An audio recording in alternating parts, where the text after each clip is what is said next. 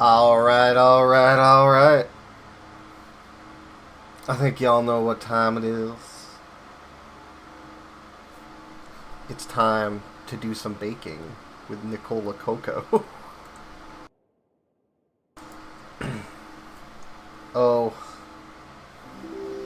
Oh, I haven't actually started the game since the patch, so I guess I need to do the update.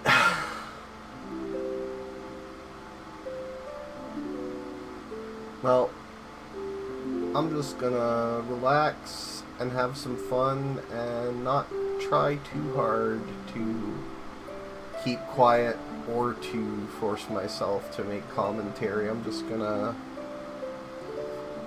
I will mute myself during story sequences so that I can have clean recordings of them later. But other than that,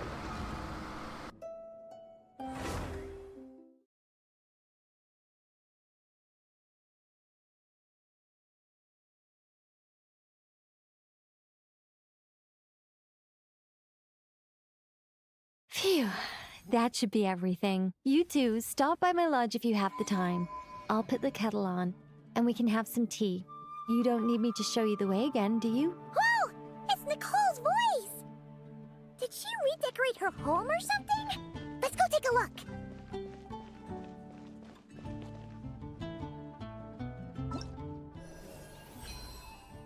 okay. I knew it was going to ambush me with that as soon as I logged into the game, which is why I muted myself. Why I can't ever play this game off stream, because it just ambushes you with that, but hey. You know what? Let's see what she's all about. I'm pretty sure you just want to, like, skill and then fucking off-field with her. Off-field pyro support who provides attack. Yeah, okay. Skill, she grants increasing attack and a shield. Certain conditions, grace will upgrade, further increasing the attack bonus. I'm guessing that has to do with Hexerai. After casting Burst, the active character's attacks hit enemies. Nicole summons Arcane Projection to perform coordinated attacks, dealing AoE damage of the active character's elemental type. That's interesting. This damage is considered to be dealt by that character. So, do their stats affect it, or do hers? Additionally, arcane projections of Hexerai characters may appear slightly different. Oh, okay. So hold on, what do they look like?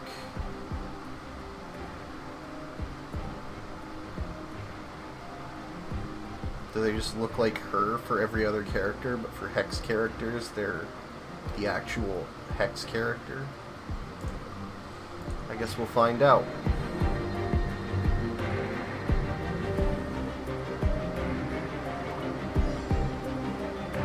Skill. Our little secret. Global burst first, and then skill. Okay. Nothing groundbreaking.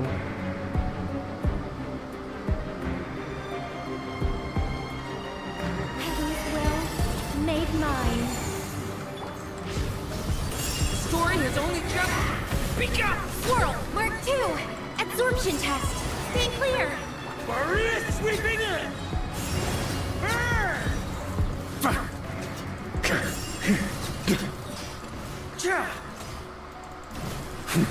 Thunder! Thunder! I live within you. Such defiance.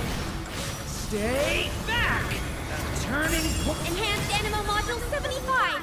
Animo Test 6. Charge! Burn! God damn. That's kind of sick, actually. Okay, we'll do that.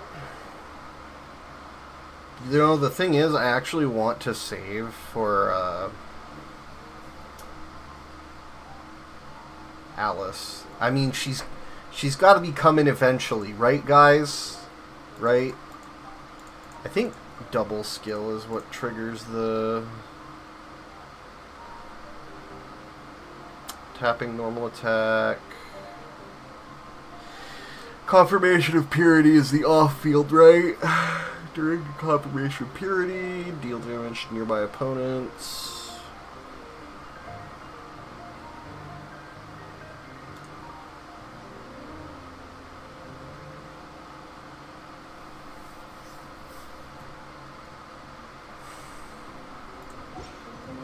Yeah, so denial, darkness is his personal damage, and then purity is the other character's damage. Makes sense. Watch out! The story has only just begun. Feel this ancient power. I'm going in! Blazing delight!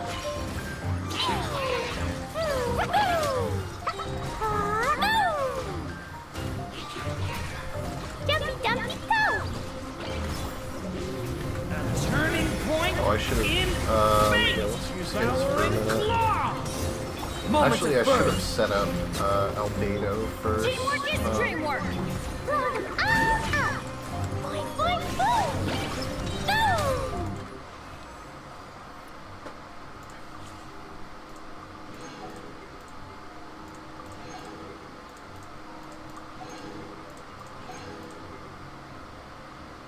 Okay, let's see what she does. Animo support, damage bonuses to her teammates, elemental skill, the Witch Lore Bell, the Bane Hunter, Oath Hammer, dealing AoE damage. Okay. After casting her skill, it triggers a swirl, then for a short duration, Prune's hammer is enshrouded by the element involved in the previous swirl, causing it to undergo elemental conversion. Tap the skill again to kick the Bane Hunter Oath Hammer forward, dealing damage. Okay. After casting Burst, the Animo damage. Together Witch Lore Bell. The bell then enters the Hunter Seeker mode, periodically attacking nearby enemies. Unlocking the Ascension after unlocking the Ascension talent Verdict and Punishment if the Witch Lore Bell is in Hunter Seeker mode deals damage to an opponent, triggers Swirl. Prune will summon a Bane Hunter Oath Hammer to attack the opponent, dealing damage of the type matching the elemental conversion of the swirl. Okay, so whenever it swirls, it does an extra instance of elemental damage based on the swirl. Okay.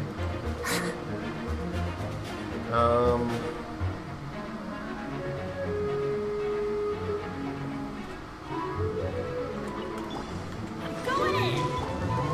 Watch out! A turning point. Tingling! Bug, my turn!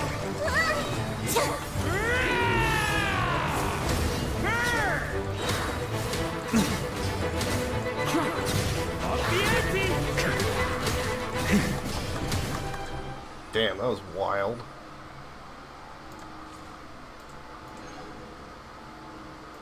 Barca is just kind of fucking crazy, and they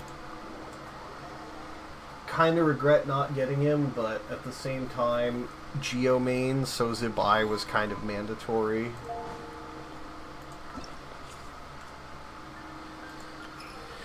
Okay, that's the new quest.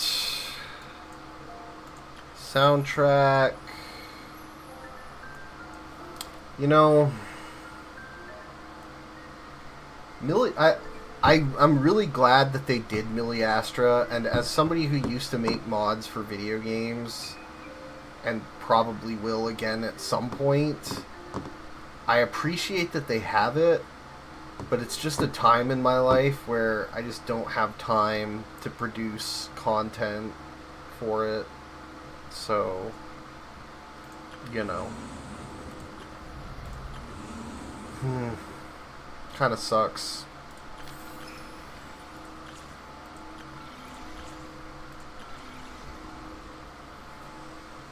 Man,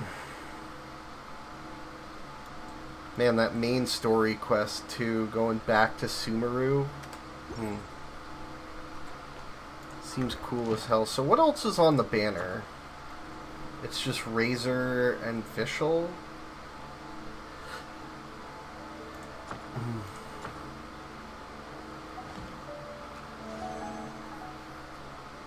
Prune, Razor, and Fischl.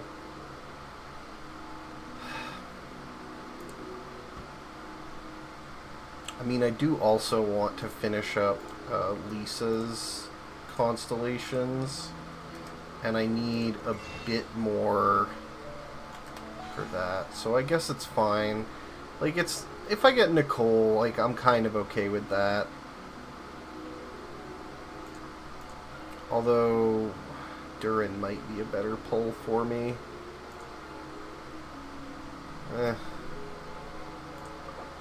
Let's just see what happens.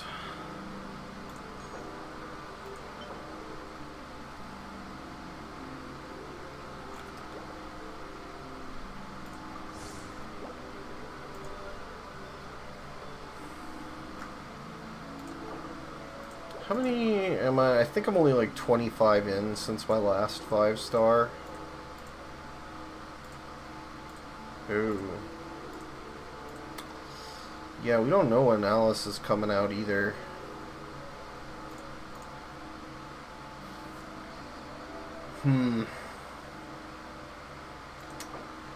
Fuck it.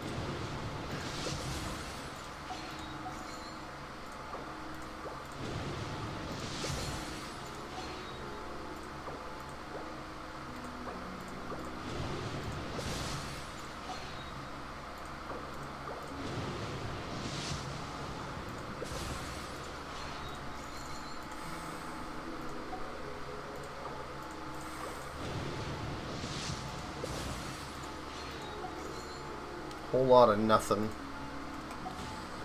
What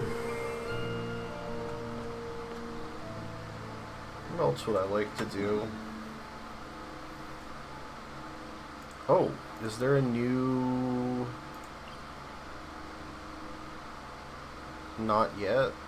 Okay, well, why are there new envisaged echoes already then?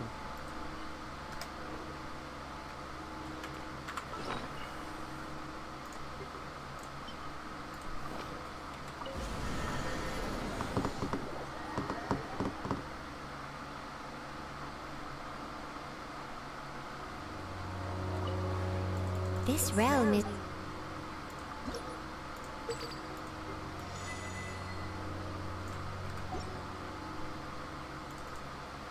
If you ever have any...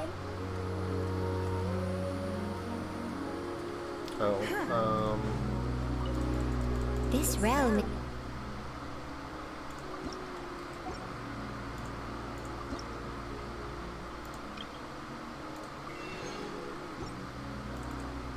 If you ever...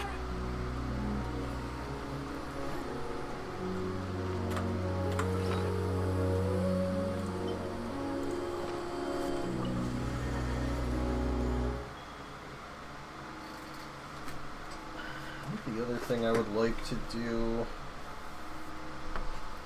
What team would I like to do these story missions on?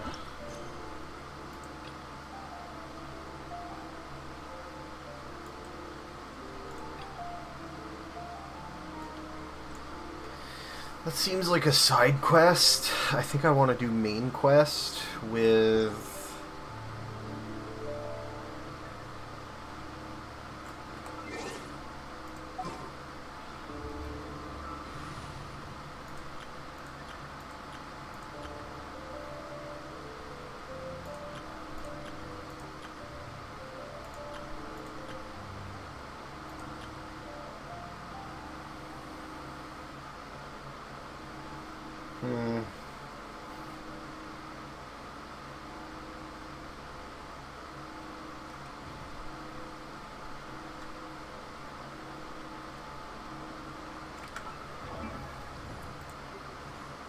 Unfortunately, I didn't get her to C6. I wish I had, but...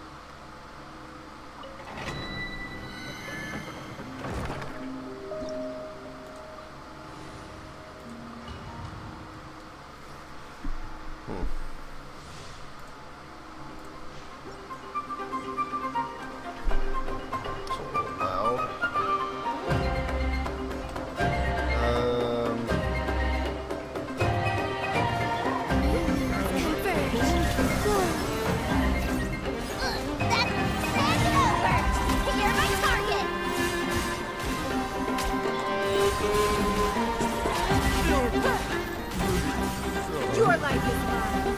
Don't waste my time.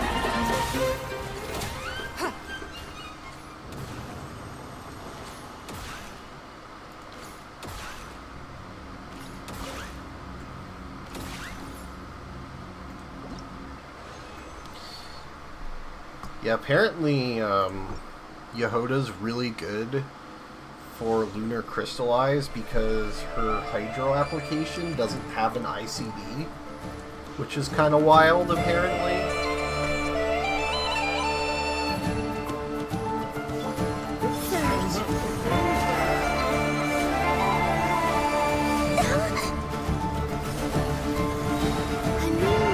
What's the downside?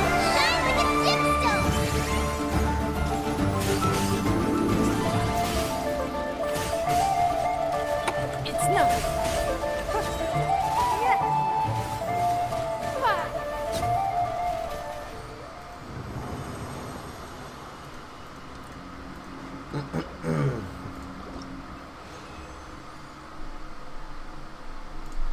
That should probably be enough for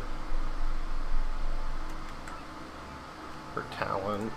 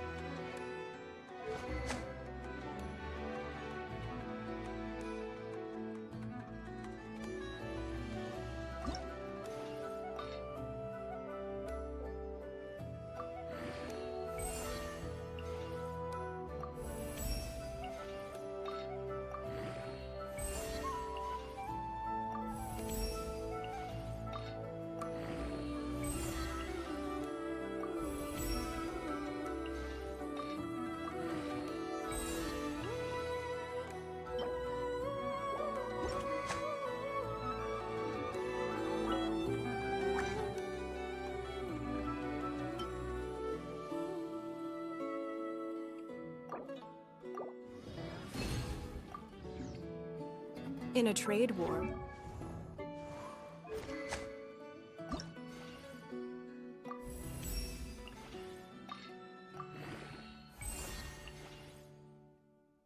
the perfect hunter leaves.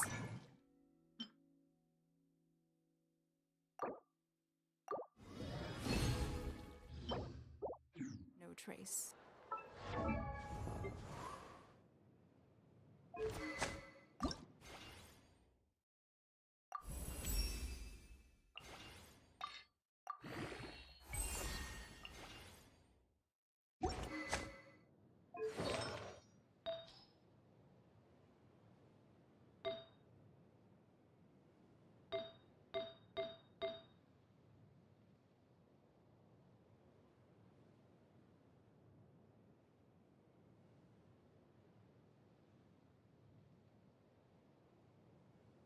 So I have a couple options. In this team, since I only have...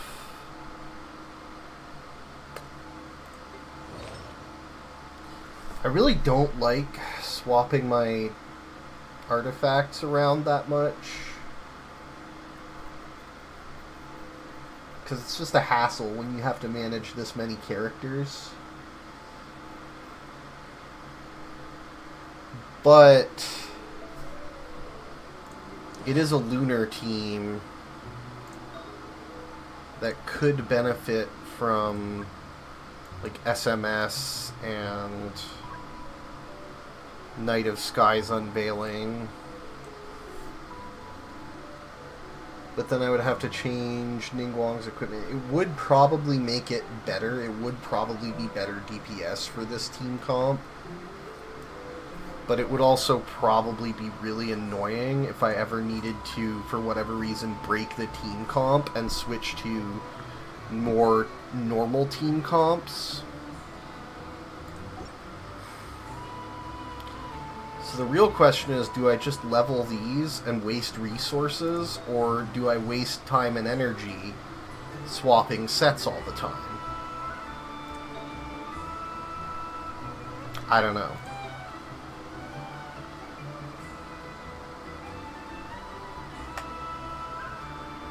Or I could just leave them unleveled and play it as it is. It seems like it does fine damage anyway. We should look for a new investor. Mora doesn't grow on trees. And it's not like I have C6 for Yehoda, so...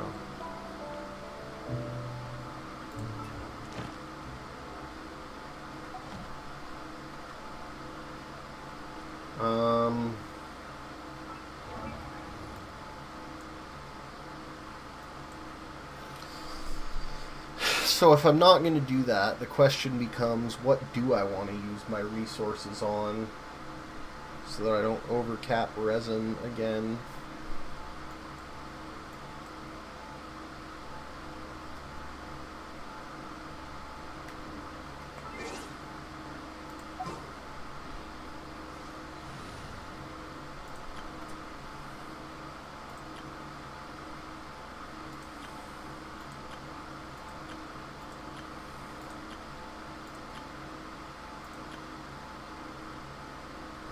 I could put more investment into Ino. I mean, yes, Columbina is better Ino, but also it's really nice to have two Hydro Crystal or Hydro Lunar characters just in case. So having them both fully built is not a waste.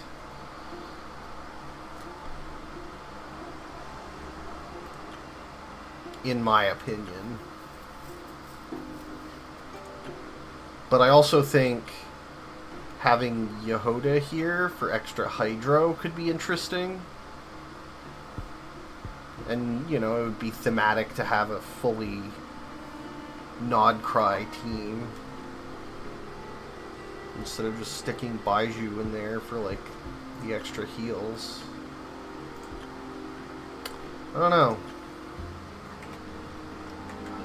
This is the thing, when you have so many characters, it's kind of like, what do I want to focus on? I do want to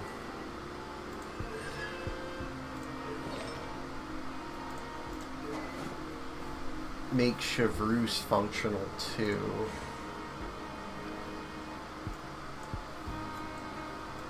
And Auroron.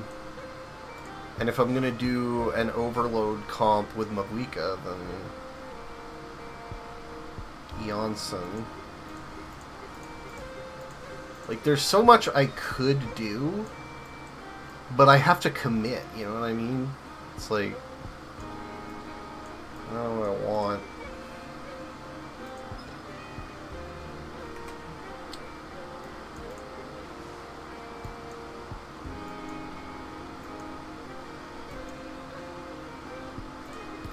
Choice paralysis, as it were.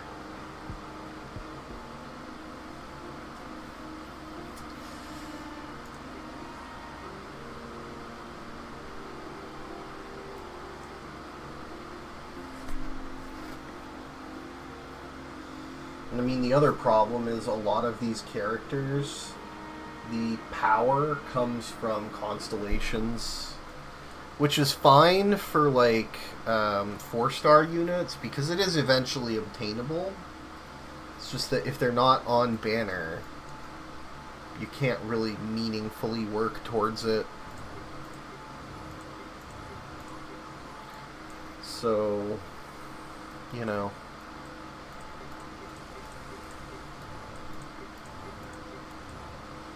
My Ino, I think, is the closest one to C6.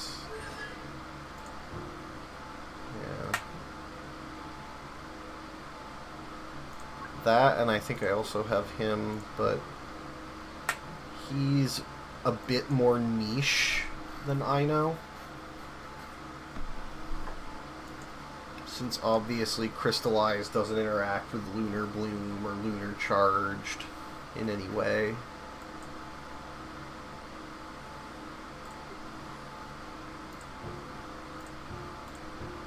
So, like, the Lunar Geo teams are, like, really heavily locked to certain characters.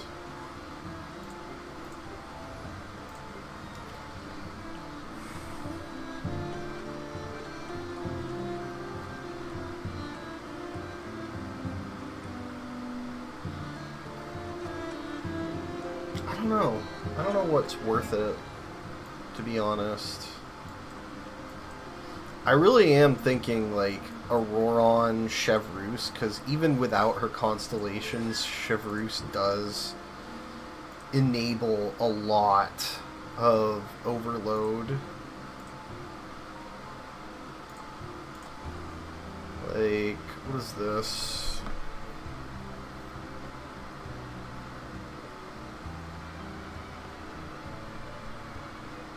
Jesus Christ, 60% pyro and electro damage bonus. I mean, even without that,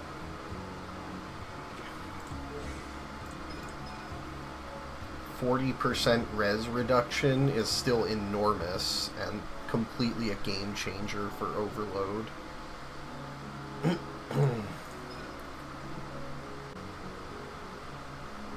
But still,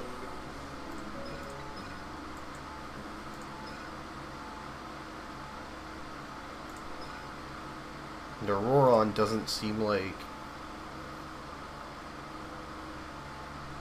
he's necessarily meant for overload. It's just that because he applies a lot of electro, he's just good for it anyway, even though his talent focuses on hydro and electro.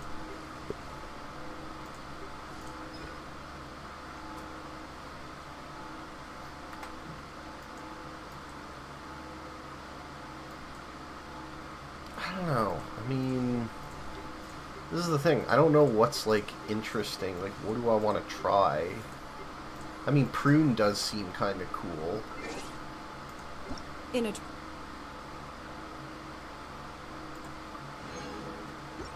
Oh, we got some more Primos from, Man, I'm so glad they don't play that cutscene every time anymore.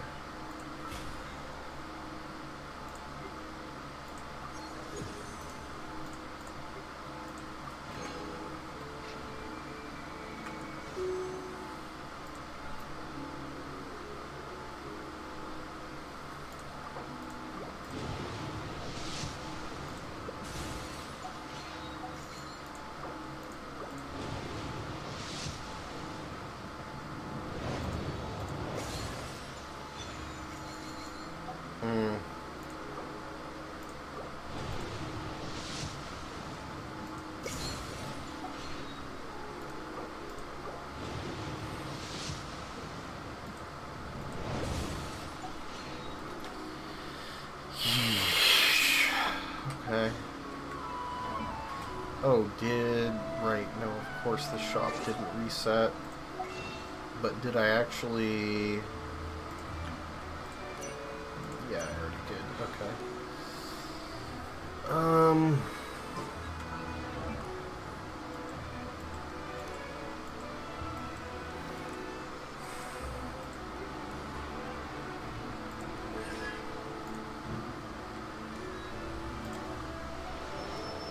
Wow. I didn't think I had that many of him.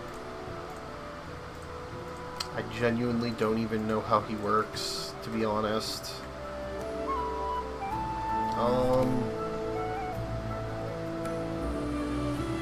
Yeah, so... Man, I really don't know what I want to do. This is a problem.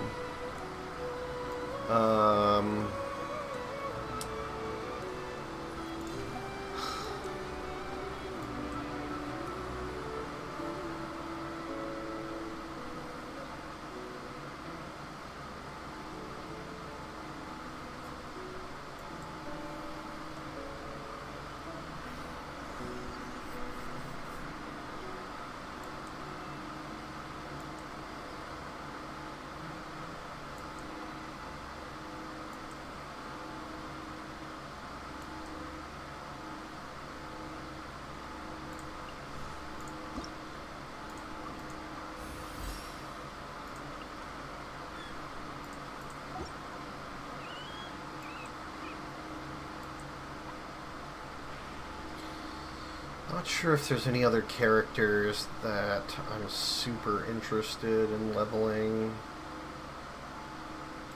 Actually, I mean, I heard she's good, and Animo Shielder seems good. I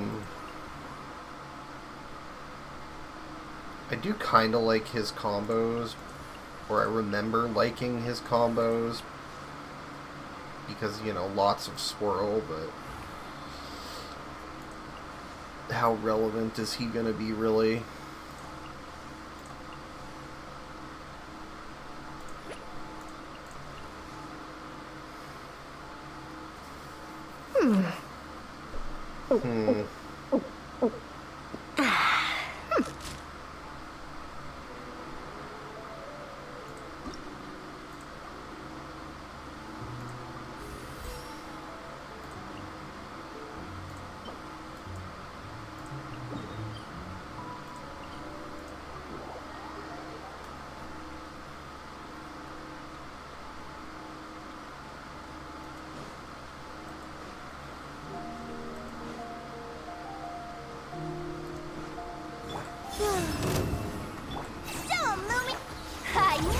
Empty-handed. Smash and grab.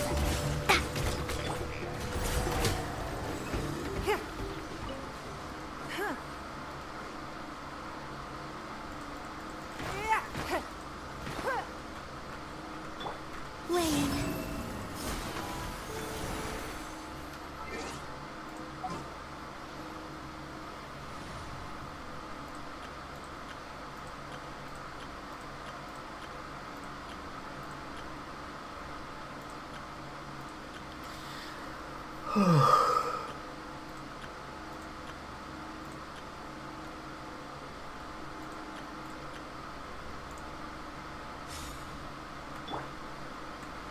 There is no escape!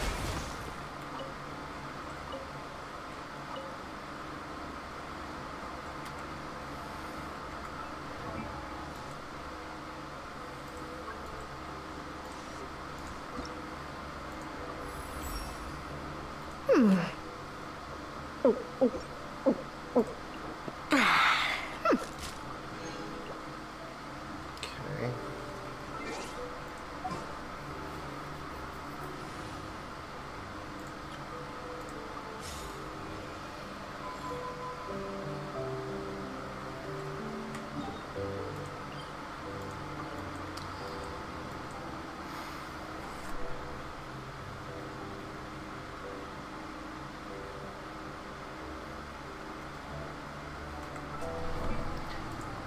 Okay, I'll take one more look at my characters and make a decision here.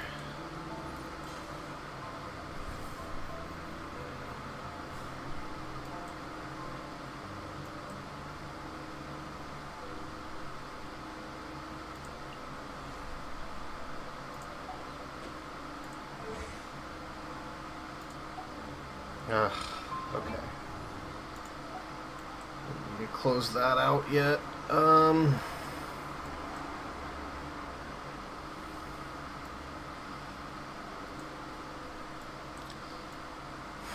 On the one hand, taking Ino to level 90 feels like it's a waste. On the other, it feels like it could be just nice.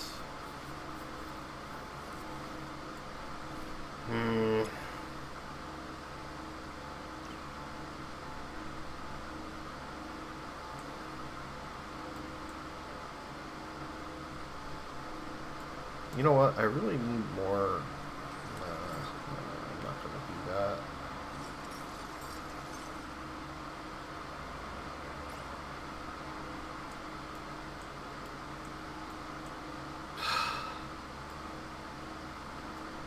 I could just farm artifacts.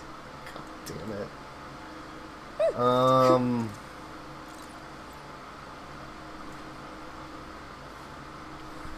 God, but then what artifact set do I farm? God, the eternal question.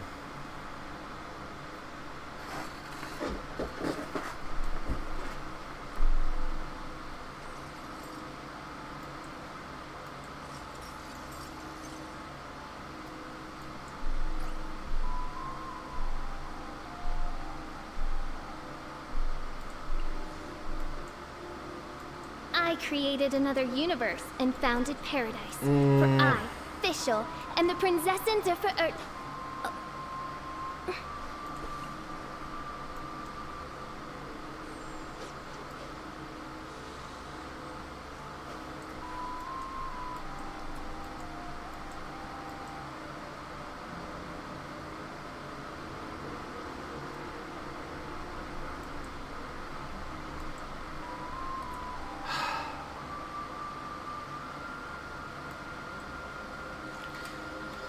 You know what, I actually think I need noblesse.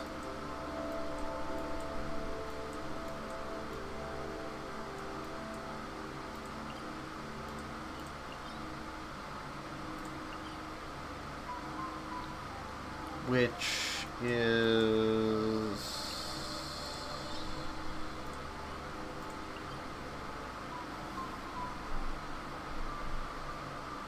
okay.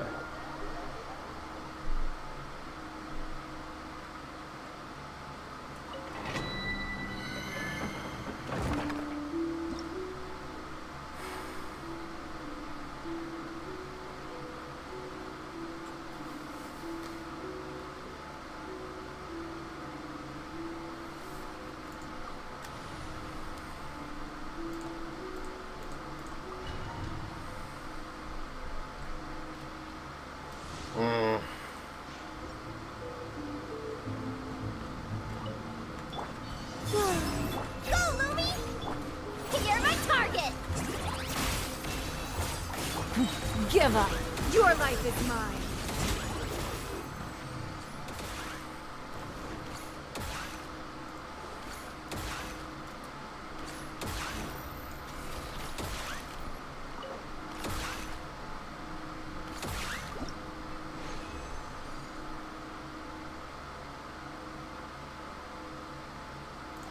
Oh, I know what I should do. I know what I should spend resin on. Actually.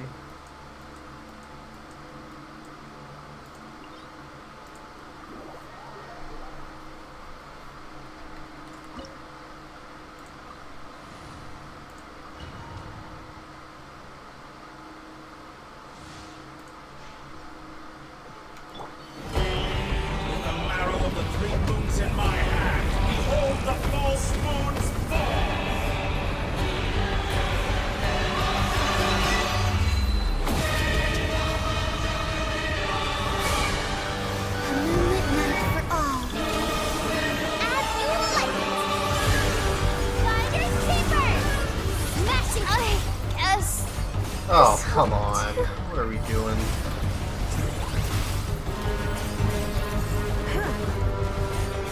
Oh.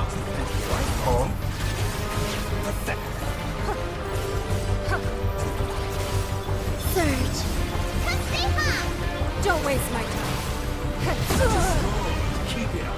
I'm still collecting damage.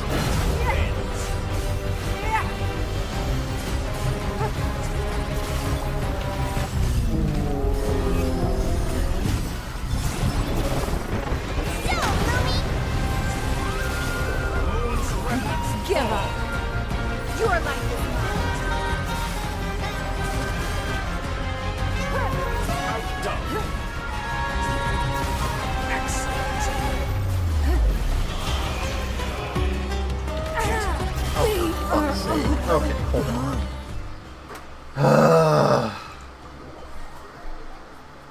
Dude.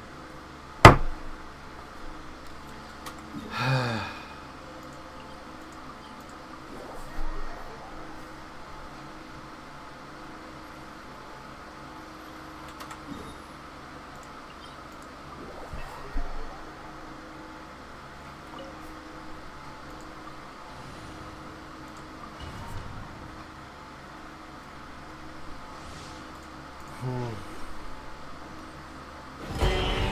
the marrow of the three moons in my hand, behold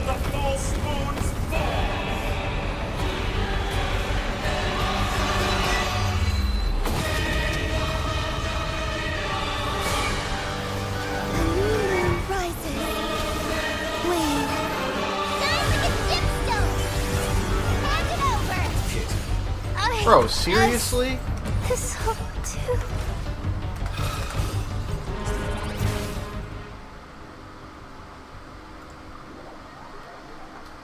Just fucking kill me now, man.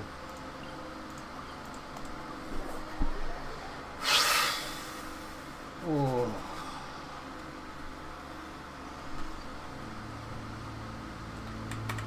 I mean, I know I haven't leveled her artifacts, but that's just annoying.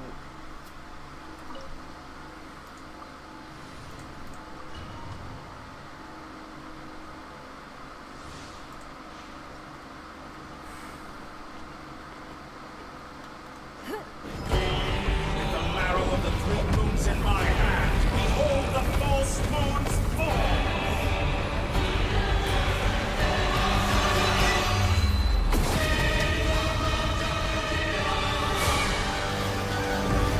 Moons converge.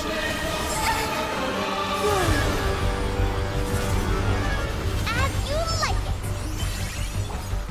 I never leave empty-handed. You're my target. Oh my god, brother. Don't waste my time. Submit. That's more like it. Somersaults of foul entropy. A moonlit night for all. Surge. A gift from the land of beyond. Hand it over. Smash and grab. My debts are settled. Bro.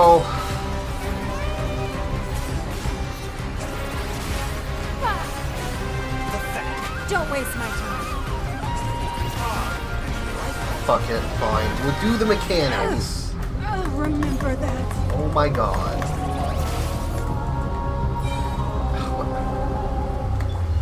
Three moons converge. Shine like a gemstone. It's nothing. Your life is mine.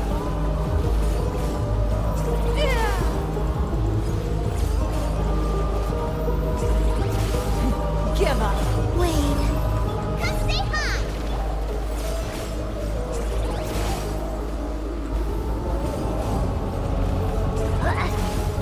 It's nothing.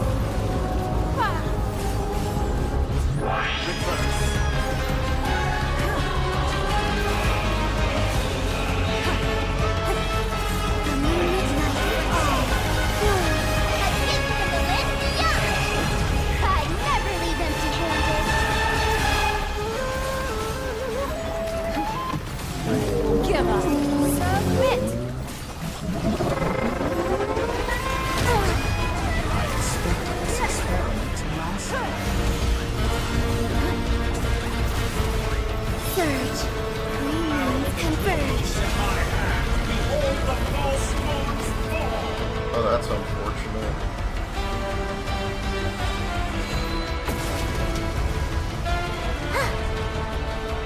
Be shackled. As you like it. A new moon rises. It's nothing. Man.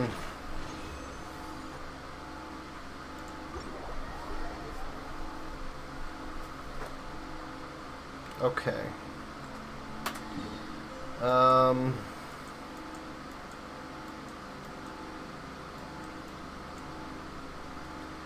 I've been putting that off for a while.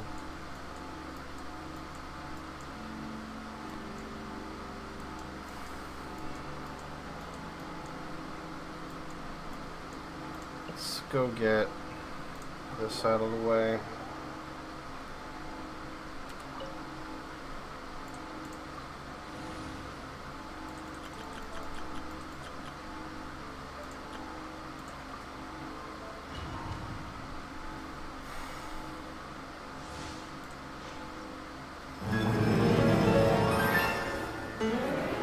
Time to shine. Strike a pose. A little amuse boost. My will embodied. Cryoing. Extinguished. Ha. Ha. Yeah. Yeah.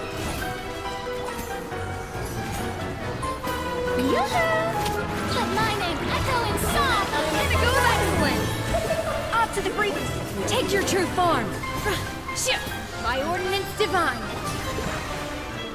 Annihilate. Mine to wield. Ha. Present a united front.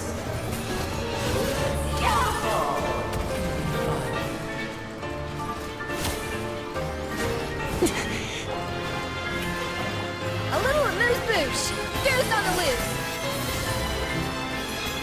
My will embodied. Power.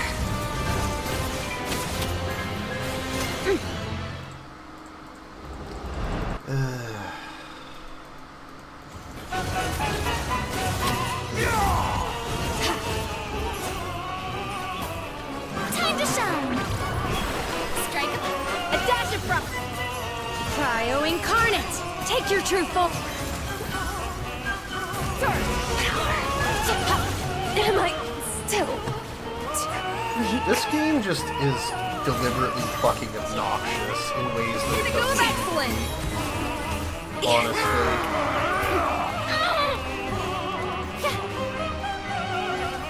It is time to slay our foes! Like, if this were hard content, like, okay, whatever. Calls for some pomp and ceremony. Content with annoying one-shots, like, what are you doing? Good lord, I've lost my place! Where were we? Let my name echo in something! How dare you! A little amuse-bouche. By ordinance divine. Transfigure. Symphony of cannon fire! Goose on the don't get loose. stuck in the barrel. Annihilate. Power.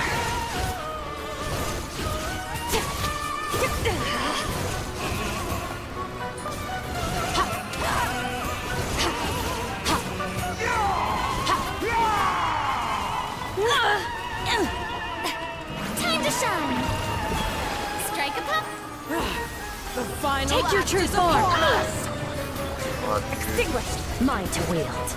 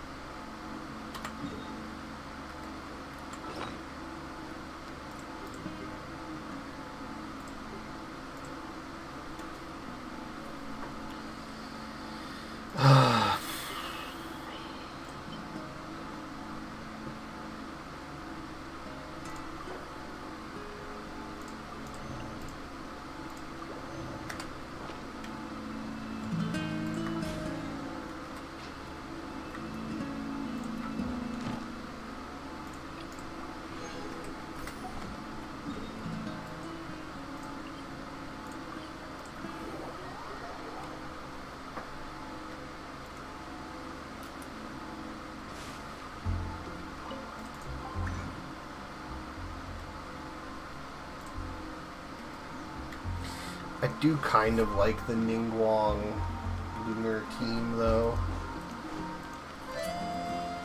Add Kind of tempted to fully build it out. Thank you for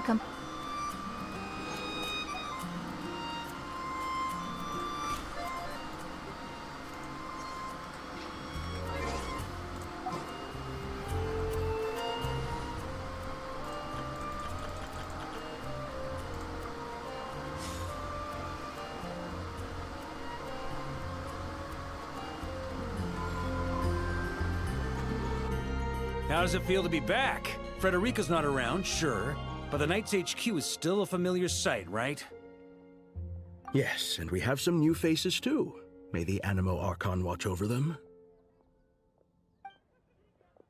Hey now, don't look at me. She's out on a secret mission, as you know full well. Can't tell you about it, no sir. In any case, you'd have better luck asking Jean. Oh, come on. I know acting Grandmaster's a rough gig. I mean, I'm back, aren't I? I'll help her out for sure.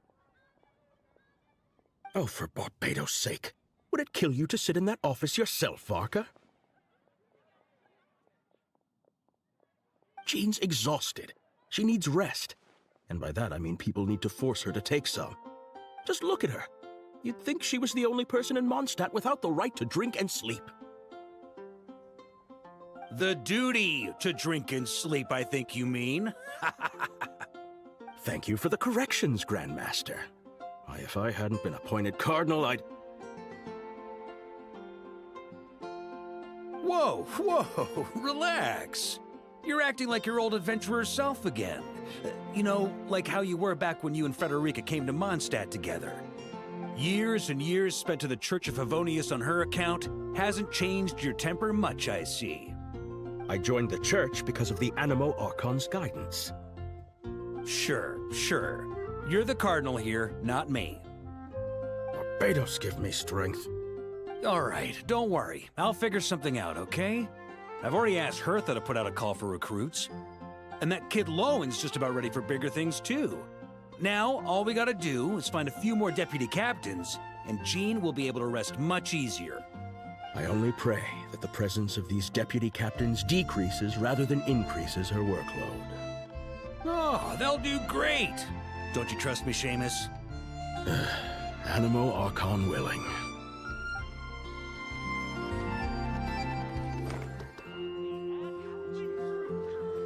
You know, that was neat, but I don't appreciate the game just ambushing you with that. It'd be nice to, like... I swear I remember there being a feature where you could force it to require you to actually interact before triggering a scene. Am I crazy? Like, I could swear there was something in settings in, like...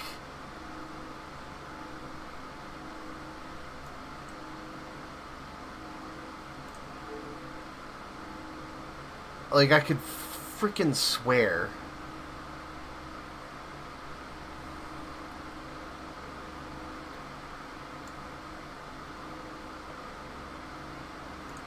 Other autoplay story off.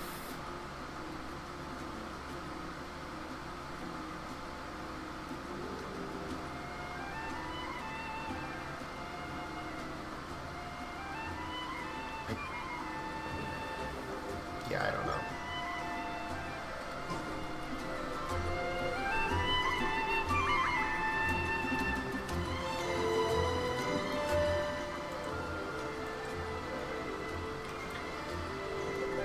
Maybe I do want to build out Yehoda.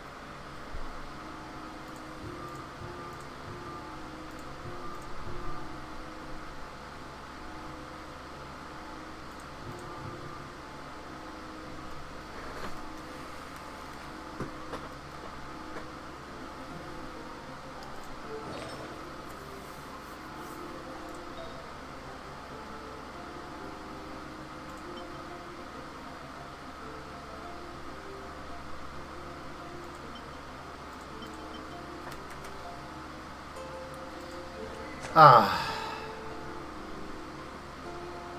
don't know how I want to do it.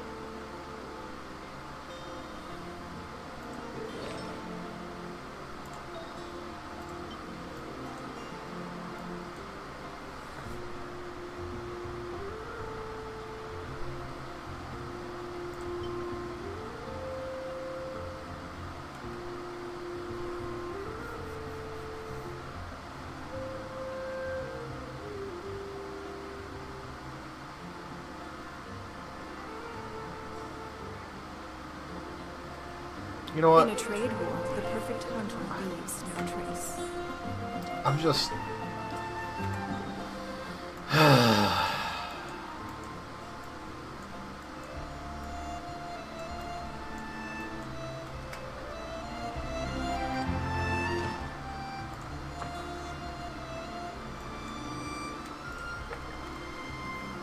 Oh, there's a new one? Well, shit, I guess I should do the story.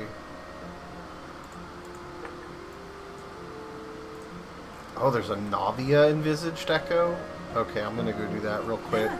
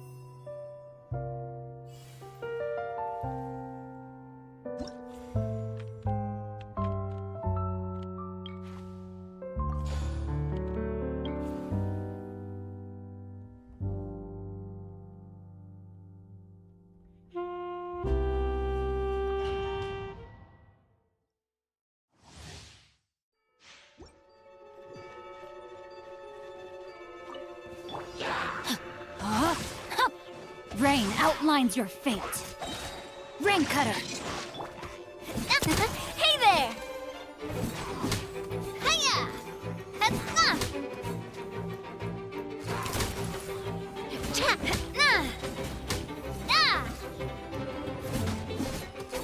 Hey there!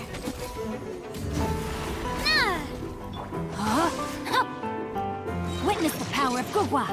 Fire! Well, coming at ya. Ha! Hey there! Hiya! Cha!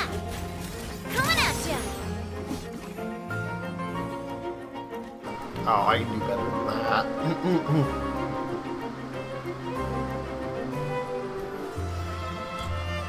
Let me weave you a verse. Know my sword. Attack! Coming at ya. Hey there!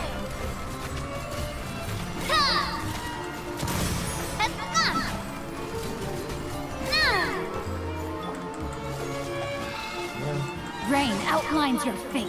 Witness the power of Gugwa. Attack! That's the way.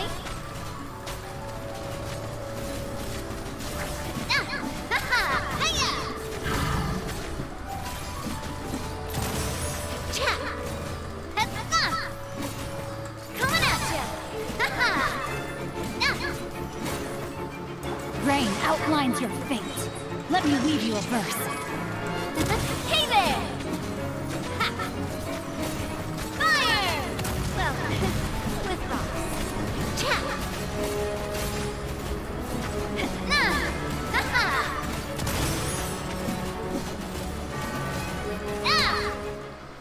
Well, that was actually really easy. I feel like I could have done better on the first half, though. I wonder how trivial it would be if you actually did all 9.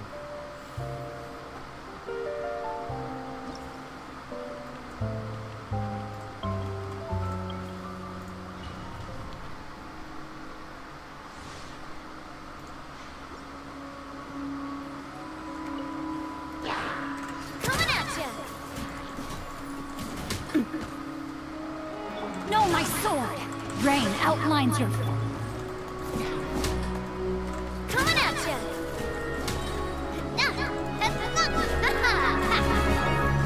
Attack! That's the whip. Rain cutter! Watch out! Coming at you!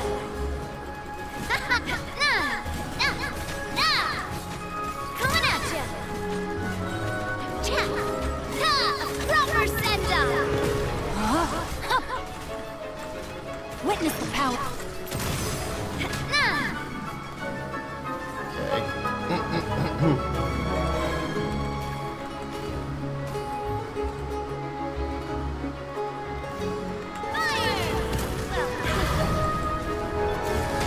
Hey there!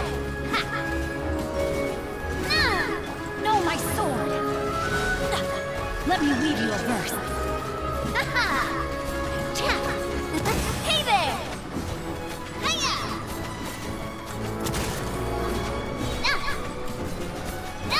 A proper send-up! From the speed, watch out! Hiya! Witness the power of Gugwa! Hey there!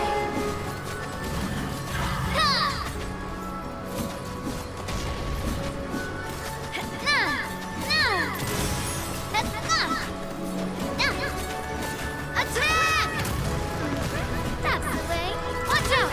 Well, that was silly easy.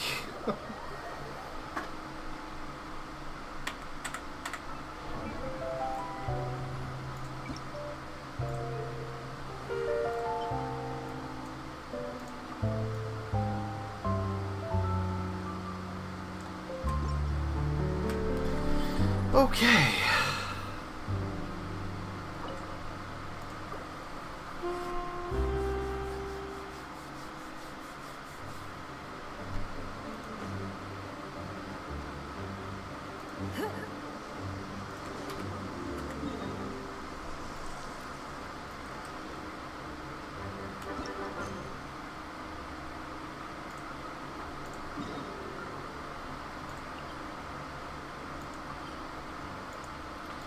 Alright, let's begin the story. I want to do it.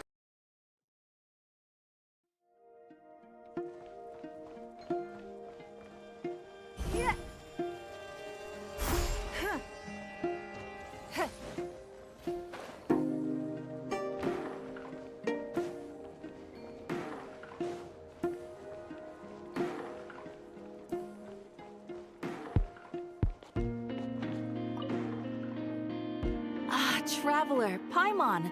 It's been a while. As it happens, there is a letter here for you. One moment. Here. A letter? From who? Dear Diary, I'm Kale. I work as a trainee forest ranger under my master, Tainari. I'm also studying at the academia. I've been getting better and better at reading lately. Mr. Al-Haytham says that the written word is a crucial medium for exploring the world and understanding oneself. That's why I decided to start this diary. That said, what should I write about? Things are pretty quiet in Sumeria these days. Life is good. Every day is a fulfilling and happy one. When I think back to the days when I suffered from Elazar, or way back to when I was injected with God remains, I am in a much better place now. I hope it stays that way forever. I'll leave it there for now. Master said he'll take me shopping in Sumeru City today, which is great, because I've been meaning to visit the toy seller at the Grand Bazaar for a while now. Kale, time to go. Yes, Master! Huh?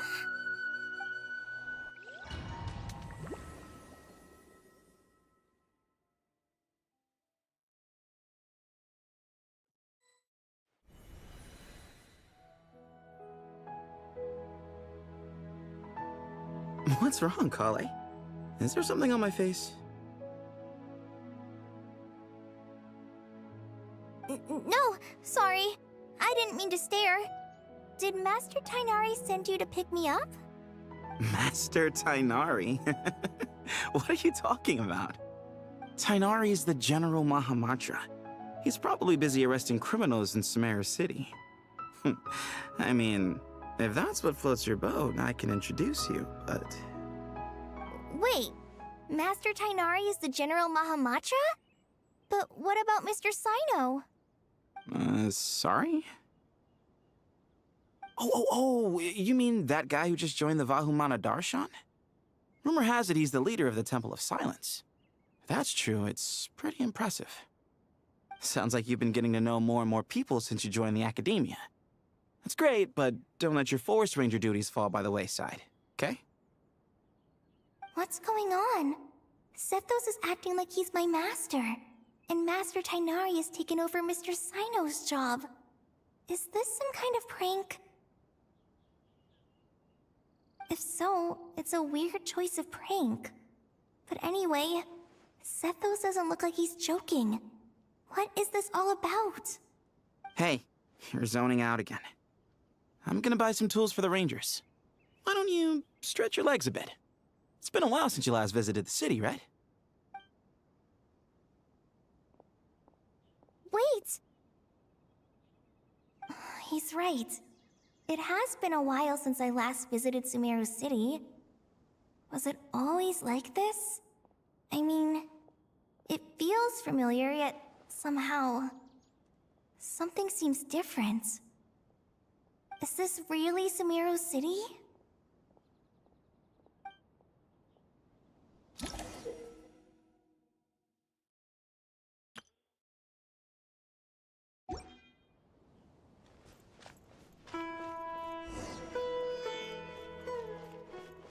Hey, did you see who just walked by?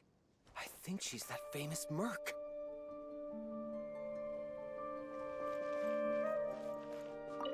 Hey, did you see who just walked by? I think she's that famous merc. Yeah, it's gotta be her. That red hair gives her away. The Flame Mane. They say she can take down a dozen tough guys with just one hand.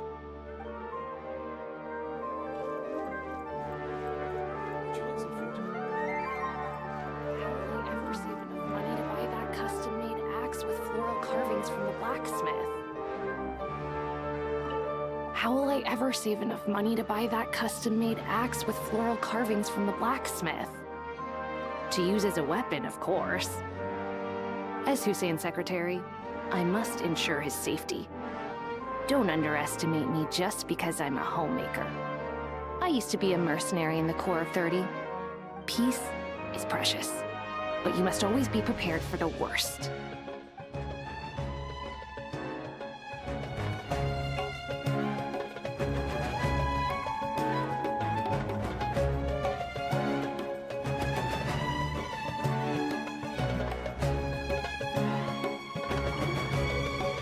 When I grow up, I'm gonna join the Eremites and protect Sumeru City.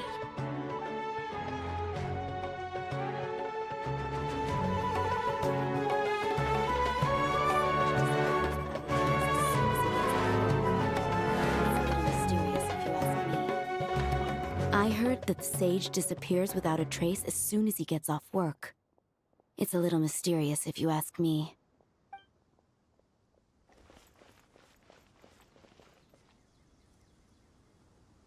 Lord Kave Bay, did you get a chance to review this month's accounts? Any feedback?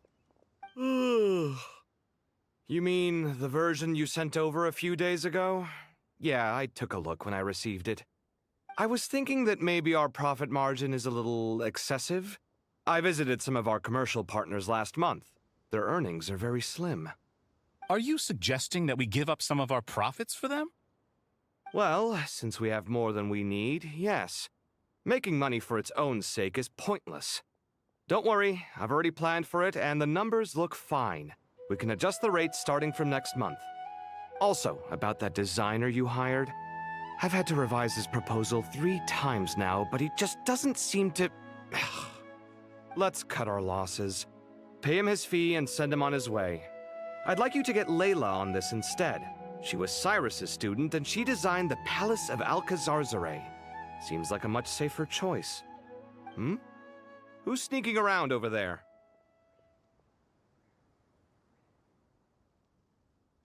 Mr. Kave?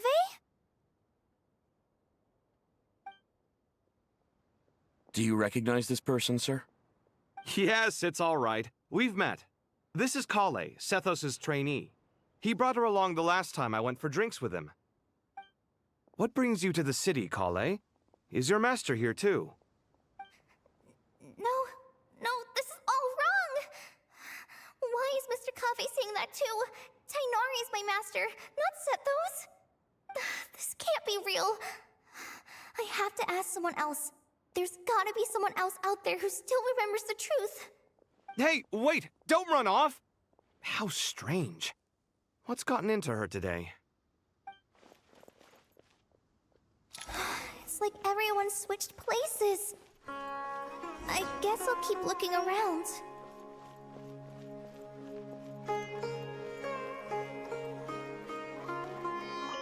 The Grand Sage always used to disappear the moment he got off work, but recently, for whatever reason, he's been seen sifting through records in the House of Dana late into the night. We asked him if there was anything unusual going on, but he answered us with a question of his own. Don't you find it strange that someone with my personality would willingly accept the position of sage?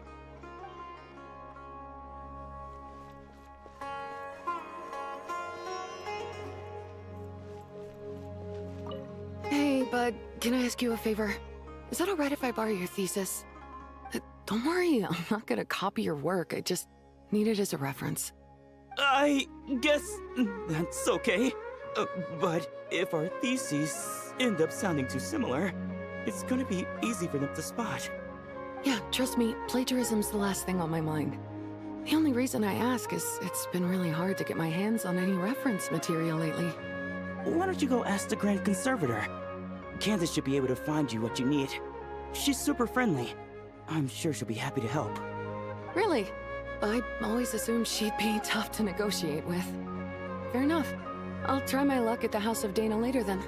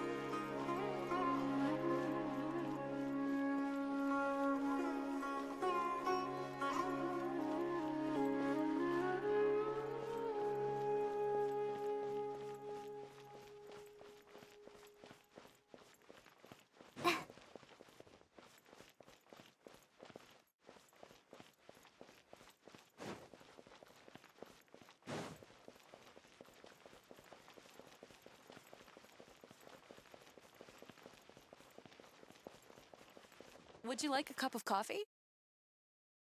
Would you like a cup of coffee? The store's been pretty busy lately. Lots of customers have been feeding Ashru, who watches over the shop, and now Ashru's put on quite a lot of weight. Maybe I should put up a sign saying, please don't feed the cat.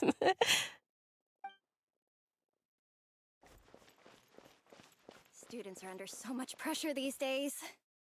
Sometimes I just want to write their papers for them. Students are under so much pressure these days. Sometimes I just want to write their papers for them.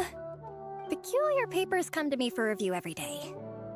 I really wish they were able to relax once in a while and not be constantly plagued by academic conundrums. It doesn't do a person any good to spend too long down the rabbit hole. Lots of visitors today, I see. Welcome all. It's been a while. Hey, Rahman. You know that guy who sells face powder on Treasure Street? I haven't seen him around in a while. Any idea what happened to him? Oh, you mean a Hongar? Yeah, he got into a brawl with Shavirme on Treasure Street. He's been banned from setting up shop there for now. Seriously? Oh, well, that's a shame. I was planning to pick out some makeup for you. Oh, don't worry about it. The legendary Flame Mane discussing makeup with the Zubair Theater star dancer. Now there's something you don't see every day. Flame Mane? You know, I'm not actually sure when people started calling me that. Maybe the other Eremites thought I needed a fiercer title to scare people off? To be completely honest, I think the title would fit you better than me, Dia. You think? Can't say I've never imagined myself as a merc.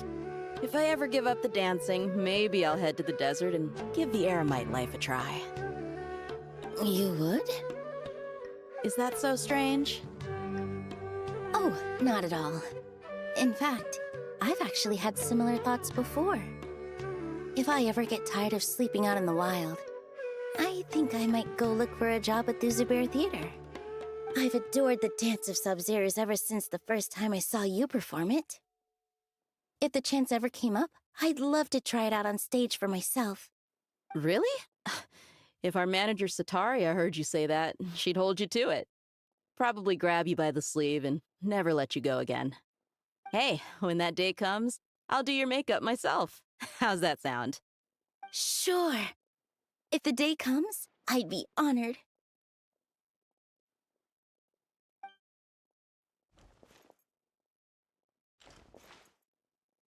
Everyone I know, everything I've ever known. Suddenly it's all a jumbled mess. The question is, who's right? Them or me? My head feels so heavy. I can't think straight. Hi, Mr. Sino. What are you thinking about? There's a chapter in King of Invocations where the spirit of someone who died long ago possesses a living man's body. To the outside world, it looks like he's developed a whole new personality. I was just thinking how terrifying that would be for his friends. Imagine waking up one day to find that a friend of yours has suddenly become a different person. Huh? So what got you thinking about that? I don't know, but something feels off. Everything looks fine on the surface, but can human perception really be trusted?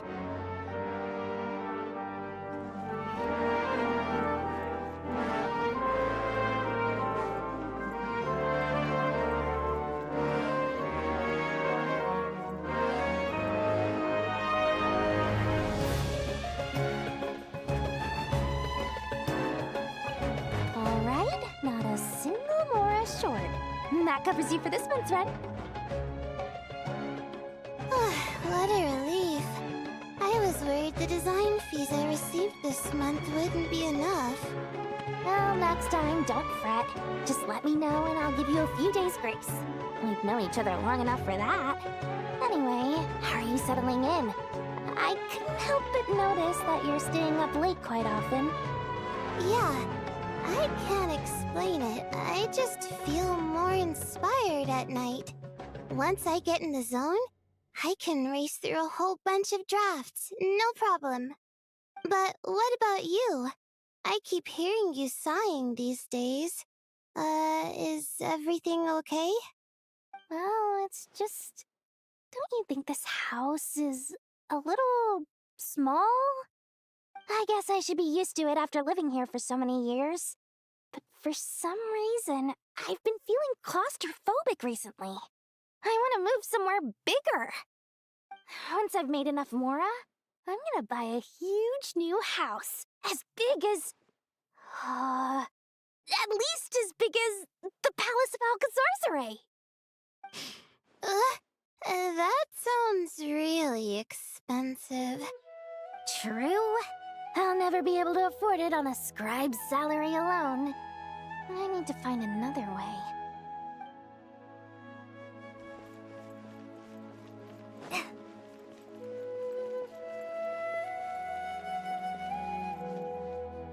Mahamatra Tainari, we've apprehended the suspect. They say that the fool is prone to blind faith, but the wise man is not immune to it either. Siraj, do you have anything to say in your defense? Tainari, you were the one who turned the sages against me. Just a few words of caution from you was all it took to destroy my research. And now you're trying to stop me again? You should know that mechanical life is the future! We must cast aside our useless flesh and... That's enough. I'm not in the mood to listen to your lunacy. Anyone could tell you how amateur your work is. Karina, Ilias, put him somewhere safely out of the way. Yes, sir. Next on the agenda is... Master? What is it? Wait, did Professor Zahahati send you? She's been encouraging me to take on an apprentice. Might be getting a bit ahead of herself there, though. No, Master! It's me, Kale! Listen to me. Something really weird is going on in Sumeru City. It's like everyone's identities have switched around. You're not the General Mahamatra. You're a Forest Watcher. Just yesterday, we agreed to come to Sumeru City today to go shopping together and... All right, there's no rush. Let's back up a little. Your name is Kale, correct? Although this is our first meeting, you do seem strangely familiar somehow. Is there anything I can help you with? No.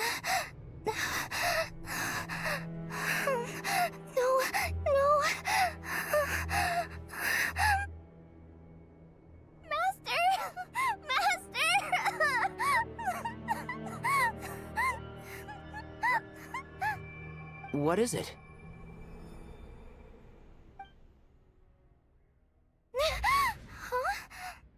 Did you have another nightmare? I've told you before, when you're tired, lay down on your back in bed and get some proper sleep. It's much better for you than napping on your front. Poor posture obstructs your breathing, which can lead to all sorts of weird dreams. Now, we're supposed to go shopping in Sumeru City today, remember? Cheer up. I'll take you to Hushang's. I heard he's got some new toys in stock. Go wash your face, take some deep breaths, and when you're ready, we'll head out. Okay. Thanks, Master Tainari. So it was just a dream. And yet, dreams can sometimes be a warning of things that will soon come to pass. Who said that? That dream felt unusually real, didn't it? Here's my suggestion. Since you're heading into Sumeru City anyway, you may as well tell Lesser Lord Kusanali about everything that happened. And just to be on the safe side, I think you should also inform your 2 traveler friends who once helped save Sumeru. I'd write them a letter if I were you. Time is short. A storm is coming from beyond the bounds of fate.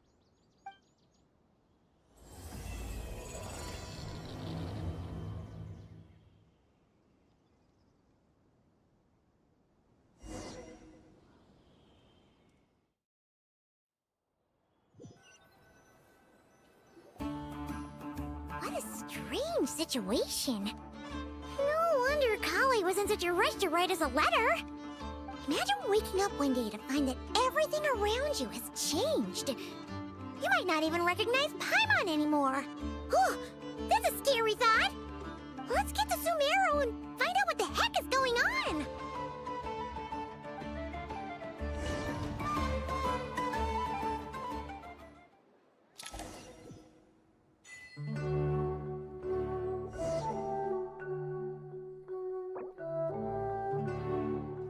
Alright, I gotta AFK for 1 sec.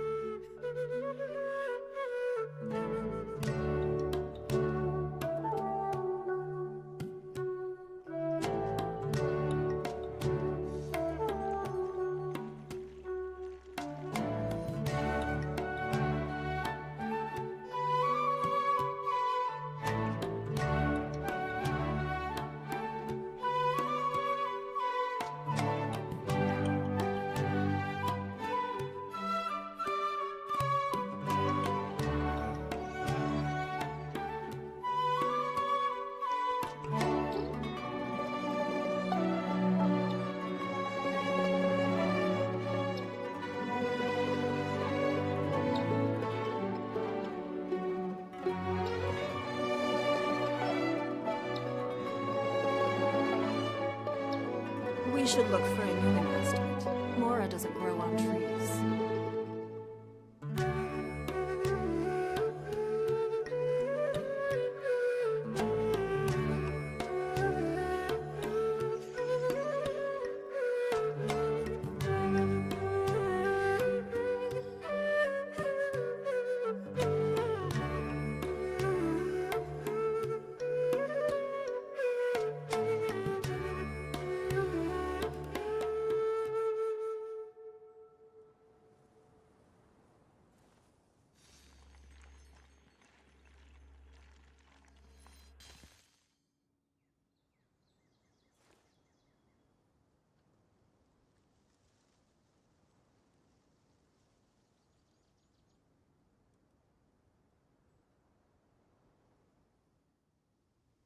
In a trade war, the perfect hunter leaves no trace.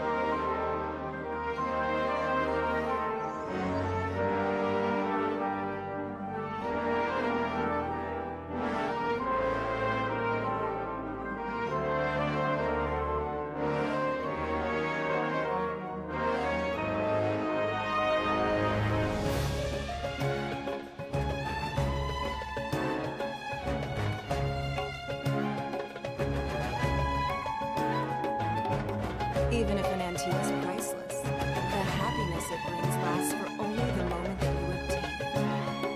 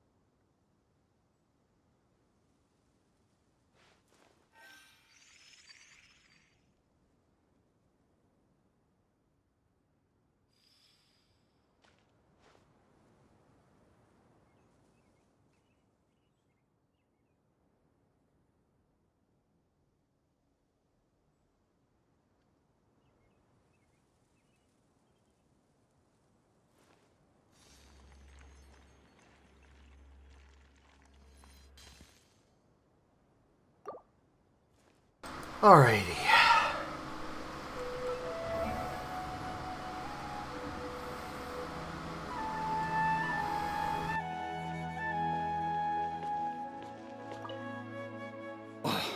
As if work and family aren't enough to deal with already. Now they're telling us to move to Caravan Rebot because of renovations? Huh. I bet it's just some vanity project. I don't trust the Dendro Archon, nor any of the sages. Especially not that new Grand Sage, what's his name, Nephis? If you ask me, he's the worst of the bunch.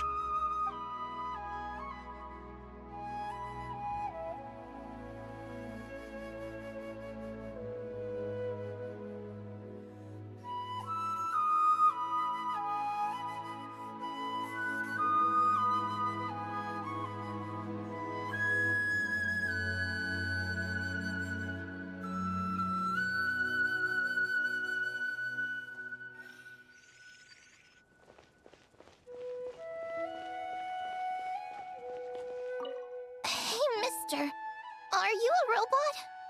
Shh! Look! He's pretending to be human! He definitely doesn't want anyone to find out he's a robot. I am a robot. I was designed to infiltrate the human world undetected. My mission is to find an opportunity to destroy humanity. I knew it! It's just like in the picture books. What do we do? We're the only ones who know his secret, right? Surely he won't silence us for good. You have discovered my secret. Now I must take you as my prisoners. I will tickle your feet until you join the robot army. Don't be afraid! I'll protect you! Take this, robot! Ow, ow, stop, stop! I was just kidding. I'm human. I'm human!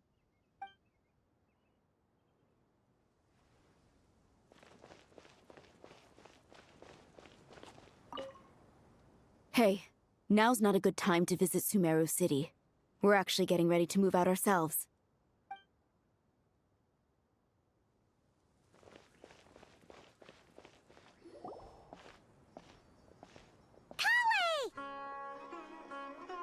Traveler! Paimon! Thank goodness. I'm so glad you made it. Of course! We won't let anything happen to you, Kale. So, what's going on in Sumeru City? Looks like lots of people are moving or something. Yeah, I was just gonna say. After I wrote my letter, Master and I went to Sumeru City and told the Dendro Archon everything that I experienced, from start to finish. She was silent at first. It seemed like she was deep in thought. Then the next day, we got told that she was ordering everyone to leave Sumeru City immediately and move to Caravan Rebot. The entire population of the city has to move? Not just Sumeru City. The evacuation also includes Lokapala Jungle, Avidia Forest, Ashavan Realm, and Ardravi Valley. Basically, everyone living in the rainforest must temporarily relocate to Caravan Rebot. Holy smokes! It's crazy! Yes, it's quite an operation.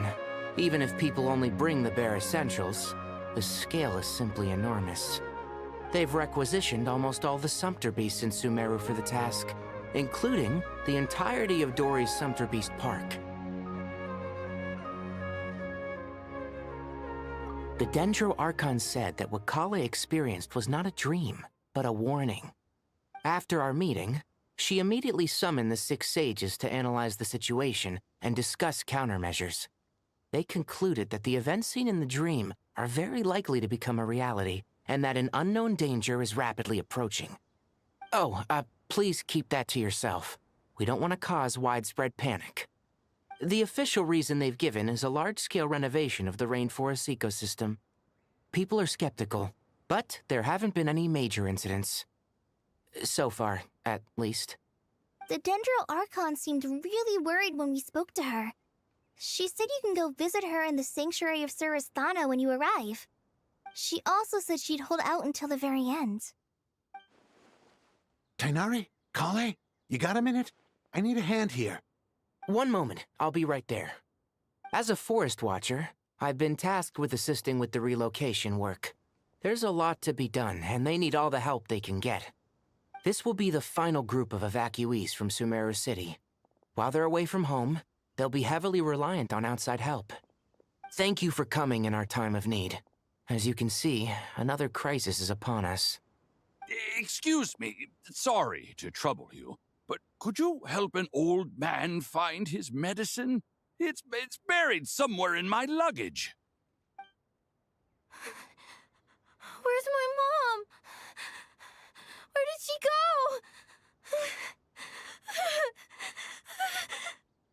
go? Don't worry. It'll be okay. Those items are worth a small fortune. Make sure you store them somewhere safe. You understand? I bet you thought you'd get away with this in the chaos, huh? Guess again. No petty thief gets past me.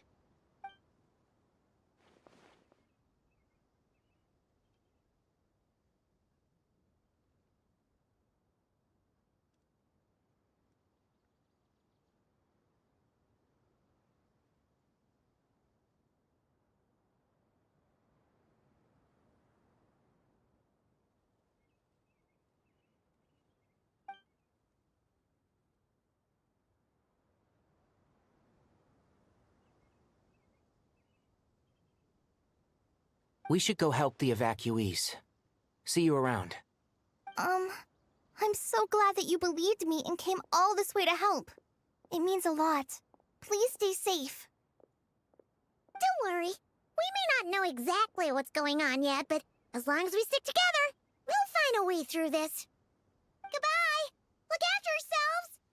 Will do. See ya! Whew. Paimon's not sure how she found the words to comfort Kale because, honestly, she's kind of nervous herself. Let's head to the Sanctuary of Surasana and see Nahida.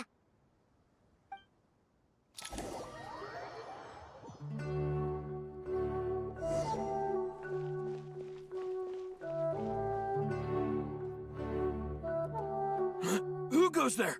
No unauthorized access to this place. By order of Mahamatra Sino. Are you blind? It's the Traveler and Paimon. Surely you've seen them before. Huh? Oh, so it is. I'm sorry, I haven't been sleeping well lately. My nerves are a little frayed. The Dendro Archon is in a very vulnerable state at the moment. Mahamatra Sino is concerned that our enemies might choose this moment to strike, so he's ordered us to strengthen our defenses. Just seeing you two again already puts our minds at ease. Please, enter. I'm sure everyone's expecting you.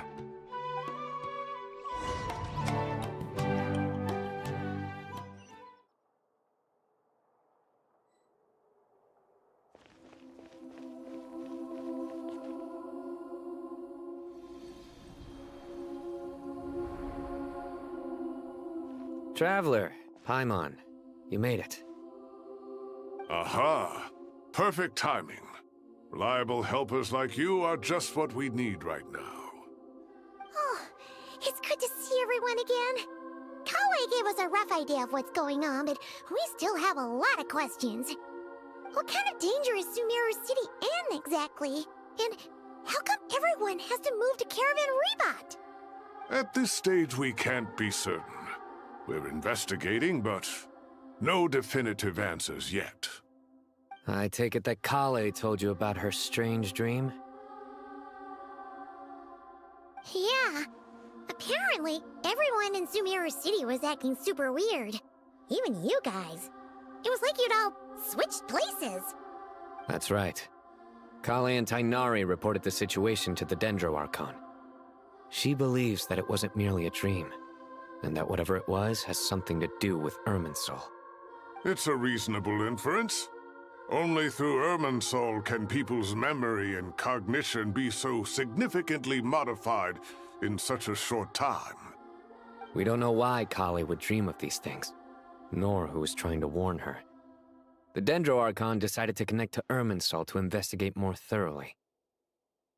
Irminsul is connected directly to the ley lines. The tree serves as a central hub where the ley lines converge, and its core function is to record and store the world's knowledge and memories. But something has gone awry, severely compromising the performance of this core function. Information is bottlenecking inside Irminsul, hampering the ley line's flow. If this continues, new information will languish unrecorded, with existing records thrown into disarray. In short, the souls of the dead will be stranded, while the living have their sense of reality warped. In the long run, Kale's dream could well become a reality. And that's just the beginning. There's no telling what other nightmares could end up coming true.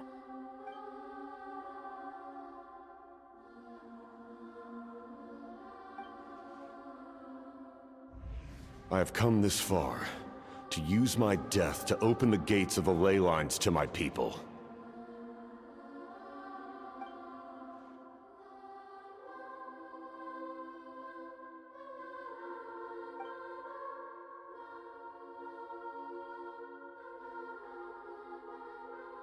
Faced with a growing backlog of information, the Dendro Archon decided to connect herself directly to Irminsul and take over the recording and processing function herself. But it is an almost impossible task. Individual brains aren't equipped to deal with the sheer volume of knowledge and memories involved, all that information flooding in at once, would instantly fry any human mind. And for a god, even for a god, the suffering must be unimaginable. The Dendro Archon's power originates from Irminsul. Any issue with the tree itself takes a toll on her to begin with. On top of that, she's subjecting herself to the grueling task of processing all that data. It must be torture for her. And despite all of this, she is somehow finding the strength to investigate the Irminsul situation from within and send us her findings. I finished analyzing the latest data. Looks like our working theory was wrong. There's no signs of Irminsul having been attacked from the outside. So it's internal then? Some sort of disease, perhaps? No. I've spent half my life studying the ley lines. If Irminsul malfunctioned this easily, the world would have met its end long ago.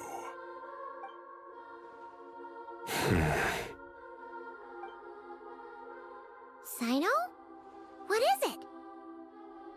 Not long ago, I got a tip from the Core of 30 that a large number of unidentified merchant caravans had recently been spotted entering Sumeru through Beta Harbor. At first, I suspected that they might have something to do with all this, so I sent some people to investigate. But if Irminsul wasn't attacked from the outside... Don't you think there are more important things to worry about right now than guessing who's behind all this? It's been over 12 hours with no new intel. If even the Keeper of Irminsul is this badly affected, you can imagine how bad things are in there.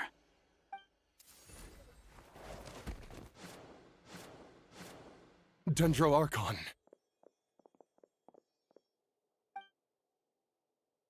Nahida! What's wrong?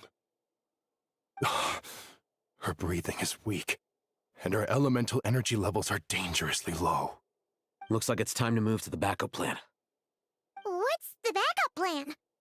Get out of the city and take the Dendro Archon with us. The entrance to Irminsul is directly beneath the sanctuary of Surasthana. That means this is ground zero if anything goes wrong. The Dendro Archon has a very strong connection to Irminsul. But theoretically, this connection should grow weaker with distance. Under normal circumstances, she could unleash her full power here. But with Irminsul out of control, our first priority is to get her away from here. The situation is critical. There's no time to deliberate. Everyone in agreement? I'll deal with it. I'll also let the Matra and the Core of 30 know to start evacuating.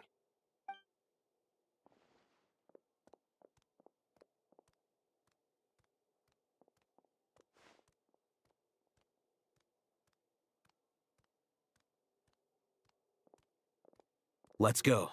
No sense grieving when there's nothing more we can do. Agreed. We'll be back as soon as this is over.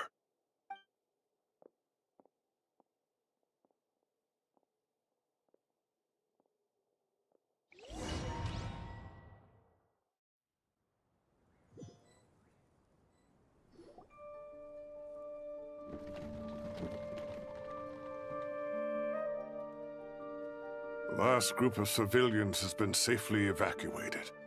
Dendro Archon's carriage will travel with them. Sino and Hat Guy will protect the convoy. With the Dendro Archon in a coma, we've lost our means of investigating the situation. And with Irminsul still deteriorating, we have no choice but to evacuate Sumeru City. Feels as though we're being pushed along by an invisible hand. Stop moaning, Cyrus. We're the teachers here.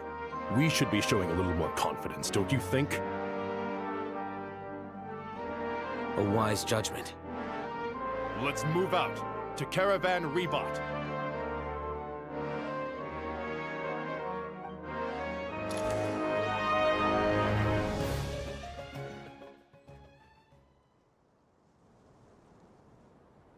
Sir, All units are in position. Good. Everything is going to plan. Interfering with Sumeru City is a necessary step, so do not hesitate. The Irminsul situation will not harm you. We need to speed things up here, too. We don't want to keep our client waiting, do we? No, sir. You have my word. Everything will be completed on schedule.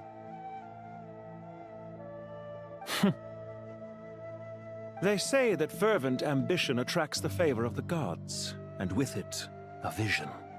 But we appear to be the exception. So, is our ambition not strong enough? Or does it threaten the very foundations of this world?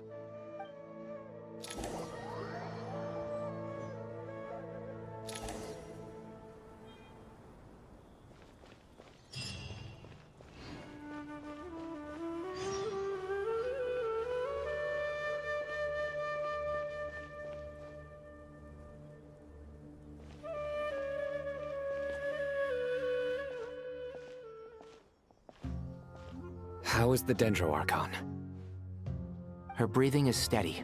I prepared some therapeutic incense for her, but it hasn't had much effect. Her vitals are still very weak. Based on the information you've provided, I have a working hypothesis. Her condition is partly due to Irminsul's influence, and partly due to a physiological imbalance caused by the rapid depletion of her power. Elemental energy usually flows through the body at a relatively constant rate. The body grows accustomed to this rhythm, so when it's thrown out of balance, physical symptoms will appear. Is this similar to the ley lines? Overloading and withering both directly affect their vitality, potentially causing irreversible damage. Correct. From a biological perspective, if you overexert yourself, you pay the price with your life. The Dendro Archon is not only drained of power, but her life force is at a critically low level. Is there any way to restore her health?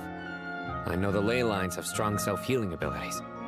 As long as any blockages or pollutions are dealt with, they can quickly regain their vitality. But what about people? Well, gods. What's their capacity for self-healing? Before we think about that, there's a bigger predicament to resolve. Restoring the Dendro Archon's power requires us to heal Irminsul first. But that will be extremely difficult without the Dendro Archon's power. Paimon's already getting lost here.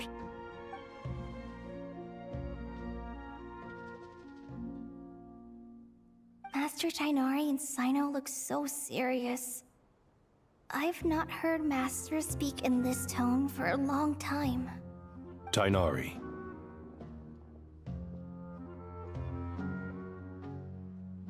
Master Nephis, sages. Tighnari, haven't seen you in ages. Have you gotten taller? Or did your ears get longer? Hopefully the former, Uncle Baladuri. Sino, where's Professor Cyrus? I thought he'd be with you. He went out into the wild to investigate the situation. He said that the Irminsul anomaly will likely start to affect the real world soon. He shouldn't be trotting around alone at his age. Which way did he go? I'll look for him later. Would someone mind introducing us? Ah yes, of course. Allow me to do the honors. I'm sure we're all familiar with the Traveler and Paimon.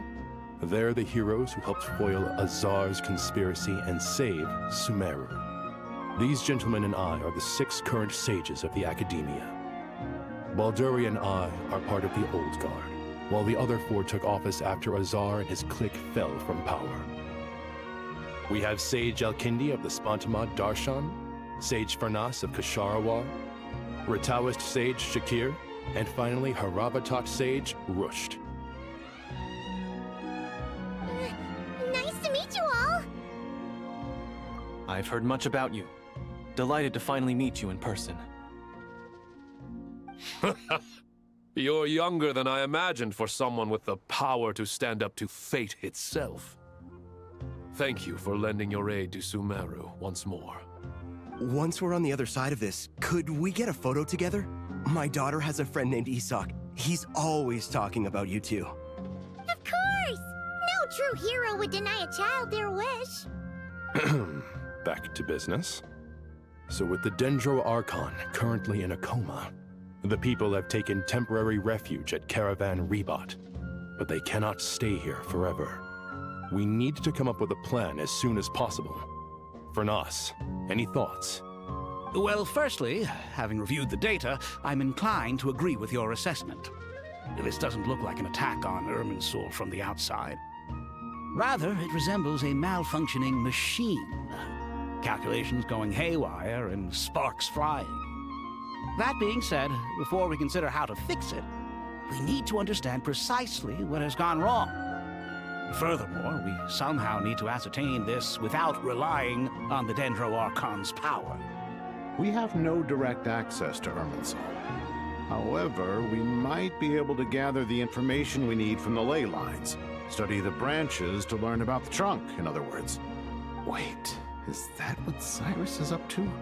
No wonder he ran off to research in the wild. Curse always one step ahead of me, isn't he? I heard that while in the sanctuary of Surasthana, the Dendro Archon had to serve as the central information hub herself. This is a clear sign the situation within Irminsul might be far worse than we can imagine. Irminsul is vital, not just to the safety of Sumeru, but to all of Teyvat. We must be the ones to bear responsibility for this world. To be on the safe side, I think we need to consider some backup plans. Are you saying we should consider a scenario in which Irminsul is completely destroyed? I'm merely pointing out that the possibility exists. You have a valid point.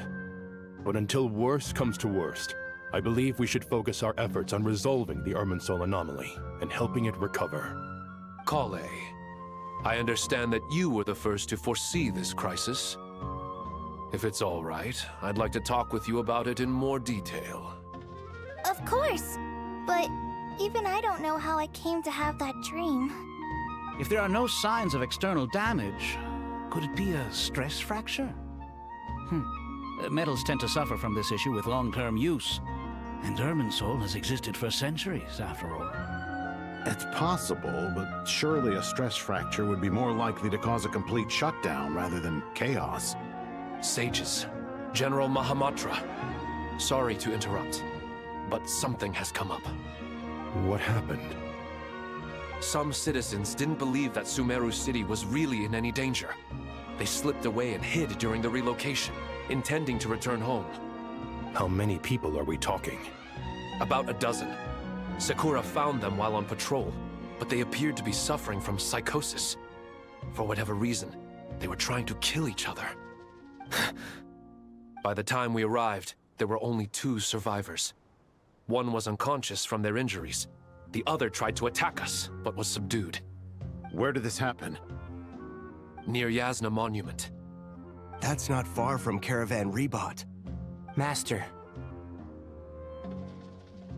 I know. The Irminsul anomaly is beginning to have effects in the world. I didn't expect it to spread to Yasna Monument so soon. It almost feels like we're being chased relentlessly, with no time to catch our breath. Sir Cyrus said the same thing. He sent me back to report in, while he continues investigating. I'll go join him.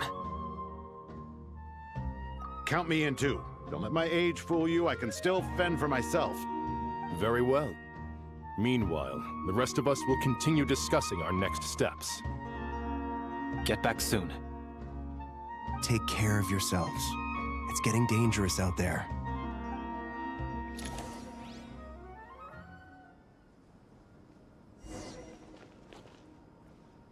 Don't be nervous, Kale. I just wanted to ask, have you ever had similar dreams to this one before? Similar how? Dreams so vivid, they seem real. Filled with strange or dangerous things that you cannot explain. Let me think. There was one time, I don't remember it very clearly, but I saw fire. Fire? Yeah. I wish I could give you more details, but all I remember is fire everywhere.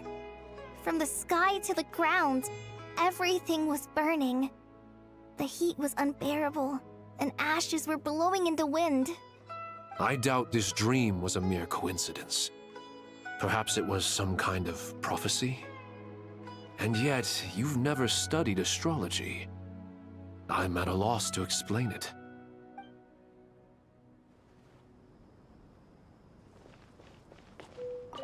I thought we'd be safer once we got to Caravan Rebot. If the Irminsul anomaly's sphere of influence continues to expand, our only option will be to move into the desert. To Aru Village? We should check if they can accommodate so many people. Essential supplies will also become an issue. We were only able to relocate here so quickly because Caravan Rebot is well stocked. If we move to the desert, we'll need to carefully calculate how much food and water to bring.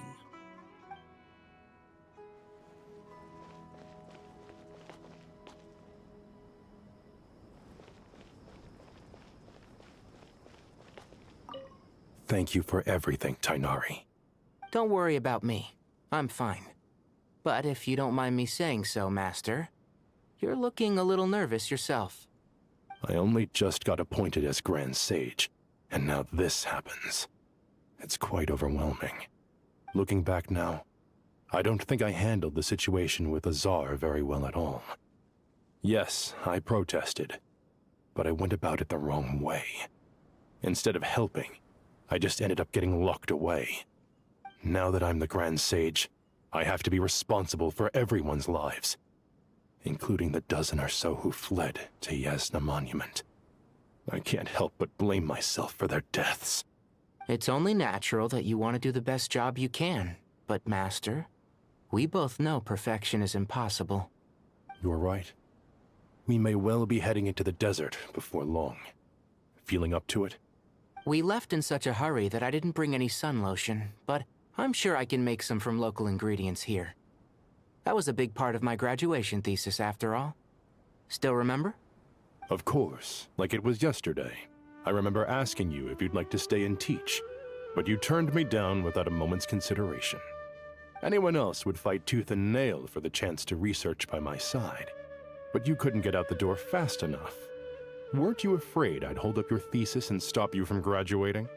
If you'd pulled a move like that, I would have reported you to the Matra right away. You wouldn't give me a second chance? What about the bond between mentor and student? No, Master. I would not sit by and watch you go astray. Very good. Then I taught you well.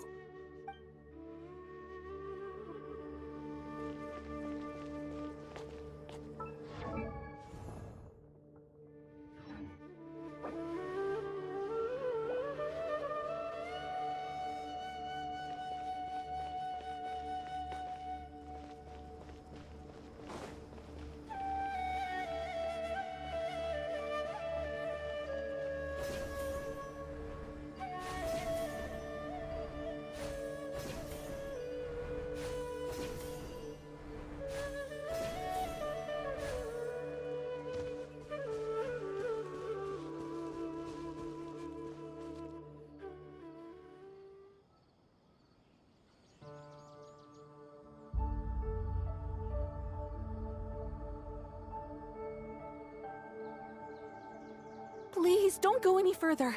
As you get closer to Sumeru City, there's no knowing what dangers you might encounter. So this is our mentally disturbed man?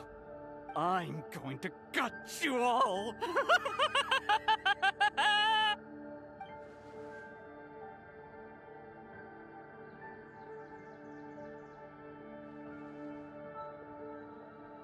Cyrus, you didn't even bring a single guard? Do you think you're some sort of warrior? It's fine. Come here and look at this. Oh, it's... That's right. Flowers that bloom from openings in the ley lines, indicating some sort of anomaly.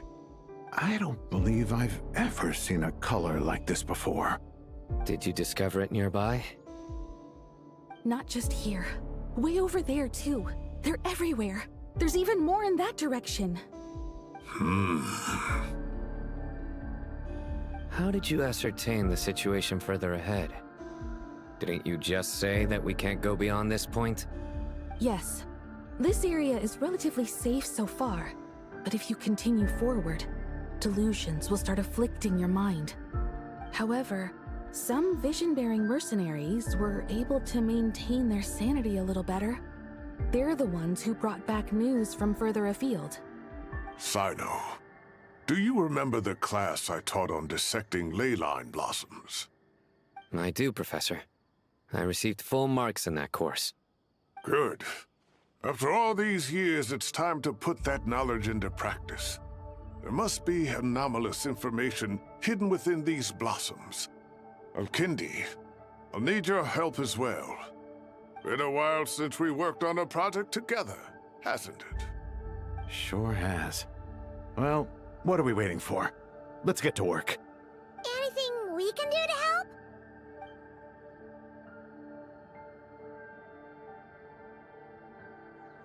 Will you need my help? All right, well, don't go too far. There's too many unknowns at this stage. Let's regroup at Caravan Rebot later. Don't worry if you don't show up. I'll come and find you.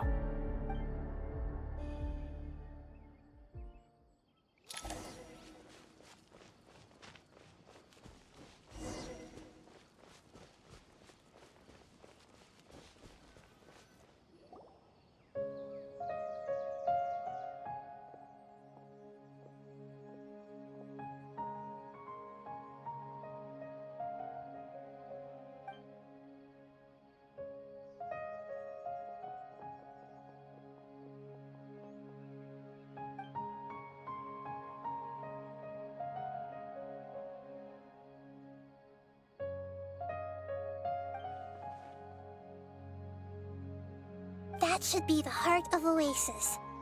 All we need to do is light it with the fire seed, and it'll restore a pep with elemental power. The damage it suffered internally will also slowly begin to heal.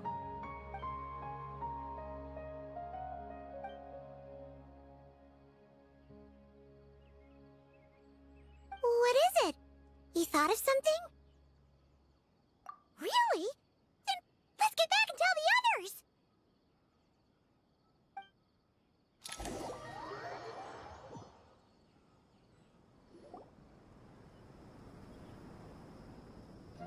Whew. Glad to see you've returned safe and sound. Any longer and we would have gone out looking for you. Well, this is a nice surprise. Paimon sure feels better with everyone we know here. We've made some progress, so let's start by giving you and Paimon a quick update. By dissecting the ley line's blossoms, we've been able to deduce that although Irminsul is experiencing an anomaly, it has not completely rejected access from the outside. The Dendro Archon has the power to connect to Irminsul, but there's also another way. I assume you recall the devices everyone was wearing when you first arrived in Sumeru? Devices? Oh, wait. You mean... The Akasha terminals? That's right. Of course! It's been so long, Paimon almost forgot all about the Akasha. Wasn't it shut down, though? Yes, but although the system isn't currently operational, the technological infrastructure is all still there. And it turns out that a certain someone gets so bored at work that he's actually read through every single one of the instruction manuals. No prizes for guessing who that was. If praising others is that embarrassing for you, you can simply spare yourself the ordeal. As much as it pains me to say anything nice about him, there's no denying his intelligence. He rarely forgets anything he's read. The Akasha is exactly what Sumeru needs at this moment. Between us, we should have all the knowledge and expertise we need to get it up and running again. But if I recall correctly, doesn't the Akasha need a Gnosis to function? That's exactly right. The Akasha relies on the Gnosis as a power source, and in its absence, we'll need to find an alternative. To tackle this problem, it looks like we'll be relocating once again. Namely, to the Temple of Silence. Ring any bells? It's the only major institution in Sumeru dedicated to preserving the knowledge of King Deshret's civilization. You might find the answers you're looking for hiding there. I agree. There's a good chance. Master Nephis and the other sages have discussed it. As the chaos from Irminsul continues to spread, Caravan Rebot won't be a safe haven for much longer. We have to move into the desert next. The scholars and sages will head to the Temple of Silence, while the civilian population seeks refuge in Aru village. The Eremites will keep everyone safe during the journey, and Candace will be there to receive us at the village. This leaves us just one thing to worry about. That Dendro Archon. She's very weak. We can't afford to wait until Irminsul is fixed. There has to be another way to help her. Huh. Wow. Luckily, the Traveler had a eureka moment while we were out investigating. Really? Wow, nice one, Traveler. Let's hear it. What say our Amorta experts? Theoretically, it's feasible. From what you're saying, although elemental life and elemental energy have their differences, the Dendro Archon has explicitly stated that she can imitate the power of the former. In which case, as long as Apep is willing, she should be able to convert her own power into a form that the Archon can use. It wouldn't be difficult for her at all. The only problem is convincing her to help. Yeah! Even though she wasn't exactly friendly the last time we met, she didn't refuse to talk with us. When she realizes the danger that Nahida is in, surely she won't turn a blind eye to it. Well, hopefully not. Either way, we're not exactly spoiled for choice here. Hey, it's better than having no options at all. I agree. Without Irminsul's aid, the legendary Dendro Dragon Apep may well be the only living thing in Sumeru who can help our Archon recover her power. There's no time to lose. I'll bring this proposal to Master right away. If he and the other sages agree, we'll split into 3 teams. The academics will go to the Temple of Silence to look for a solution to the Akasha problem. The Eremites will escort the civilians safely to Aru village, and the Traveler and Paimon will take the Dendro Archon to see Apep.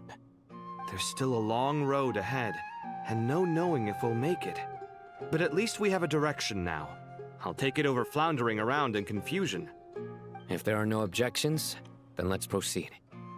But before we adjourn, I would like to leave you all with some parting words. No matter the distance between us, there will always be an invisible force tying us together. May the bonds forged in the past shine bright like stars and open a new path before our feet. Huh. Is that from King of Invocations? No. This one's from King of Invocations, the sequel. What's the difference? The sequel's much cooler. Couldn't agree more. Well, it was very apropos. Once this is all over, I'll give everyone a copy of King of Invocations and the sequel to show my gratitude. Come on, let's get moving.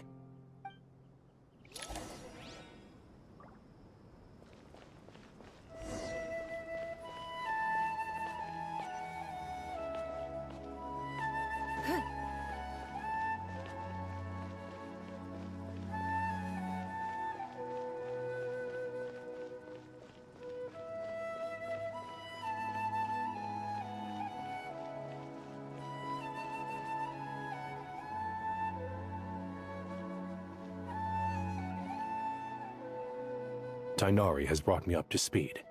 I approve of your plan of action, but we can't proceed with everything right away.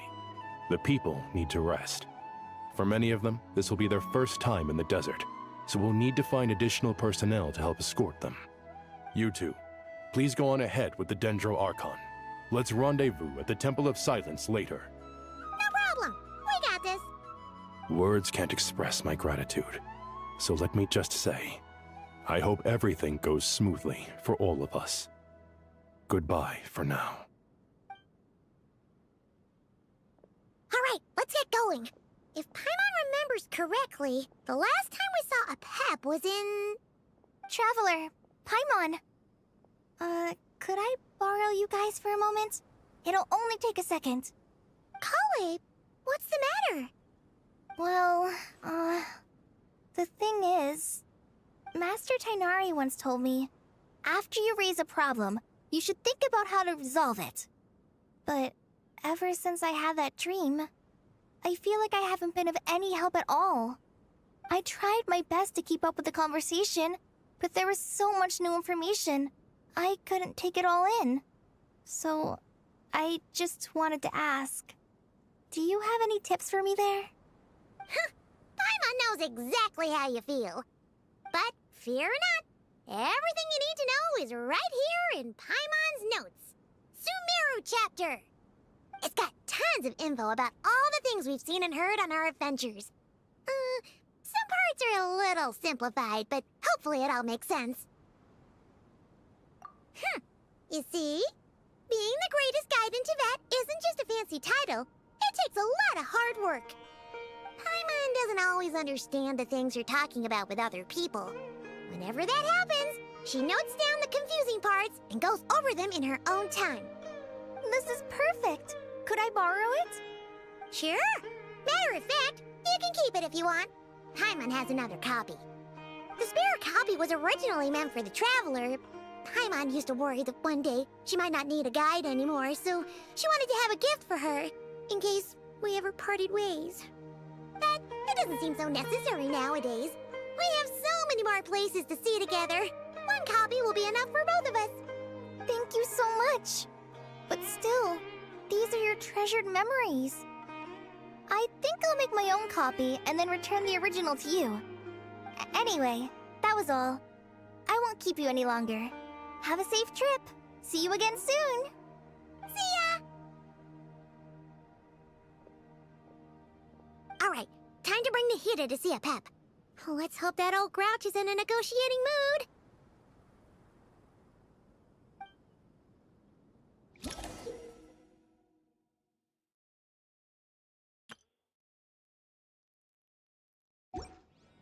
Hey, here's a thought. If we brought Nervalet along, do you think he could help us persuade a Pep to help? Actually, never mind. In a Pep size, Nervalet's probably one of those dragons who's grown too close to humankind. They might end up fighting for all we know.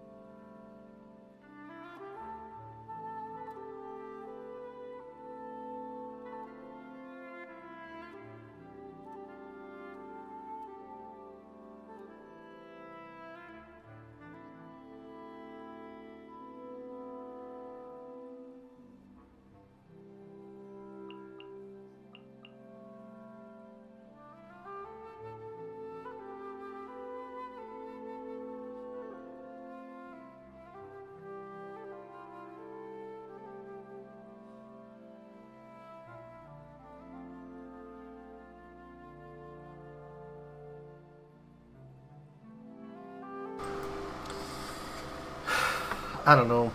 I wanted to do something Sumeru themed for a team, but now I'm not really sure what I want to pick.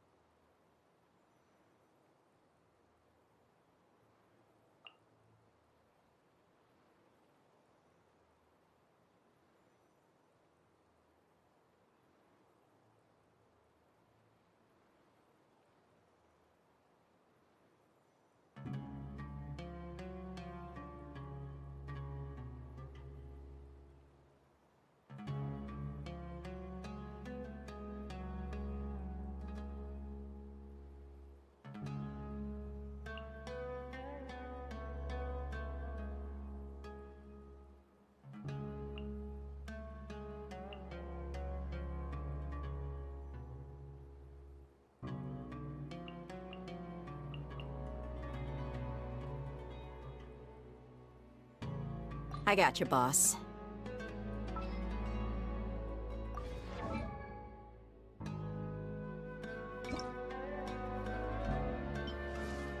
Let's do something quite...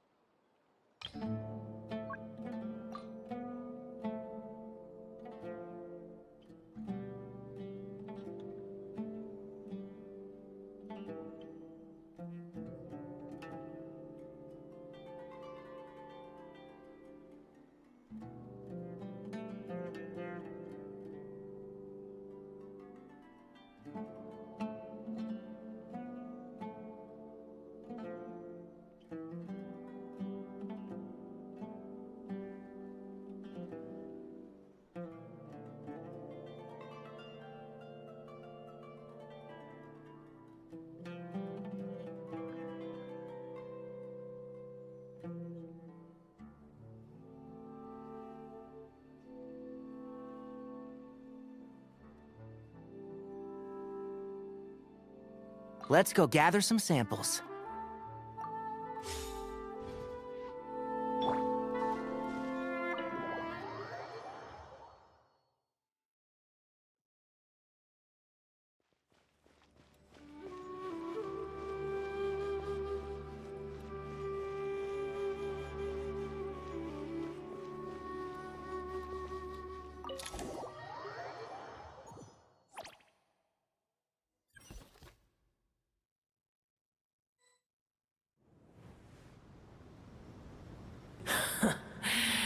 I had a feeling your kind might come calling.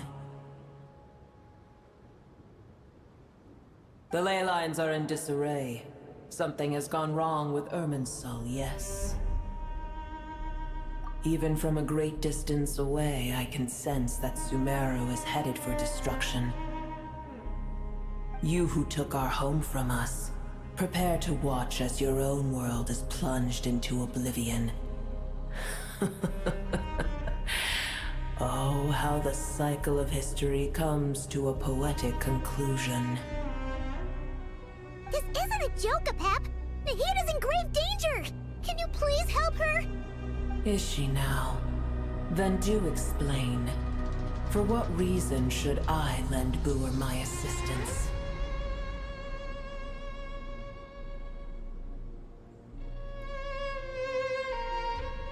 Apep, if you truly despise gods and humans so much, well, after the great humiliation of being helped by a god in the past, shouldn't you be jumping at this chance to balance the scales? Now that is a compelling reason. When El Ahmar plotted against me and I was tortured by forbidden knowledge, it was Boer who saved me from agony. And though I regard with shame the pity of my enemies, to receive aid without repaying it would likewise tarnish a dragon's dignity. Oh, tiny Boer, puny humans. Just this once I shall deign to show you the true power of dragonkind. Whoa! It's happening again! We're gonna get sucked in!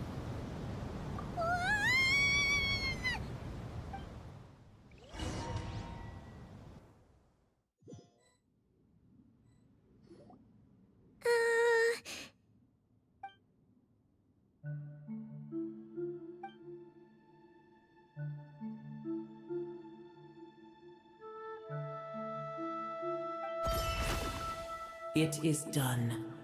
The heart of Oasis is supplying her with life force as we speak. It shall not be long before she recovers. But I should warn you, Boer's existence is closely intertwined with Irminsul. Unless the issues plaguing it are resolved, she will never completely recover her former strength. Thank you. Spare me your words of gratitude. You may also spare me your feigned concern.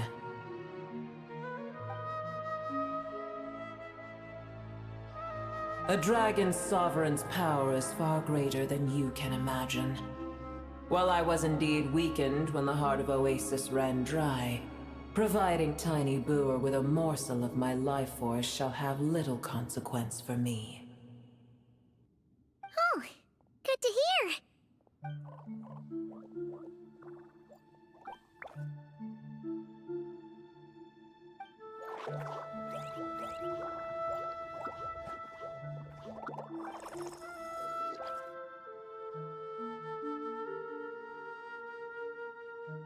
Ever held in high favor, I see. Oh, well, you know. The compliment was sincere. Simply accept it.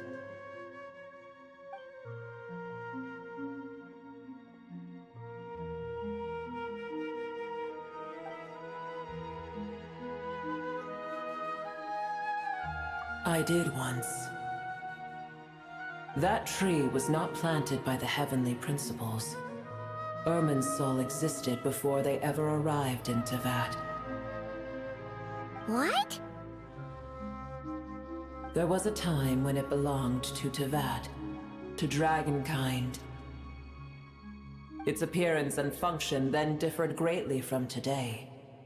The ley lines flowed with an abundance of a familiar, primitive form of elemental energy. You may know it as the power of the Light Realm. The heavenly principles usurped and refashioned Irminsul, made it serve humanity, and used it to anchor the fate of the world. Yet in the end, humanity has failed to protect it. Heavenly principles, God of gods.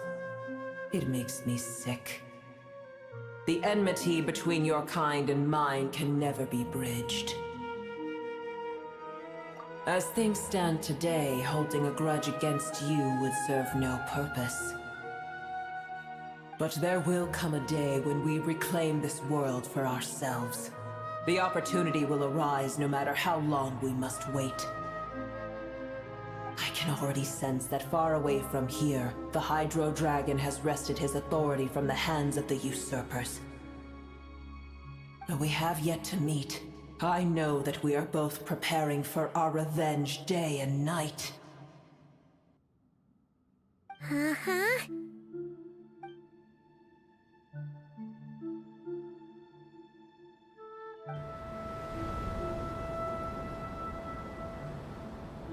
I hear a great disturbance out there. Huh? What is it? Sandstorms come. The Jinn. I see. Another calamity approaches. You both seem restless. Let us part ways here. Boer is safe with me. Once she has recovered, I shall return her to your side. Oh, thanks again. Take care, all right?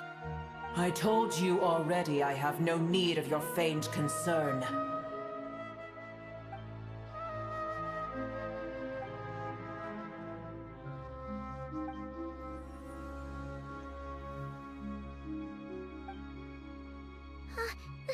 Nahida, you're awake. Are you okay?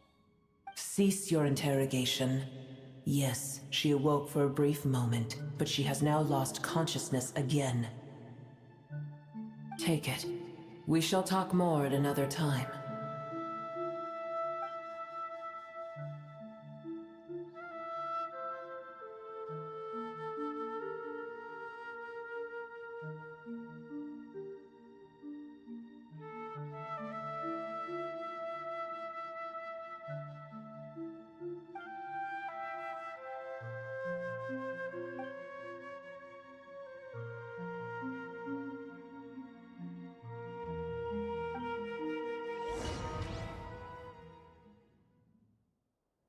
Where the heck are we? Did you just dump us in the middle of nowhere? Wait. No. Paimon remembers now. The Temple of Silence is over that way. Come on, let's go find the others.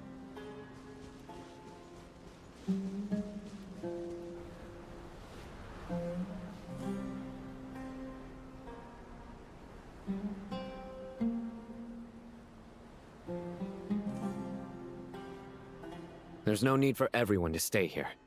I'll protect the sages. The rest of you, return to Aru Village. Yes, Mahamatra Sino.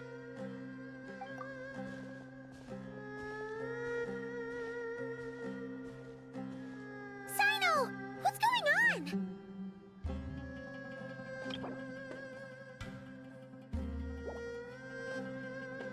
You're back. How is the Dendro Archon?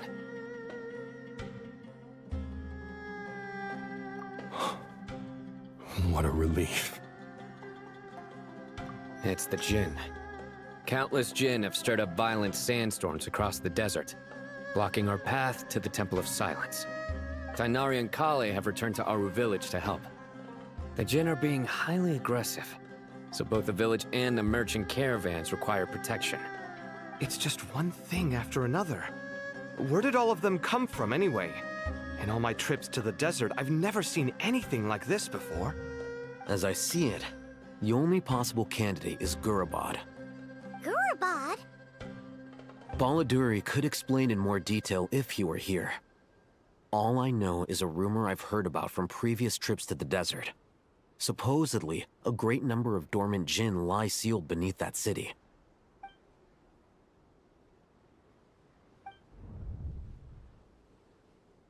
Gurabad is, for me, a fated land.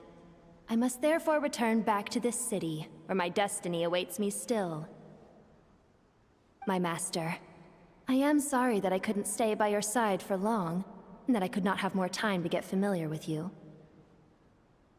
Lilipar. Yeah, we once said goodbye to a friend there. Well, maybe not a friend exactly, but someone we met on the road anyway. She was a strange bottle. If we can find a way to wake her up, maybe she can help solve the situation in Gurabad. Well, be careful. You may find there's more than just the Jinn to worry about. You mean, there are other dangers in Gurabad? It's a sensible assumption to make. The moment we arrived in Caravan Rebod, the Irminsul anomaly started spreading in that direction. Now we've moved to the desert, and suddenly we're plagued by Jinn and sandstorms. To call it a coincidence would be a stretch. Don't worry, we've gotten a lot stronger since our last stint in Sumeru.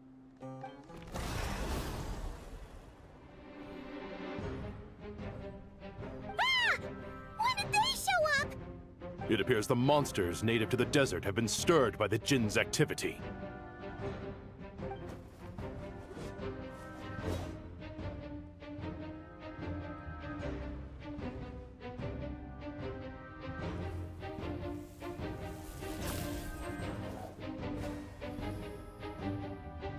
You should get going. We'll take care of things here.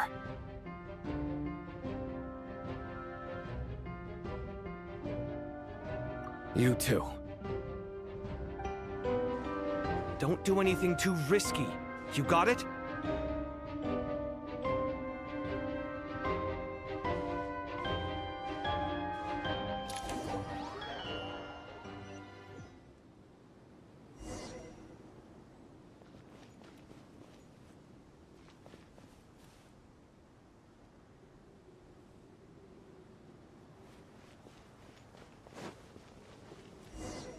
The Jinn are swarming out of Gurabad! Looks like Al-Haytham was right! Let's get inside to see what's going on! Rah! Yeah! Rah! I hear everything! Fly! You're dead meat!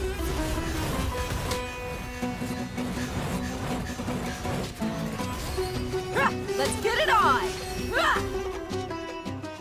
Wait!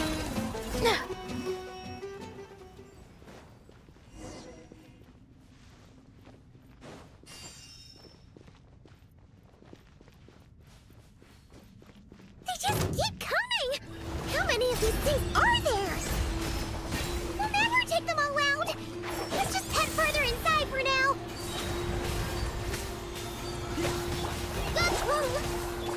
Buckle up! Hey! Huh! Huh! Ah! Cha! Gloves off!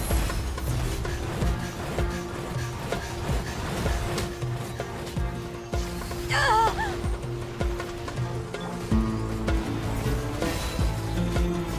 Here, my prick. It's not. Let's nip that in the butt. One. Rah! Yeah! Rah! Right this on the side! Let's get it on! Rah! Rah! Kya!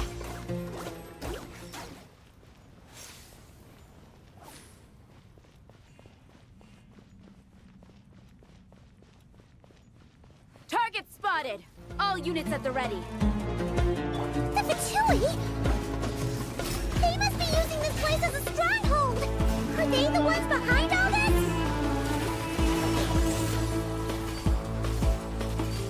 Yeah! Fly! Buckle up! You're dead meat!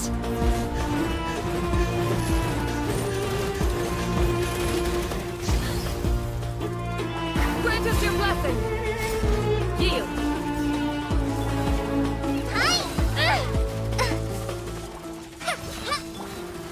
Let's nip that in the bud. One with the forest.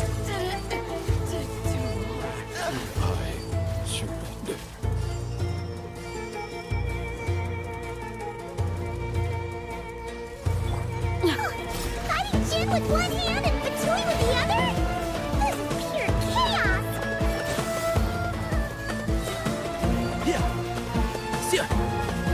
Just like we rehearsed. Fly! Let's get it on! Ha! Gloves off!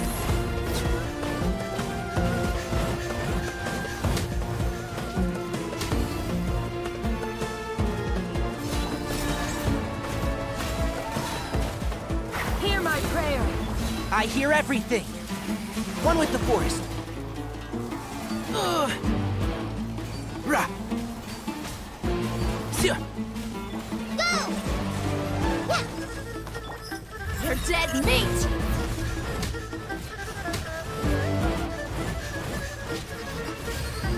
Look alive!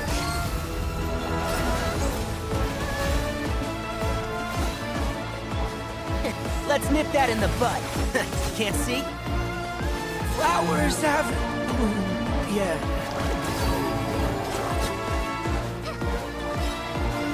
Gloves off!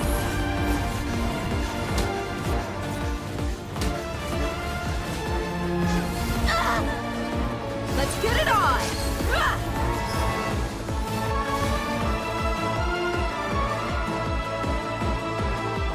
Grant us your blessing! Pin them down!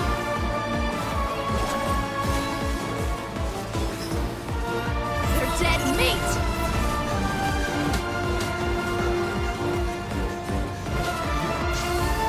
Buckle up! Ha! Too easy! Right this onto the side!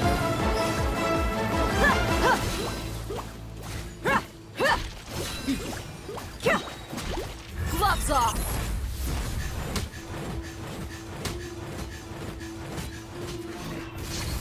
Let's get it on! We shall I can keep going! Fly! Hey! Cha!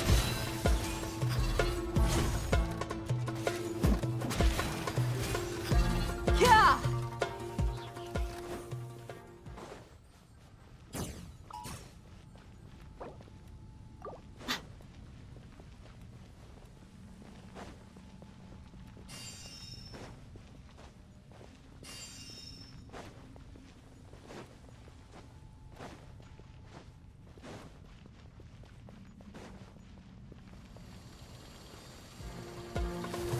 Buckle up! Hey! Pin them down! And shroud! Rah! Hi! Just like we rehearsed! You asked for it!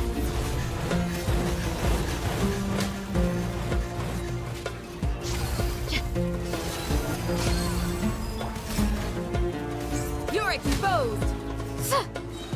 Hear my prayer! I hear everything. One with the forest. Rah. Fly! You're dead meat!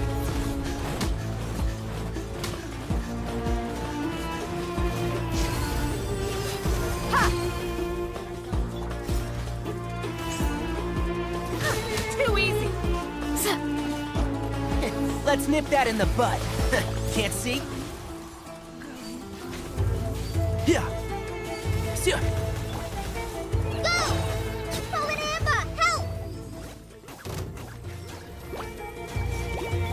Look alive! Hey! Gloves off!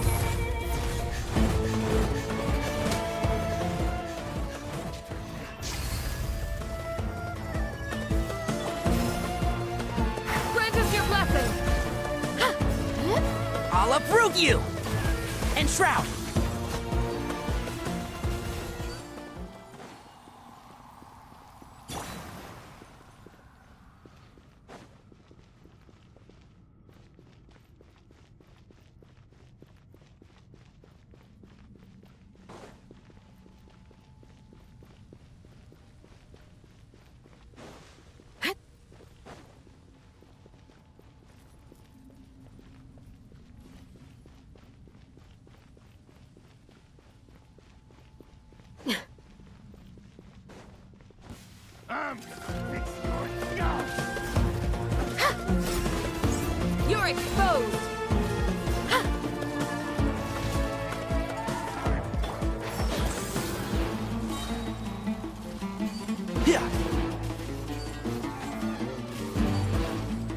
I hear everything.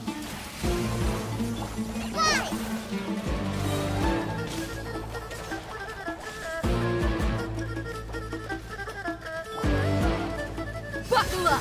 Ha! Hyah! Ha! Ha! Ha! You asked for it!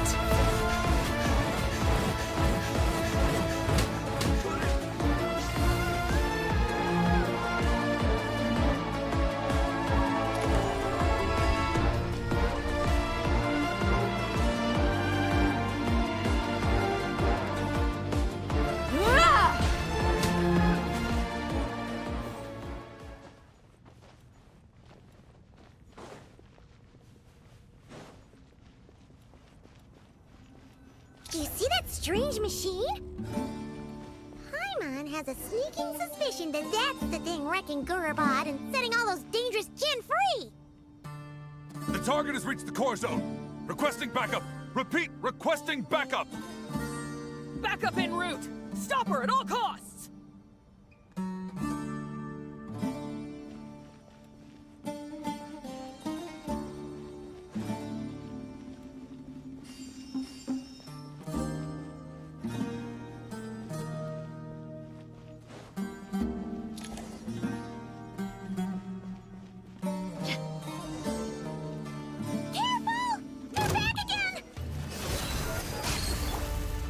Hear my prayer! Can't see? Yeah. Let's nip that in the bud. You're dead meat!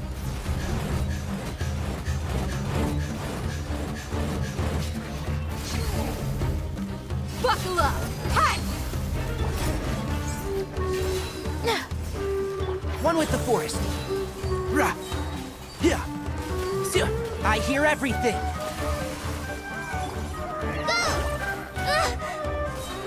Just like we rehearsed! Suck! Nice one, Traveler! Let's keep going!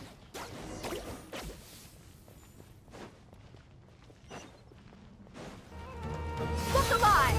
Ah! Grant us your blessings! Ah, too easy! And shroud.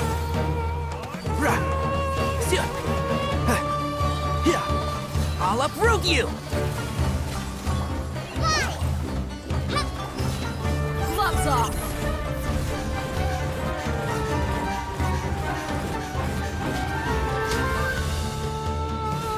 Ha! Pin them down! One with the forest. Rah. I hear everything.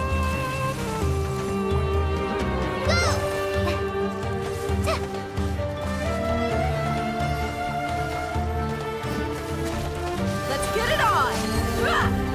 Hyah! You asked for it!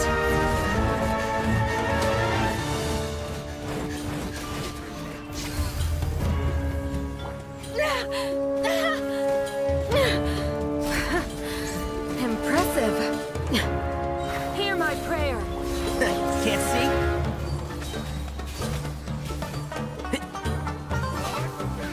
Let's nip that in the bud. Right this on for size! Buckle up! Ha!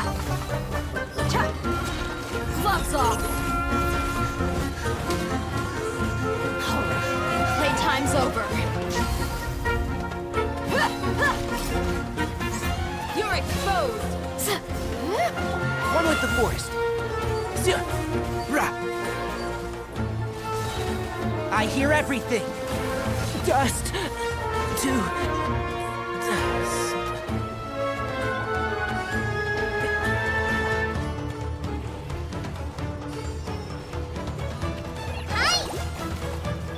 Let's get it on! Ah! Peace out, prevail! Pin them down! Rah. You asked for it!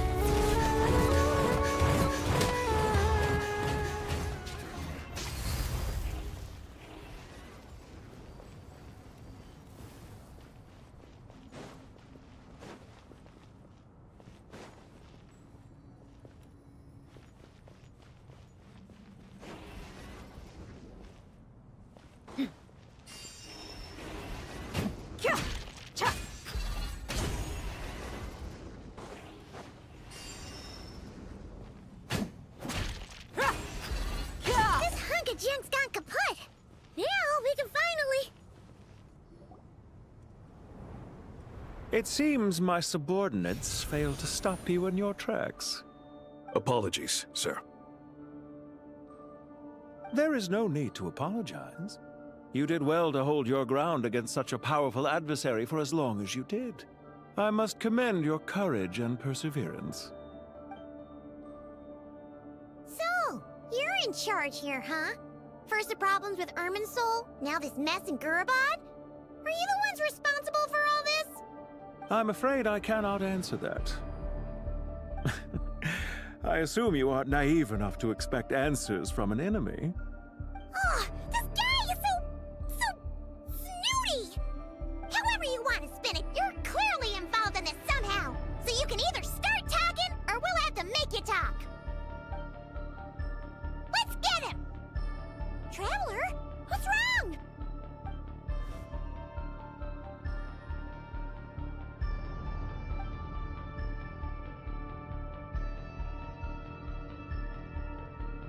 You're remarkably calm. Some would act more rashly upon finding the ringleader all alone. But you keep your cool. Even as your enemy, I must applaud you. Did you show yourself just to say that? Is this you trying to take back control of the conversation? Unfortunately, I really don't have anything to say to you.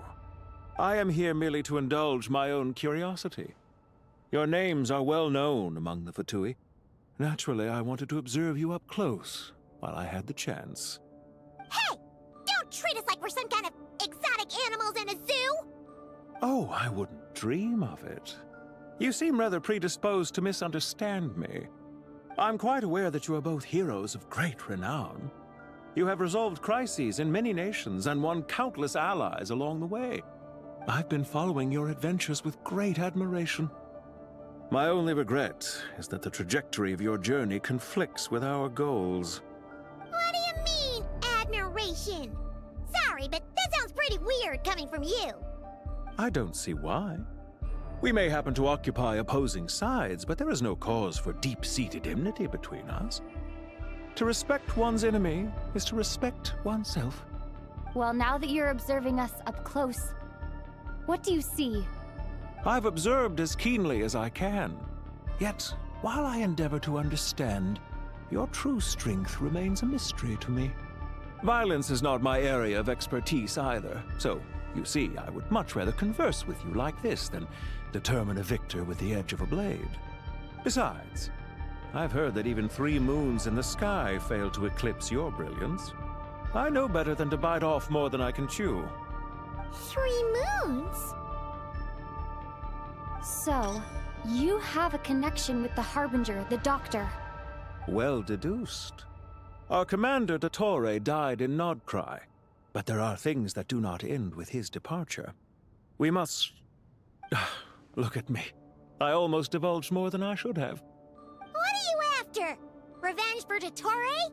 Or are you plotting something else? I've said quite enough, I believe. There's no point in continuing this conversation, except to say, I've noticed that you seem to know your way around here quite well. A repeated visitor to Gurabad, are we? Ugh. I'll take that as a yes. Then I'm sure you'll have heard the story of this place. The mother of the Jinn, Lilupar, and the tragic tale of her vengeance that spanned 3 generations. It was right here that Lilupar once helped the wise to ascend to the throne. But from that moment on, every king who sat upon it was corrupted by power. These degenerate rulers lost control over their nation, and with it, the right to occupy that exalted seat. What are you trying to say? I once admired you for your adventures. That is the earnest truth. But it appears to me that your journey serves ultimately to uphold the rules of this world. Are these rules truly just? Does the heavenly principles rule with wisdom or folly? And how can we be sure that the 7 who wield authority over the world will not be corrupted? Do you seriously think you're gonna convince us of anything? Convince you? I'm sure my commander already tried that. Why would I waste my breath doing the same? If a few words from a stranger were enough to make someone completely change their stance, it would only prove that they never had a firm will to begin with. I am merely stating my position, so that we might understand each other better. One's enemy in the present may not necessarily be an enemy for life. As for what game I'm playing here, I'm simply buying some time. But now I must bid you farewell. It was a wise decision not to attack me immediately. Since you did not fall for my ambush, I will now have to ask those in hiding to reveal themselves. Leave this to us, sir. Very well. I trust you to do what is necessary. Stall her while I execute the next step of the plan. Sumeru City, Irminsul. Hey! Stop right there! Don't you dare leave without explaining yourself! All units, stop them! Protect the commander! Did you hear that? He mentioned Sumeru City and Irminsul! He definitely knows something! We can't let him get away! Get rid of these pesky soldiers, quick! Yeah. Rah. Fall in ambush! Help! Hi! Huh. Rear guard to the front! Don't let them through! Just great.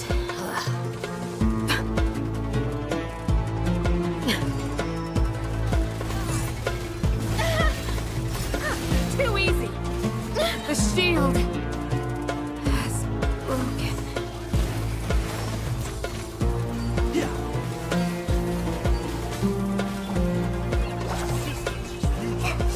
Buckle up! Hi! Huh. Rah! Rah! Kya! Hi! Rah! Huh! Kya! Let's nip that in the... I'll bury you! One with the force.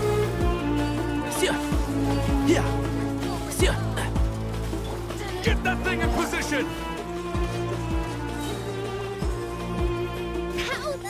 Drive this off the side! And shroud! Rah! I hear everything! Hold on! Just a little longer!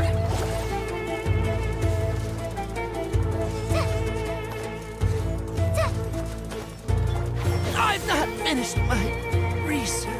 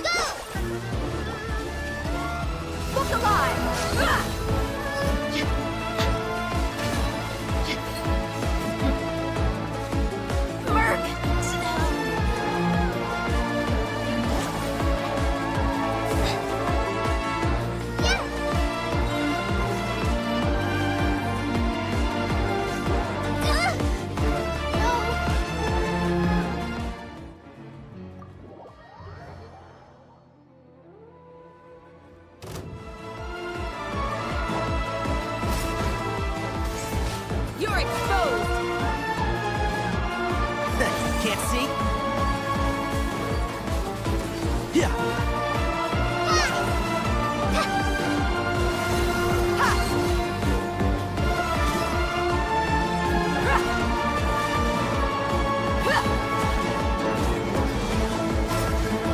Pin them down! One with the force. Let's nip that in the bud. Yeah. Buckle up! Huh. You asked for it!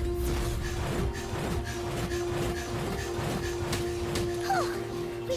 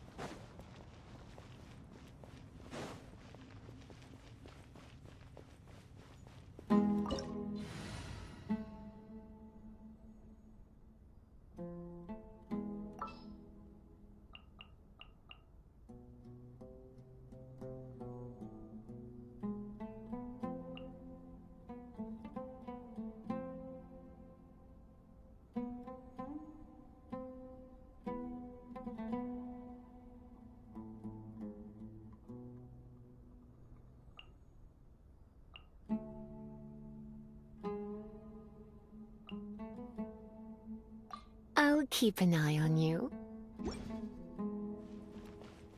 Found him! Over here! You're very persistent. Hey, you! Stop running and explain yourself! What are you trying to...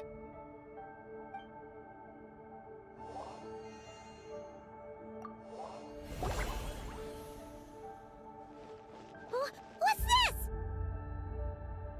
Relax. A small trap like this won't be enough to hold you. The sandstorms from Gurabad will die down soon enough, but this small window of time was all we needed to launch the next phase of our plan. Don't be discouraged. I knew that someone would come here eventually, so I planned ahead. Where to chat with you, which door to exit from, even which mechanism to wait by for you. I thought through every detail. You, meanwhile, know nothing of who I am. So far, you've only heard my voice, and for all you know, it may not even be real.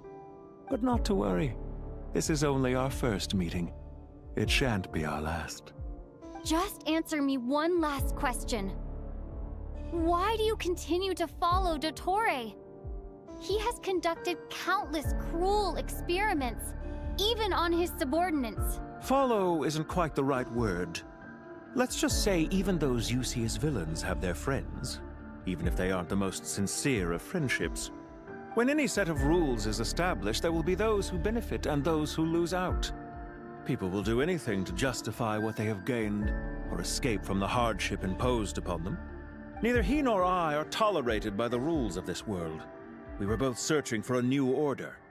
Our ideas of the final form that should take may have differed, but our journeys took a shared path. Goodbye, Traveler and Paimon. I wish you a timely escape, albeit not too soon. I will need a little more time to prepare, after all. Hey! Come back! Wait, this dark wall. We've seen these on our adventures before. It swallows people up! Oh, I'm sorry. She shouldn't have jumped the gun! Oh, okay. He may have fooled us this time, but we'll get it back!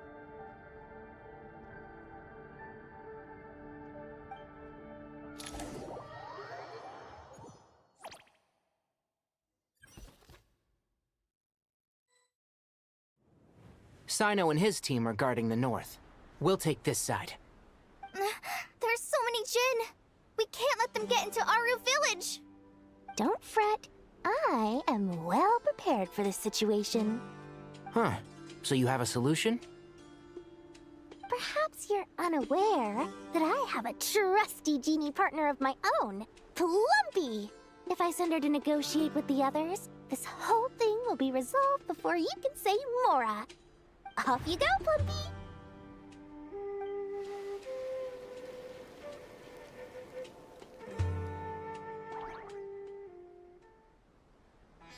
Come on, what's the holdup? 5,000 Mora. 20,000 Mora.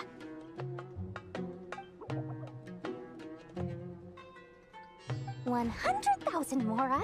Final offer. Ah, so she's a hired partner.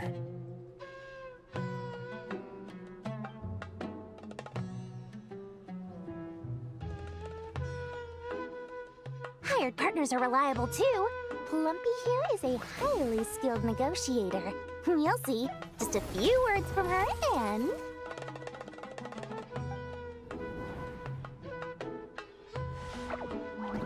Plumpy!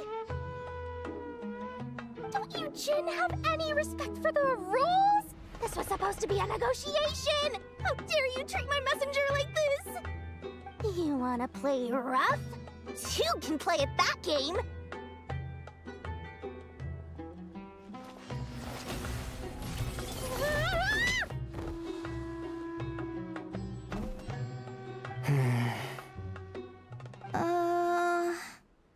Looks like it's up to us now. Be careful, Kale. Yes, Master.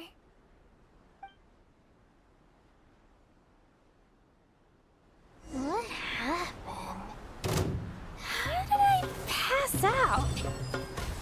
Never mind. Plumpy, it's time for revenge. You know, this reminds me of when you first arrived in Avidia Forest. You were trying to help a child retrieve a lost toy when you stumbled upon Spino Crocodile territory by mistake. Yeah, I remember. Our first time fighting side by side.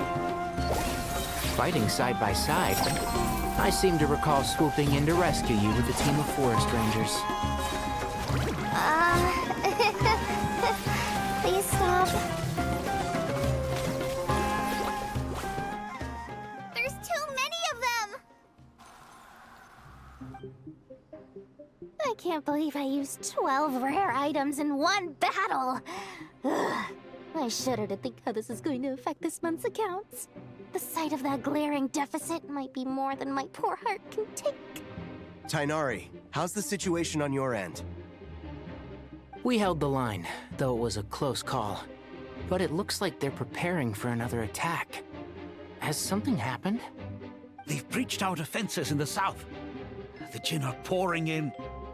We're moving the villagers to the north as we speak. We're hemmed in. This is getting precarious. Our margin for error just got a lot smaller. That's why we wanted to confirm your status. We need to consider our next move carefully. Bad news! Another line of defense has been breached. Kale, go with them and assess the situation. Dory and I will hold the line here. But Master! Even with 3 of us, we barely managed to. This is not a discussion, Kale. Don't worry about us. She clearly still has plenty of tricks left up her sleeve. Wait, you can't pin all your hopes on me! Oh, great. I've almost run out of the things I brought with me, and the rest is back at the caravan. I should be able to hold out for a little longer, but still... Master! Need any help? Huh? What is it, Kale? If things continue like this, it won't be long before Aru village is overrun by Jinn, and the sandstorms are sure to follow in their wake. I do have a plan, but I can't guarantee it will work. I don't care. Whoever you are, please just help us. The only one who can help is you. I am merely here to guide you along the correct path. I am a spirit created at the beginning. I am a flickering illusion. I am the shimmering light that flows from the eyes of the Creator. What do you mean? It doesn't matter. You don't need to understand it. Just repeat after me, one line at a time. Watch out! Jinn incoming! I am a spirit created at the beginning. Here goes nothing. I am a spirit created at the beginning.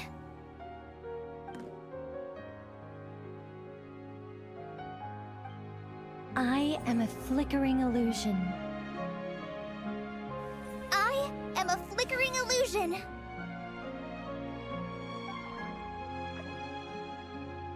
What's wrong, Plumpy? I've never seen you so agitated before. That's... But how do you... Do you know what Kale is reciting? I am the shimmering light that flows from the eyes of the Creator.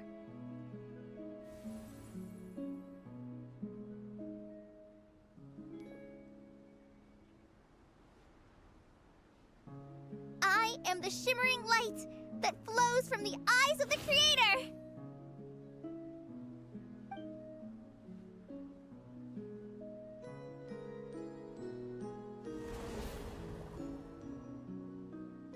It's a song composed by the goddess of flowers. But very few records of it remain, even in historical texts. All we have is a few fragments. Is Kale an avid historian? Not to my knowledge. The Jinn have actually quieted down. Although, no, it's more than that. It looks like they're showing submission. Clearly the songs left by the Goddess of Flowers have a soothing effect on them. At the very least, they're much calmer now. Really? Let me try. I am a spirit created at the beginning.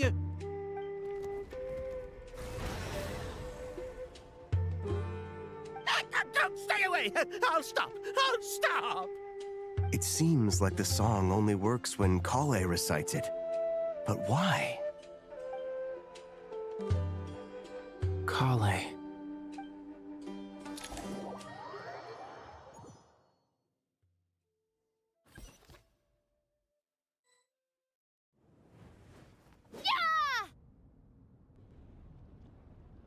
Any luck?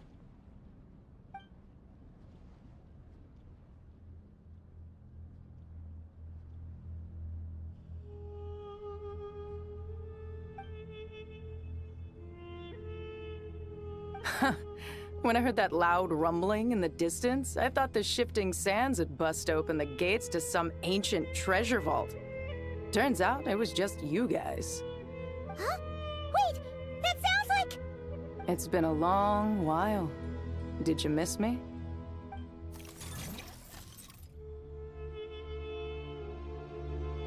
Jet! Ben!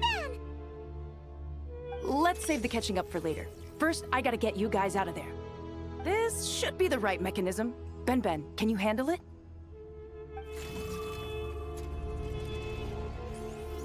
There we go.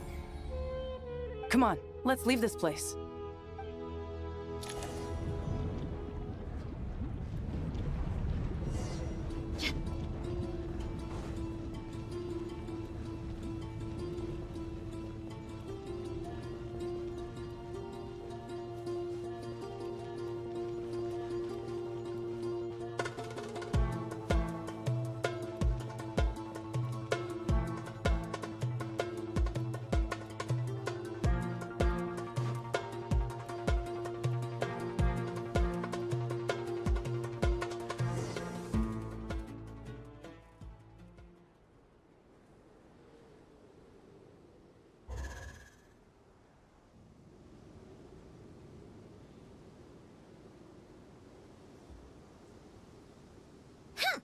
Those Fatui sure made themselves scarce. It's like they were never here. The Fatui? They came to the desert again? Yep. No idea what they're planning this time. They were being very coy about it. How have you been, Jet? Well, since we last met, I've started my own band of mercs. We've actually made quite a name for ourselves. Oh, yeah. On a slightly different note, I have some good news. I finally took care of Masaira. Not much to write home about. It was just another day. Found his hideout. Dragged him out of his cozy little bed. He tried to talk me into seeing his point of view, as usual. But I'm way past that by now. There was nothing he could say to save his life. What about you guys? Bet you'd forgotten all about me and Ben, huh? Of course not! We're super duper best friends! Wow. Sounds like I should make time to visit some other nations too. Anyway, what brings you to Gurabat? Oh, right. I almost forgot. We're here to look for Lilupar. That bottle? Seriously? Yeah! We need her power to calm the Jinn and stop the sandstorms. Here's hoping we actually manage to find her, after all the trouble we've been through. Surely, with everything's been going on in Gurabat, she must have woken up, right? Only one way to find out.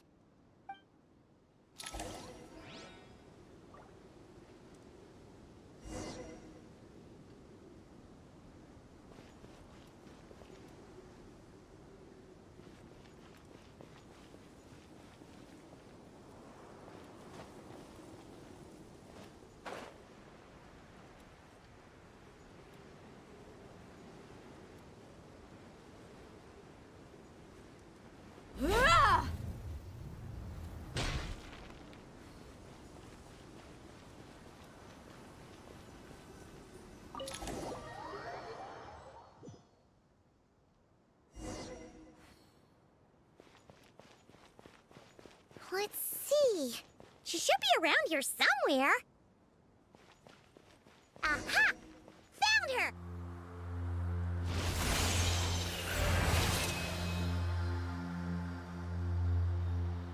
Lilliput! What a long dream that was. It's been a while, my master. Oh, and you're here too, little wildcat. The four of us back together again. Imagine that. After we last parted ways, I merged with the land beneath Gurabad to suppress the dark calamities stirring in the depths.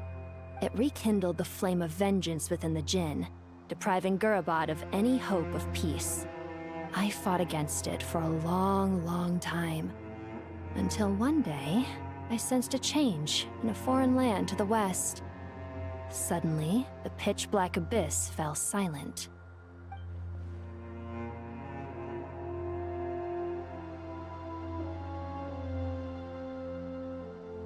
Once satisfied that that dark power could no longer bewitch the Jinn, I too fell into a deep slumber, from which I have only now awoken. Why have you returned to Gurabad, my master? And why is my sand-swept homeland in disarray once more? Well, basically, Sumeru is in danger and a lot of our friends are affected. Some bad guys messed around with Irminsul and now they've released the Jinn in here. We managed to chase off the culprits, but we have no idea how to seal this place back up and stop the sandstorms. Child's play. I shall quell the Jinn and scatter the storms. Thank you, Lilliput. No need to thank me, my master. I have granted many wishes in my time, and this was the most trivial of them all.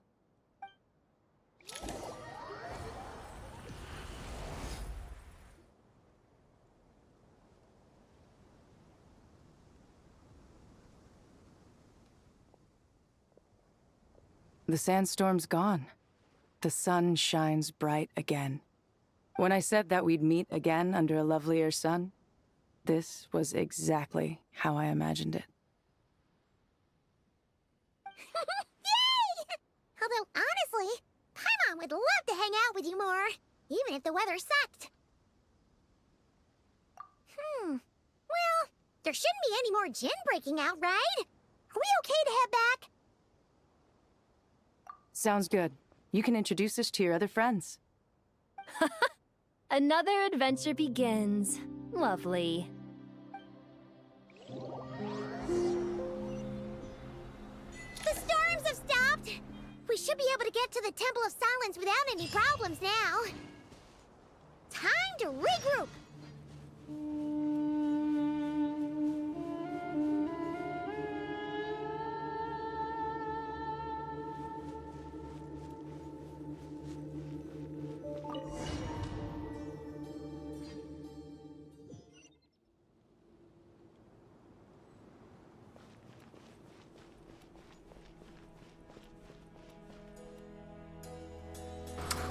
I was pretty hyped to see Chet and Ben Ben back. I just had to say that.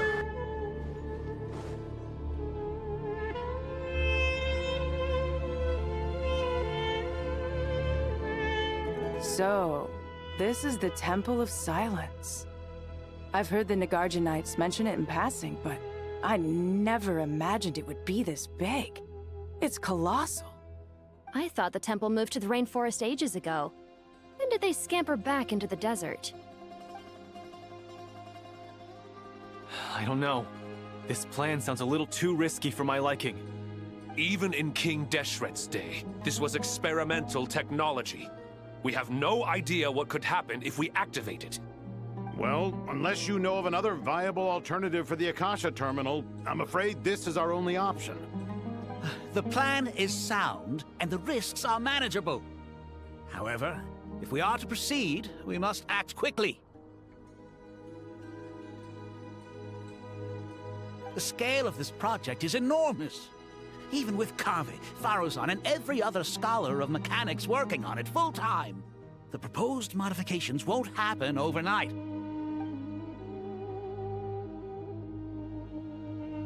You're back. Everything all right? And who are they? Friends of yours? Pretty much everyone in the Temple of Silence is. This guy's Kaveh, and the one next to him is Alhaitham. Hello, I'm Jet, and this is Lilupar. Oh, a famous name from the history books. Pleased to meet you. A friend of a friend is a friend of mine, as they say. Who's they?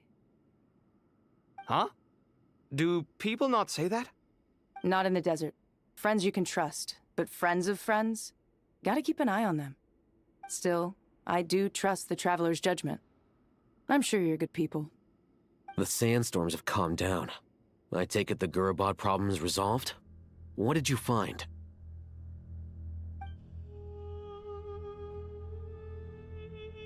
And after getting all smarmy with us, he trapped us there. Luckily, Jet used the mechanism outside to free us, and then we got Lilupar to put a stop to the chaos. Wow. Thanks for being there to help them.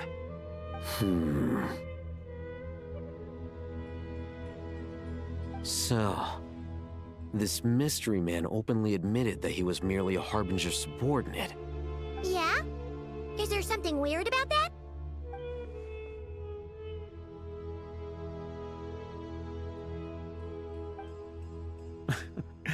I assume you aren't naive enough to expect answers from an enemy. Well deduced. Our commander, Dottore, died in Nordcry.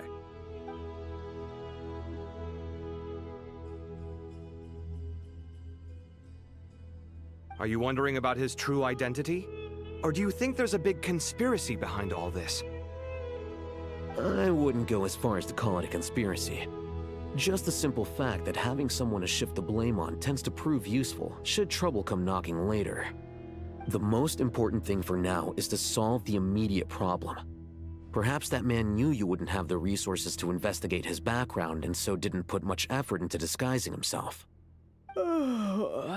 This is all getting a little cryptic for me. I'll let you guys talk while I take a walk with Lilupar. Jet? Aren't you with the Blazing Beasts? What a coincidence. Didn't expect to run into you here. We're mercs. You can run into us anywhere. Who's this with you? So, did you find the solution you were looking for in the Temple of Silence? You bet we did. This place is incredible. It has everything. So far, we've discussed a plan and verified its feasibility. Building a new system from scratch is out of the question. So our only option is to modify the Akasha using certain resources we hope to find in the mausoleum of King Deshret. According to certain sources in the Temple of Silence, there is a core device in King Deshret's mausoleum known as Aru. Little is known about this device in academic circles, which suggests it was hidden quite effectively. If these sources prove correct, the energy contained within Aru may be sufficient to power our Akasha renovation plan. However, this raises difficult questions regarding technological integration. The sages are still debating it. Yeah, but I'm sure they'll reach a compromise once they've argued it out. The people of the rainforest are always cautious when it comes to desert technology. But times of crisis like this leave us with little choice. Wait, Paimon has a question. Is this the same Aru we've heard of before? It's sealed off, right? Some sort of prison where the Goat King, Ibis King, and Crocodile King are locked up. Well remembered. Yes, that's exactly right. According to our records, Aru was the most brilliant creation King Deshret ever conceived of. Built by divine and mortal artisans working together. It was a miraculous accomplishment, and it lies hidden deep within the king's mausoleum to this day. That being said, what Aru actually does and why it was built, those are deep secrets we are not privy to. Until recently, I wouldn't have been optimistic that the place even exists. The only reason I'm inclined to believe it now is because we heard it from the Ibis King Thoth himself at his temple. The tale of how the 3 retainers of Al-Akhmar were imprisoned in Aru. Paimon totally gets that. When Paimon first heard about it, she thought it sounded pretty unbelievable too. Do you guys still remember that? King told us they were trapped in Aru, and that they had to answer 3 questions to get out. I think I remember. What causes our rise and fall? What obliterates love and hate? And what determines truth and falsehood? Those were the 3 questions, right? Yeah. Oh, if only Nefer were here. She's dealt with the Ibis King before, so she might know more. Oh, Nefer's a friend we met in Notcry. Not cry. Funny. She showed up here earlier. Huh? Yeah. Had another lady with her, too. Both said they knew you. They contacted the sages, claiming they might be able to offer some assistance. Really? They came here to help out? Yes, really. It was just before you got back. One of them said she's made Nodcry her home. If she's the person you were talking about, then... Looks like betting on Aru was the right choice. See? They're right over there. Nicole! Nefer! Why, hello! We're here to help.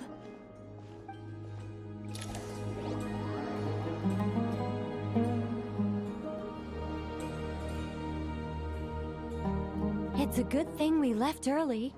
We almost got locked out. Locked out? What do you mean? Oh, you haven't heard? An invisible barrier has appeared around Sumeru's borders, cutting off all travel in and out. No one can leave and no one can enter. Sumeru has become a lonely island. Are the Fatui behind this too? Actually, no. This has nothing to do with them. I suspect it's a defense mechanism within Irminsul itself.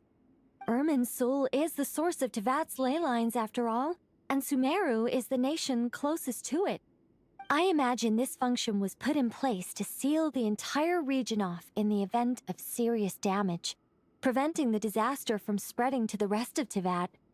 It may have been implemented long ago. But doesn't that mean that the people here won't be able to escape to other nations if the anomaly keeps spreading? Currently, that does appear to be the case, which is precisely why I am here. This is a critical moment for the world, and Sumeru is the eye of the storm. Paimon's surprised you managed to convince her to come back to Sumeru. Indeed. Even for someone of my wisdom and eloquence, this tested my skills to the limit. And why should it concern me that Sumeru's in trouble? Surely you don't think I still have feelings for that place?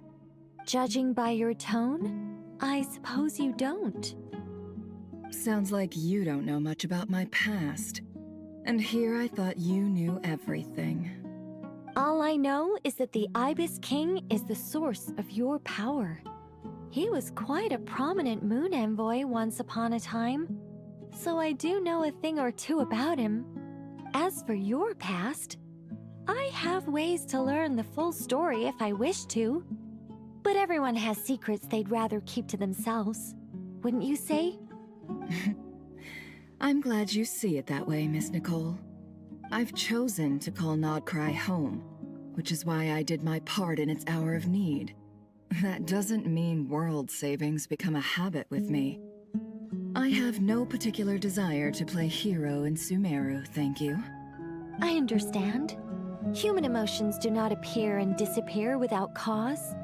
There is always a reason to be found behind both salvation and destruction. Still, if time has taught me anything, it's that human emotions are often complex and in conflict. That's why people change their minds about things all the time. But that's where we angels come in. Our duty, ultimately, is to guide people towards their deepest, truest desires and help bring them to fruition.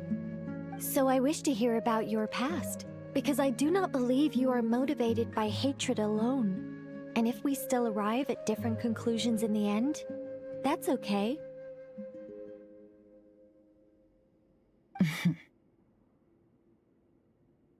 I refuse. Wait, what? But I set the atmosphere and everything. Isn't this supposed to be the moment when we finally open up to one another? Is it? Maybe I'm not so good at reading the atmosphere. You're right, Nicole. There's more to me than just hatred. Had it consumed me, I'd be left stuck in the past forever, never living in the present. But I don't think that your guidance can change my mind.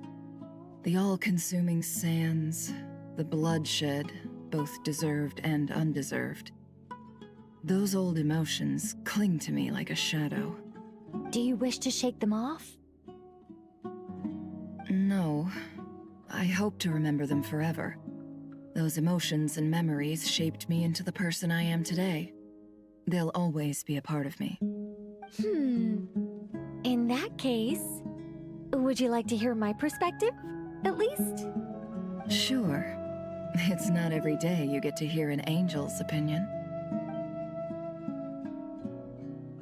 A long, long time ago, when the angels still walked freely upon the earth, I found life tedious. Monotonous work, lukewarm relationships. Things weren't nearly as interesting as they are now. And yet, since the angel's demise, I have found myself missing those days on more than one occasion.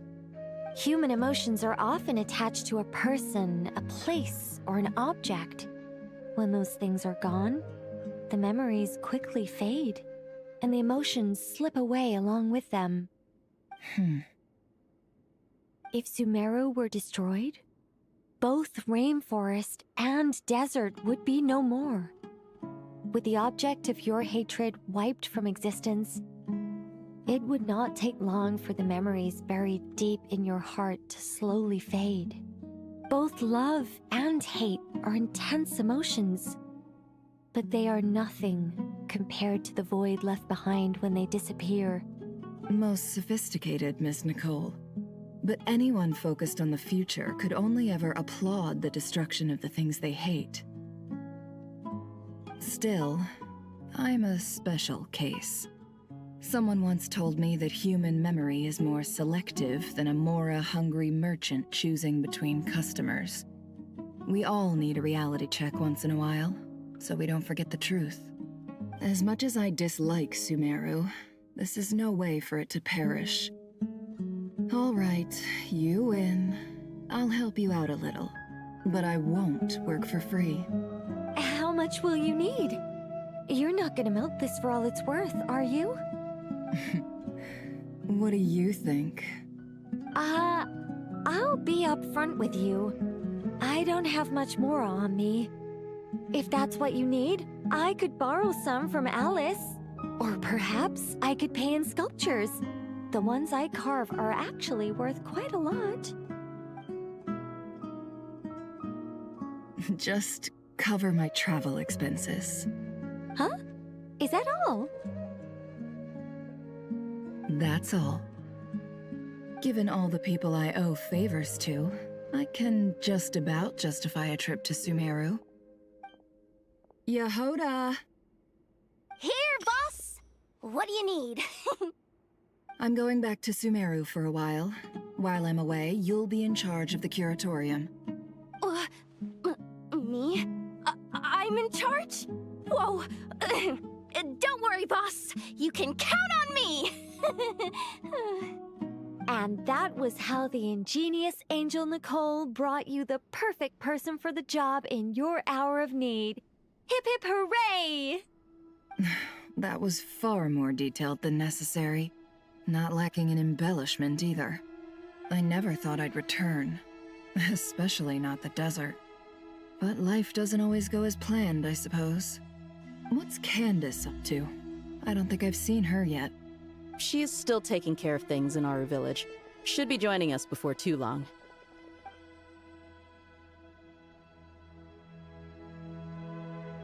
Oh, and sorry. Hope we're not interrupting anything. We have some good news, though. We're planning to go to the mausoleum of King Deshret to look for the legendary Aru, then use it to try and restore the Akasha system. According to records in the Temple of Silence, the mausoleum houses something called Aru's Chute, which can be used to establish connection with Aru. We still have some time before we leave, so there's no rush. By the way, who are these two new faces?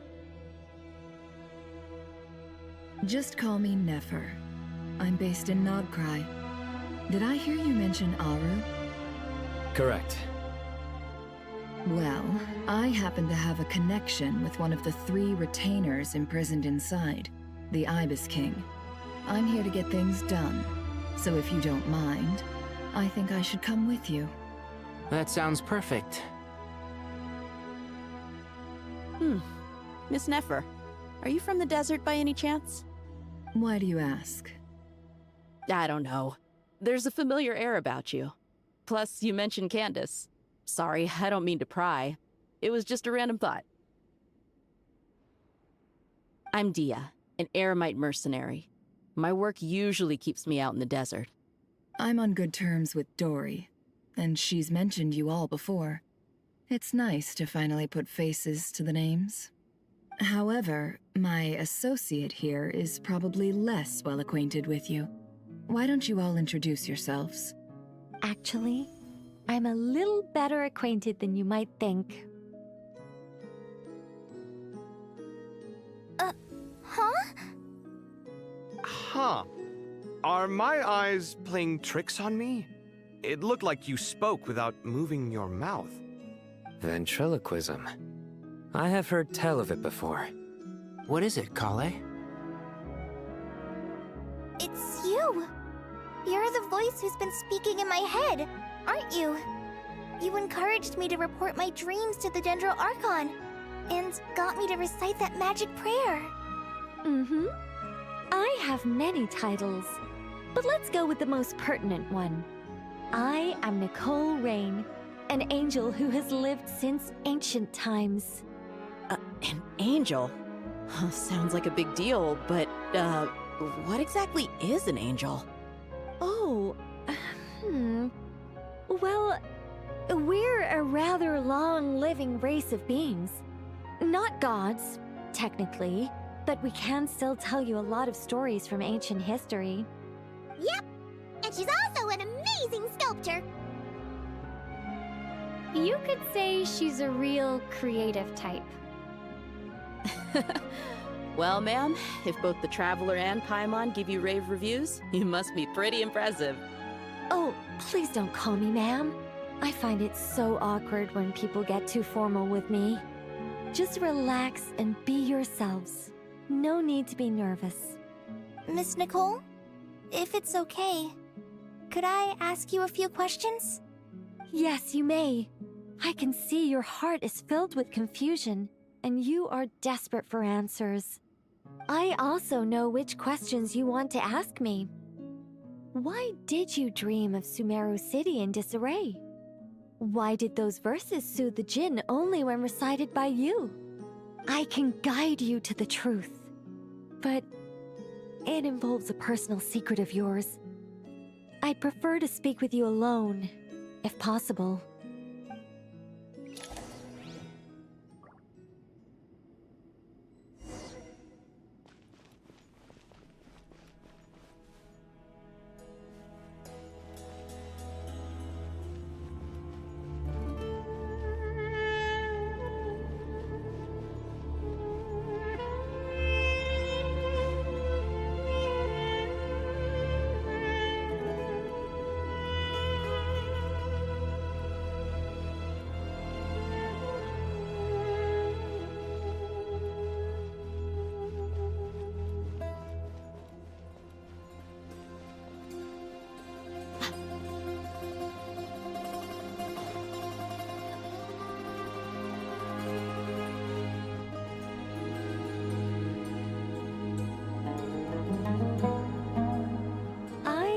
We were going to speak alone. This is a lot more people than I was expecting. What's wrong with it? Even the doctors at Dar al-Shifa allow patients to be accompanied by family members. Well, if Kale doesn't mind her secret being revealed, I have no problem with it. Thanks for being so considerate, Miss Nicole. don't know what secret you mean, but whatever it is, there's no need for me to hide it from my closest friends. Closest friends? It's so nice to hear that. All right. In that case, I'll get right to it. Kale, are you aware that there are god remains inside your body? I am. When I was young, I got sick with Elazar. Nothing could cure it. The Fatui convinced my mom and dad that they could help, and I was sent to an unfamiliar place. There were a lot of other kids just like me there. This creepy guy injected us with some strange medicine, which I heard contained god remains. I can still remember the pain like it was yesterday. But thanks to the friends who've stuck by me all this time, I've gradually been able to overcome those memories. Anyway, so you're saying that what happened to me has something to do with the god remains they injected me with? Yes. Those were the remains of Nabu Malikata, the goddess of flowers. What? Huh. Fascinating. You don't seem surprised like the rest of us. Why? The possibility crossed my mind when Kale recited the Goddess of Flowers song and calmed the Jinn. You made Paimon jump! What are you doing here, Lilupar? I was merely passing through when I heard the name of the Goddess of Flowers. Be assured that I share your surprise. You, with the hat. Are you certain? I sense no trace of the Lord of Flowers within her. Well, it is a very small fragment.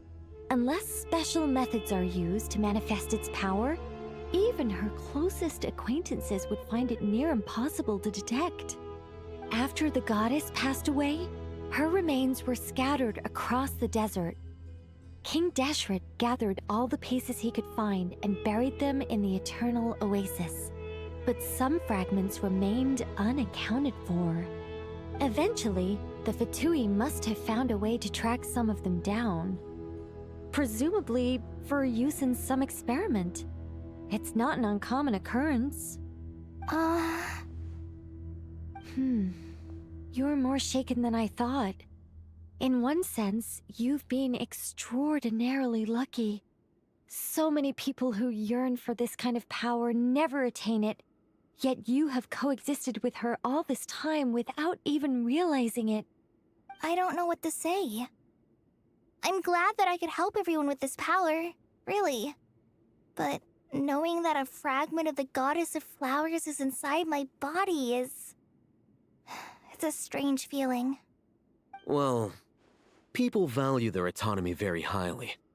Even a well-intentioned intruder can shake one's sense of self. I understand how you feel, Kale. But once you get used to it, you'll find it's nothing to be concerned about. Huh. I guess you, of all people, have a good reason to speak on this. 2 good reasons, in fact. Incidentally, 3 is the maximum number of Hermanubis' Ba fragments that I could bear. Let me guess. Because 2's company, but 3's a crowd? Thanks for helping to explain the joke, Tainari. Not my intention. Goddess preserve me. I should take my leave. This boy in his wolf's head hat speaks much too differently from the Hermanubis I remember.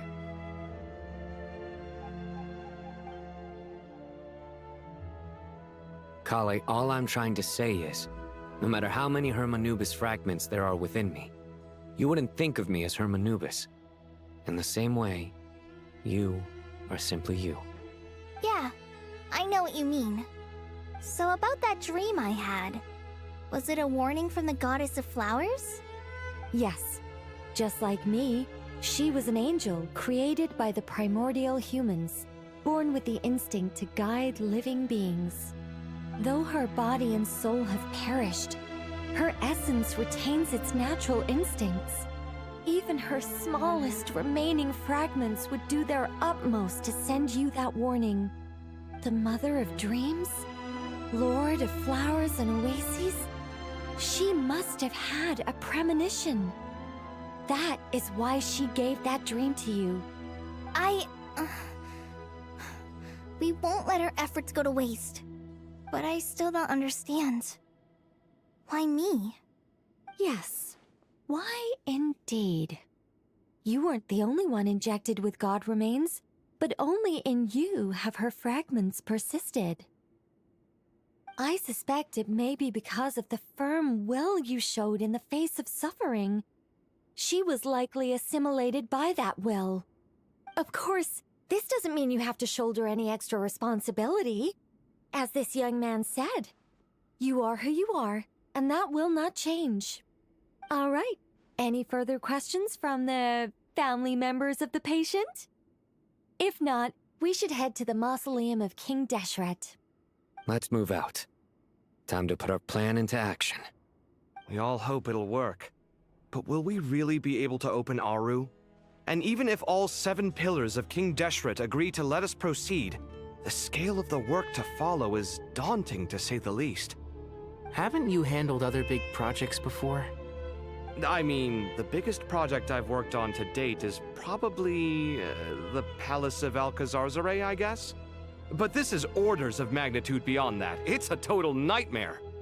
Look on the bright side. At least this time you're actually here when Sumeru needs you most. You won't have to come asking me for details after the fact. Mock me all you want. But now that I'm here, things will be resolved far more quickly and smoothly than last time. Kave's self-doubt disappeared in an instant. Like magic. Well, this confidence is most gladdening. Now, go and pack your things. We'll head to the mausoleum as soon as you're ready.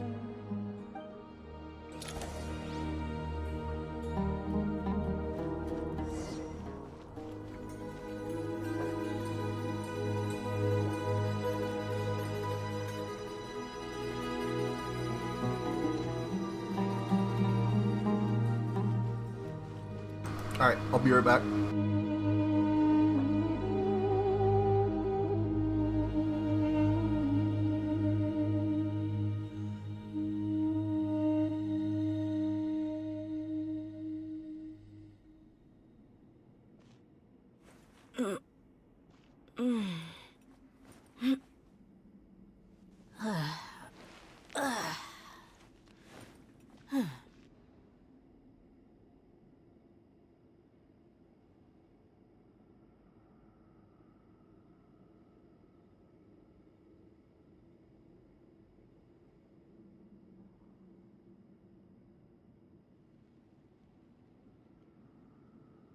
My people are used to the desert life, but still, I hope that one day they'll be able to find an oasis of their own and leave the sandstorms behind for a better life.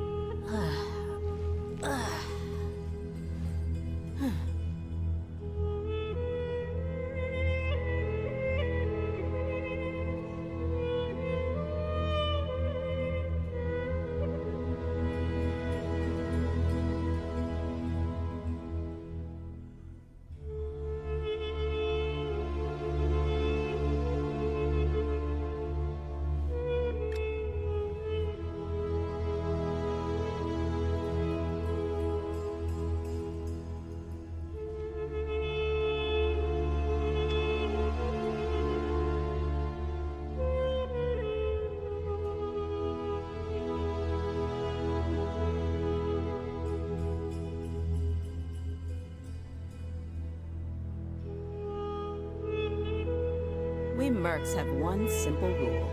Whoever pays the most is your new boss.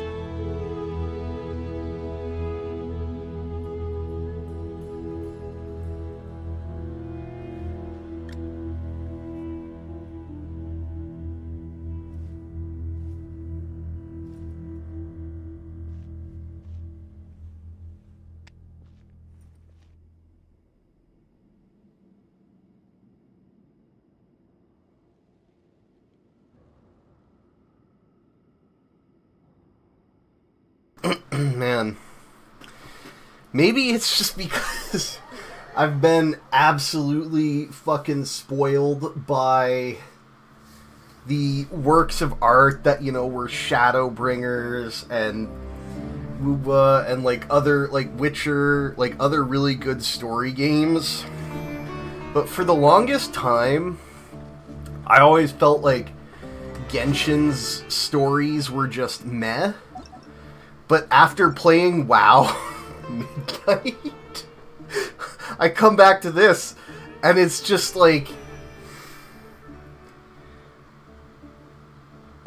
WoW's ability to tell a story is just so bad that it has completely reset my frame of reference for like what is a good story. And now I'm playing this and I'm like, you know what? This is alright. I'm enjoying this. This is pretty good. I find this pretty compelling and interesting by comparison now. Just completely, like, man. I mean, Jesus Christ, man. And again, I want to like WoW, because like the gameplay, I like the gameplay. The game feel is pretty responsive and good. But like, man. And I took my time, I did the ground mount thing playing through Midnight Story. I read all the quest text. I didn't skip any of the cutscenes. I did like the story mode versions of everything and took my time running the dungeons the first time. Listened to the dialogue. And, you know, there were some cool things, like the framing of seeing Windrunner Spire as you're running on your ground mount up the road, running across the artist, but, like, the actual mainline storytelling, and this, granted, this hinges a lot on how it ended, but, like, the way that they turn Erator into someone with the mind of a 5-year-old, when he literally, I mean, it's just, I'm getting off on a tangent here, and I could go off on 100 different ways that it was just bad. And there were so many opportunities for it to not be bad, and so many things that they could have done throughout Midnight Story that would have been kind of interesting and compelling, and then they were just like, no, we're just gonna go for Disney levels of absurdity and treat everyone like they're 5 years old. And even then, like, you know what, I don't need to get off on a tangent, but the 2000s Disney movies were a lot more nuanced and better than Midnight Story, I'll tell you that. But, like, man, it's just...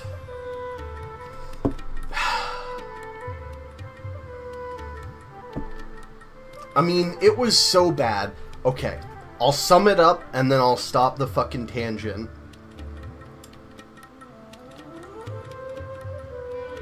Their entire story is so formulaic and so bland and so predictable that, spoiler alert for the end of fucking Void Storm Raid, whatever the fuck that was, when Xalatath stabbed Illyria through the back and quote-unquote killed her, it never even crossed my mind that Illyria would actually be dead, because she's not. We all know she's not. We all know Blizzard will never kill their fucking Windrunners or their main characters. Like, when's the last time they did that? Like, what, 10, 15 years ago? How long has it been? It never even crossed my mind. It was just literally not like literally I just completely skipped the thought of, oh no, the first thought that went through my head is, what contrived bullshit are they going to do this time so that this isn't a death? It like normally you have to have the logical chain of thought, right? Like, oh, they're killing this character. Well, do they? No, my mind just completely skipped that. That's how useless and incapable their storytellers are. Is like, it's just not even a question. It's like, oh yeah, they're gonna it wasn't even, are they going? No, it's what contrived bullshit are they going to come up with to show. And of course, they couldn't even let you go the whole cutscene thinking she's actually dead. No, in the same cutscene, they show her fingers moving and Eritor reaching out for her and her, like, gasping as she's, like... It's so awful. Like, they can't even pretend for actually 3 minutes. Not that it would matter if they could, because it's so transparently obvious that they will never take any narrative risk or allow this character to die for whatever reason.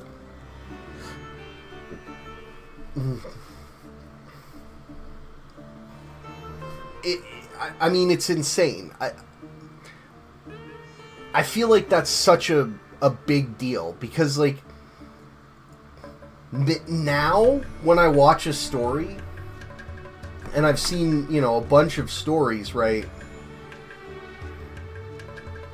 And somebody kills a character, you know, even if it's like something that I'm skeptical of being good or whatever, if it's at least borderline, I'll just think, oh, well, I wonder if that character's actually gonna die.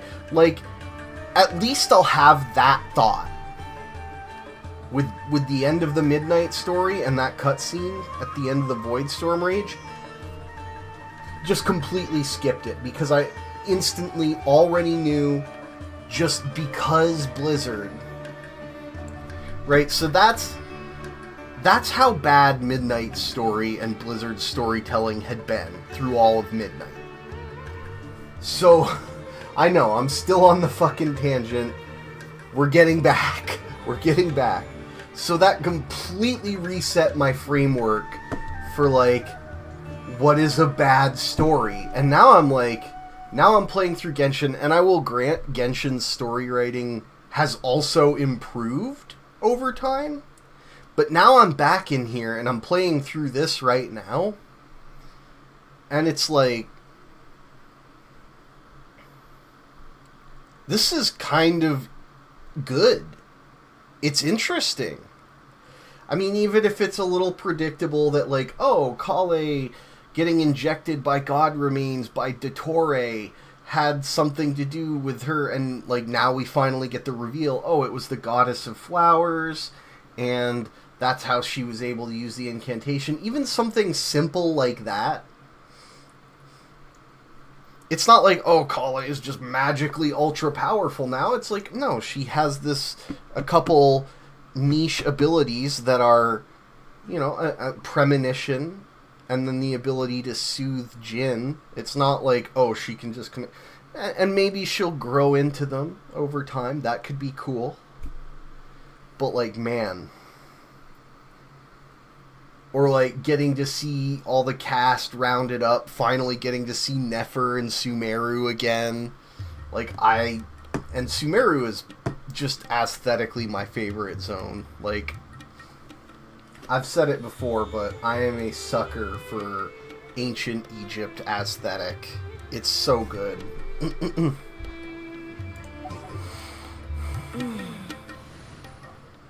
So, let's see if we can come up with...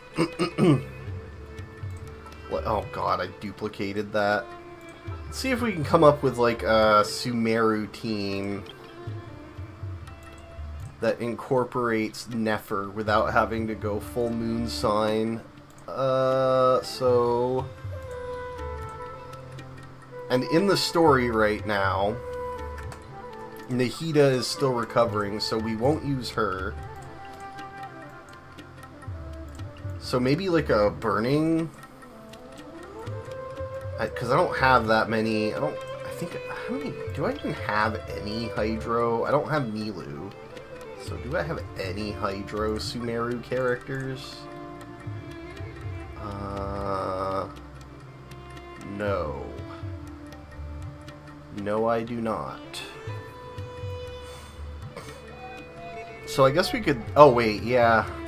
Candace, but she wouldn't really combine well. Because she does Hydro Infusion on weapons, which doesn't combine well with Nefer. I mean, she does technically do that AoE on character swap, but that's not like enough Hydro application. So I think I would probably still use like Ino. And then we can go with Sumeru characters from there. So, and I mean, I could use Columbina, but I just want it to be like a little more chill. So let's say, oh yeah, the other problem is if I do that, there's no heals. Which, as you've seen, is not ideal for me. But I think we will take Kale.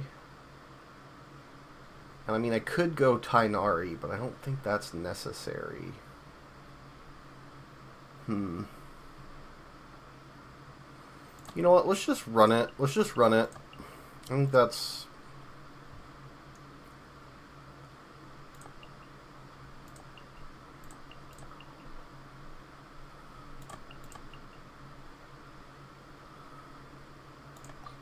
Trainee Force Ranger Cole reporting. It's fine.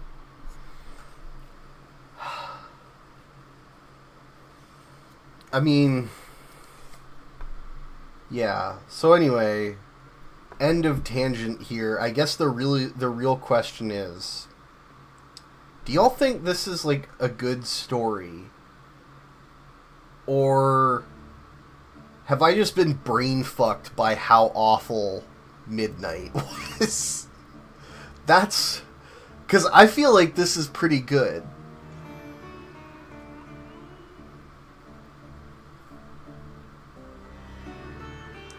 I wouldn't put it... Man, I'm feeling like it's a lot closer to Shadowbringers than I thought, and I don't feel like that's a good take at all. I feel like my perspective, like I've just been brain fucked by how bad Midnight is. Like, I feel like this is good, like it's better than how I treated it before, but man, I feel like my entire perspective has been skewed. Alright, anyway, I'm gonna end the tangent now, and let's get back to the story.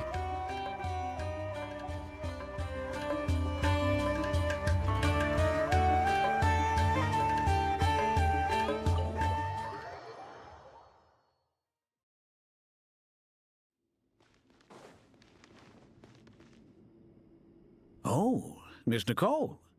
I heard you're a very talented sculptor. Is that true? Oh, I don't know. I wouldn't want to blow my own trumpet. Honestly, even though Kasharawar is best known for its focus on mechanics, plenty of Kasharawar scholars are quite serious about sculpting as a hobby. So if they rate your work, that's enough for us. We just have to take a look. Who's we? Myself and a few other scholars. Kashif, Daneshvar, come take a look. Oh, well, if you insist, I suppose there's no harm in showing you.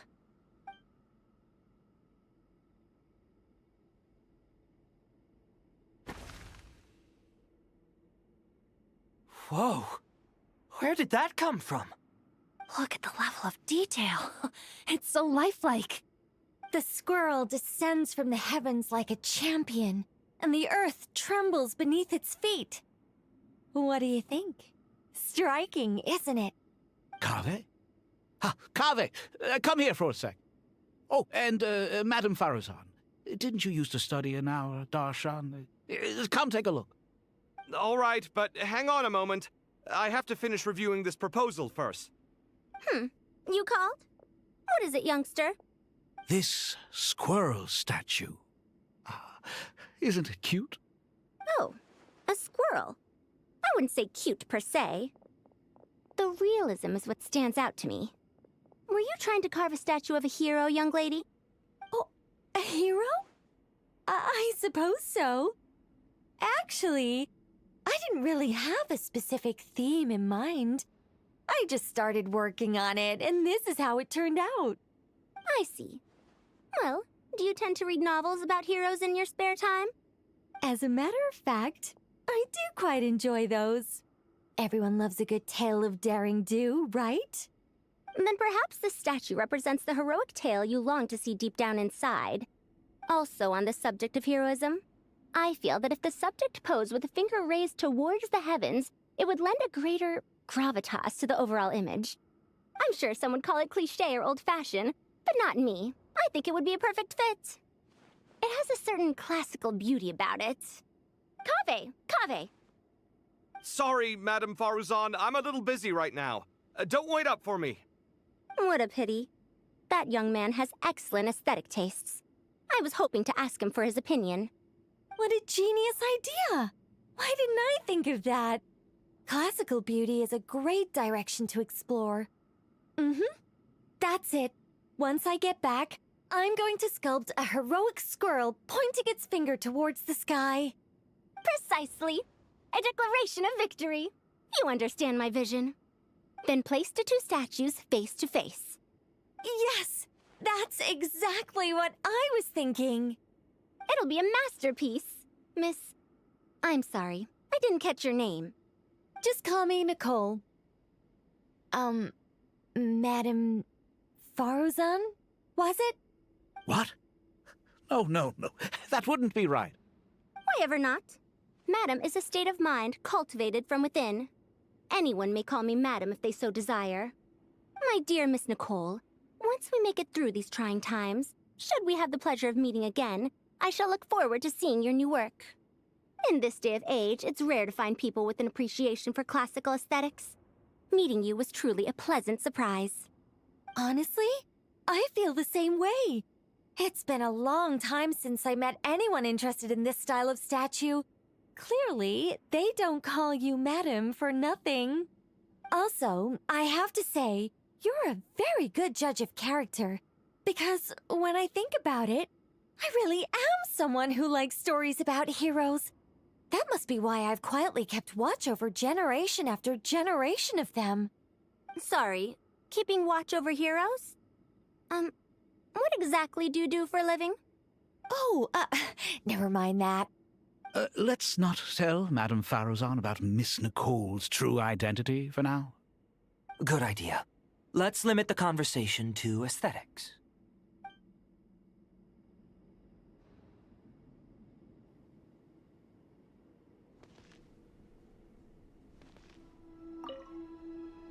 Let's not tell Madame Faruzan about Miss Nicole's true identity for now.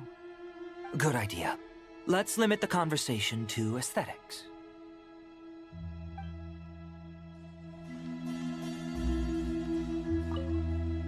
What's wrong? You look a little depressed. Kale got a fragment of the Goddess of Flowers, and all I got was one of the 7 pillars who served under King Deshret. I lost out, didn't I? That's what you're upset about? You're such a child.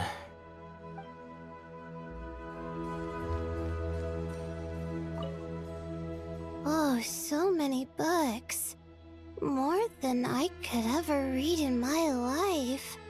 But I've learned a lot that the textbooks could never teach me. I never realized that people in the distant past thought about some of the same questions we ponder today.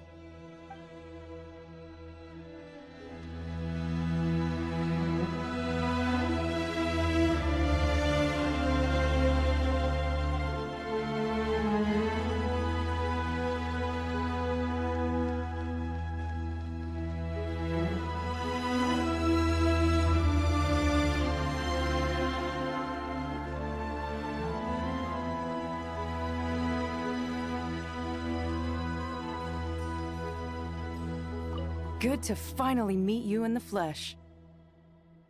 It's a little surreal seeing you here after exchanging letters for so long. In my head, the boss of the Curatorium of Secrets didn't look so young. Sounds like you have some history then? Any budding mercenary group needs a steady supply of intel. They, in turn, can prove an exceptional source of the same. The Curatorium of Secrets is happy to cooperate with friends from all over the world. If you're interested, you'd be very welcome to join our network too, Miss Dia. Can't say no to a solid partnership, especially out here in the desert. Having intel can mean the difference between life and death.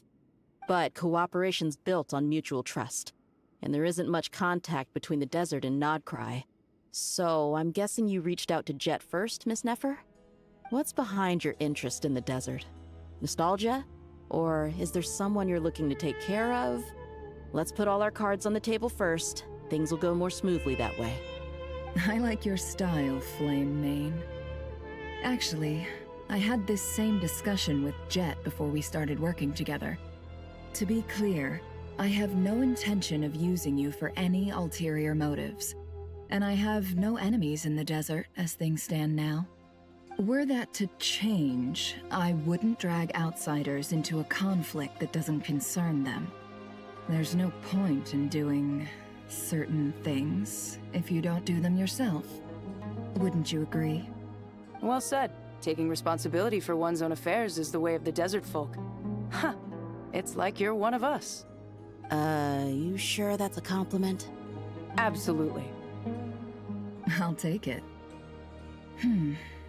Perhaps we can discuss our cooperation in more detail now? Sure. I love working with no-nonsense people. And you certainly fit that description. I look forward to a fruitful partnership.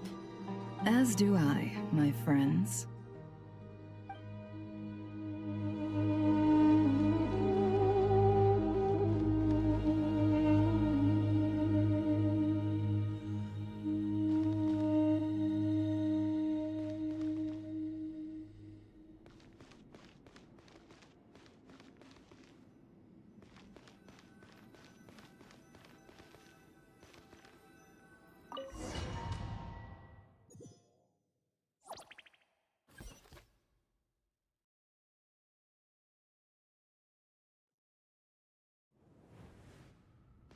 I hope everyone's ready. We'll be arriving at our destination very shortly.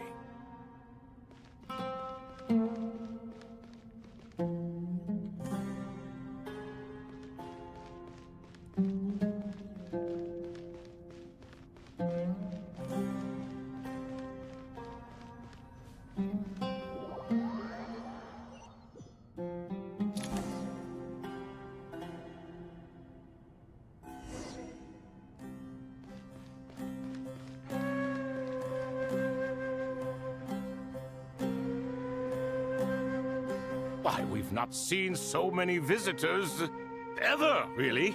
What is this place now, a tourist attraction? Ah, closer inspection reveals many familiar faces. To what do we dusty old fellows owe the honor? Surely you're not just here to chat. You surmised correctly. We are here to carry out a rather enormous project. Ho-ho, enormous, you say? How large, then?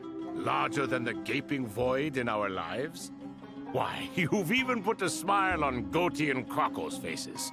All this activity is making for quite the special day.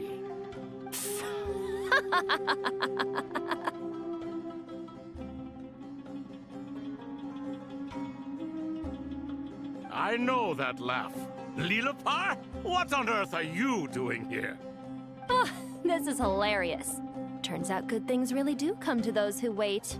As long as you stay alive long enough. When did you three get locked up in here? And still you act all high and mighty, putting on a show for the younglings. Truly hysterical. Why, you... Yes, I know. No need to shout. You're right, Lilupar. Goatee, Cocoa, and I all have the same problem. But didn't King Deshret seal you away? How did you break free, and how did you get in here? Who knows? Perhaps you can ask my master one day, should you ever get the chance. Behold, the executioners of old. Some have turned into fragments residing in human bodies, and others are imprisoned eternally, leaving not a single shard behind. It's almost tragic, watching lowly prisoners like you act all self-important. Curiosity gnaws at you, doesn't it? Your interest in the outside world threatens to burst you at the seams. Turf. I'm starting to take a liking to this magic bottle lady. Time is of the essence. Let's get down to business. We come to you, O three ancient lords, to request your assistance on behalf of the Academia. If we can help you regain your freedom, then please consider lending us your aid. As for precisely what we need your help with, it's a long story. So, to demonstrate our sincerity, we are prepared to first resolve the problems that plague the three of you. All right, stop arguing, Cocoa. And Goatee, don't you start. What's the harm in letting her speak? It's not worth getting so angry about. Forget about her. The three questions are the crucial thing here. But do you really have a way to answer them? You once answered the final question, Nefer, but the seal did not open. Unless, with the passage of time, you have found a new answer? You could say so. When you first asked me what determines truth and falsehood, my answer was a liar's soul. Liars are the best at seeing through the falsehoods of the world. But if you want them to tell you the truth, you have to reach their soul. I think that makes sense. I found it quite compelling myself, and I told Nefer so. Unfortunately, it brought us no closer to liberation. Well, that's simply because it was my answer, not the one King Deshret was looking for. Can you guess which answer Al-Ahmar wanted then? Time. And that's not only the answer to the final question, it's the answer to all three of them. All things wax and wane with the passage of time. Love and hate eventually fade into nothing. Current affairs are always fraught with conflict and controversy. Only time can distinguish between right and wrong. You once described King Deshret as a proud man. I'd say that the prouder someone is, the more inclined they are to believe that only time is qualified to be their judge. Time. Well. Indeed. Perhaps in building Aru, our king was in fact attempting to reverse time, to bring love and hate, right and wrong, the rise and fall of all things back to their point of origin.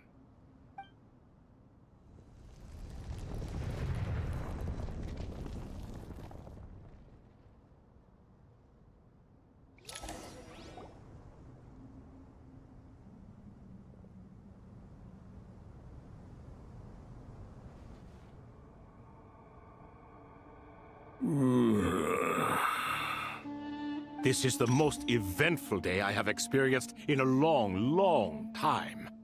You have my sincere gratitude. Are those 3 of the 7 pillars? Turns out the statues were quite faithful to the source. You three seem to be in good spirits. Prison can help a person grow and learn to cherish what they have. Nevertheless, after everything you've done for me, I sincerely hope you never have to experience it for yourself. Hello, Nefer. It's good to see you, Thoth the Ibis King. Nice. Definitely puts my mind at ease, seeing you two getting along so well. Should we maybe introduce ourselves, or... Sure. I'm Sethos, the current leader of the Temple of Silence. This is General Mahamatra Sino, and this is the former Spantamad sage, Cyrus. But I'm guessing none of that means a whole lot to you. Everything is equally new to us, in truth. We've been gone from this mortal world for longer than you can imagine.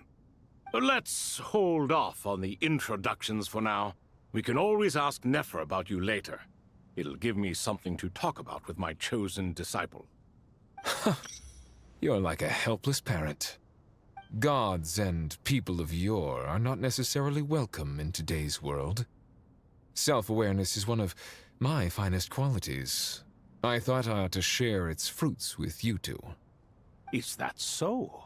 Well, I think we'll take it in stride, just as we did with the 3 questions.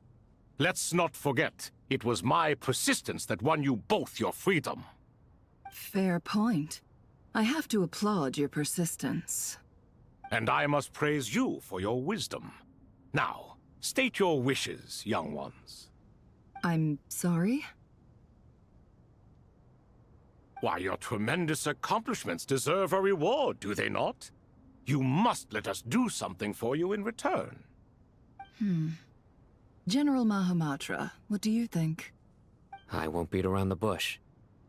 Sumeru is facing a crisis the likes of which have never been seen before. And we need your help.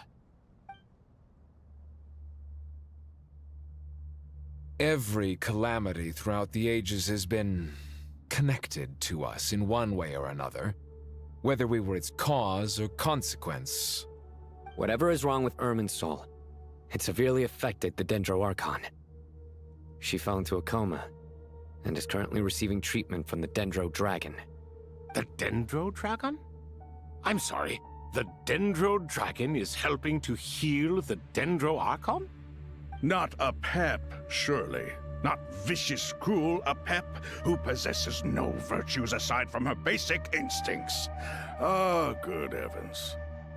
Oh, I shudder to think what could have caused Lesser Lord Kusanali to suffer such a plight. Still, why would the Dendro Dragon lend you her aid?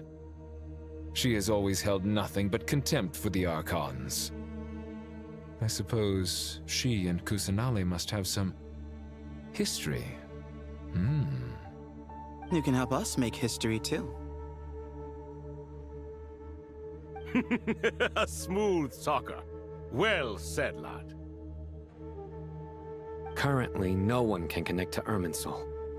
We hope that by opening up Aru and making some modifications to it, we can use its technology to our advantage. Unfortunately, Aru is an imperfect creation.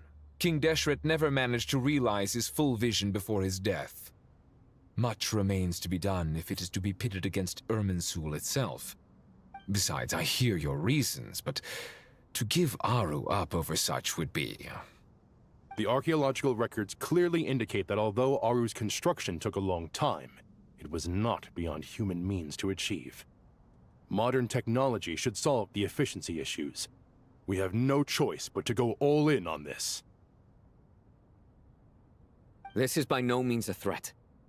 But the only reason we helped you escape from Aru was to gain the necessary leverage to negotiate with you. You asked us to state our wishes, and we have. Each one of us here needs your help, as do all the thousands of people living in Sumeru. They need you, and they need Aru. What do we think, my fellow old fogies? Shall we lend our support or not? Since you ask so nicely, naturally. Naturally what? Are you for or against? I simply mean we shall do what comes naturally. You claim that you wish to open Aru. Know you then that the golden slumber created by King Deshret is preserved within? We do. We understand the risks involved.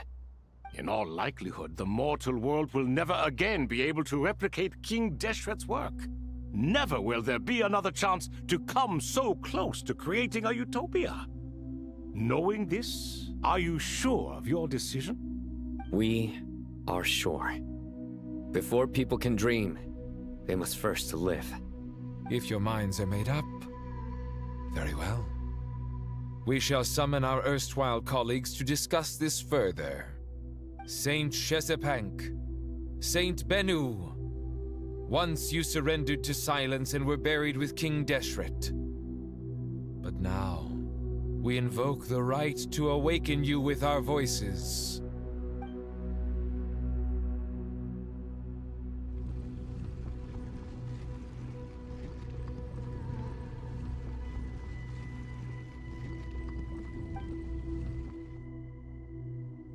Saint Bennu, responding to your call.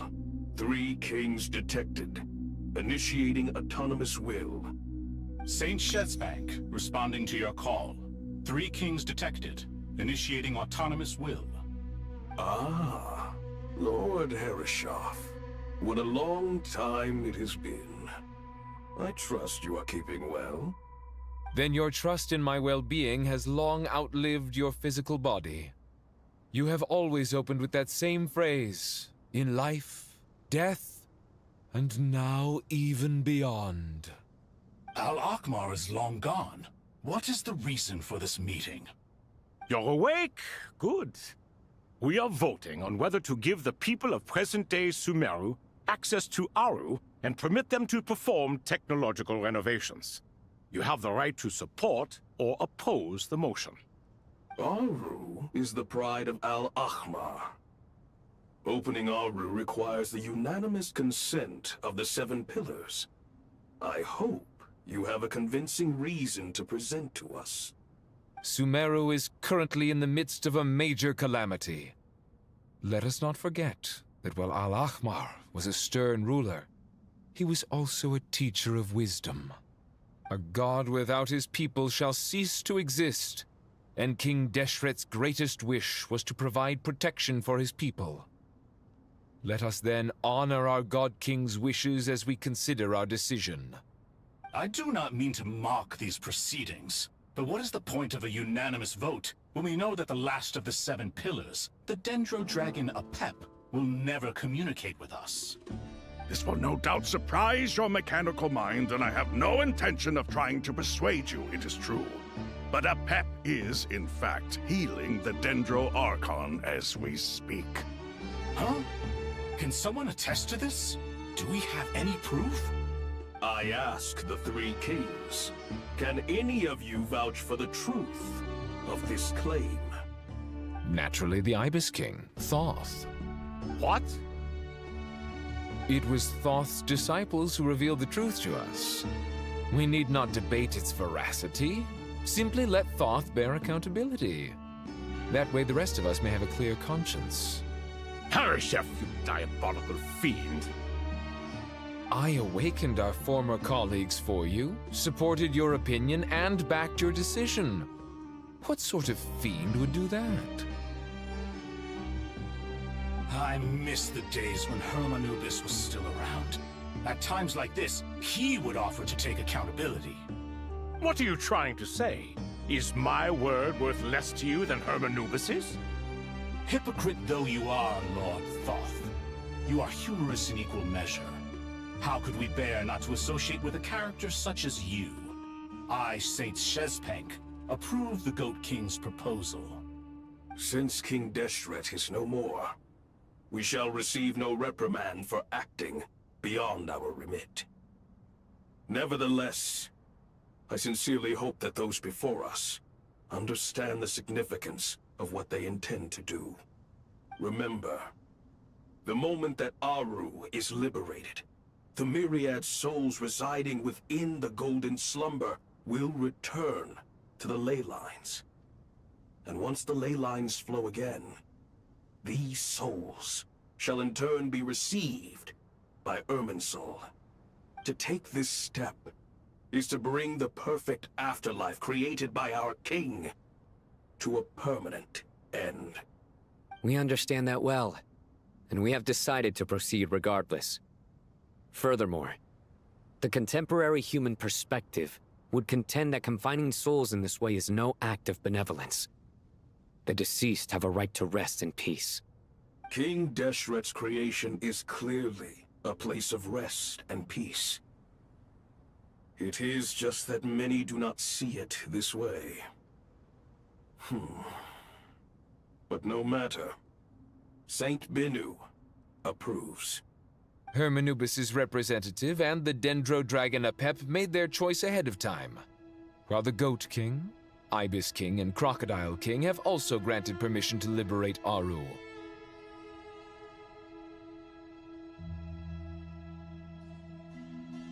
By the grace of His Majesty, guided by his wisdom and will, let the gates of Aru be reopened.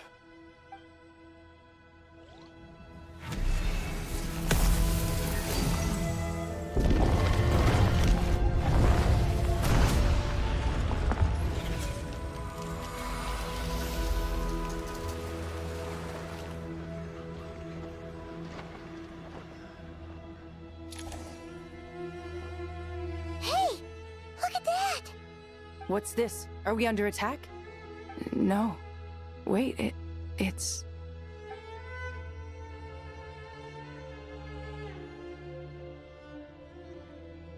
Here you are. Through the sands of time. I see you. Father. Father, is it really you? It's Jet's father, Jibril! That's right! He entered the Golden Slumber, didn't he? I smell blood and sand on you. You've grown. Strong as a wild beast, and without shedding a tear. You have to leave, don't you? Please, just answer me this. What should I do for you? This meeting is a blessing from the gods. My soul, once imprisoned along with that of Semail, is finally free. I am truly grateful for the chance to see you again. That the dead should meet the living is itself a miracle. One brief, precious moment is enough. Enough to set my heart at ease. Do not weep for me, Jet. I know you will accomplish many great things in your life. You will go further and climb higher than I ever did. All I ask is that you take good care of yourself.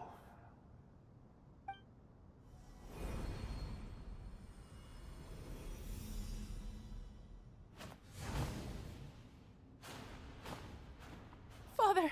Father! Father. Hey, Jet. Do you want something to eat? Maybe it'll help you feel better. I'm fine. Thanks, Paimon. It was just a little sudden. The chance to see my father again meant the world to me. He was trapped in the Golden Slumber for our sake. And now, after all this time, he can finally rest in peace. I'm glad. It's a huge relief. You've grown strong, Jet.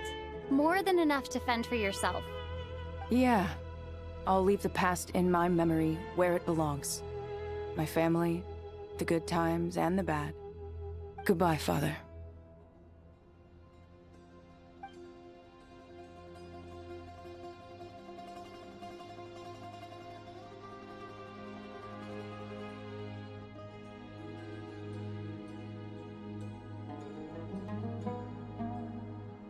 Ah, me, what a touching reunion that was. It seems we did a good deed today. We three retainers, once imprisoned for our iniquity, are surely the least qualified to judge whether this deed is good or bad. Either way, Aru is open. Now you have your opportunity, and with it, whatever trouble may ensue. Although Aru was created by a god, human craftsmanship was nevertheless required to build the gate that connects it to this world. Perhaps the relationship between gods and humanity follows a similar principle. As for your proposed renovations, we cannot determine which functions to keep or discard. Proceed as you see fit, but please entrust the task to your most accomplished scholars, or Benu will be most displeased. It matters not. The Ibis King shall be accountable if any problems arise. Ibis, you chose to take on disciples, and so it follows that you must accept the risks of associating with humans. If I'd known you'd be like this, I would have locked all of you away in Aru, never to leave again for all eternity. All of us? What does this have to do with me? Vilify me no further.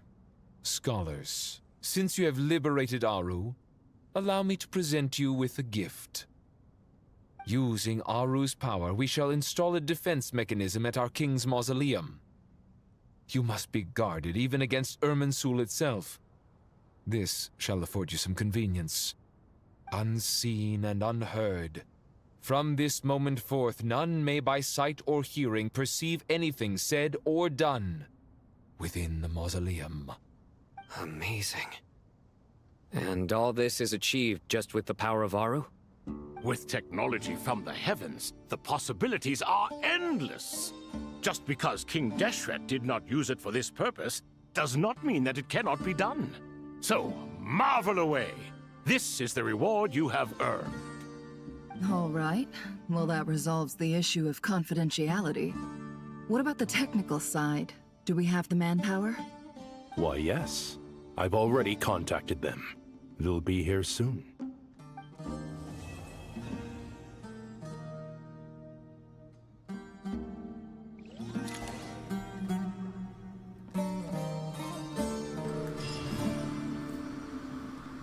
Give us playable Jet.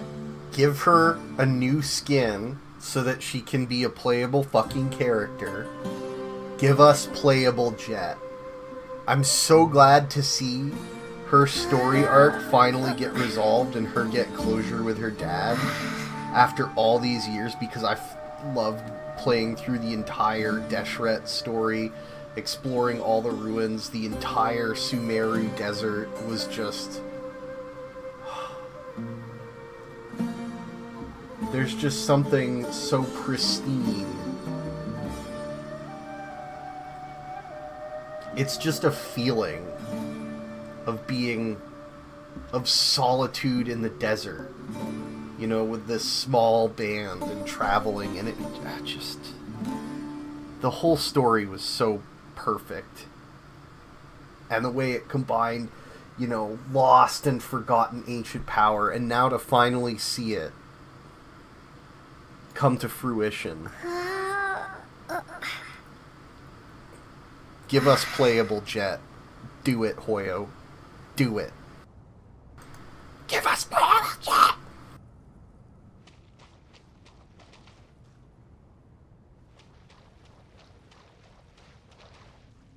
As I thought, the so-called 7 pillars of King Deshret are as underwhelming as ever. What do you mean? Not a fan of the boys' club? As men, as individuals, and even as gods, they are entirely undeserving of my attention. Al-Ahmar once commanded me to select a king from among the people, so naturally my eyes will open only for one who is worthy. Ugh. Can we talk about something else? It all sounds pretty complicated, and I haven't read that many storybooks. You think this is a mere story? Well, many would also say that the journey you shared with your father is not but a tale. My life, your life, they are nothing but stories. Little girl, it appears that you really have grown. In the past, you would have flown into a blind rage at my words, but now you are unperturbed. Oh, it's nothing. I just feel like you're right. Getting all pissed at someone for telling the truth is pointless. It only makes me look petty. This alone is proof enough of your growth. You're doing well, my dear girl.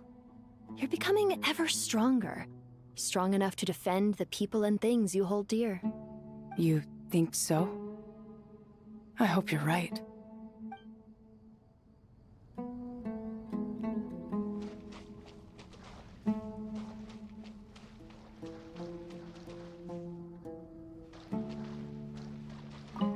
Ah, fresh air.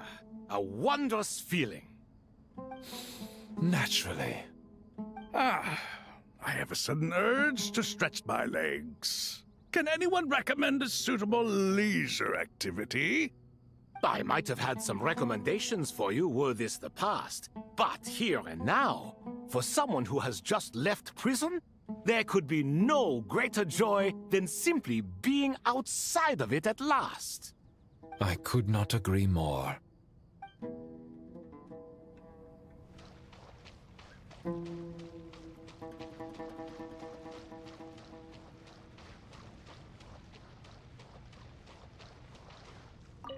You must be Sethos, the successor to the Temple of Silence. Hello. Yep, that's me. Nefer, right? That's what I heard the others calling you. Judging by your outfit, I'm guessing you come from the desert too? That's right. Started off in the desert, went to the rainforest, then went from there to Nodcry, where I work as an intel broker. Huh. Well, this is interesting. You don't seem to talk about yourself all that much. Yet here you are, volunteering your life story to me. However abridged. Maybe I'm looking to make some new friends. I like making friends too. I'm easier to talk to than Sino and a little more streetwise than Tainari. Which is why you came over this way, giving me the chance to strike up a conversation with you. Was I that obvious? I think you did fine. You were mindful of my attitude and hoped to lure me in through sentiment. Lure you in isn't exactly how I'd put it. I see it more as an invitation. An invitation to what? To put down your luggage. Lay down your burdens. To return to your homeland. And be truly welcome in the place you once felt so estranged from. You're a more interesting heir to Bamun than I was expecting. Since you're familiar with my grandfather, I'll assume you're aware of our situation. I'd like to make friends with you. And I think you'd be a great asset to us. Not to mention the power you and I both hold. Originally belonged to the same organization. Aha, there we go. Now we're getting somewhere. Also, did I not fucking say that the answer to the riddle was time?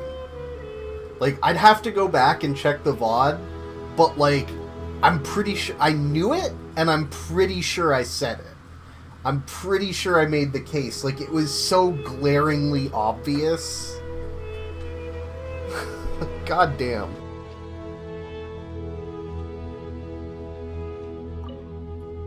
Do you hear that?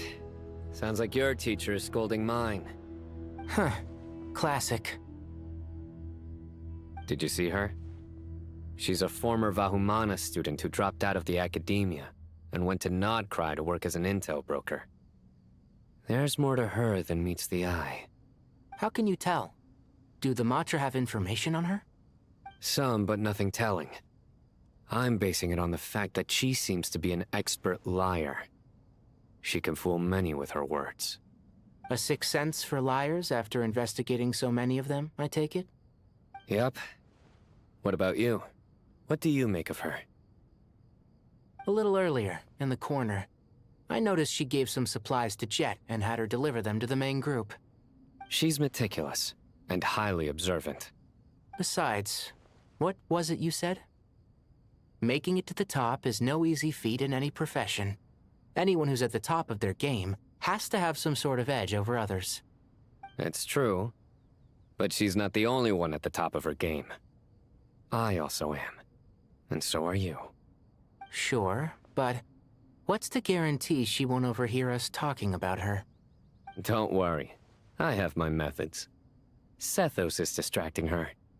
Ah, I see.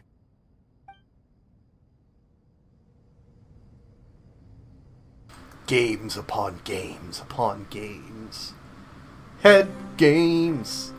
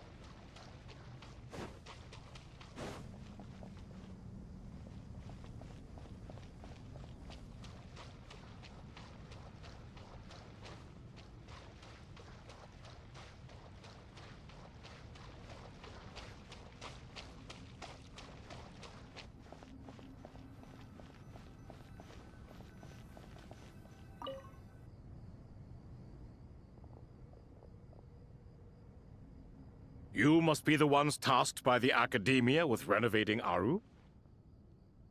That's right. Good afternoon. I'm Kaveh, and these two are Termezi and Naisaburi. Hey, I'll hate them! Come and introduce yourself! We've met before. This is Thoth, the Ibis King, and everyone knows these two. Afternoon, gentlemen. I've only ever seen these two in murals! Ah, the paintings in the temple. They show us chatting, playing cards, playing chess. Precisely the activities we most enjoy, funnily enough. No, only you enjoy playing chess. We were just humoring you. I wouldn't go that far. Back to the matter at hand. A preliminary assessment by the Academia indicates that this project requires expertise in various disciplines, including the deciphering of ancient texts, mechanical engineering, the restoration of ancient ruins, and elemental theory. The most capable minds in their respective fields are here before you. If there are no objections, we'd like to begin our work. The artisans who built Aru for Al-Ahmar gave their very lives to create this splendid work. Follow their example by giving your utmost devotion to this project. I didn't know that. We'll do our best, of course, but we certainly won't be sacrificing our lives. Such brazen words. Humans these days are a far cry from their ancestors. What little respect you show for King Deshret. No, that's not what he meant. Please, don't mind him. He shares your sentiments, just not your, penchant for hyperbole. Assuming that's what you were going for? I just think it's important to manage expectations. Forgive my lack of courtesy, but we simply can't sacrifice our lives to the gods on completion of the project like people in the legends of old. Here's a first draft of the project proposal for your perusal. Please let us know if you have any requests. Normally, I'd have made it look a lot more visually appealing, but we were really pressed for time on this occasion. I hope you'll forgive me if it's a little rough around the edges. Naturally. If my fellow ministers deem this meager display of respect sufficient, I suppose I can consider agreeing to their proposal. Why are you so preoccupied with the ostentatious displays of respect to Al-Ahmar? We should be trying to make things easy for them. You never know. We might have to rely on these young people to look after us in our old age. Exactly. This is Aru's mainframe. Be reminded to use it with great caution. We certainly will. Thank you for your assistance. You may attempt to lay out punishment should you so desire, though I'm afraid it would be futile. You and I both know that certain components of Aru can only be operated by humans. King Deshret always believed in humanity. Still, the reason that Aru's modules are designed that way is not so much because he trusted them, but more because he was wary of you. Is that true? No wonder human artisans helped to build Aru then. He actually required human assistance to create his greatest work. Naturally. Have you noticed that the Goat King keeps giving superficial responses? It's like he's just going through the motions and leaving the real debate to his colleagues. He understands the art of perfunctory speech. That's what earned him his position as the Minister of Ministers. It seems the rumors about King Deshret being a poor judge of character are baseless after all. Excuse me for being blunt, but it sounds suspiciously like you're putting yourself on a pedestal and mocking me. You're mistaken. And while there's nothing strictly wrong with making every conversation about yourself, it's not exactly a positive tendency either. You? Whatever. I knew it'd be like this working with you. All right, let me past. I need to look at this console. It's your job to activate it after all. Let's begin. Everyone, please proceed with the external checks and preparations as per the procedures outlined in the engineering plan.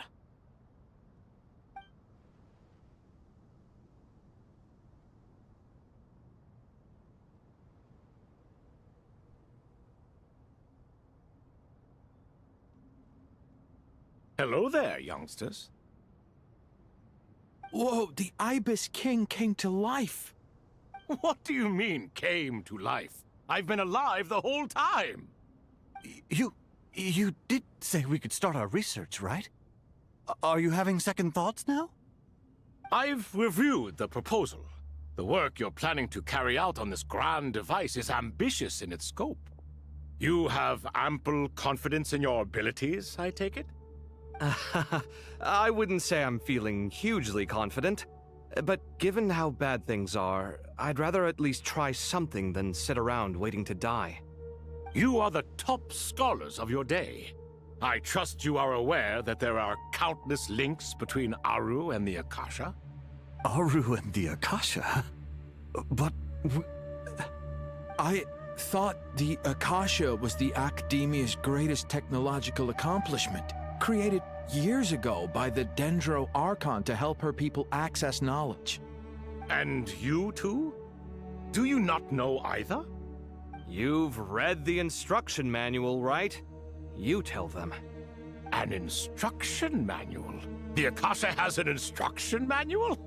The Dendro Archon is a kind and thoughtful god indeed. It used to sit on a shelf in the corner at the House of Dana. Not the most popular read.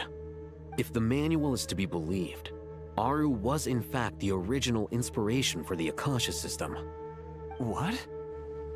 But there are so few records about Aru anywhere. And practically none of these scientific expeditions into the desert had anything to do with it.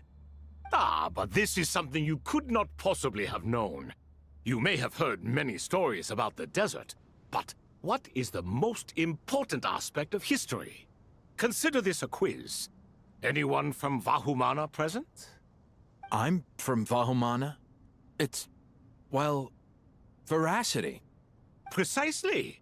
And a large part of veracity is the chronological order in which events occur. I may as well tell you. In the beginning, Nabu Malikata, the goddess of flowers, descended upon Sumeru. The glory of the heaven was within her. She brought life, oases, and knowledge to this land. Then she created the Jinn, enlightened them, and ordered them to serve her. 2 other gods also walked upon this land where wisdom flowed in abundance, and the 3 met beneath the great green trees. It was the first and greatest alliance. We should speak with reverence of this covenant between the 3, which transcended both time and life. For they promised that in Sumeru, wisdom would be shared with all. All the great changes in Sumeru's history began with the goddess of flowers. For King Deshret's sake, she pried into the secrets of Celestia, and for this was burned to ashes by the flames of wrath. So grieved was King Deshret by her passing that he lost all interest in state affairs and devoted himself instead to the knowledge that she had brought back. It was after learning of the technology from that floating island in the sky that he first conceived of Aru. And so, the Akasha was inspired by Aru, while the basis for Aru itself came from Celestia's technology. Well, if the 2 share a common technological origin, then connecting one system to the other is an entirely feasible idea. Unbelievable. Have you no reverence at all for celestial technology? No, I do, but there's no time for that. The schedule is too tight. Blame it on the deadline. Perhaps you could try coming up with our cutoff dates. You know what it's like having to turn around 5 different drafts in one day? I wouldn't wish it on my worst enemy. Yeah, also, Sir Ibis King, you don't plan on getting directly involved at all, do you? Yes, well, you strike us more as having come to give a popular science lecture. Or, wait, does this count as more of a first-hand witness statement?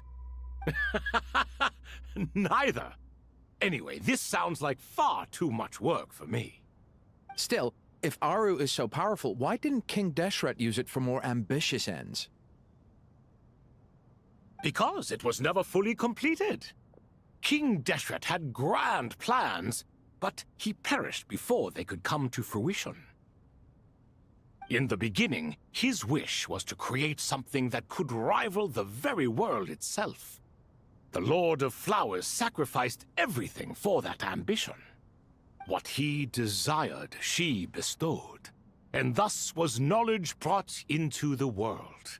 Her courage and sacrifice had to be honored with the most splendid of monuments, or King Deshret would surely have deemed it a grave injustice. And that monument, built from knowledge and technology, etched with a sacrificial and courageous love, even in its unfinished form, it deserves to be treasured.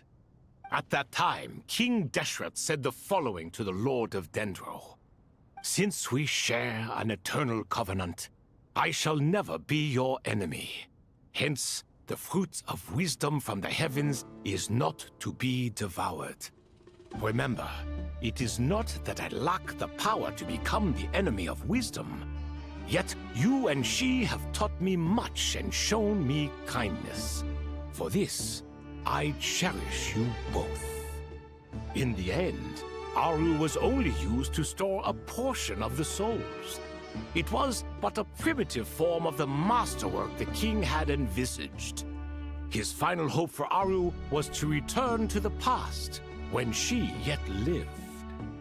So the point you're making is, King Deshret was both powerful and ambitious, and he only ceased his imperious ways out of affection for the Goddess of Flowers and the Dendro Archon. You could see this as an act of mercy, but you could also see it as the sentiments that lay between these three gods placing constraints on him. This was, after all, the foundation of the alliance between them. This explains why Aru was both a prison and a monument, and why the answer to the three questions was time. You have to be careful who you get involved with, or you invite all manner of misfortune. This is as true for gods as it is for humans. Love is the same. It is both a prison and a monument. All right, let us pause the story here for now. Seeing as you've been so diligent, I'll offer a little help. Who's in charge again? Is it you two? Ah, yes, me and him. Now then, close your eyes. Wisdom hides in the space between the tangible and the intangible. It is to convey the incommunicable through the simplest of mediums. By the power of King Deshret, I shall grant you a glimpse into the unseen secrets that lie at the threshold of existence.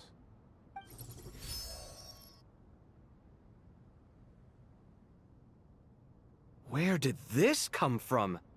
Is it a new mechanism? It looks more like some form of externalized information.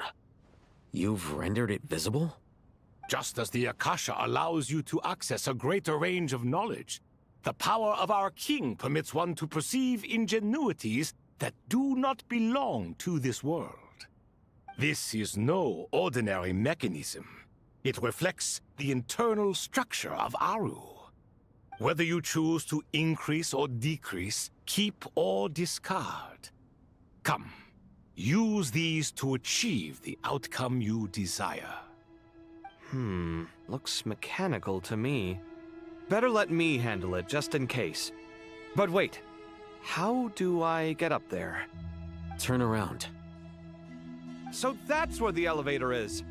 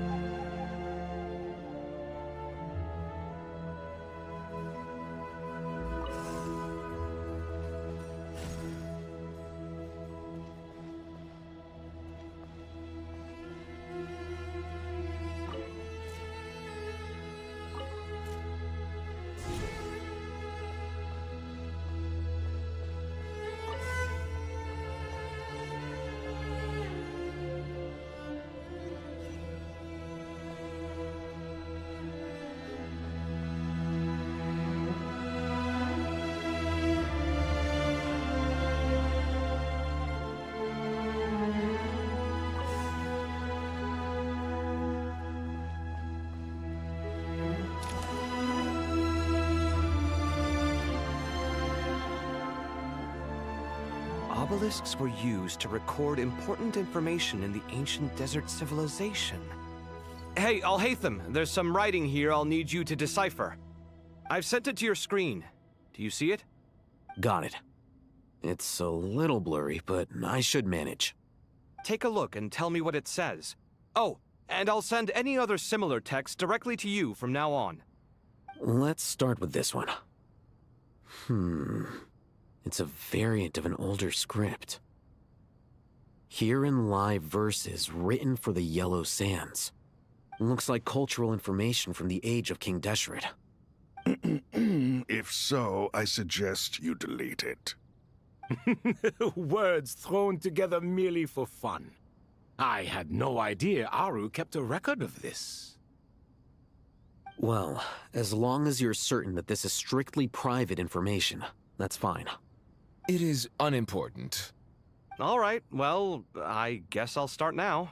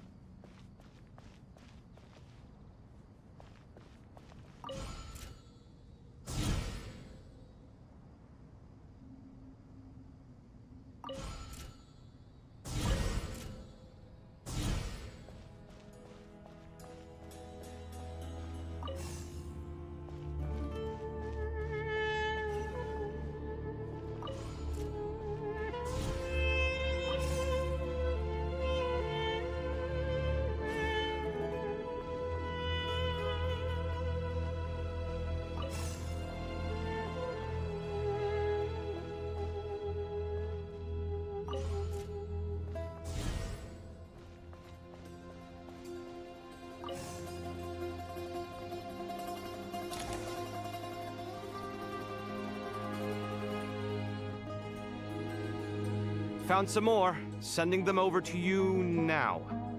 These are all reports about the Gurabad conflict. Can we delete them? I'd say so. Most of this information has already been archived anyway. What if there are details in there that Vahumana missed? What are we supposed to do if they come after us in the future? They'll just have to live with it. If we don't resolve these issues now, there won't even be an academia in the future, let alone a Vahumana Darshan. Yeah, you're right. Okay, done. There's some other similar monuments nearby. I'll check them out.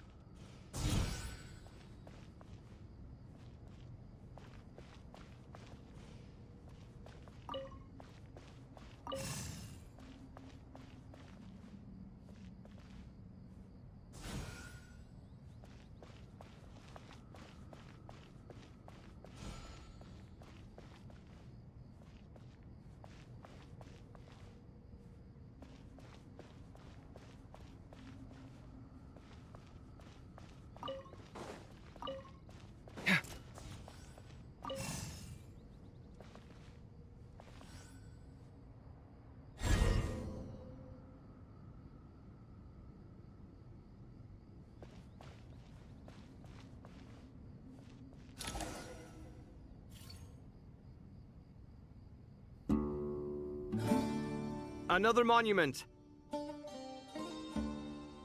Hold on.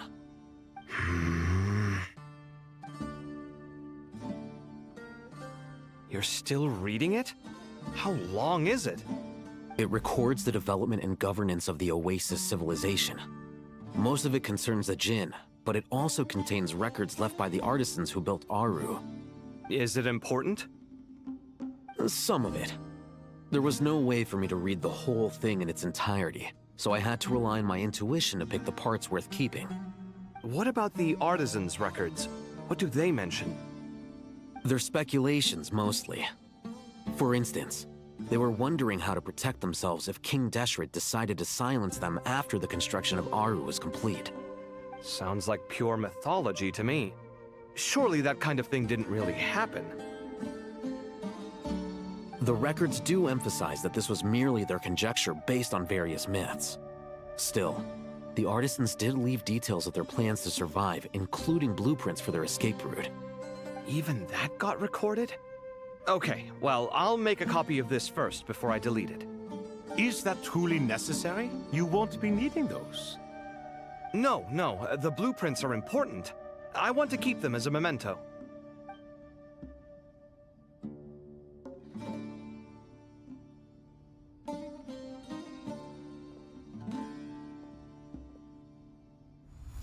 I think that should just about do it.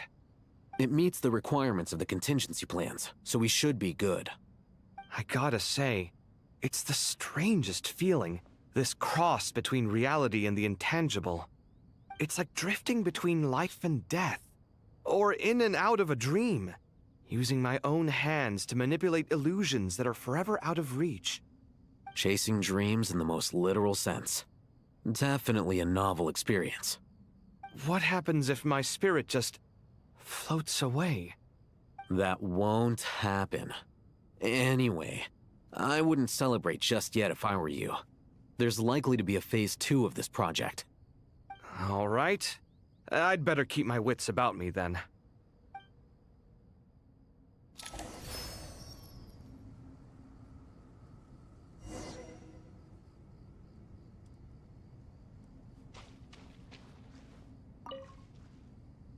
I expected that the outside world no longer respected the ancient gods, but even so, I do find the tone of these youngsters to be dreadfully impolite.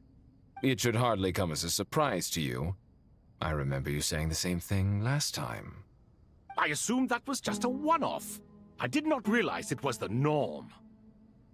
Don't you think that young lad's matter-of-fact tone sounds familiar? It bears a rather uncanny resemblance to you, Goatee. Surely a sign that he is a man of rare intelligence. Oh. The rest of them, though, much better. The blonde-haired one, for instance. So sincere. That's the kind of kid I can respect. Oh, really? Well, what about your disciple, Nefer? She's about the furthest from sincerity that a person can get. And now you hit the crux of the issue. Thoth is spouting lies again. He cares nothing for sincerity. He likes Nefer simply because her personality is just like his. Thus, in giving his approval to Nefer, Thoth is simply validating himself. The rest is but smoke and mirrors. You have some nerve saying that. There really is no helping you two. Shut up, chess rookie. What nonsense is this? How dare you tell me to shut up? How can you engage in such banal chitter-chatter at a time like this? Aru has been opened. The glory and splendor of a bygone age is about to sweep over the earth like a flood. And you're here squabbling like petulant children. All three of you are insufferable. King Deshret was merciful, indeed, giving you a chance to be released from prison. I say, you should have been locked up for good. Ah, but Bennu, look on the bright side.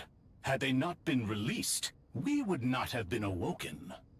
Oh, you've been here this whole time.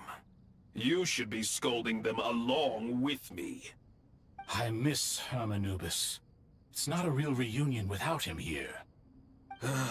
And now you're avoiding the topic and talking to yourself. Why King Deshret designed your personality like this, I will never understand. Isn't this simply proof that our king supports my free will? Oh, look at those two rust buckets. Suddenly, you two do not seem so bad after all. Here, here. If being stuck together for thousands of years fosters no friendship, I cannot say what would. Naturally.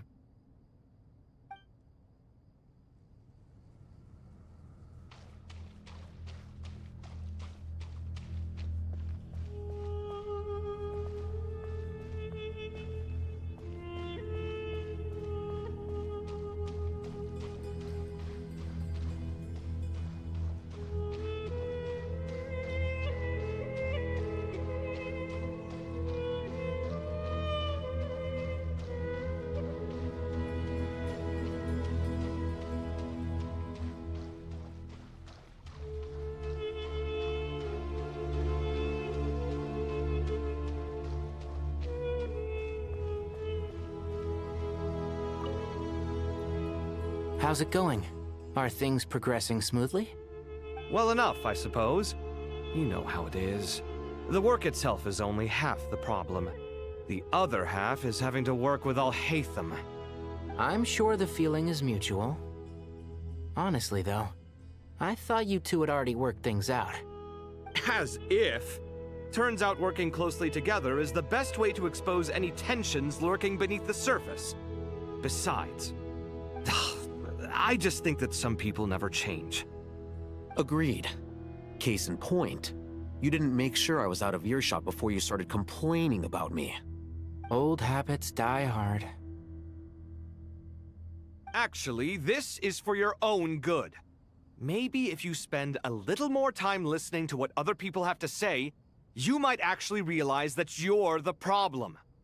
Naivete is another old habit of yours. I had assumed that you both volunteered for this project, like us forest rangers. But now I'm getting the sense that wasn't the case. Definitely not. We were assigned to it by Lesser Lord Kusanali and Nephis. As much as I'd love to be doing normal work for normal clients, these Titan projects are all that's on offer right now. Though I'm sure they wouldn't be roping us in if they had any better options. Just goes to show how short-staffed the academia really is. I'm sure you've prepared yourself mentally, but I still feel the need to advise you to lower your expectations. It might make the process of working together a little less intolerable. I know! Same to you! But if you already understood that, you should also know not to say the quiet part out loud. Why don't you come help me with my forest patrols? Might help you avoid any further disagreements. Good suggestion, but unfortunately, differences of opinion will always exist. Changing the nature of the work won't get rid of them. For once, I actually agree. There is zero chance of us ever resolving our differences. Zero! But even so, the work must be done. Care for some coffee? I'm glad to see you making progress. Don't act so smug! It'd be nice if you made some too! I feel like even I've made some progress today. In the past, I never would have dared to try and mediate a conflict between you two while you're both right there in front of me. Apologizing probably makes it sound like I'm in the wrong, but I'm sorry. I was just kidding. Truth be told, I don't have any work to do at the moment, so I'm just here to kill some time. How's Kale? She's studying with Nicole. I'm not sure how she's getting along, but she seems to be in good spirits at least. I wouldn't worry. Angelic affairs are probably above your pay grade anyway. I know what you mean, but Sino and I are still a little concerned for her. He said he'd go keep Kale company after he's finished training the mercenaries. I'm planning to join them myself shortly. Kale will be okay. Have faith in her. Even we can see how much more confident and outgoing she's become in these past few years. Thanks to you and Sino being there for her and providing guidance every step of the way, she can finally stand on her own 2 feet. On her own 2 feet. Does it feel bittersweet? Watching the younger generation grow up and move on? No, not yet, at least. I was just thinking, I wish there was more I could do for everyone. She'll be fine. Yeah, she will. Just try to relax.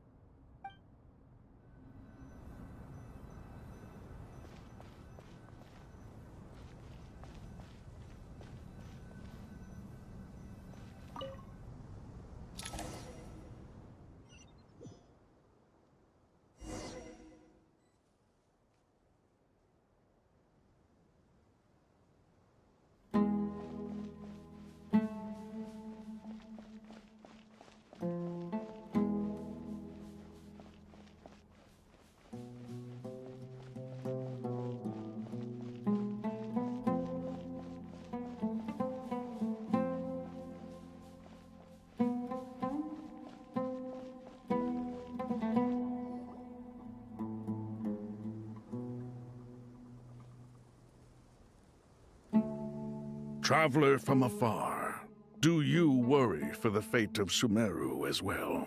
Whoa! It's Sobek the Crocodile King!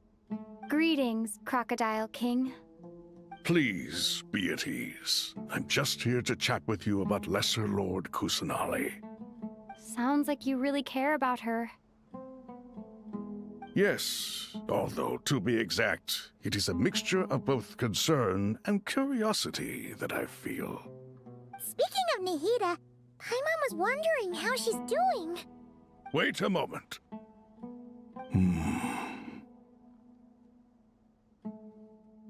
What is it? I tried calling out to a pep, but there was no response. This can only mean that she is focusing all her energy on taking care of Lesser Lord Kusanali. All the gods who served King Deshret seemed super surprised to hear that a pep agreed to help Nahida. Guessing she made a bad impression on you or something. Are you aware of the history between her and our king? The story begins a long time ago. Al-Ahmar was always a wishful thinker where the Dendro dragon was concerned. Without consulting her, he decided to list her among the 7 pillars and declared his own power to be far superior to hers. That was when our king was at the height of his power. Ibis Goti and I were no match for him, and so we chose to submit and serve as his ministers. But not a pep. No, she never thought much of him. To a pep, Al-Ahmar's pride and sense of superiority were nothing but ignorance and hubris. In fact, they fought numerous times, but usually the battle ended in a draw. In the end, King Deshret coveted the power of Celestia, only to end up corrupted by knowledge. His final act was to trick the dragon into swallowing him whole, leaving her to bear the torment of his sins. The Dendro dragon stands for the glory of a bygone era. She hated Al-Ahmar and what he represented. All the gods, all the power they wielded. And so, her willingness to help the Dendro Archon through this crisis comes as a great surprise indeed. It makes one wonder whether, perhaps, the Dendro Archon assisted her in the past.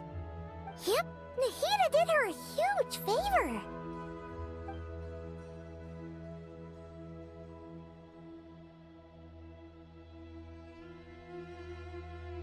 So Lesser Lord Kusanali put an end to the Dendro Dragon's many long years of torment. As much as she loathes the 7, a pep knows kindness when she sees it. No wonder she was willing to make an exception. Yeah, that's the sense we got from dealing with her, too. She is not incapable of coexisting with other living things. Rather, she actively chooses to avoid coexistence. And this despite the fact that she symbolizes life itself. How ironic. All of this being said, I wouldn't expect too much from her if I were you. Nothing will change her hatred towards humanity and gods. We'll keep that in mind. Anyway, how much longer do you think Nahida needs to stay with a pep?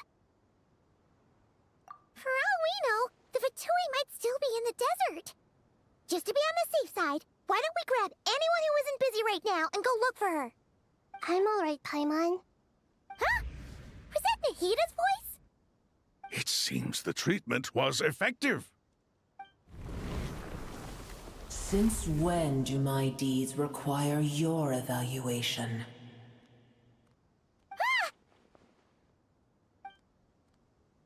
Here will do just fine. I had no intention of taking you any further.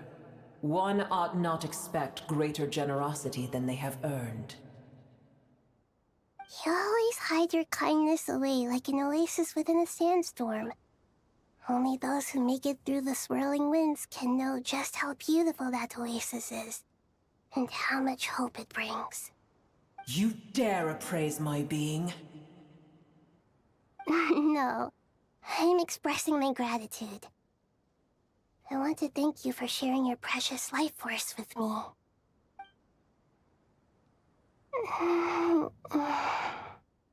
Awake already. You are more resilient than I thought. Pep. I feel much better. Thank you. Gods and their gratitude mean little to me.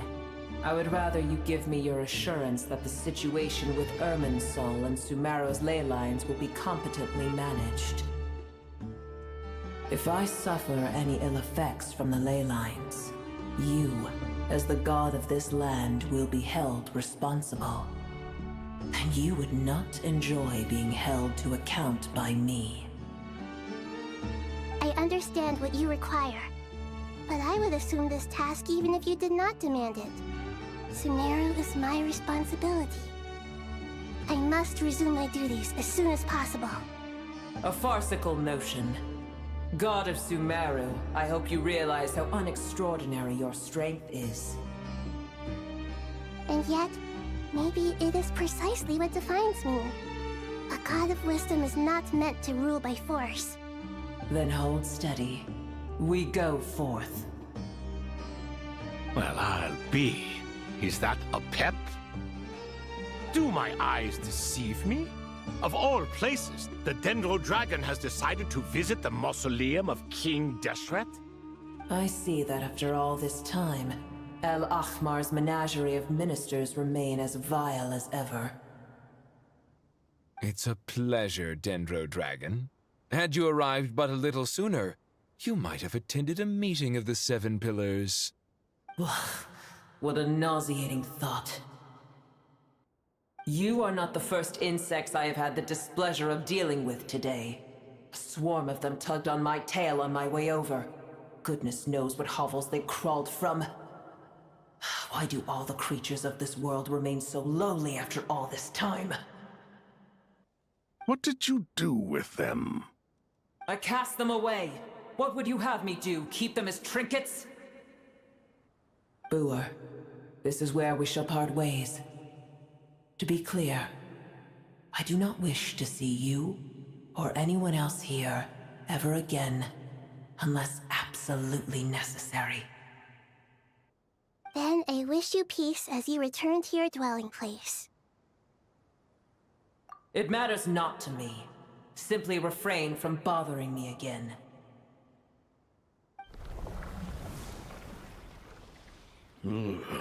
A force to be reckoned with. At times like this, I feel glad that she has no interest in any of this. Hold on, just hold on, okay? We're almost there. We made it. Huh? Wait, that voice! It's... Uh-oh, I'm gonna fall!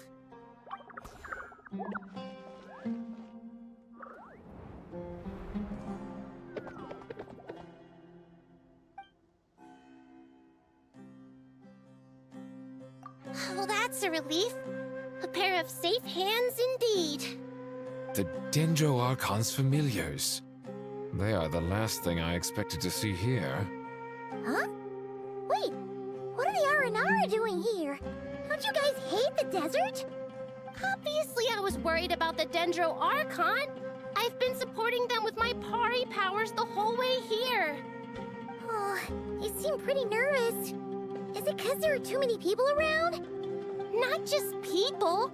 It's all these non-human beings, too. It's hard on them. I can't believe you made such a long and dangerous journey just for my sake. I appreciate your support so much. Thank you all. I'll have to ask everyone to wait while I help our new arrival settle in. Once I'm done, I'll gather everyone to discuss our next steps. Traveler, Paimon, shall we find a place for our friends to stay? Awesome! Let's go! Well, first I have some questions.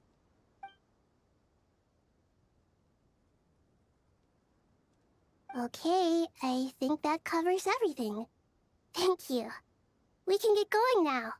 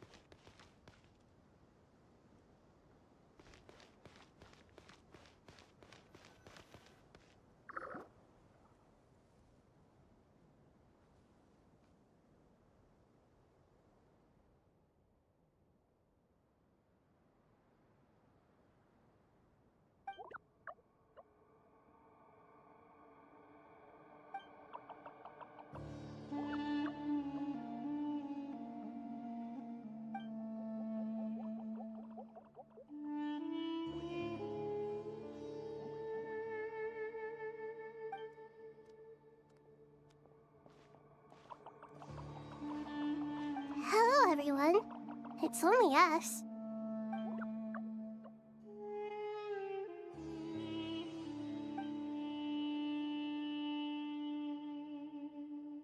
It must be very tough for you coming all the way out here, especially since you don't like the Voluka. Is everyone back in Vanarana doing well?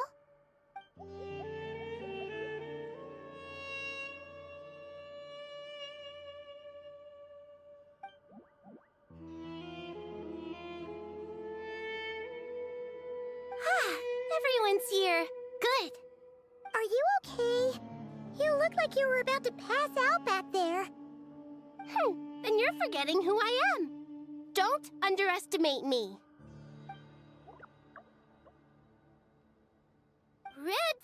Oh, excuse me!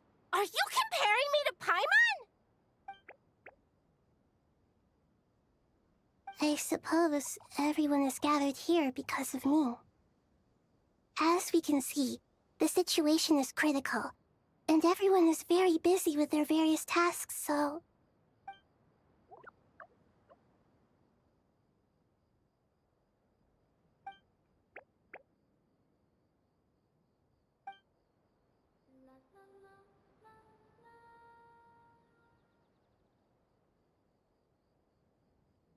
I can't thank you enough. Right now, we're focused on restructuring Aru, processing excess information, and helping restore everyone's confidence. I'm sure you'll find it all very straightforward. I can help too! Just let me know where I'm needed.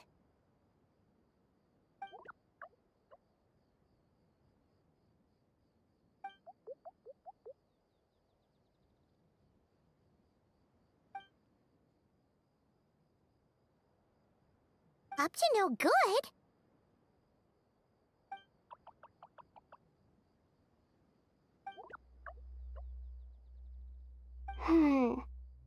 That definitely sounds suspicious. Traveler, Paimon, I have other work to attend to here that needs to take priority. Could I trouble you to investigate the situation Arabalika spoke of? No problem. Leave it to us. Thank you. I'm counting on you.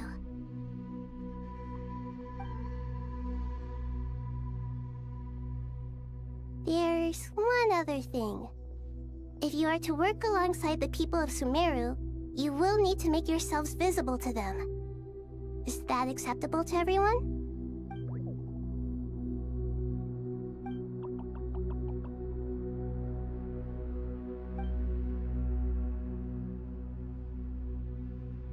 There's nothing to fear.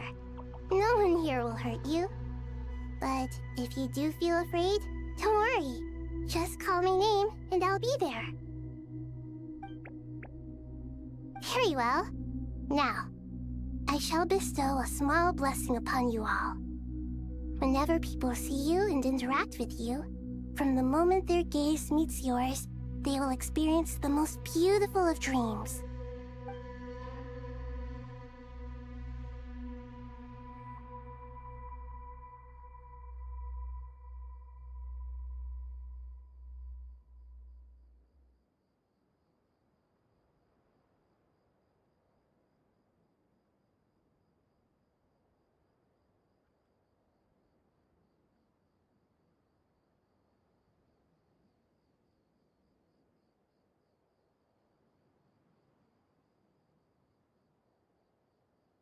Do not fear.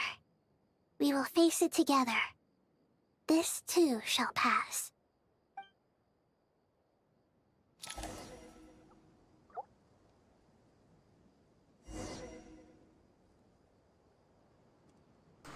They're really pulling out all the stops for this quest.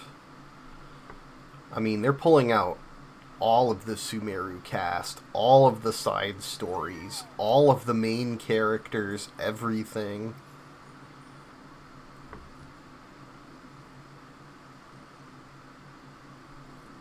Alright, well, let's keep going.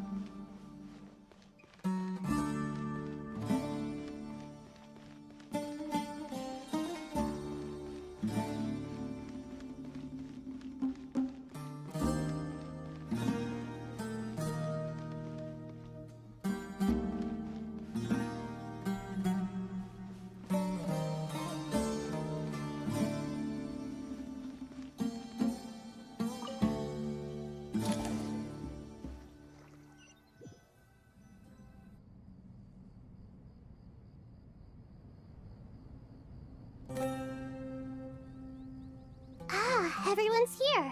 Wonderful. Dendro-Archon, you're back.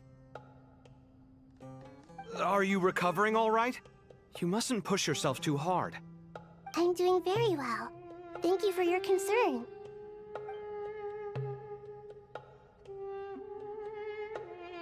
I see.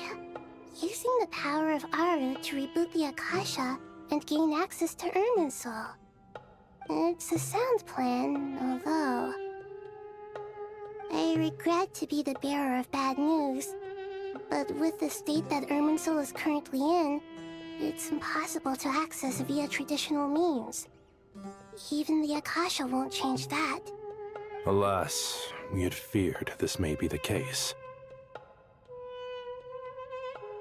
What about non-traditional means? Non-traditional means?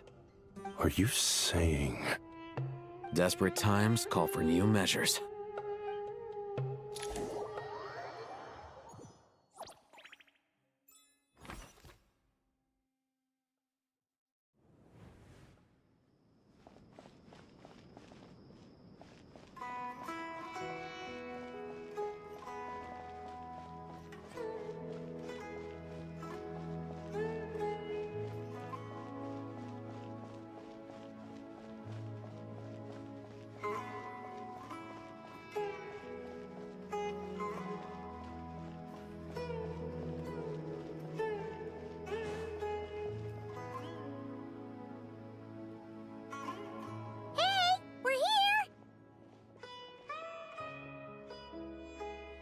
Ah, it's you.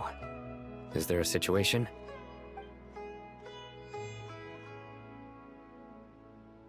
The Aranara have good intuition when it comes to people. In other words, there may well be a traitor among us. Given everything that's going on, I'd be more surprised if there wasn't. Miss Nefer, as a professional intelligence broker, I trust you have a solution? Not one that I'm willing to volunteer. What's in it for me? Let's say I'll treat this as a pilot project aimed at expanding your intelligence operations. Whatever business you're in, an avenue to demonstrate your abilities could never hurt. I like the sound of that. Glad we're on the same page. Given that you rarely set foot in Sumeru, practically no one at Caravan Rebot knows who you are. I take it you've read the files on everyone in the area? Yes.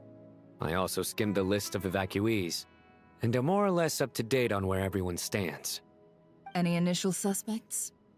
Limiting the scopes to males whose recent activity could be viewed as suspicious. I've identified 3 names. The Aranara saw 2 people talking, but currently we only have 1 suspect.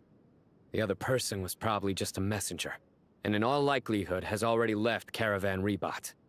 Everyone is heading for the desert per the evacuation order. Anyone willing to turn back at this stage is almost certainly with the Fatui.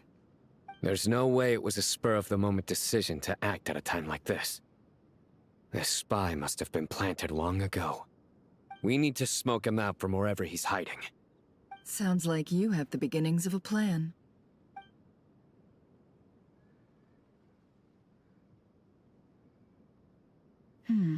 I see. Your suspicions are well-founded. I'd be watching him too if I were you. So far, we still lack solid evidence that he's been bribed. He hasn't made any recent purchases that would indicate he came into some cash. Then let's get closer to him to confirm before we make our move. I can handle it. I'm not based in Sumeru, so barely anyone at Caravan Rebot knows who I am. And you're certain you've never encountered this person in Nodcry? I'm certain. Besides, it's extremely rare for me to have had any direct contact with Sumeru mercenaries besides Jet. There's no way he could have seen my face before. Sino, stay out of sight and wait for my signal. If he raises any red flags, I'll bring him toward the main road. Understood. I'll take it from there. Excellent. Well, it's a pleasure working with you.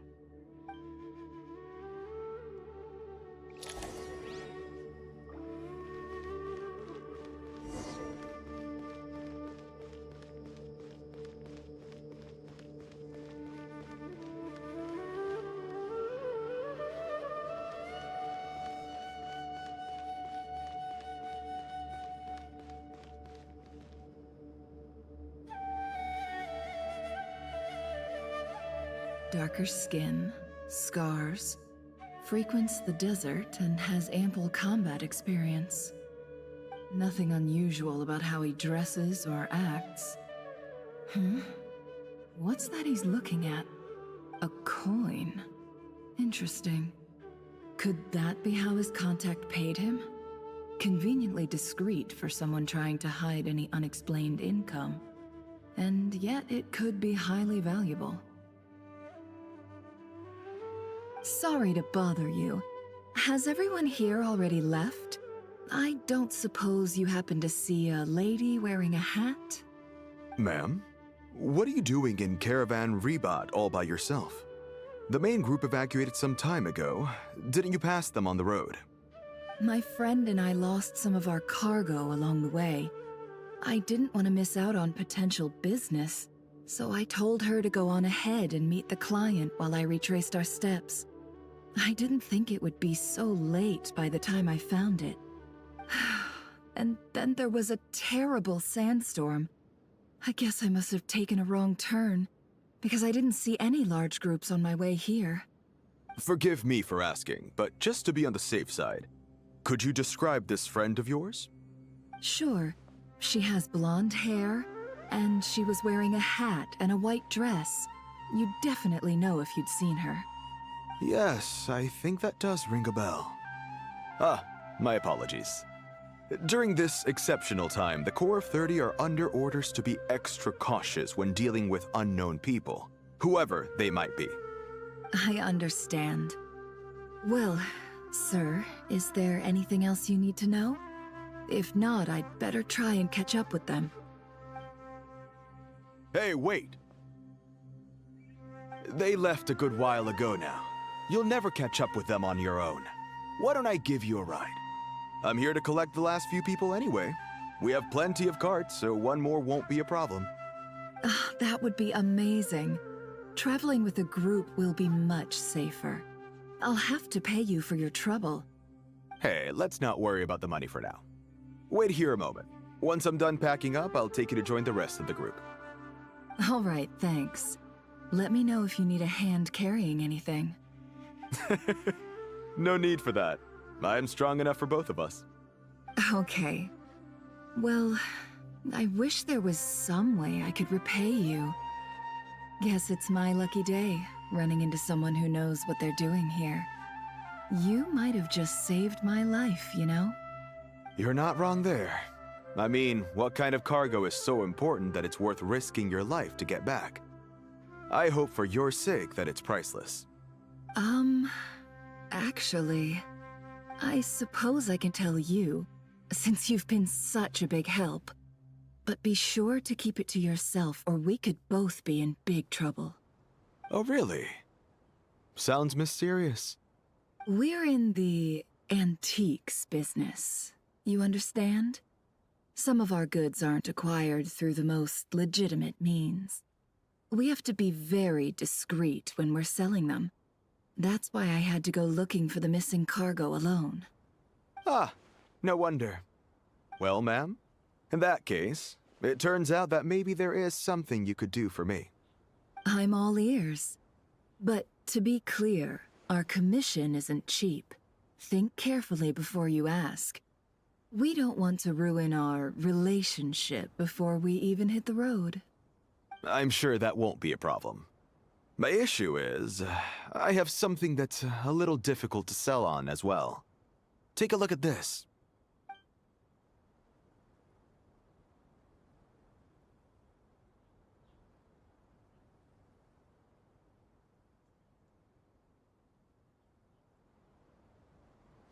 Pure gold. That's quite something. How'd you come across it? Dig it out of some ancient tomb?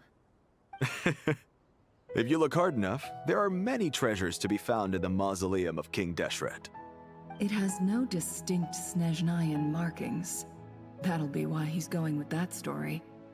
And he clearly doesn't want to arouse suspicion, so he's on the lookout for an opportunity to make a quiet trade. Surely you have an existing business partner. Won't they take it off your hands? I hope I won't be attracting the wrath of my competitors by helping you sell this. The shop I used to work with is having cash flow issues at the moment after losing some money. I'm under enough pressure as it is without having to deal with them. On the off chance anything went wrong, I'd never get my money back. I understand. Gold is the last thing that traders with cash flow problems want to see. Well, in that case, I think we can work something out. As it happens, I'm just about done packing. Shall we make a move? Sure. Let's walk and talk. This evacuation was a huge operation. They needed a few people to stay behind and tie up loose ends. And I ended up being one of them. You're lucky you ran into us in time. I certainly am. I don't know how this happened. One thing led to another, and look how it ended up. I just hope our client doesn't get spooked and cancel their order. Fingers crossed. But either way, life goes on, and we all have to make a living somehow.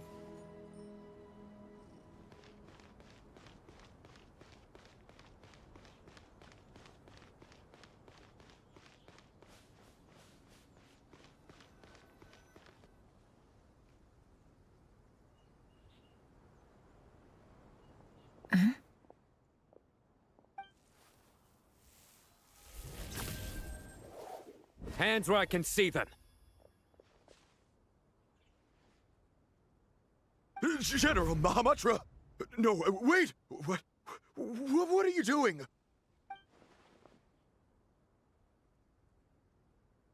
This is the coin? Good.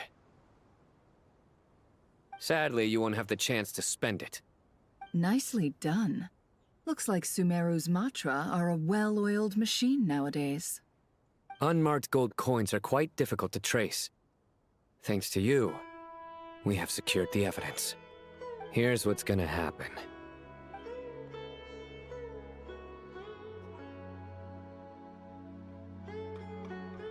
Southeast from here, leeward side of the hill. That's where he's meeting his contact. Great work. Candace tells me your interrogation skills are highly effective. Hers are quickly catching up. She's improved a lot in recent years. Looks like it's over to you for the next step. Because I'm quickest on my feet? Because you know how to trail a target. Plus, it'll be easier to monitor their activity from the air. Fine. I'll be quick. One more thing. The Traveler just brought a message from the Dendro Archon. Once you're done with this, we're to meet up at the mausoleum of King Deshret. Got it. Will do. Are you sure you'll be okay on your own? Gee, I don't know. Maybe you should come with me. Okay. Then Paimon's coming with you. Really? You do know this is a stealth operation, right? Meaning, you have to be quiet? Paimon? Are you sure about this? Well, Paimon at least wants to give it a shot. Like everyone says, if you never try, you'll never know. Besides, being the best guide in Teyvat has to count for something. This should be a piece of cake. Fine. Join me if you want. But be warned. If anything goes wrong, I'll have to gag you and shove you into a bush. No need! Paimon will be super careful. Promise! Good. Then what are we waiting for? Let's go. Ah! Coming! Coming!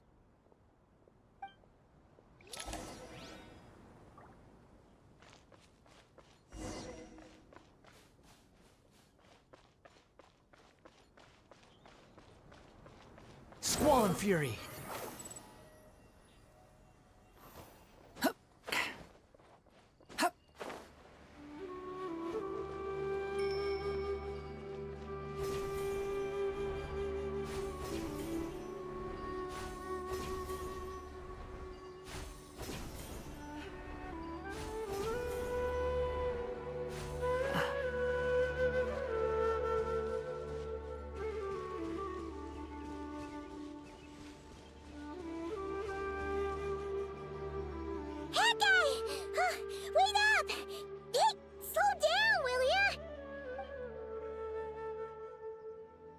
We're here. Now we wait. Okay, yeah, cool. Cool. What's on your mind, Paimon? Huh? Oh, nothing? I thought all you cared about besides being a guide was food and sleep. Why the sudden urge to go on a dangerous mission? What's that supposed to mean? Paimon's been on plenty of dangerous missions before. But never on your own. You hardly ever leave the Traveler's side. Just saying, I'm kind of at loose ends right now. So if you did want to share, I suppose I'd have to listen. If not, suit yourself. Makes no difference to me. That guy? Do you think Paimon is useless? What? Where's that coming from? When we were in Nodcry, Paimon suddenly realized something. Even though Paimon's with the Traveler every single day, whenever we face real danger, she can't do anything to help. Paimon doesn't get like this very often. She just got really scared when the Traveler got kidnapped that time. What if she never came back? What would Paimon do then? And the more Paimon thought about it, the more useless she felt. But Paimon doesn't want to be a burden. Paimon wants to be a friend who's actually useful. Does that make any sense? You know, that feeling of just being completely useless and... Oh. Paimon probably sounds so ridiculous right now. You asked the right person. Boy, do I know that feeling. Oh, that guy. I'm not gonna try and encourage you. What I will say is this. When you start doubting yourself, you have two choices. Give up or change. You have to make the decision to move forward. Otherwise, no amount of consultation from other people is gonna help you. So ask yourself, what do you want? To get stronger? To learn more? Whatever it is, go do it. You won't have any regrets if you can at least say that you tried. Alright. Something's not right. Shouldn't they be here by now? Paimon, is it just me? Or is it a little too quiet around here? Should Paimon take a look? We'll give it another hour. If nothing happens, we head back. Okay.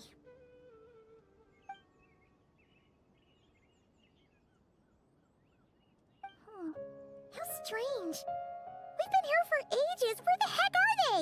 Have we been stood up? What is it? Did you think of something? Something feels off about this whole situation, but I can't quite explain why. We know for sure that the guy Sinocot had something set up, yet somehow his contact is a no-show. So, either the handler got caught, or, more likely, they decided to cut our guy loose. But how would they know to do that? Wouldn't they at least send someone here to check things out? That's the problem. They couldn't possibly know what's happening here. Unless... This feels all too familiar. Come on, let's head back.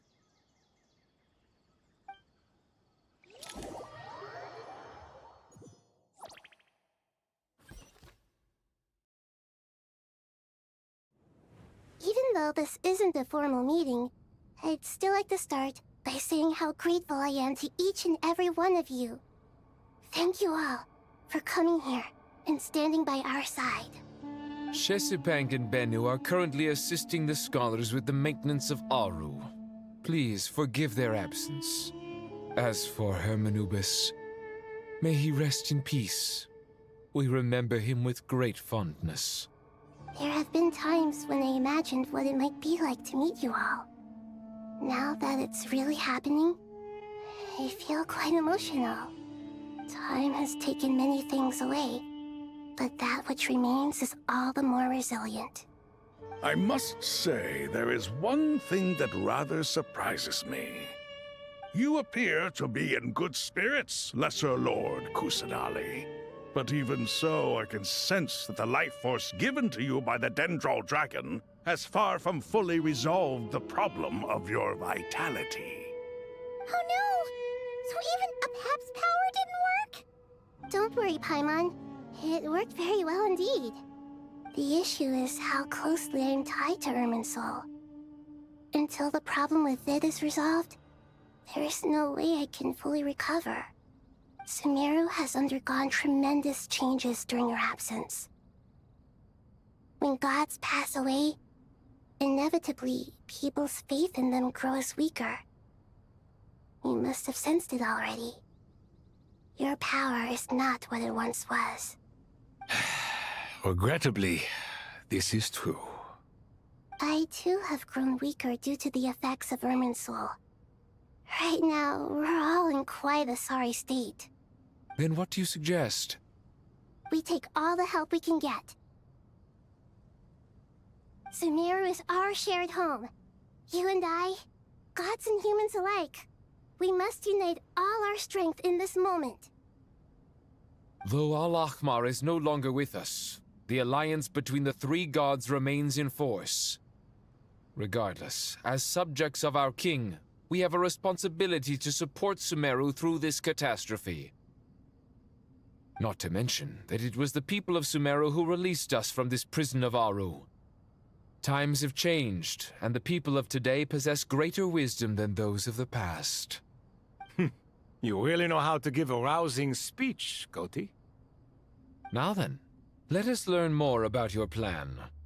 The brightest minds of the Sumeru Academia are busy opening and renovating Aru. They claim it has something to do with Irminsul? Correct. Irminsul has existed in Teyvat since the very beginning. But during the Age of the Dragons, it did not possess the significance it holds today. After the heavenly principles arrived, the power of the Light Realm was divided into elemental energy, and Irminsul was refashioned as a device that records and preserves all information. Since then, everything in this world has been inextricably linked to it. As the Dendro Archon, I have a duty to protect Irminsul. To Sumeru, it is both a national treasure and undeniably a major threat. Teyvat has seen many upheavals in the last few years. The most recent of these was a major crisis in Notcry, which forced Sumeru to be even more vigilant than usual. I made sure to monitor all the pathways through which an outsider could potentially transmit themselves into Irminsul. But despite my efforts, a major problem still arose within. I still believe that someone has actively invaded Irminsul. But rather than taking any of the pathways I referred to, the intruder chose instead to utilize the most direct route. And the only one that cannot be protected against. By entering Irminsul through death. I see what you mean. You cannot simply stop all deceased souls from returning to the ley lines because of a potential invasion that could occur at any time. That's right. As important as it is to guard against external threats, I couldn't allow myself to stop the souls of the departed from finding peace. Please, understand how difficult this predicament was for the Dendro Archon. Defense has never been an easy task. After Irminsul was invaded, my authority was quickly restricted. Soon after that, the tree began denying access to any connections. I'm sure you feel responsible, but you are not to blame. No one can predict every possible disaster.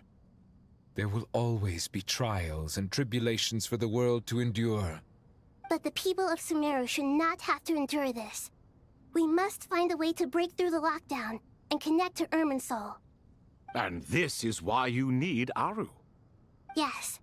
The only thing in Sumeru capable of rivaling Irminsul in terms of overall function and performance is Al-Ahmar's legacy, Aru. All I managed to do before falling into a coma was make some minor adjustments to Irminsul. Using Aru is a last resort, and a move that comes with enormous risks. The Scholar's initial plan was to borrow Aru's power to reboot the Akasha, then use the Akasha to connect to Irminsul and investigate. Unfortunately, Irminsul has suffered far greater damage than they first thought, rendering that plan futile.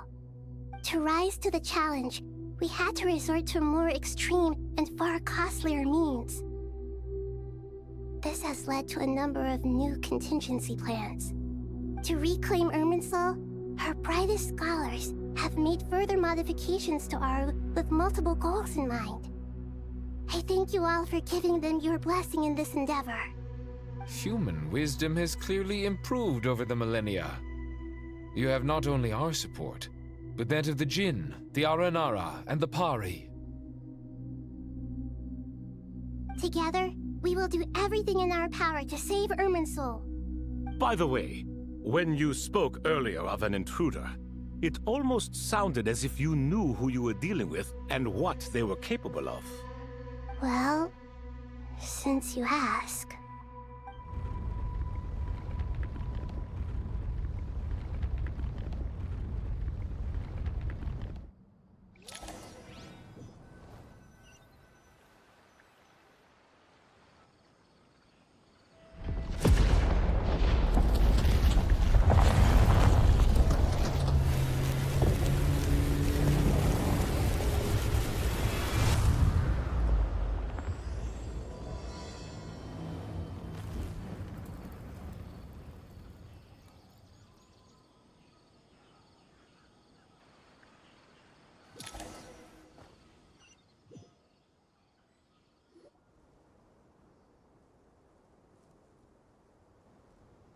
Master Tainari! What is that? Is this Irminsul? How did this happen? What's going on inside? Luckily, we managed to evacuate everyone. What in the world was that? That was terrifying!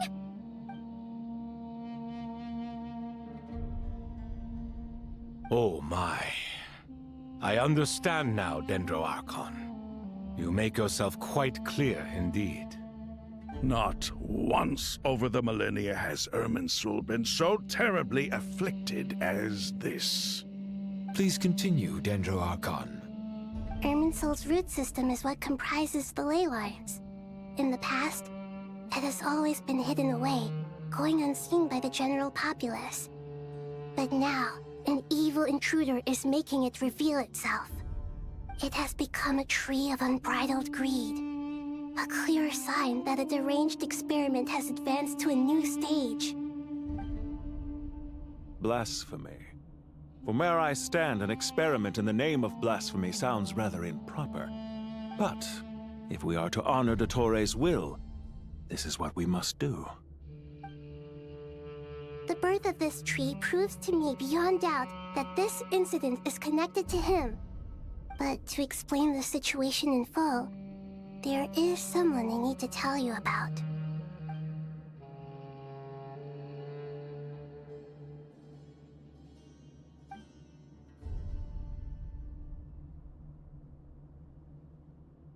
Zandik. So it was him. I saw him in the desert once. A man of supreme arrogance. So this is where it has taken him. But didn't Dottore die and not cry? How is he still able to do all this? He must still have loyal followers amongst the Fatui. Even so, I'm still unclear as to how he has been able to wield such a profound influence over Irminsul. I can confirm that Fatui forces have arrived in Sumeru City. Furthermore, Irminsul seems to be undergoing some kind of mutation. Evil branches are beginning to grow. Things that do not belong to this world are slowly but surely materializing. Sorry, I couldn't think of any other word to describe it. They don't seem to be fully formed physical entities yet, after all, but they are gradually becoming real. A baleful tree climbing up into the heavens. Speaking of Dottore, I have some information on that front as well.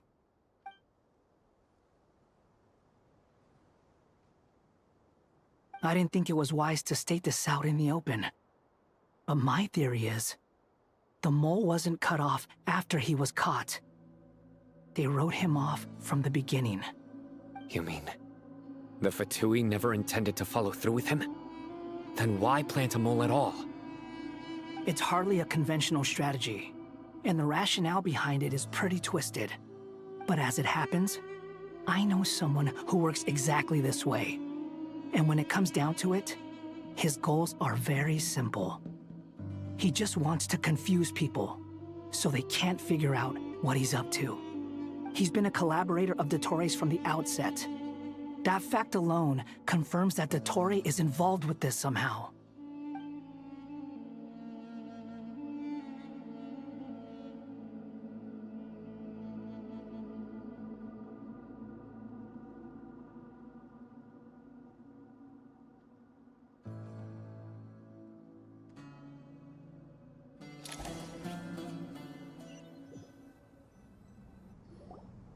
There is still much to be done.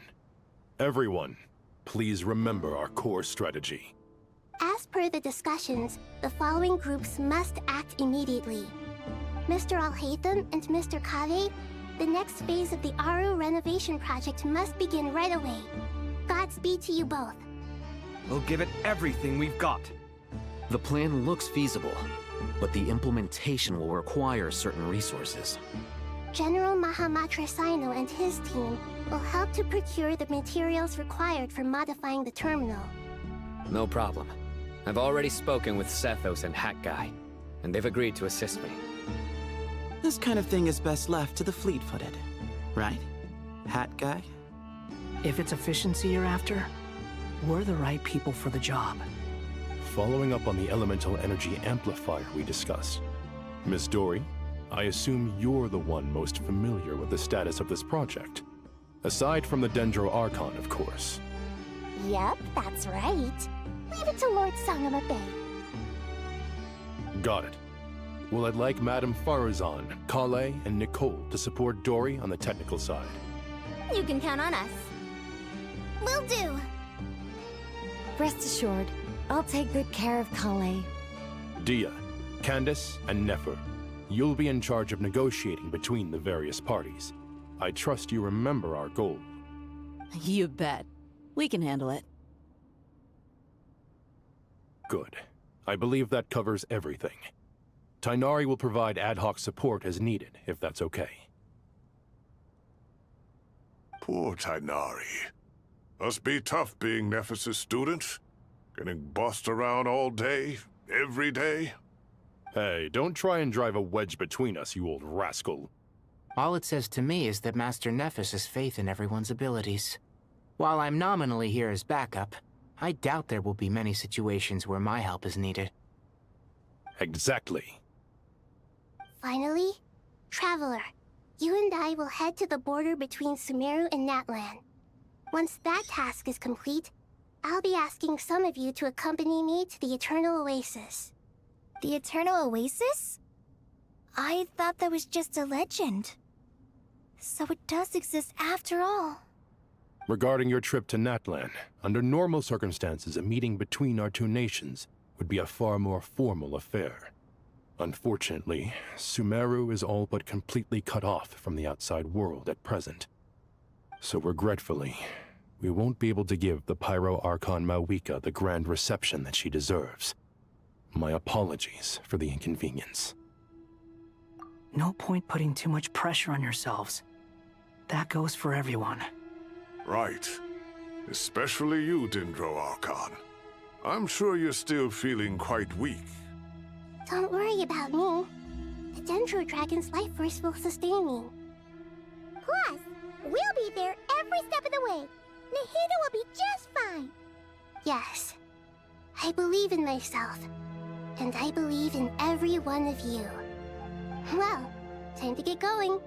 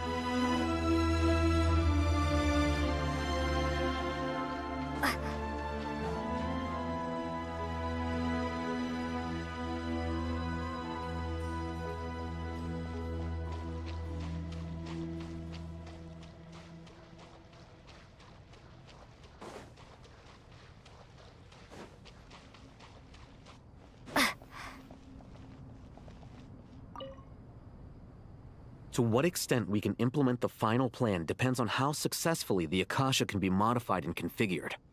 And to make sure the configuration works, Aru will also need some further optimization. Yeah, no surprises there. Once we roll this out, any Sumeru citizens who already have Akasha terminals can simply continue to use their existing devices. This still leaves us with a significant equipment shortage, though. Many groups of people were never issued Akasha terminals, including mercenaries, the desert folk, and many others. We'll need a supply of rare materials for the renovation of Aru and the production of new terminals. Right now, the best place to source these locally is from the primal constructs within King Deshret's mausoleum. Time is not on our side here. It's gonna be a race against the clock. The Aru merge and renovation project will have to be carried out by you two. Everything's riding on this, so failure is not an option. Best of luck to you both. As discussed, General Mahamatra Sino and Mr. Hat Guy will source the required materials. Mr. Sethos is quite familiar with the layout of King Deshret's mausoleum. With him accompanying them, things should go quite smoothly. I have every confidence. In the meantime, we may as well take a breather. Makes sense. There's not much we can do until the materials arrive. Get information and stay close. What is this, boot camp? Knock it off. It's just Sino being Sino. You know what he's like. Everyone clear on our mission objective. Look at the excess primal constructs, dismantle them, and extract the required materials. And King Deshret's 7 pillars agreed to this? If they're just sitting there doing nothing, we might as well put them to use. Thoth's words, not mine.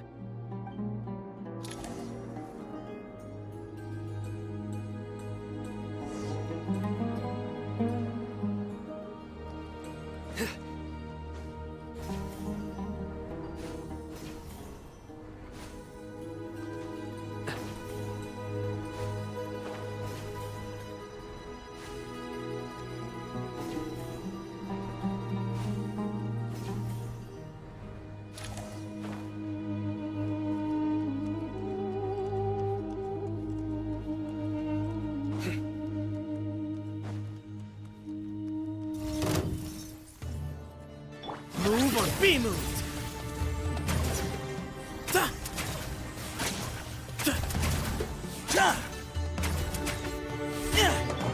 Your sins weigh upon your soul! You stay condemned!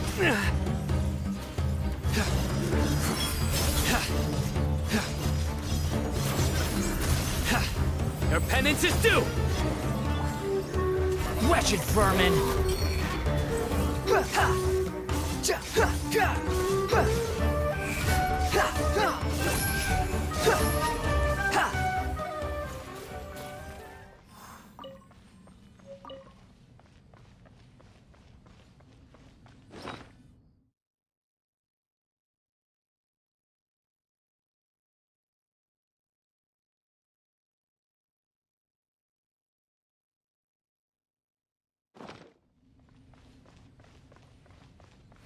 Quit following me.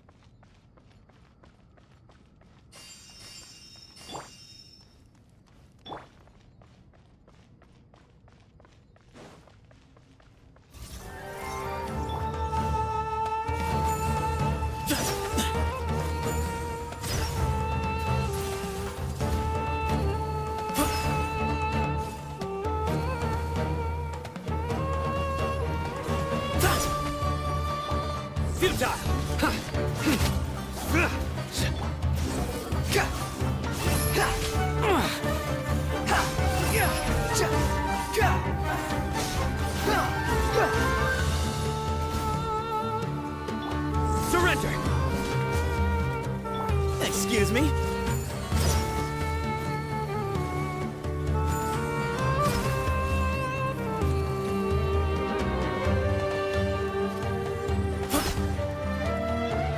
Nowhere to run! Through me, justice is served! Guilty! Your penance is due! You stand condemned!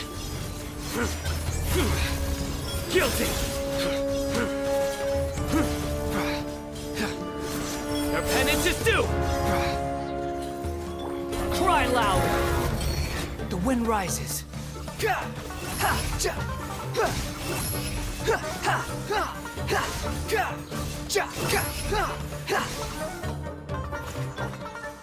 Way ahead of you! Behind you!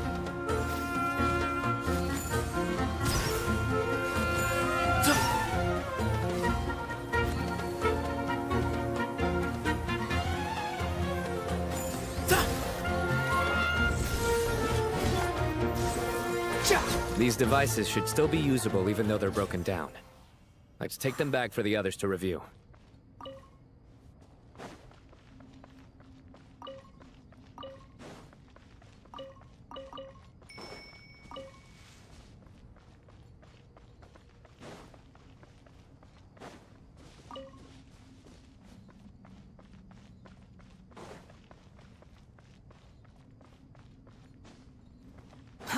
Too slow.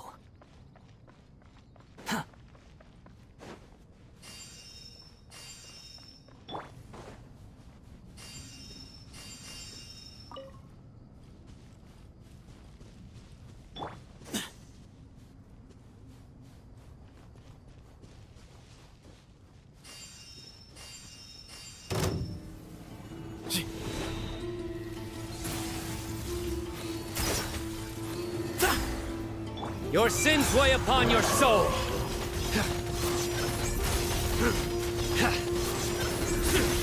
Guilty!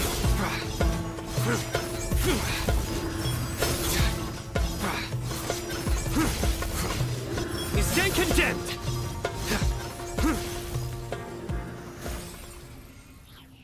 How many do we need again? Enough to make an Akasha terminal for everyone who doesn't own one. I remember you telling me how revolutionary these Akasha terminals were. You've used one before, right? The Academia declared the Akasha to be the most powerful and comprehensive wisdom dissemination system in history. That should give you an idea of how powerful it is. Certainly sounds impressive. Neither Hat Guy nor I have ever had an Akasha terminal. Well, if it all goes to plan, that's about to change.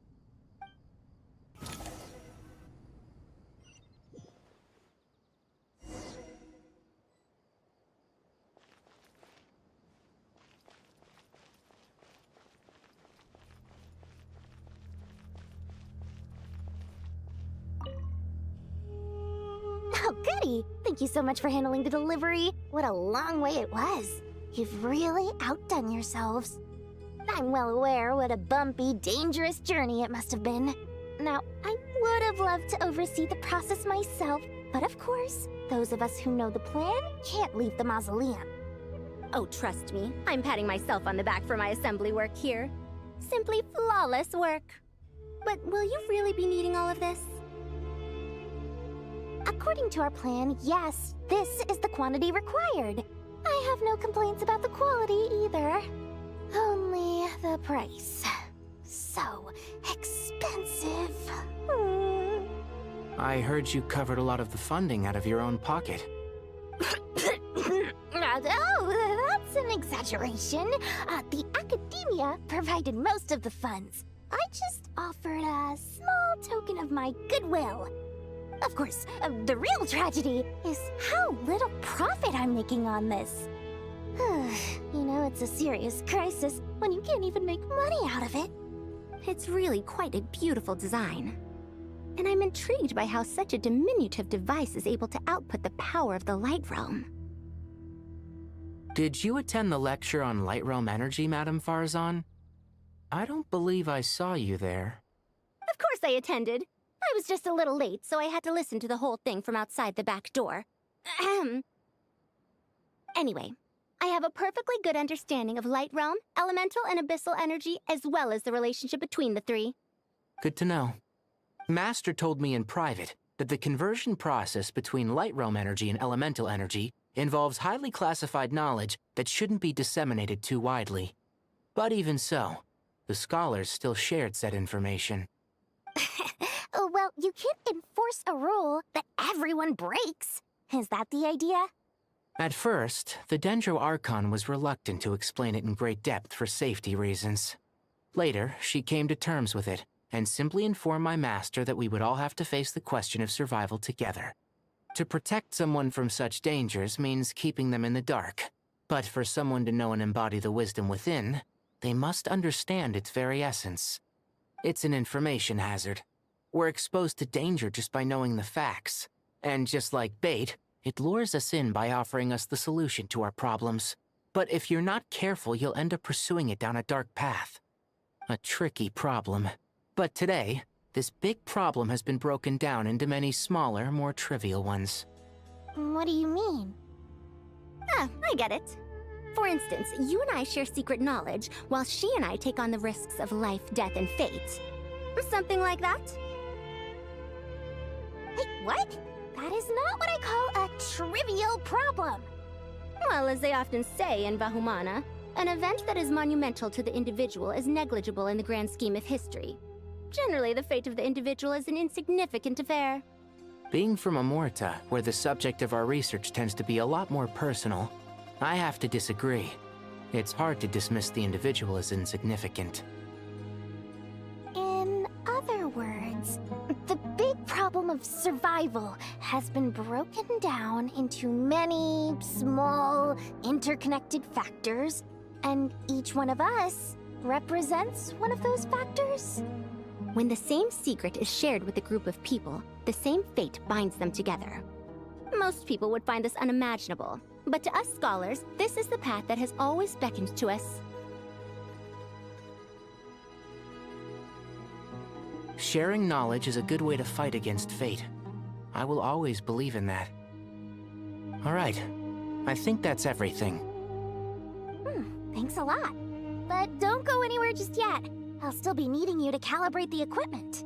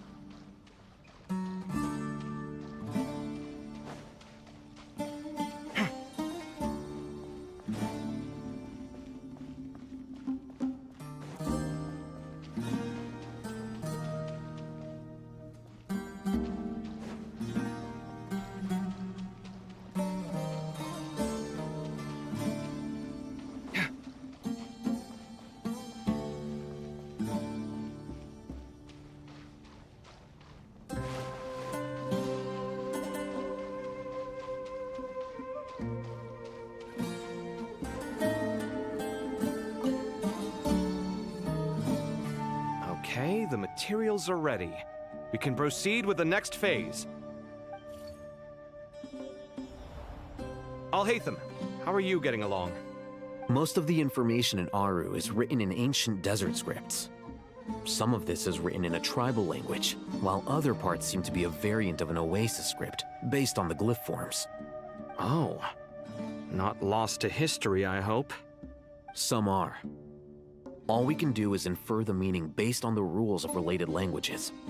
Although, this section actually fills in some of the missing historical record. I'm transcribing it so we can bring it back to the academia. After Aru started up, 2 more lines of text appeared here. Can you read them?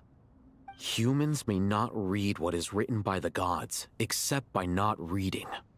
Victory should not be easy to attain, for it symbolizes divine wisdom. Knowledge must not waver, for it has external borders. Is this a clue to solving a puzzle? Or is it being symbolic? You can't read it unless you don't read it. Victory is wisdom. Knowledge is confined by borders. Wait, I think I've got it. It's a metaphor, isn't it? It's talking about... a chessboard.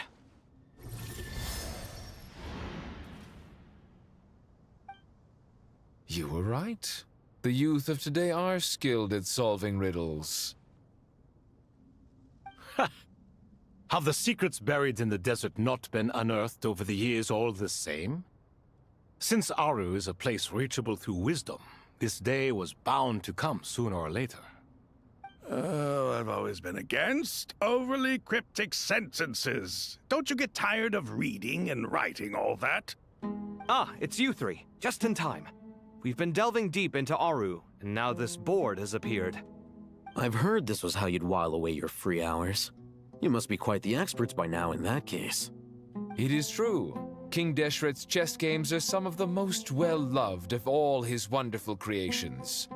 If you have ever been to Safhe Shatranj, you may well be familiar with the chess pieces you see here. Is this chessboard supposed to be another visualization of the interior of Aru, then? Naturally. Visitors, everything is ready. Only by completing the challenge on the board in accordance with the rules will you be permitted to overwrite Aru. 1 second. It's not dangerous, is it? Dangerous? Why, yes, of course. I should be the one to go, then. Wait for me here. Sounds like the self-confidence of our present company has rubbed off on you. Don't be ridiculous. I'm your upperclassman, and that means I have to look out for you.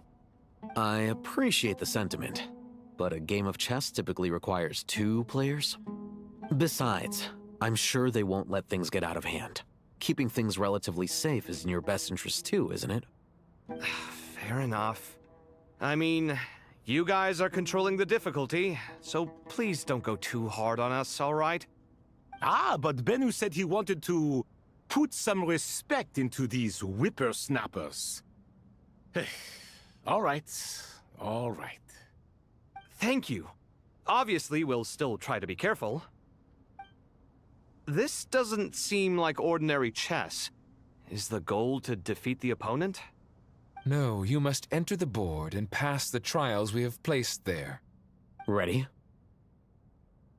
Let's do it.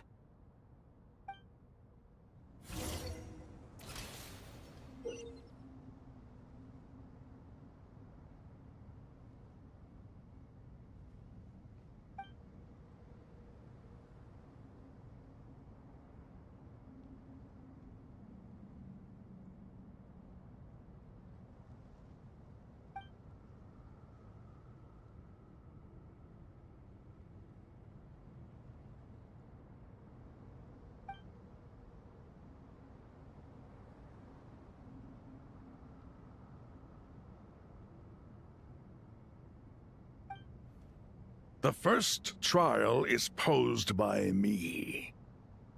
I don't think this is gonna stop us. Ah, but the key to this game lies in working together.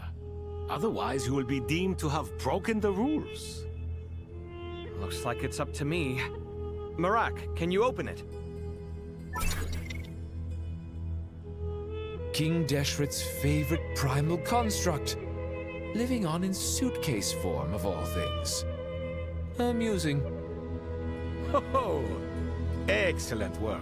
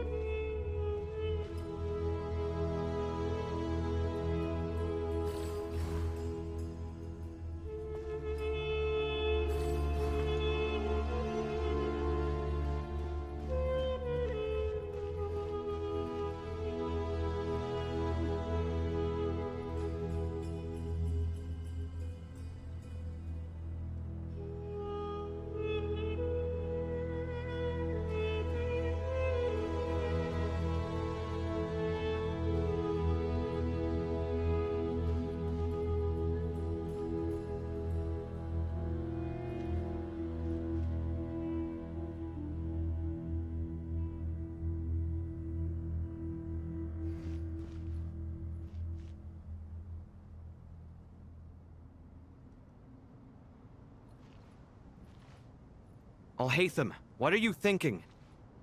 If you don't want to wait, you're free to leave. I never wanted to wait in the first place! Chessboard gave me no choice.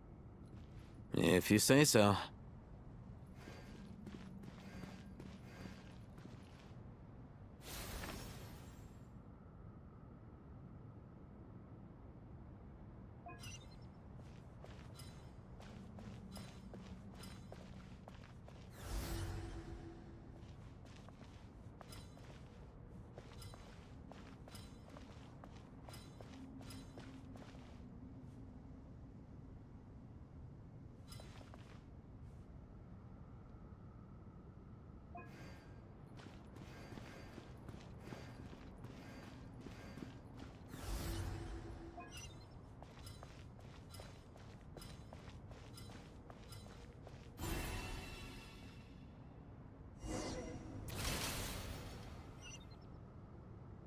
Now is the time for my trial. Now, don't be nervous. I'll make it nice and easy for you. Really? Thanks in advance. We appreciate it.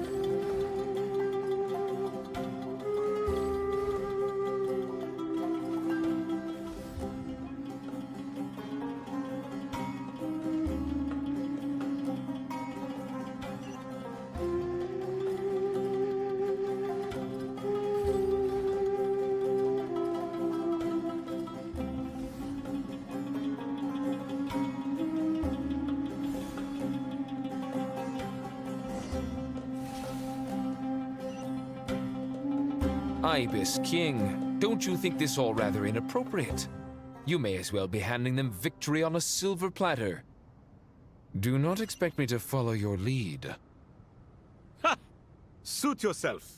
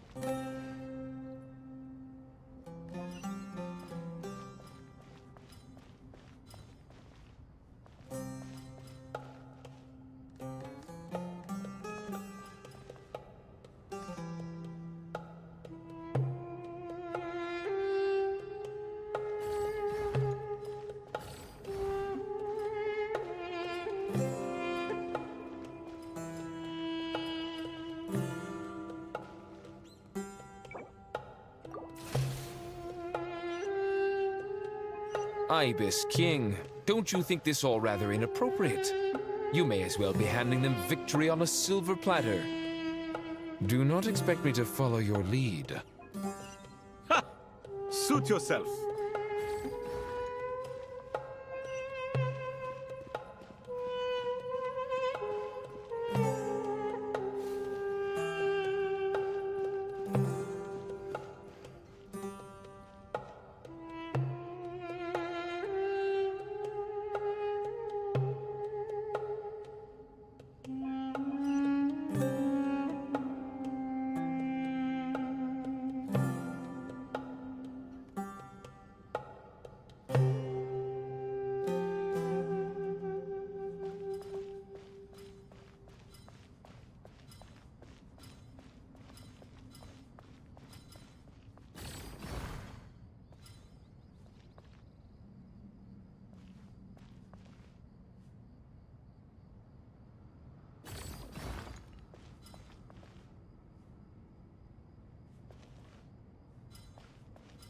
Strange time to catch up on sleep.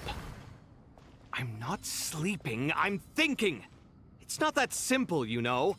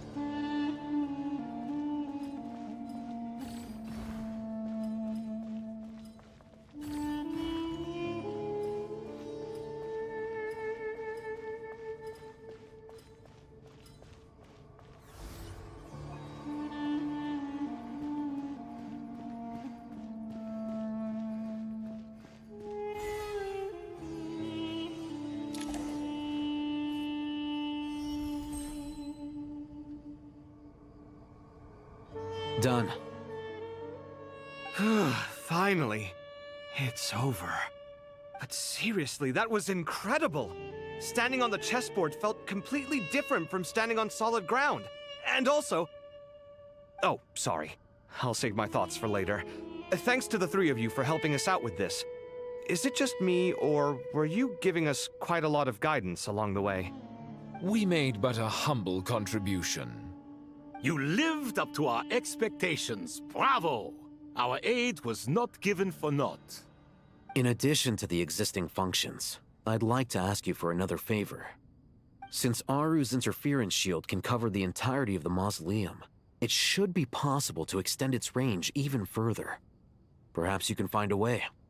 So, building upon the existing functions to... Ah! I'm with you! Imagine for a moment. What would the ideal outcome look like if this function were compatible with the devices? I agree. This is the best solution possible. Please, everyone, we beg you to help us. Me, oh my! Well, since you ask so very nicely, I suppose... Goti? Croco? What do you say? Naturally.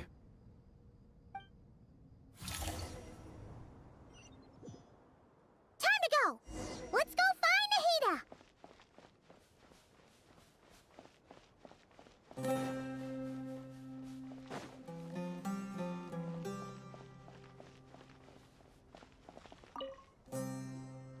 There you are. Miss Nicole truly is an angel.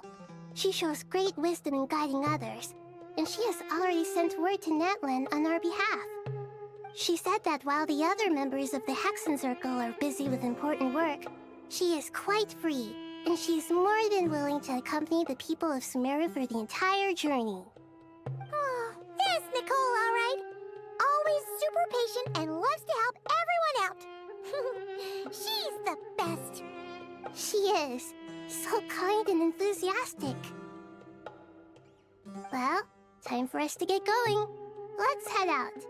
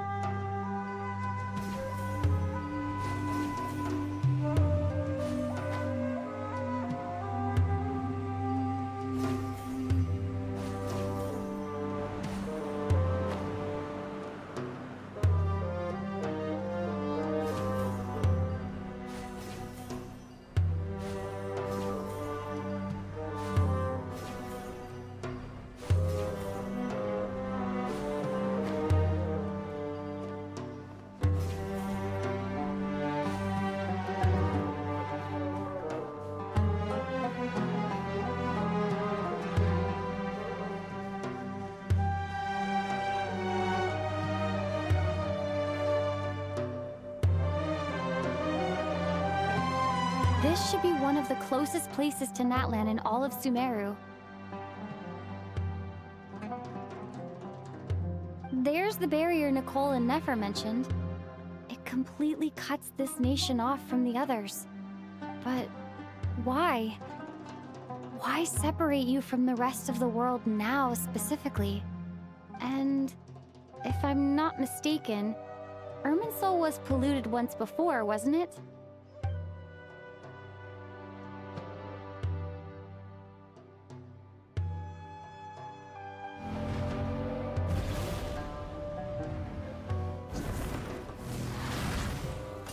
Good question. I'm wondering the same thing myself. That voice. Moika! You got here pretty quickly. Hello, traveler. It's been a while. Hello there. Hello, Dendro Archon. Moika, I apologize for asking you to meet at the border on such short notice. I also apologize for not being able to greet you in person. The form in which you see me now is one carried by the Traveler. The real me is inside the mausoleum of King Deshret, and I am reaching out to you with my mind from here. Irminsul has been infiltrated by the Doctor. We must be on our guard, as he can spy on information in the world from within the tree. Fortunately, there is no record of the Traveler in Irminsul, and you are still within Natlan's borders. My records will be preserved in the Night Kingdom, rather than the ley lines. As long as the Night Kingdom remains disconnected from the ley line cycle, the Doctor has no way of knowing my movements. Exactly. So by meeting each other in this way, the meeting essentially never happened. No wonder Paimon didn't come. You were concerned that her activity would be recorded by Irminsul. The Natlanese have heard about the situation in Sumeru. With the borders sealed off, merchants have been forced to stop their shipments. It's pretty serious, and you're the ones bearing the brunt of it. I'd like to address the question you raised at the beginning. I can offer a brief explanation, although it will sound rather cruel. I don't reach this conclusion gladly, but Irminsul predates the Heavenly Principles. It existed long ago, when the dragons of Natlan were at the height of their power. So even when the people of Sumeru became ill because of pollution, it was not a critical issue from the perspective of Irminsul itself. As long as it continues to function normally, the barrier will not be activated. But this time, the Doctor's invasion has directly affected the tree. That is what caused the barrier to deploy. The Heavenly Principles established a rule that when Irminsul is plunged into grave danger, a portion of power will be reserved to isolate Sumeru. That way, even if Sumeru is destroyed, the outside world at least has some time to catch its breath. We'd certainly need it. The Heavenly Principles created almost everything that exists in Teyvat today. To them, preserving the existence of the world and its inhabitants takes priority over protecting Sumeru. Meaning, protecting Sumeru now falls to you. Yes. My own power may be limited, especially compared to yours.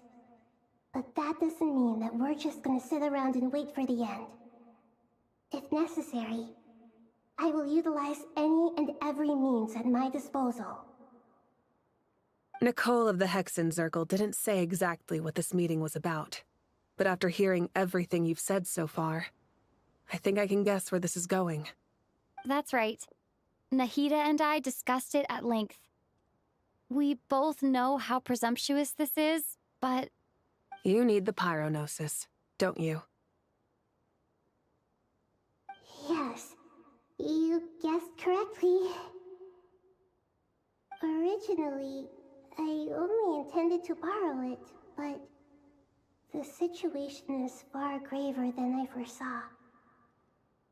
So instead, what I ask of you is to please give the Pyronosis to Sumeru. Why do you sound so nervous? There's no need to be shy. Surely a gnosis is pretty important to a god. I guess, but it's not as if losing it would suddenly render us powerless. But I'm sure you don't need me to tell you that. With all the nations you've traveled to, and all the gods you've met, you must have realized that by now. As far as I'm concerned, a gnosis is basically an elemental energy enhancer. But I don't usually use it. You know me. I like to think I'm pretty strong without it. Yeah. Not about to dispute that.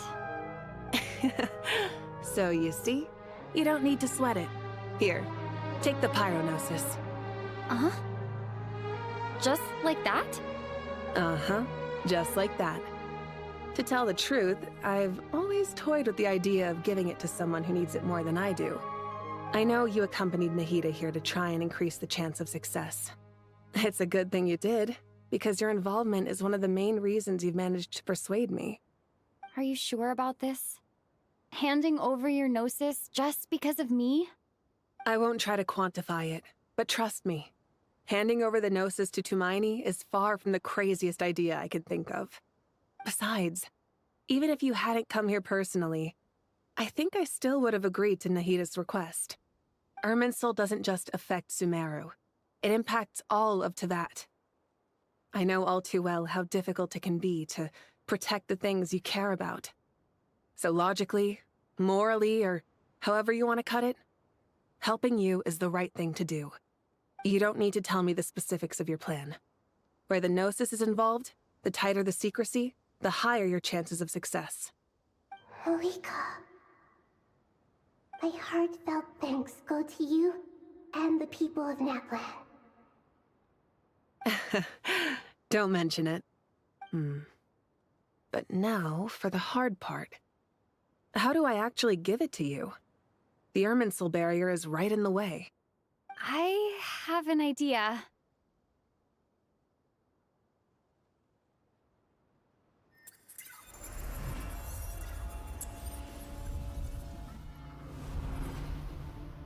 Just as I thought.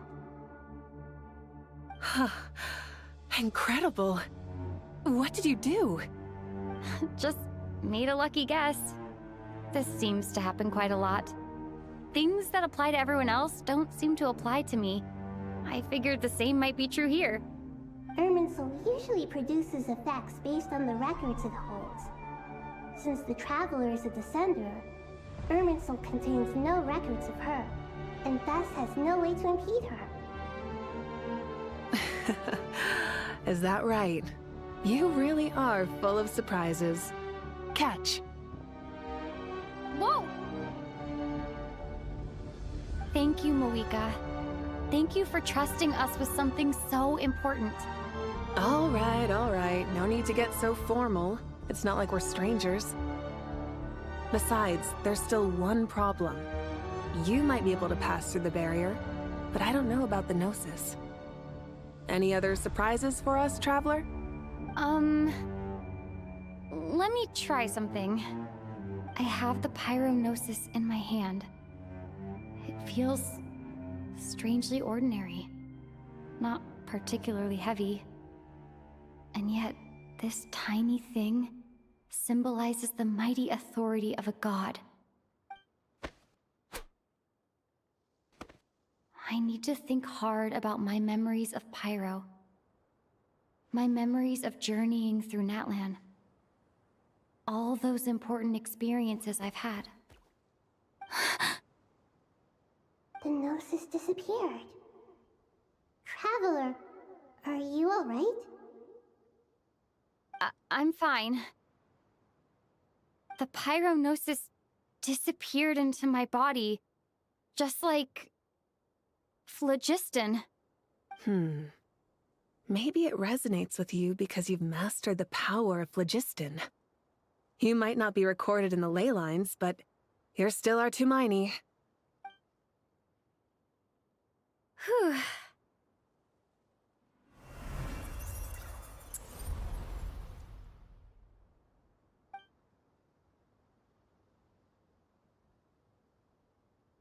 Please allow me to express my gratitude once again, Malika. Pleasure. Well, I've given you all the help I can. The rest is up to you. Good luck. We won't let you down. Yeah, we aren't about to lose.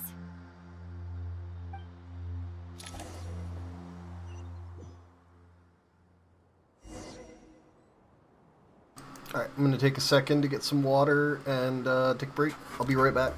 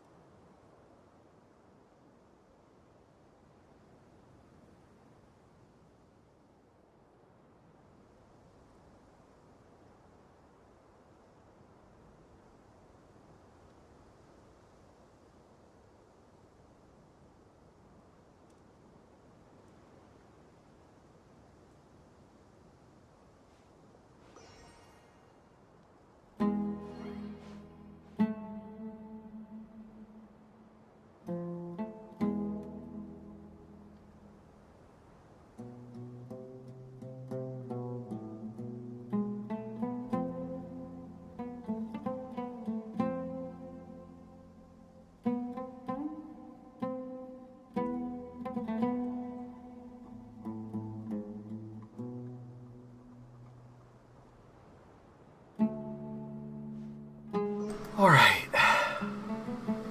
I'm back. And let's do this.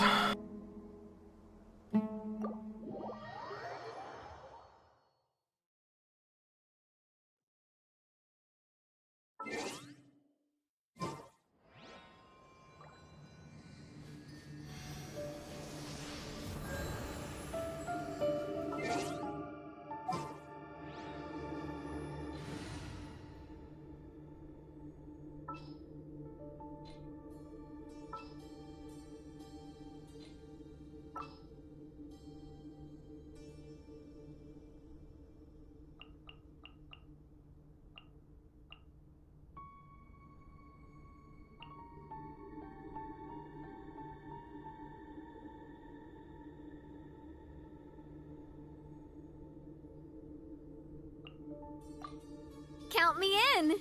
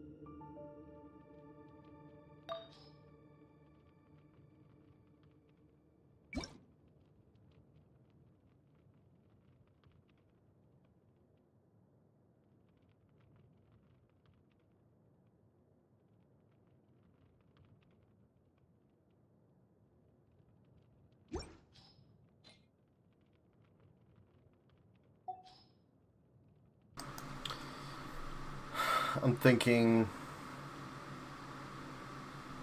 what would be a cool team to do this with that would fit the story?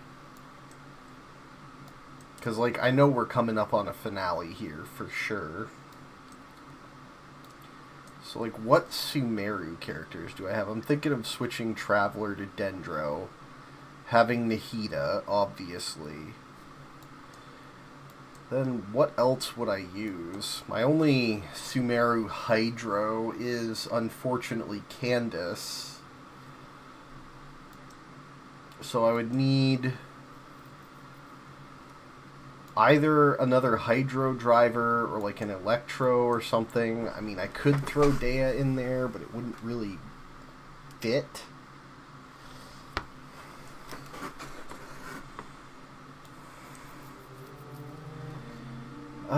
Who do I even have from Sumeru other than that?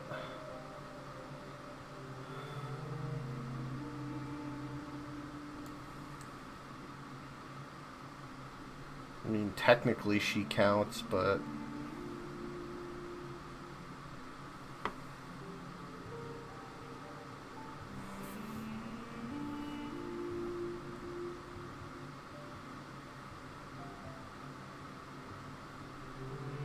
I want to have at least one healer. So I could technically do like Nefer, Nahida, maybe Dendro Traveler, but then I'd need a Lunar Hydro, which would not be a healer.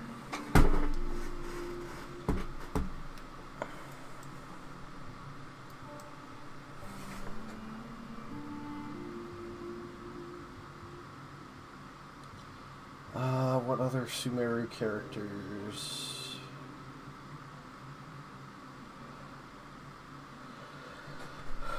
Do I have like no other Sumeru characters? Am I really that cooked? I mean, I have Tainari as like a main. Kale as well.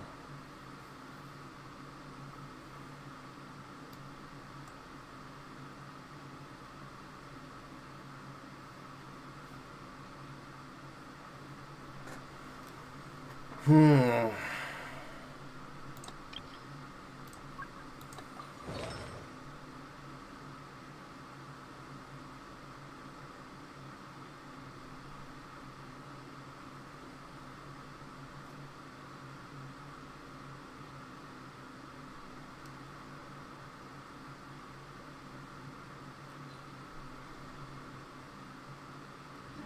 know what? Let's just look at what I have for teams, because I'd have to change my traveler's element and then their gear, and then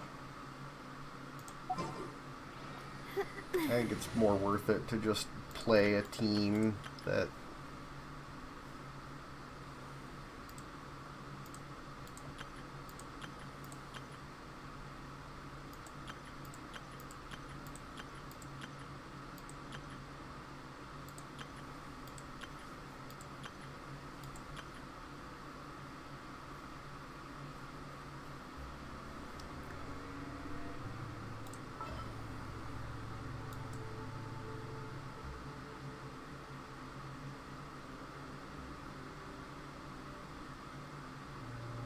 Hydro Traveler would not be a good option.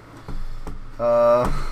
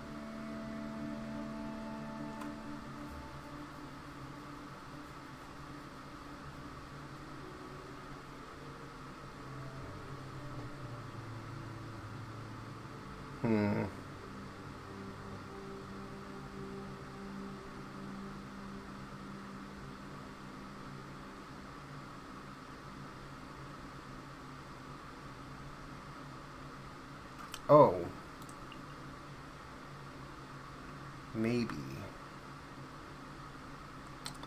Maybe I have an idea.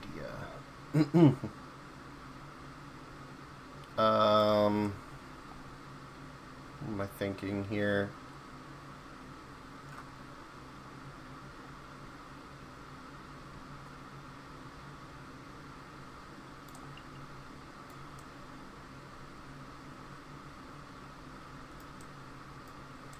Come to think of it, we haven't actually seen Candace at all this whole time.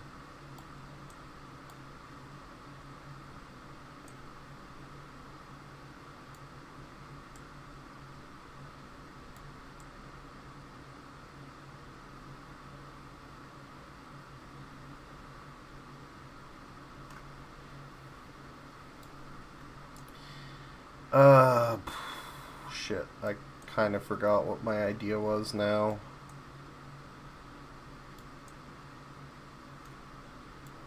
So... Right. Stay close. Not sure that would actually be good, even if I change them to Dendro.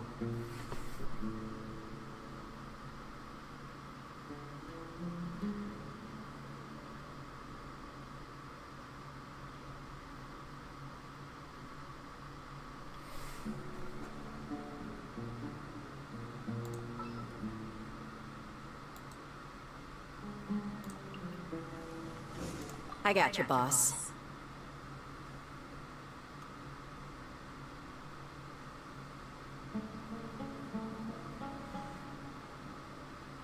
I mean, it's technically functional.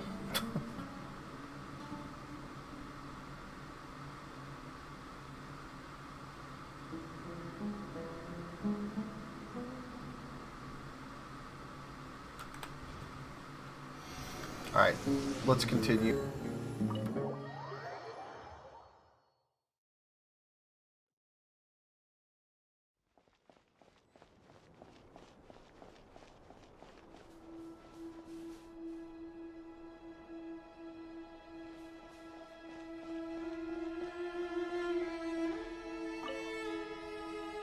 Traveler, Paimon, how are you feeling?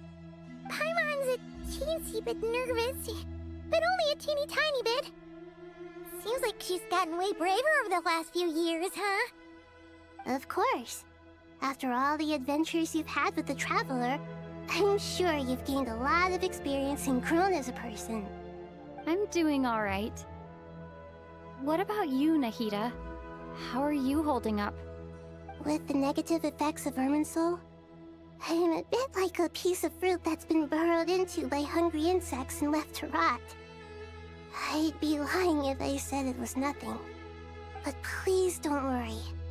We all know what we're getting into, and we've prepared as well as we can. I believe in everyone. I believe in you. And I believe in myself. Stoking the fire inside oneself is certainly one way to live, but knowing when to rely on one's companions is also a form of great wisdom. I've been quietly learning little things from everyone, like plucking tufts of fur from a sumpter beast. Me too. With the constant traveling, I'm always learning and growing. That's the journey of life. I think there's someone else here who would share that sentiment. Don't worry about what I think. I was just passing by and happened to overhear your conversation. What are you talking about, Hat Guy? This is the top floor. No one passes by the top floor. Says who? You can fly just like I can. I would have thought it makes sense to you of all people. I don't know why, but I feel a little more relaxed now. It shows that you feel comfortable laying down your burdens in our presence. It means that Sumeru is a place you can trust, where you know we have your back. And we feel exactly the same way around you. That's what it means to be friends.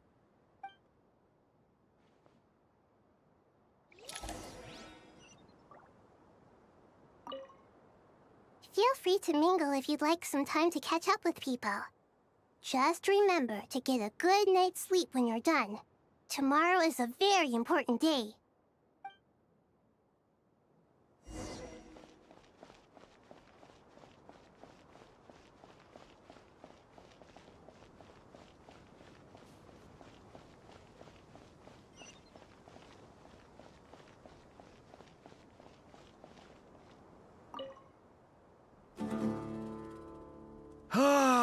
It's finally done.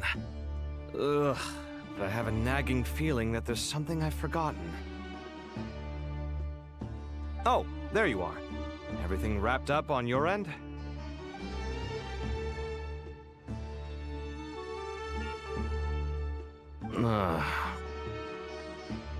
Okay, fair enough. That was a pointless question.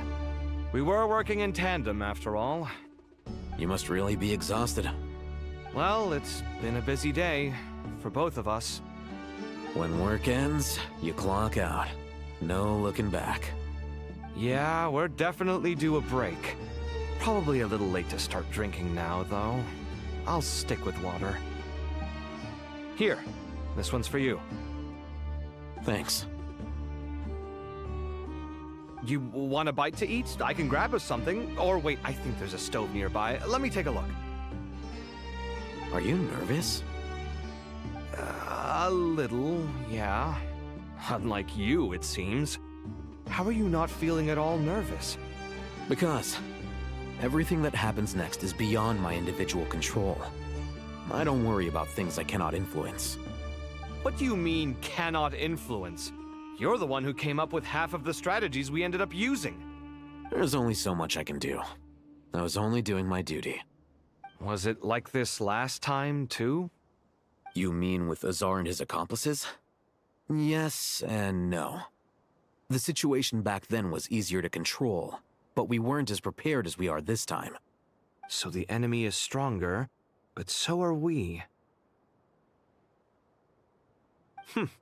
I still vividly remember the way you interrogated me in the library after the fact. Where were you when Sumeru needed you most? If your memory is so vivid, you might also recall that it was you who came looking for an argument. You're often the one who initiates these things, you know. I came for a conversation. I didn't know it was gonna turn into an argument. Anyway, at least I showed up this time. So, what do you think? What do I think? I think we're certainly better off for it. It's good having me around to help out, huh? Absolutely. As a citizen of Sumeru, you displayed a remarkable sense of responsibility in the face of disaster. Certainly feels that way. I just shudder to think how the world would have ended up if we hadn't gotten control of the situation. So, do you think this is what impending disaster looks like? The sky is so clear, and there isn't a whiff of decay or destruction in the air. It's hard to imagine that the fall of humanity could happen on an ordinary day like this. Awful things happen all the time. Sometimes people can stop them, and sometimes they can't. What you and I have done is increase our chances of stopping this one. Lofty ideals may provide no defense at all against nihilism, but perhaps little decisions can. Oh, nothing. It's nothing. I hope everything works out tomorrow. It will. As long as we stick to the plan, our chances of success are good. It's really strange. You're my junior, yet you always seem to act more like an upperclassman than I do. I think it's mostly a matter of temperament. Ugh. Walked right into that one, didn't I?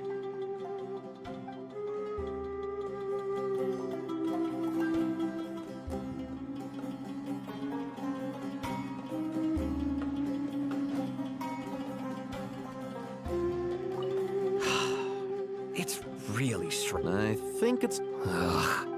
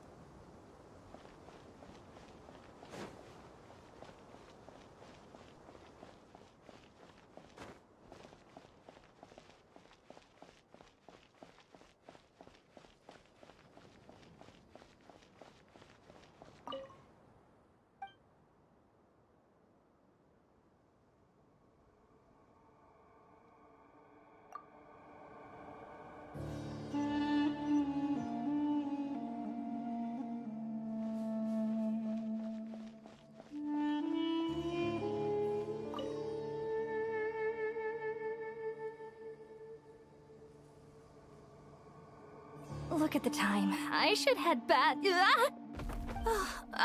I'm so sorry.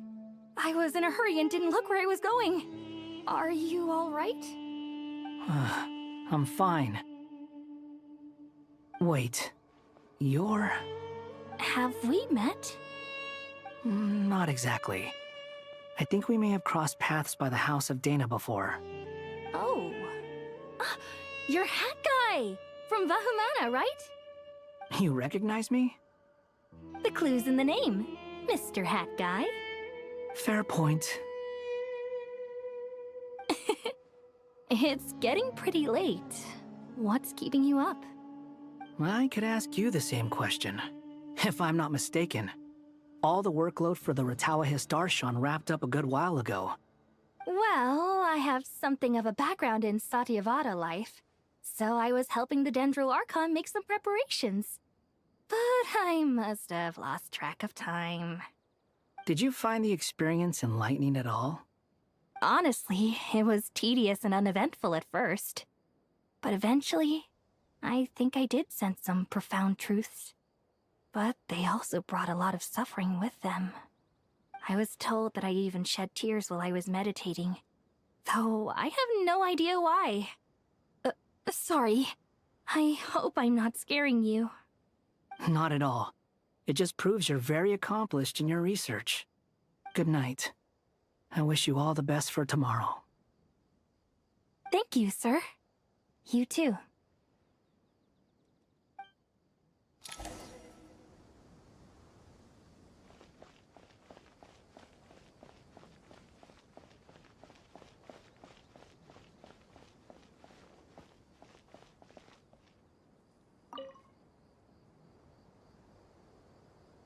Too bad we've got a fight tomorrow. I could really do with a stiff drink. Let us pray instead. Prayer. How nostalgic. Lord Sangama Bay. Came to get some fresh air too, did ya? That's right. Actually, I was hoping I might run into you, Dia. I wanted to let you know that I've stocked up on that perfume you said you were so fond of. No, really? I'll take 2. Any chance of a friends and family discount? I knew you'd ask that. And I'm afraid to say that... Surprise! It's free of charge. That's very generous of you, Lord Sangama Bay. Does this mean you've made a fortune in Nodcry? Nope. Turns out it's not that easy to turn a profit there. I even ran some assorted losses. But anyway, that has nothing to do with why I wanted to give you and Dia a small gift. Remember that merchant caravan you two rescued in the desert last month? That was transporting my goods! No way! I had no idea that was your shipment. Explains the, eclectic mix of goods, though. Lord Sangama Bay's investment in the desert and generous stockpiling of goods has helped many people over the years. The shelters you funded especially have made life a little easier for the children and the elderly. Wait, how did you know about that? Oh, I see. Nefer told you, didn't she? Ugh, that pesky lady. Aren't intel brokers at least supposed to charge for divulging people's secrets? She and Candace go way back. It's normal for close friends to share things you wouldn't tell to everyone else. Sure, but why did they have to be things about me? That's how Nefer shows that she cares. She wishes for all of us to know what a generous person you truly are. It must be hard trying to make a living far away from home. Just because we can tell what kind of person you are doesn't mean everyone else can. Well, maybe her intentions were partly good, but I don't think that's the full story. I'm sure she enjoyed knowing how much it would annoy me. I'm telling you, Nefer's got a mean streak. Definitely with you on that. Does praying help you stay calm? Defending one's home is a just cause. My heart is filled with a mix of anger and hope. Anger. You know, being able to get angry is a good thing. It shows that you're in touch with the real world, and that you have the passion to pursue something you believe in. Oh, my lady? What are you doing out here? Just taking a walk to clear my head. And look where I ended up. Were you praying just now? Yes, Miss Dunyarzad. Would you like to join us?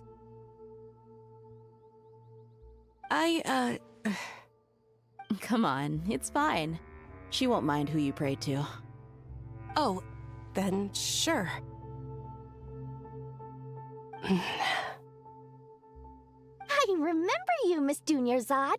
You visited my shop before. If I recall correctly, the god you worship is the Dendro Archon, correct? That's right. She is such a gentle and kind god. But to me, she's more than just a god I worship. I see her more as a friend. And so do many others. She's not some almighty god who reigns on high, but a genuine friend. Agreed. She's a wise teacher and a good friend. I spoke with several people during the evacuation. Everyone's aware that tomorrow's battle is one that ordinary people can join too. A battle to fight for our friends and our homeland. Oh, it makes me glad. I can finally do something for those who protected me. You've grown so much since we first met. Oh, a compliment? Ooh, more please. Thank you. My lady, You've always been a remarkably strong and ambitious person. It's indisputable. And that's not just a compliment. It's a statement of fact. What are you praying for? Our beliefs may not be entirely the same, but we both wish for the same thing. I pray that everyone will rise to the challenges ahead and return safe and sound. I pray for the safe return of all my companions.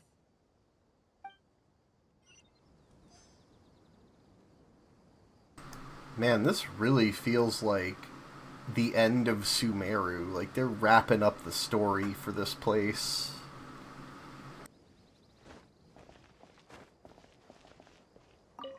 What are you praying for? Our beliefs may not be entirely the same, but we both wish for the same thing.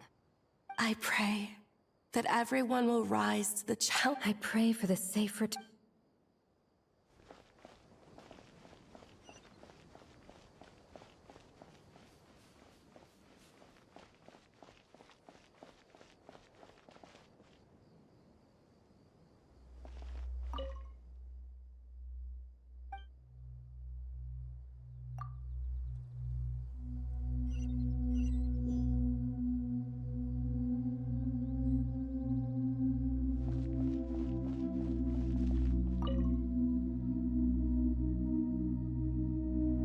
We'll make our move after sunrise tomorrow.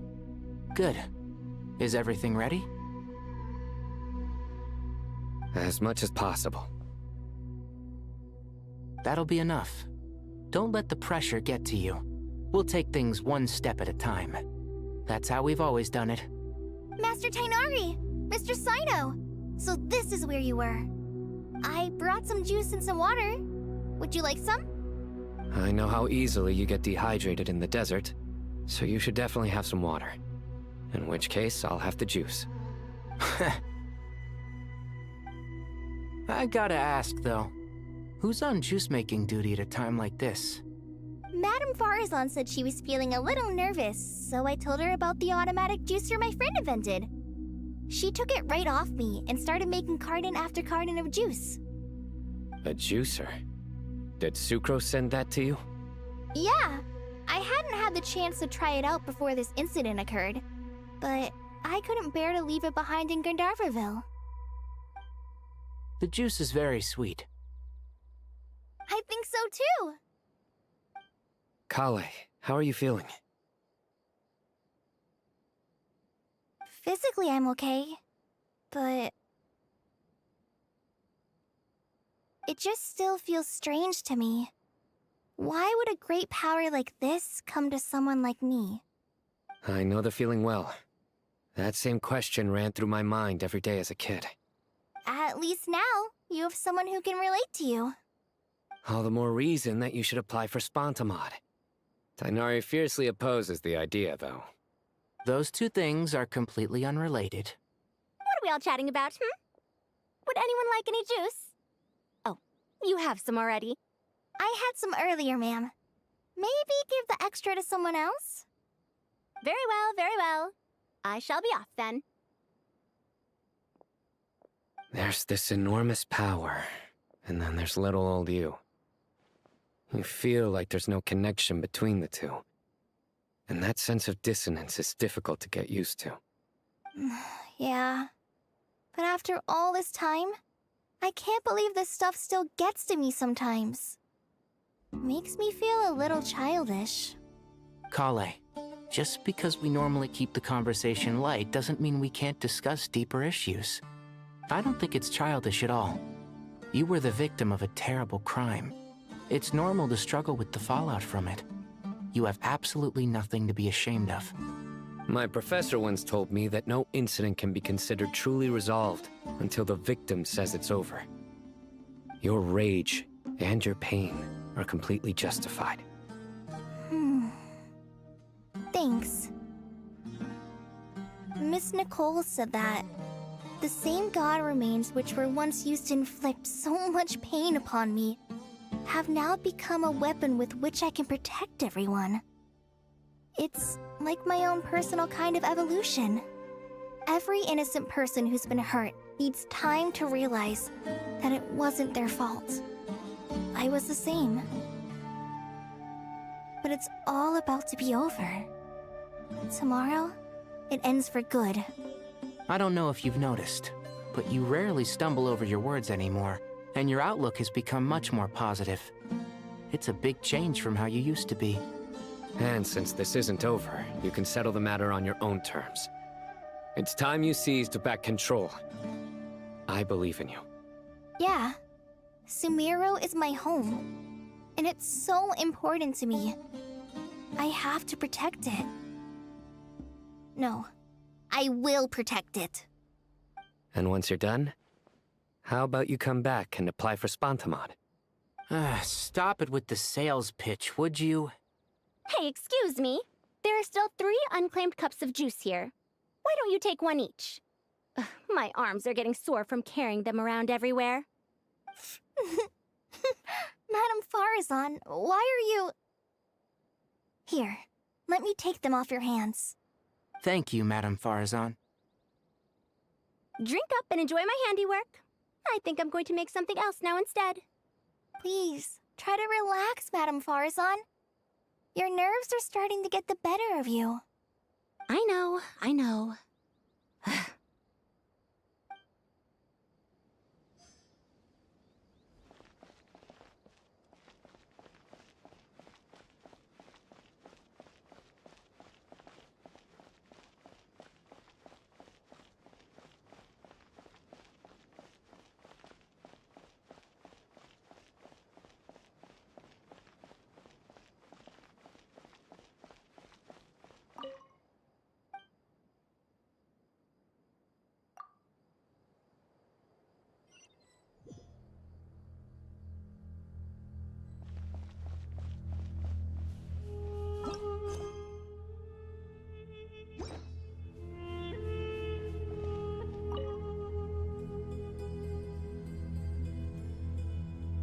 Something on your mind, Miss Nefer?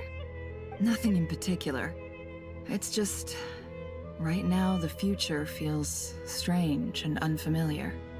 But the future has not yet arrived. How can you say how it feels? Some people know that there's an impending disaster. Others remain blissfully unaware. Each group is imagining an entirely different future while walking towards the same one. But when they get there, they'll still find they feel differently about it. People are shaped by their circumstances. Different circumstances create people with different perspectives. I've always found the perspective of the Vahumana Darshan to be a particularly incisive one. Even at the height of the crisis in Nodcry, people held diverging opinions. But things are different this time. Indeed. Regardless of faith, gender, wealth, skin color, or eye color, everyone in Sumeru knows what will happen tomorrow. The world has never been an especially fair place. Yet now, against all odds, a moment of unprecedented unity and equality is about to take place. It's fascinating. If only my father could have lived to see this era. Era. To me, that term represents a much greater span of time. It can be an unsettling word. I would even say I'm afraid of it. Do angels even feel fear? Yes, at least I do. I fear the gap that grows wider with each passing day, and the never-ending flow of time. Time renders all memories insignificant, and reduces all splendor to nothing. But those memories are the one thing I do not want to lose. You're very human in that regard. If angels draw too close to humanity, our wings burn away in the bright flame of awareness, and we fall to the earth. After spending so long among humans, I have lost much of my former glory. Maybe that's a good thing. You're more human than some humans are. I've been talking to Kale a lot in recent days. We seem to be in completely opposite situations. I suppose that makes us good case studies for comparison. Case studies for who? Myself, I suppose. After comparing the two of us, I suddenly discovered that I desired more than before. It was a gentle, pleasant sensation. Just as most people pursue glory and miracles, I too am pursuing miracles of my own. Guiding humans to make the miracles in their hearts a reality. That is my miracle. It doesn't sound so bad, does it?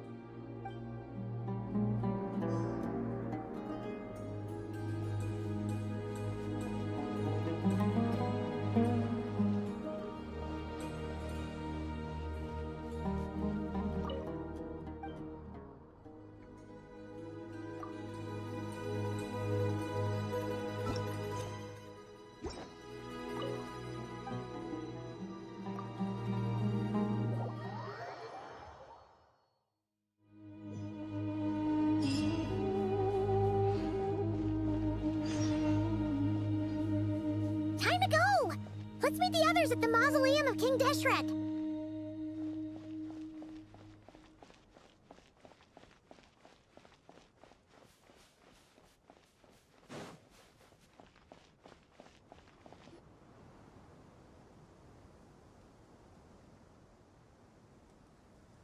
I have not felt this way in a long time. Standing up high, gazing out at the rolling dunes. One cannot know what freedom truly means without first losing it.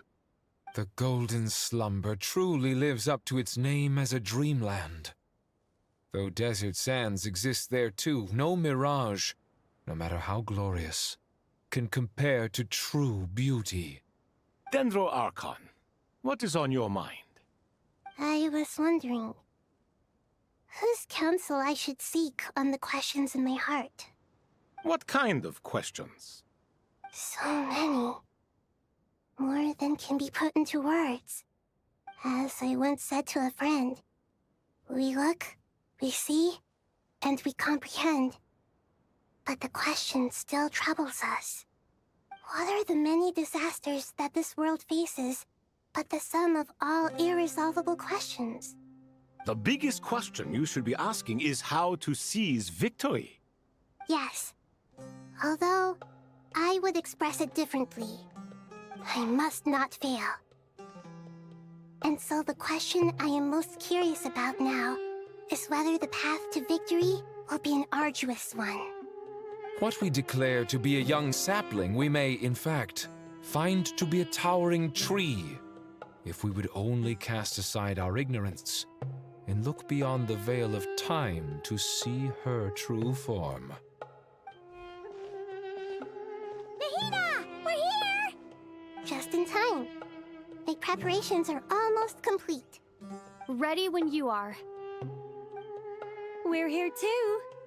Miss Nicole! Miss Nicole! You run so fast! I thought I'd get a lot of exercise as a forest ranger, but I can barely keep up with you. Sorry, I got a little carried away. Lesser Lord Kusanali, the equipment is ready, and the modifications to Aru are all complete. As discussed during our meeting, Accessing Irminsul via the Akasha is no longer feasible at this stage. There are other options, it's just... they're a little more extreme, and more technologically demanding to implement. Maybe you should take it from here.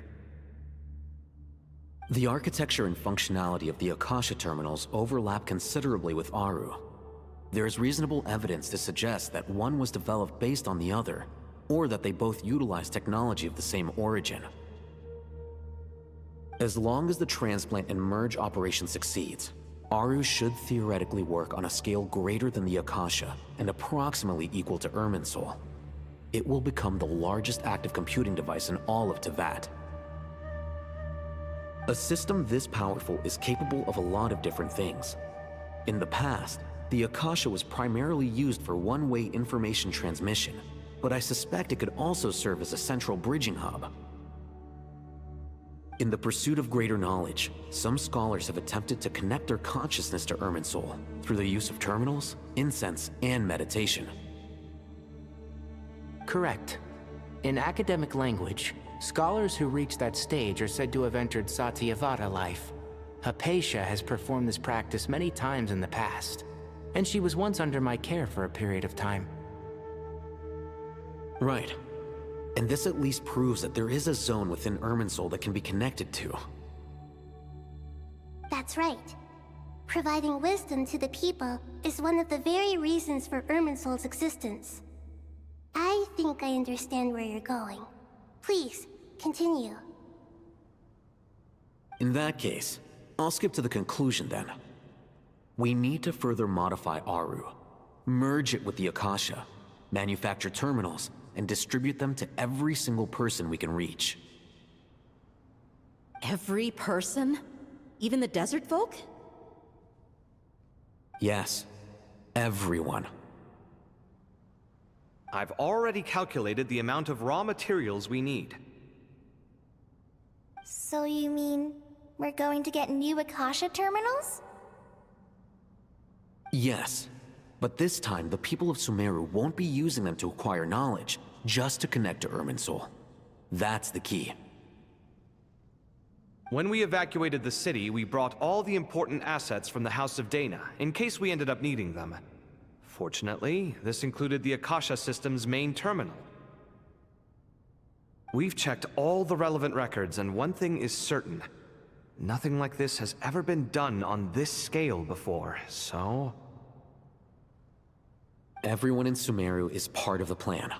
Whoever controls the people controls the situation. Since this function of Irminsul was introduced, it has only ever been made available to scholars, who don't constitute a particularly large group of people. But by expanding the scale to include all the people of Sumeru, all the individual connections will stack up to create a significant load on the system. Under normal circumstances, Irminsul would be able to cope with the additional load. But with it already being under strain from other activities, its remaining capacity is limited. Thus, it might be possible to shut it down completely by overloading it.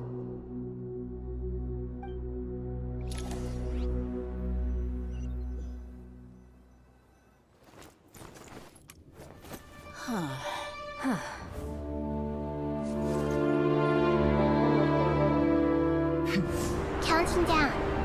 3, 2, 1. Are you ready? Ready!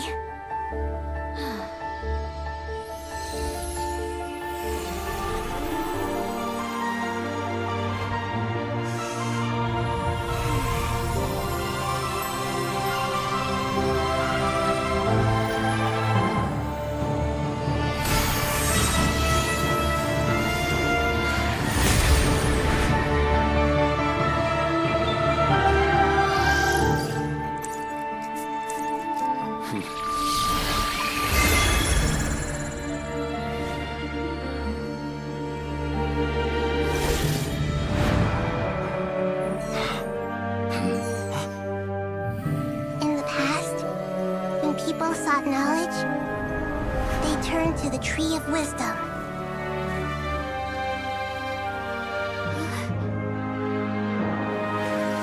Today, we use it to save Sumeru and the whole world.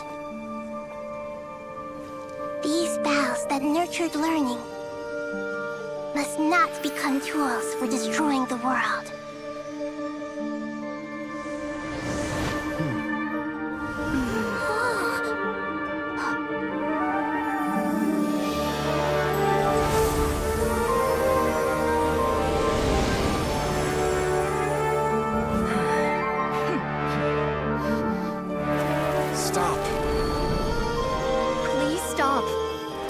Transformation.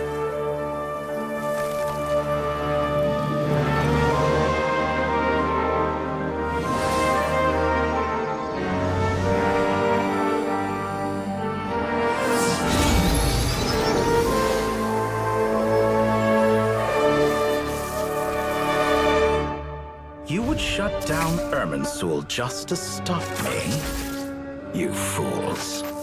I have all the time in the world.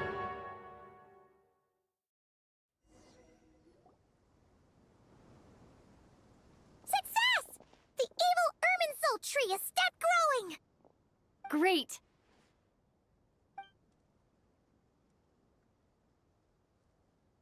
What a display of true courage! The courage to think and the courage to act! I never thought I would witness the shutdown of Irminsul with my own eyes. Perhaps this is human wisdom in action? Indeed, only humans could do such a thing.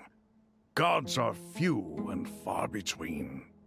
What was once created for spreading knowledge is now used for another purpose. A rather ingenious plan. I am grateful to you three for your help. Only thanks to you were we able to extend Aru's interference capabilities to cover all terminals. Now, nobody who wears a terminal will have their activity accurately tracked by Irminsul. No matter how many eyes Dottore possesses, he will not be able to see us clearly. Now for the next step. I will need the help of your supreme powers once again. How might we be of service, Lord of Dendro? I need to reach the Eternal Oasis immediately. Right now? In that case, Ibis King, would you agree that this is a fine opportunity to dust off our old tricks? Never. I assume you have that chess set with you? You mean the one you gave to me as a gift? Asking for it back, are you? How could I? You misjudge me. I just wanted to show you another way you can use it. Connect to Safei Shatranj.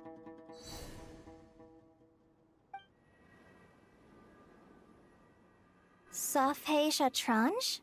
You mean that place in the desert?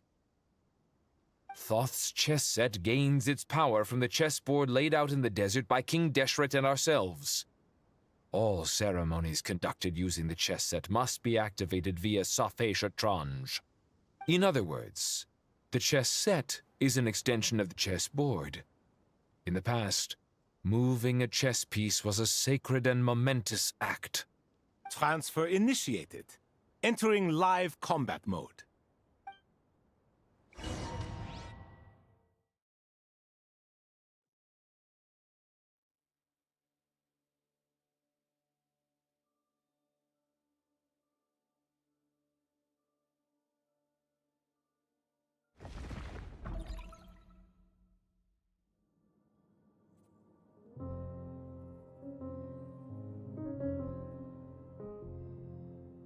We haven't heard a single word from our spy in the desert.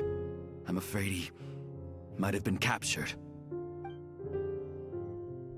Never mind. But we spent years turning him. And a lot of Mora. Nothing comes for free in this world, but the loss is not without its purpose. For a small price, we have wasted a precious amount of the limited time they have. Quite a bargain, if you ask me.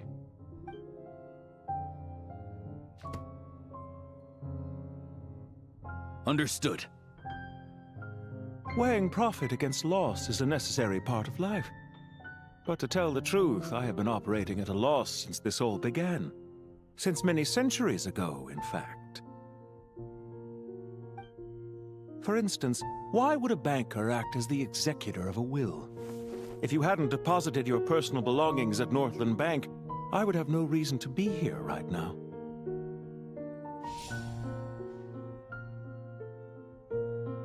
Dottore, I've placed your final data backup into the ley lines as per our contract. I trust we are now square for the safe deposit fees you paid.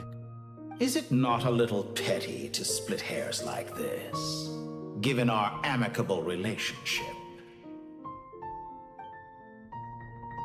I consider sound bookkeeping a matter of principle. Do not forget that you only live to see this day thanks to me. In fact, every day of your life since you met me, you've been living on borrowed time. Why, that's hardly a fair assessment. I will concede that my survival was perhaps at your whim, but I became a harbinger on my own merits. Managing money is not like other professions. Mine is not a role I could have acquired based on your recommendation alone, and certainly not one I could have lasted so long in without genuine ability. The information stored in the ley lines is quite comprehensive. Rest assured, I have not forgotten how strong your pride is. Well, I presume you have no sense of fragmentation while talking with me. How could anything possibly go wrong with such strict measures in place? The remainder of your soul was split in two, with one half sent to Nodcry and the other stored in the most secure vault of the Northland Bank.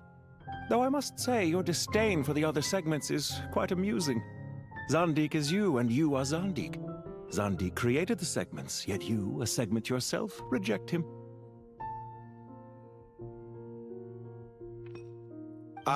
That is, Zandik, created segments of various ages in his later years.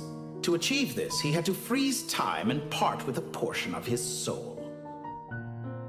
But as constructive as it sounds, it erases my uniqueness.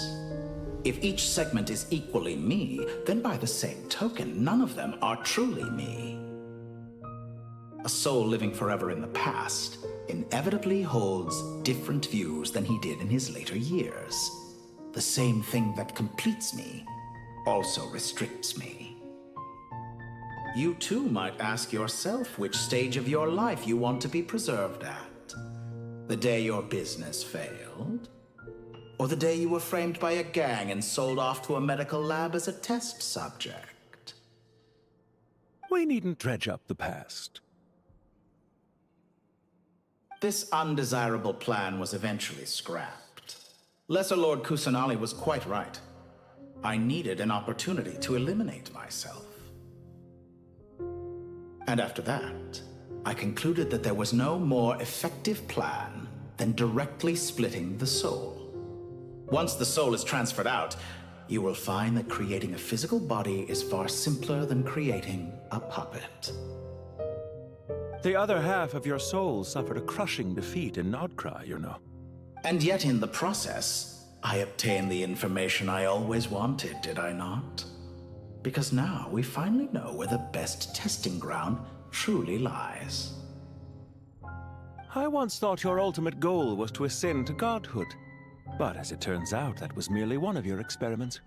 Experiments take many forms. Most people are too eager for success, too fixated on the end goal. They forget that the experimental process itself is just as important. A suspiciously vacant seat, a new face. I trust you can put two and two together. The reason it doesn't exist is because someone tampered with the record. What can I say? After all your efforts, you really did uncover the world's secrets. So, is the new world you promised a lie?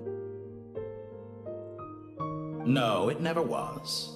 I am glad to be able to control Irmin's soul from within. Now I shall attempt to create a new world inside the existing one. Almost everyone faces the prospect of death, but not a single person has ever been able to experiment unrestrained in the afterlife through sheer force of will. I am the only one to have overcome this enormous challenge. Would I not be letting the world down if I didn't make the most of the opportunity to experiment? Clearly, the dividing of your soul did not affect the magnitude of your ego. Out of all the versions of you that have ever existed, this you is the most insane and the most radical. Is that why you chose to work with me? Which was it then? My insanity? Or my radicalism? Could I call myself a venture capitalist without a suitably ambitious plan to invest in? Yours happened to fit the bill quite perfectly. Well then, I must say, while I am surprised enough that you showed up at all, what surprises me more is that you chose to present yourself as my former subordinate, and not as the banker Pantalone. Why make things harder than they need to be? Exposing my true identity in a situation like this would only serve to destroy diplomatic relations between Snezhnaya and Sumeru. I daren't imagine the consequences. Showing up in the name of the original antagonist gives you the recognition you rightly deserve, while also being sensitive to Snezhnaya's predicament. It was an easy win. As for why I'm here, if you're suggesting that your credit is in the negative, I won't argue with that. Many people say that about you. I'd argue that a significant factor in your willingness to cooperate is the fact that you have but a few years of life left after my death. Living and dying together has a way of binding two parties together rather closely. Is it not true that a relationship should be judged by both the positive and negative returns it yields? So some of what I said actually made it into your head after all. It's true that I hope you don't die too soon, but don't you find that a strange thing for me to say?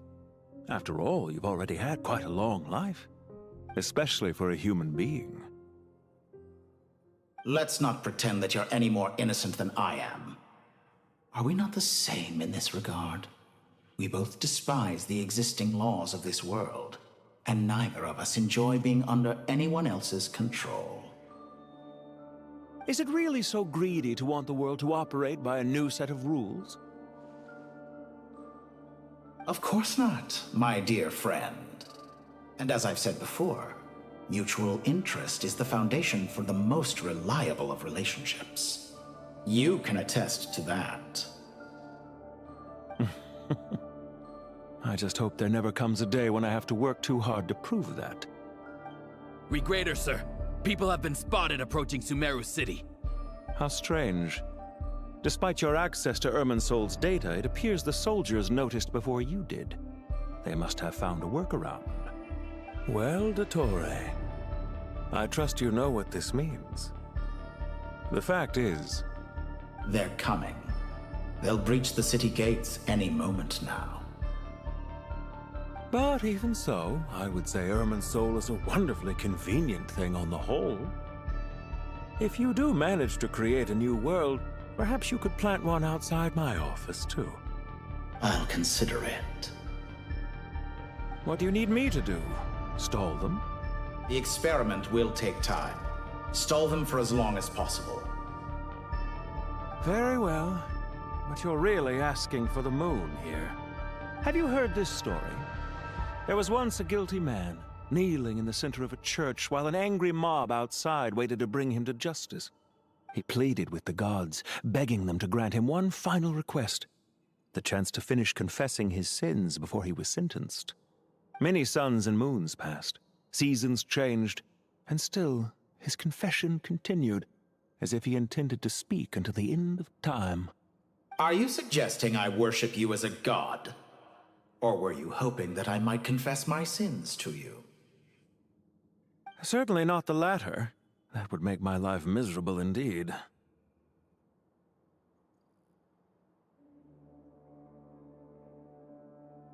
For someone who despises them so, you never seem to have any objections to me creating or becoming one. At first, I thought you'd be furious. Concerned I would terminate our partnership, were you? Not at all. You had reasons why our partnership must continue. Don't you find people's attitudes toward gods amusing? A god descends from the heavens and people worship it unreservedly, blindly following whatever rules are given to them.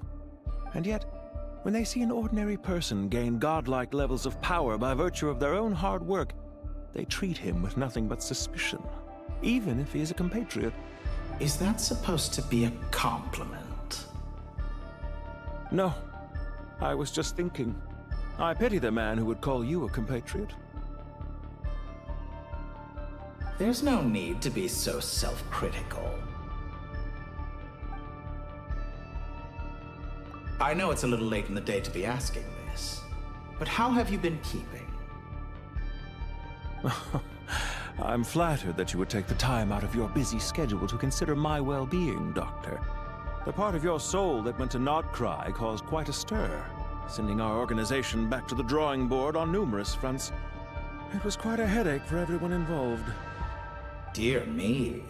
I must have caused you no end of trouble.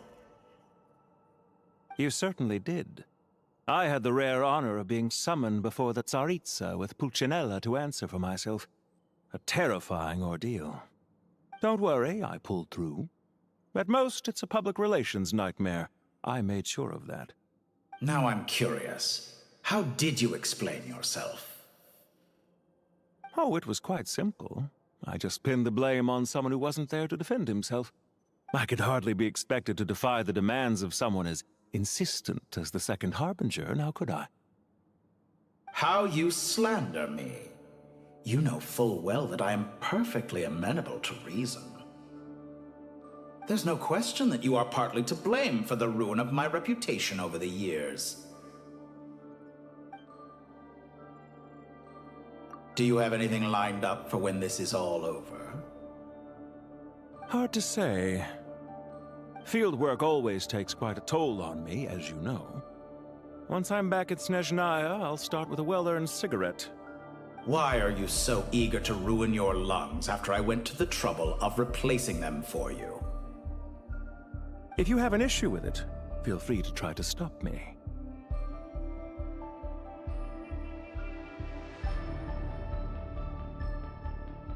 What's on your mind? The limits of humanity. It's a pity.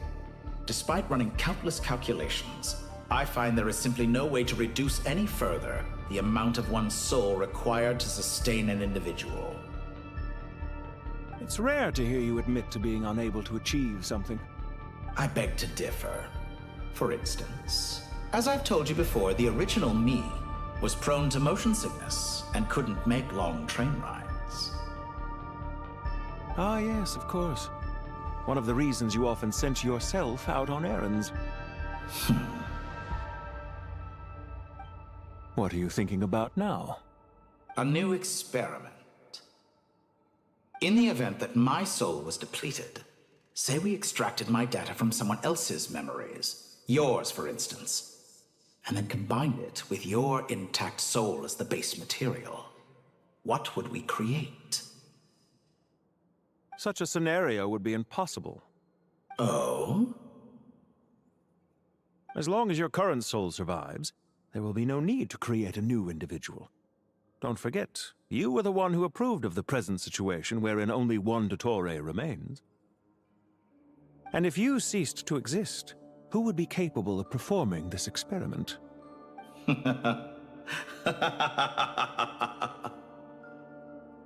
Since the day I met you, you've always excelled at talking your way out of a quandary.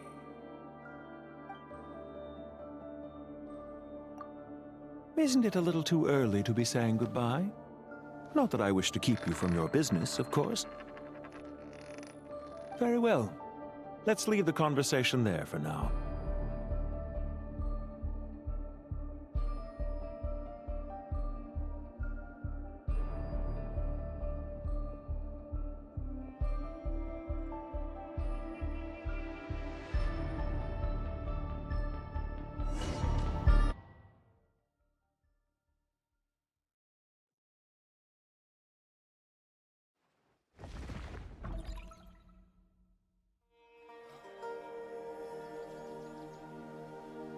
The power of King Deshret's 7 pillars is truly remarkable.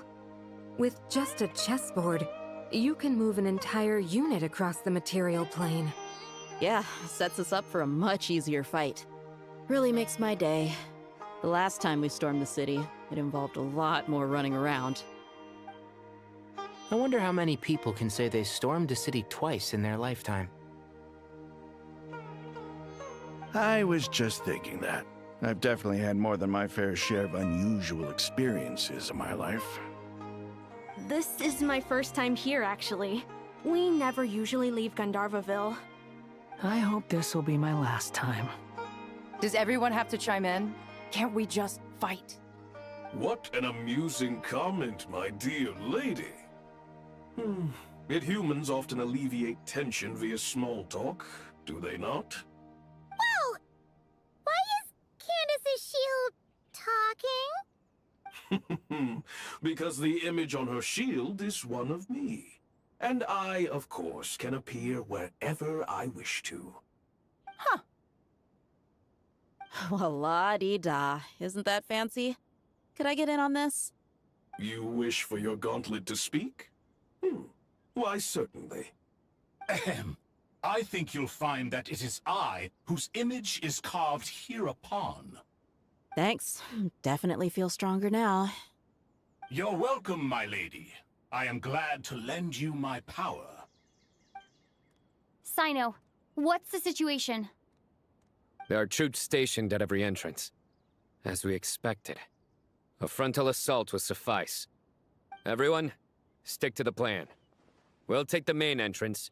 You head for the House of Dana's side door. Move out.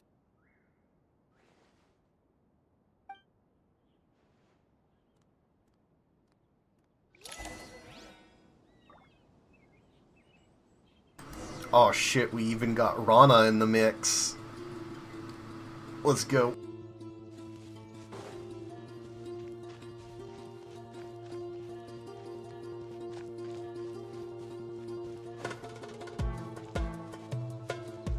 Out of my way! Take this! Watch out! Get lost! Whew. Thank you, Jet. You gotta be more careful. If you're not ready to put your life on the line, you can't be certain of defeating your opponent. She's right. Keep your wits about you, Rana.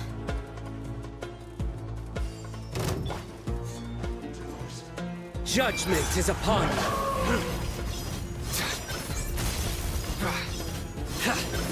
Guilty! You stand condemned!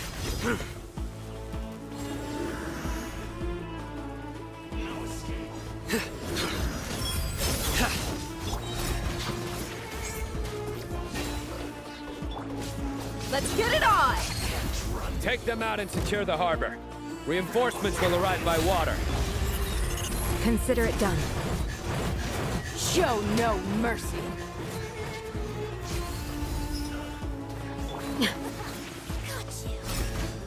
You're exposed! Futile! Go through me! Buckle up! Hi! Too easy! Nowhere to run! Gloves off!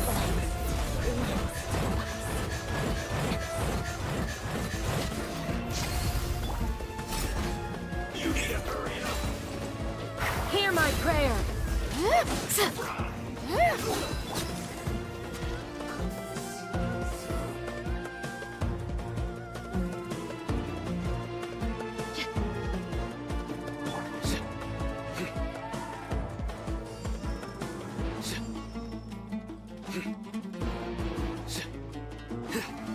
Looks like your sins weigh upon your soul! Guilty! You stand condemned!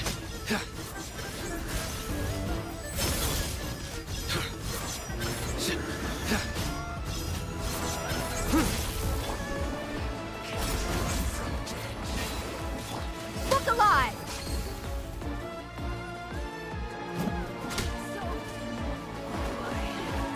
Use your force, officer.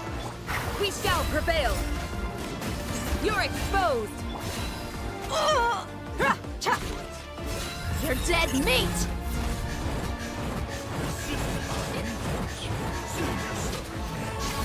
Buckle up!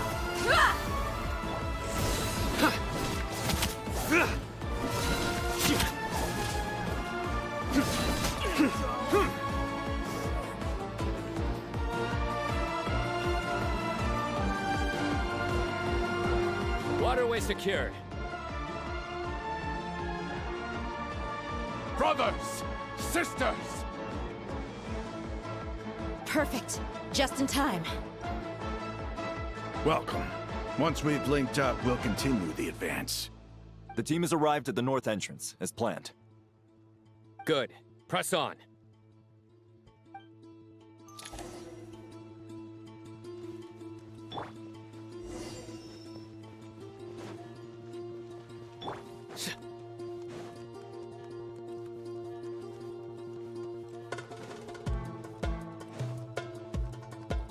Too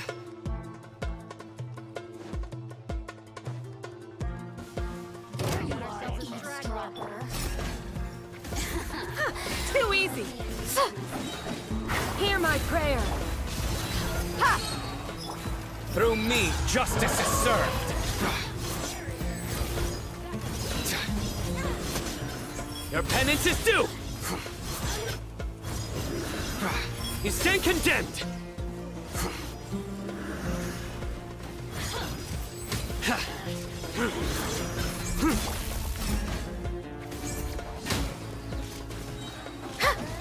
We shall prevail! Hi! Judgment is upon you! Guilty! Stronger than I anticipated. Pin them down! Gloves off!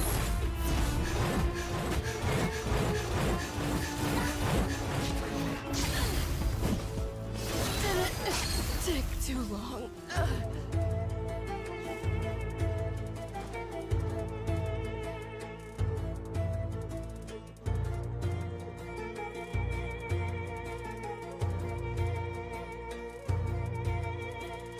Look out!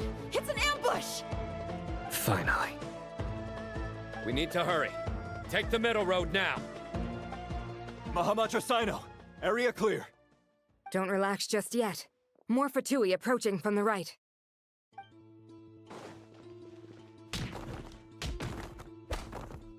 Irminsul cannot track our movements. If necessary, we could split up. Don't worry. We'll wipe them all out. As you can see, our people came raring to go. Good, good. How are things with the Traveler? Can Tainari keep her safe? Don't underestimate Tainari just because he's a forest watcher. He can handle it. All right. You know that's not what I meant.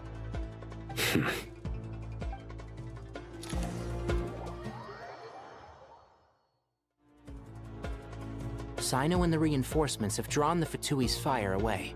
It's our turn. By using a cluster leaf of cultivation, we can pass through certain terrain silently. Good luck with that. We'll just fly up there. Huh? Oh, yeah. I forgot you could fly. Ready? Ready.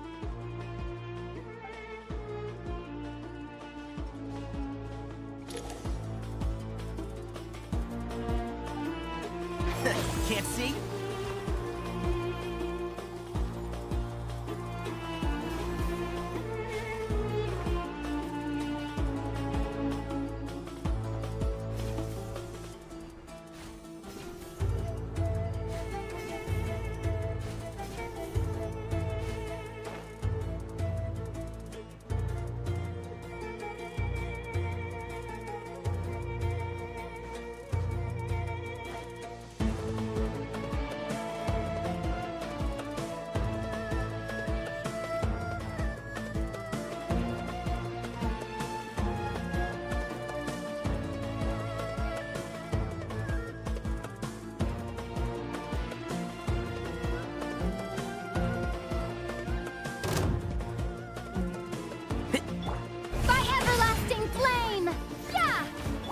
Wretched vermin! You're dead, Squall and Fury! Ha! Ha! Cha! Ha! Cha! Ha! Keep up.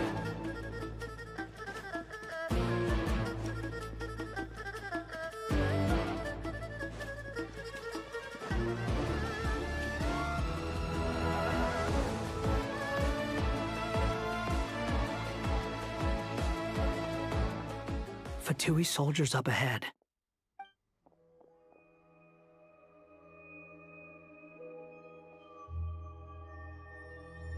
Careful.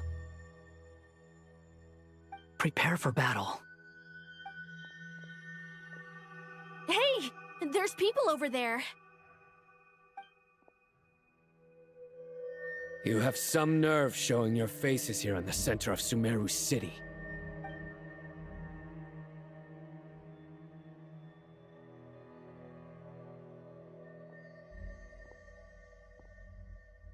You're right on schedule. Well, this guy sure as heck isn't your average Fatui sergeant. They've stationed quite a few people nearby. It definitely looks like they were waiting for us. But something feels off. Everything about this guy feels too deliberate. I highly doubt he's just a subordinate of Dottores. And he's no mere sergeant. Whatever his rank is, it's high. Much higher than we thought. So you've been waiting for us. But it looks like you're geared up for a conversation, rather than a battle. Very clever, General Mahamatra Sino. I know you're the one in charge of this siege, and I look forward to making a deal with you. A siege? Sumeru City belongs to us! Historically, yes. But things can always change. We have quite a sizable force with us, you know. For instance... There's a Fatui ambush at the north gate. Can you handle him? We can for now. Yes, I'm quite sure both sides can hold their ground for the time being. The battle has not yet reached its climax. But what happens next? Do you enjoy watching bloodshed? Surely some of those here are people you count as friends. Once a war begins, some people must die. I doubt you wish that fate upon anyone you know. Wait a second. It's a trick. He's not even there.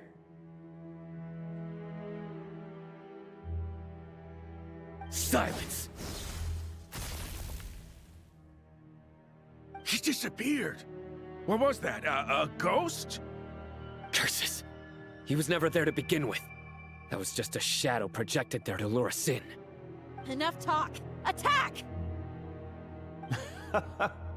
I apologize for being unable to accompany you at this crucial moment, but I am compelled to leave for reasons beyond my control.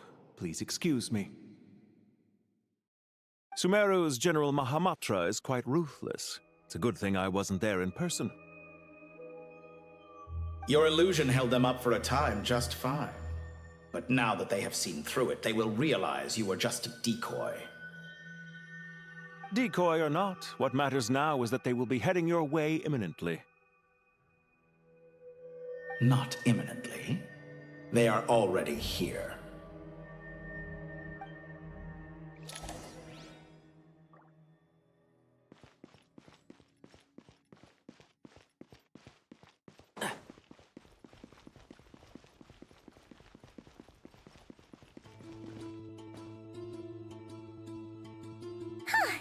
We made it! This is far enough. Tainari, you go help Sino. Don't worry about us. We'll manage from here. Are you sure you don't need me to stand guard? No need. Once the connection is established, we'll disappear from the Sanctuary of Surasthana. Go help the others. All right. Goodbye for now, then. Please tread carefully.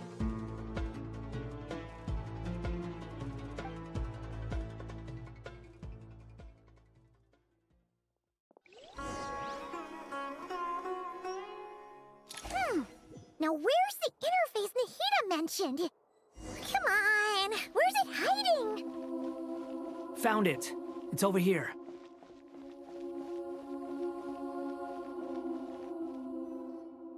We can connect to the inside of Irminsul through the Sanctuary of Surasthana's built-in security system. You should be pretty familiar with the process. Is it the same route as last time? For the most part. We don't need to adjust any of the parameters. Then I should be fine. And Paimon? Once you're both ready, we'll set off. Wait! The stakes are way higher this time, right? Maybe Paimon should stay outside and help the others. Then, you can focus on the fight without having to worry about Paimon. Huh? Why are you staring at me like that? It's nothing. I just suddenly realized how much you've grown. Hey, you've grown quite a lot yourself. Don't you two start getting into it again. Well, anyway, Paimon thinks she's pretty knowledgeable. Who's the best guide in Teyvat again? And don't forget, Paimon's a college student now. If we say Alhatham's not a weirdo, It's hard to explain how he came up with the idea of you applying to the academia. But for all that he counts, you're doing surprisingly well in your studies. Just goes to show how important it is to have someone supporting you. And Paimon's not the only one. Let's not forget that you only became a student because of Nahida's personal recommendation. That's fair. I have learned a lot in Sumeru. Oh yeah. Did you ever come up with that ugly nickname you promised me? What? No way! We're friends now! Paimon gave up on giving you one ages ago. Anyway, isn't Hat Guy enough of a nickname for you? Fine. Suit yourself. We need to go. Paimon, if you're staying, look after yourself. Will do. Paimon's gonna link up with Tainari and Sino. You guys are the ones who need to be careful. We will be. Bye for now.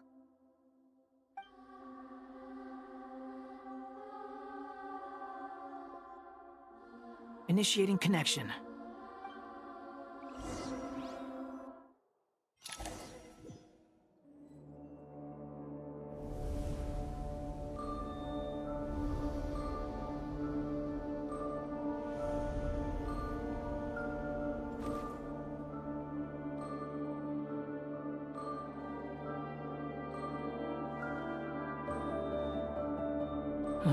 Well, here we are again.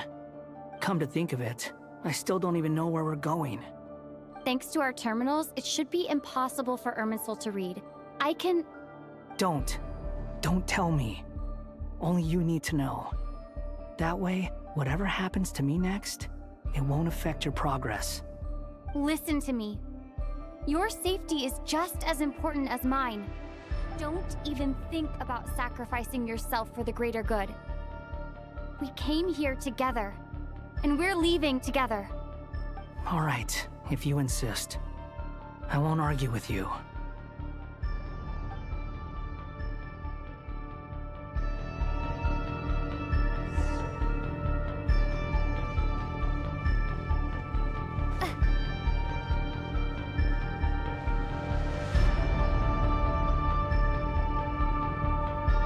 This place looks so different from how I remember. It's unrecognizable. It's a complete mess. Like someone's turned the place upside down. Must be Dottoro's doing. Either he's searching for some information he needs, or... It's still changing. He has to know we've entered Irminsul. But luckily for us, he can't pinpoint our location.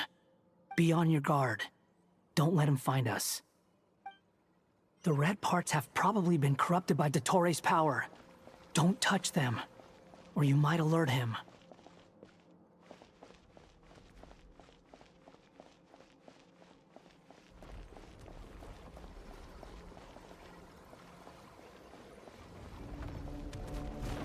He's looking for us. Tread carefully. That wall could be a problem. Fortunately, it looks breakable. Give it a shot.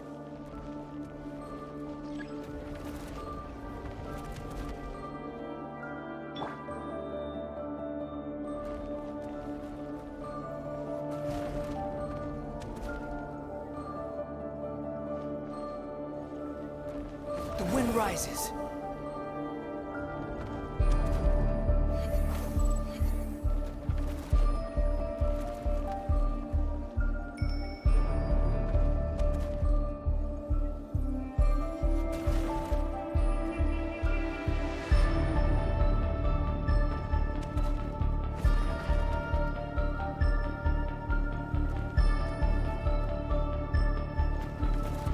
Behold!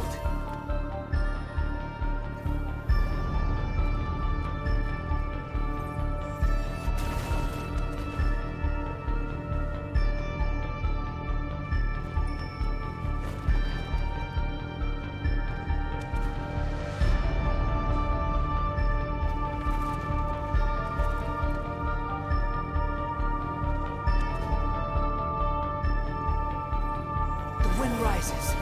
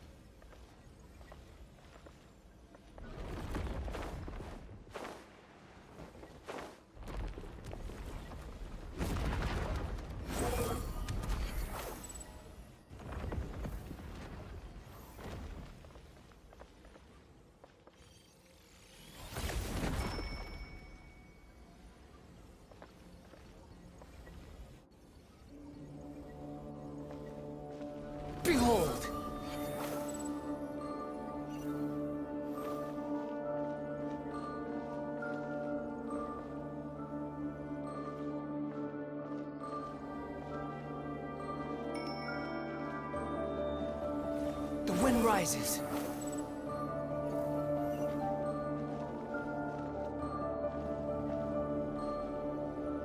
Squall and fury.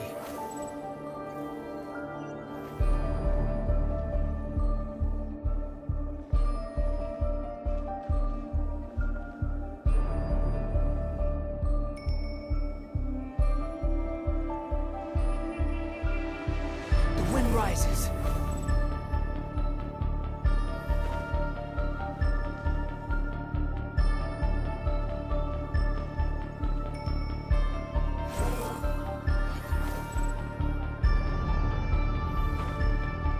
The same old trick again? Are you kidding me? Let's handle it just like we did before. This cheap trick isn't gonna stop us.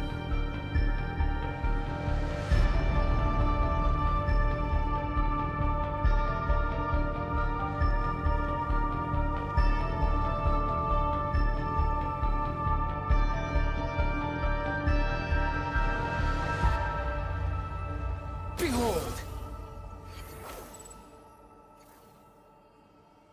Oh no, it's... A trap! Is that why he was using the same trick over and over again? To get us to lower our guard?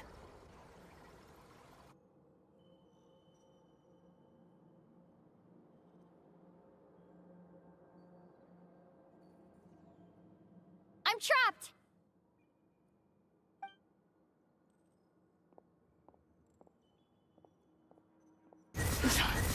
Why won't this thing budge? Hello? Hello? Can you hear me? Nicole? Is that you? Yes, it's me. I'm monitoring your progress from inside the Eternal Oasis, and I have to say, this terminal is simply marvelous. It makes tracking you so much easier. I couldn't see anything at first, but now that you two are inside, I can use your location with support from the terminals to get a partial view of the situation inside Irminsul. It's not the clearest image, but it's better than not being able to help at all. So, here I am. I can't intervene directly, but I can help to guide you out of the jam you're currently in. So please, just follow my lead. Dottore in his current form is a blight upon both Irminsul and the ley lines. Pay attention to your surroundings. There must be sources of his contamination nearby. The corrupted Is that one of them? Precisely. Take it out. Good work. But we're not done yet. Stay close, and let's see if we can find any others like it nearby.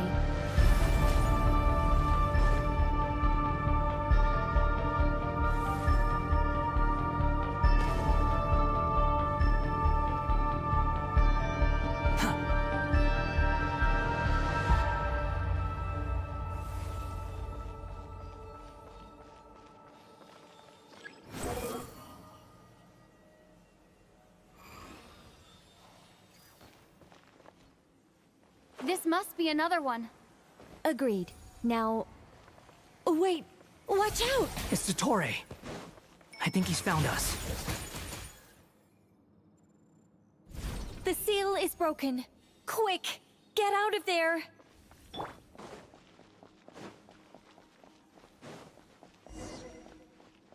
And where exactly do you think you can run to?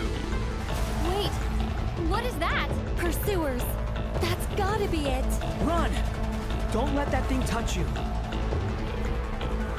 Dodge that attack!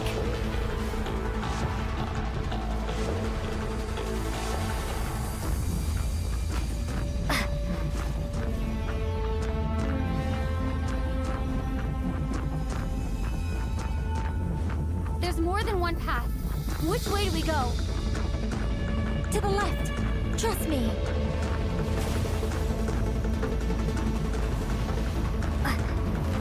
Fleeing like vermin. What a pathetic sight. Hey! Watch yourselves. Stay focused. There's a cliff ahead. Jump! More of those corruption sources. Destroy them as you did before, and open the exit as quickly as possible. They're relentless. Is he trying to wear us down? You'll just have to destroy these too. I think the pursuit is over. Hard to say. Stay alert.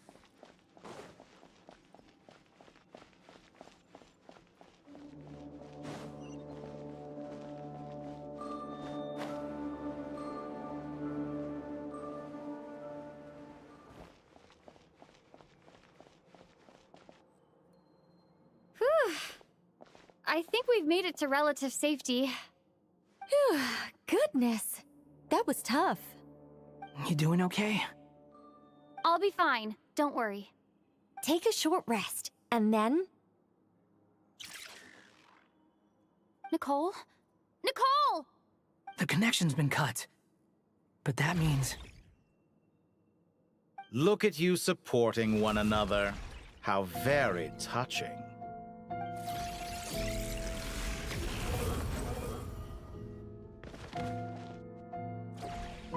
Dottore! Took you long enough to find us. You're more useless than I thought. Oh, really? I think I deserve a little more credit for my methods than that.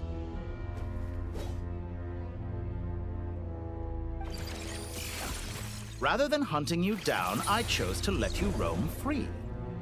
I indulged your presumption that I was unable to track your movements, played along with your clever little plan. Fleeing is for animals, but I rather enjoy watching you flee. Some things lose the will to run altogether as soon as you put them in a cage. If that's true, then why did you come looking for us? Because I wanted to observe you up close, of course. Don't misunderstand me, I'm not here for a fight. Is it so unusual that I wish to greet my old acquaintances in person? After all, it's been a while. Scaramouche.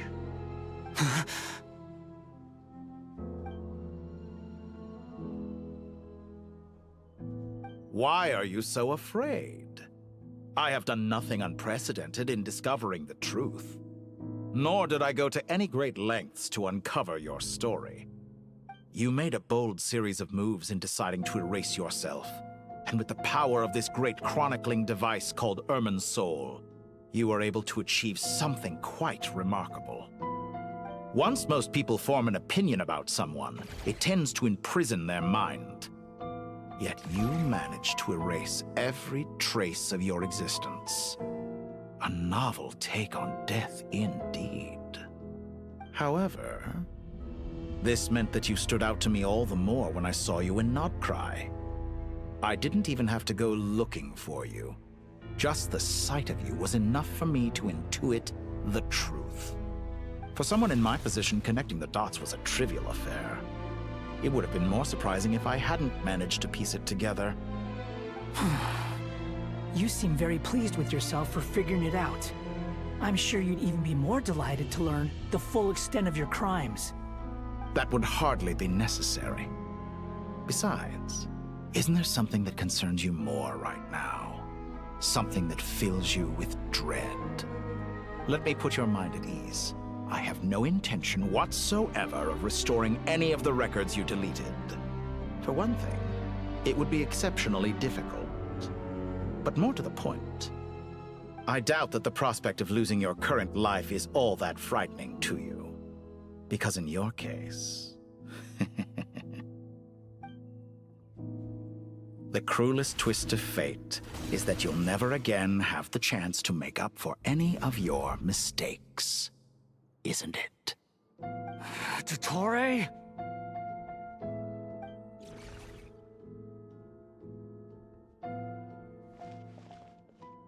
All here shall bend to my will.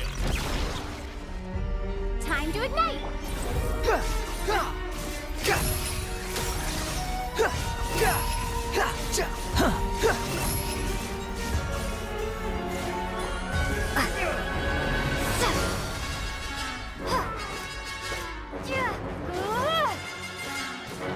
I'm afraid you'll need to do better than that to take me down.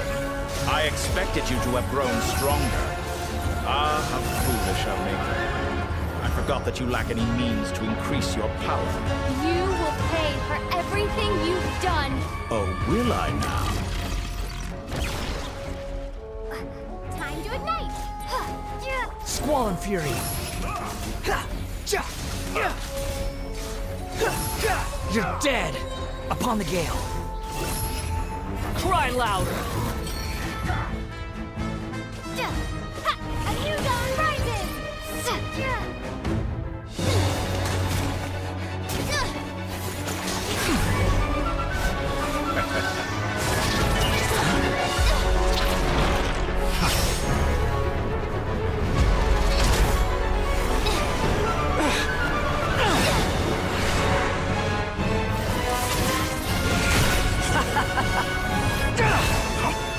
Does the prospect of death amuse you?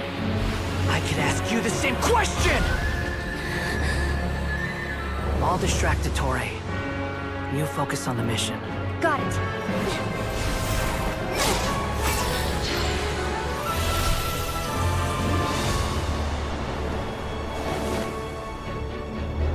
For the hopes and dreams of the masses. Open the secret door on this enchanting night. May wisdom's light eradicate ignorance and darkness, and hereby fulfill our ancient vow. Commence data extraction.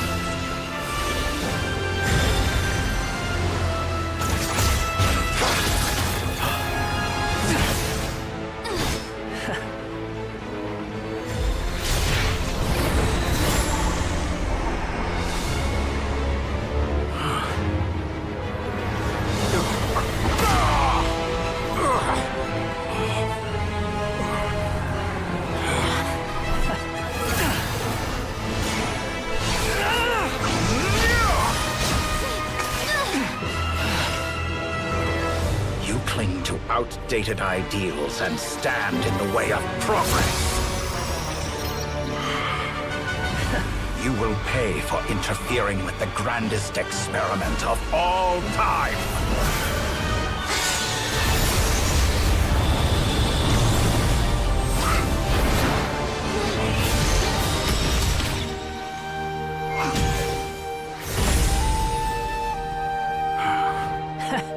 Good timing. Dottore, as clever as you are, you fail to understand wisdom. Wisdom takes many forms, but the path you have chosen eschews them all. Huh.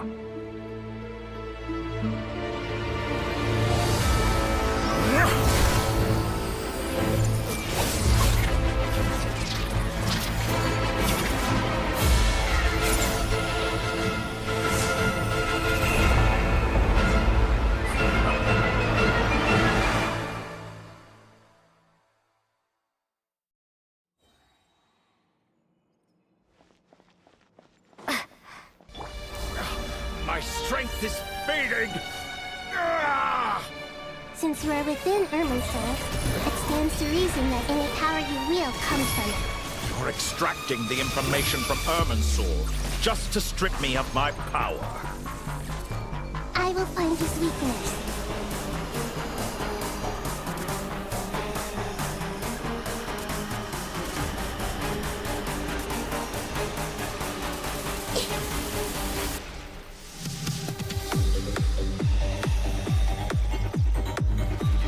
Commit it to memory.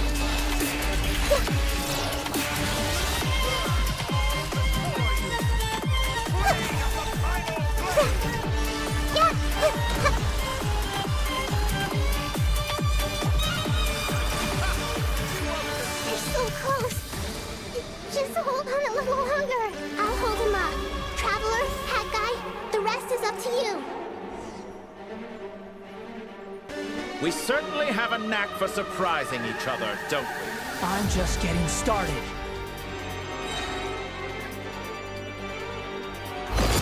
It's time! Say your prayers!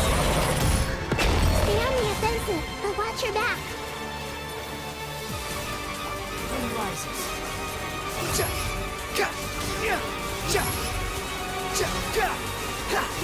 Upon the gale. It's time! Say your prayers! Say your prayers!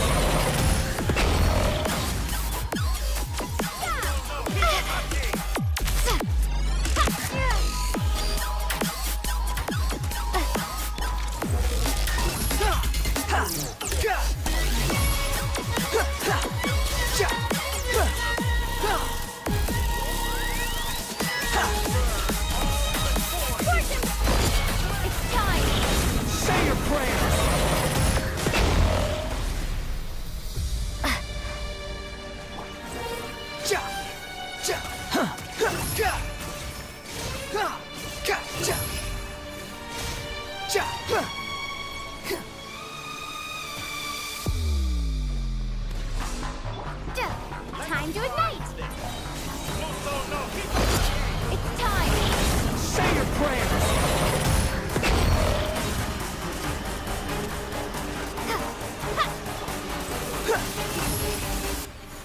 Finally, time for you to die. Excited?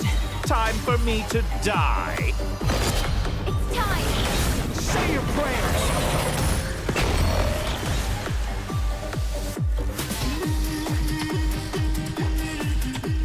Squall and Fury.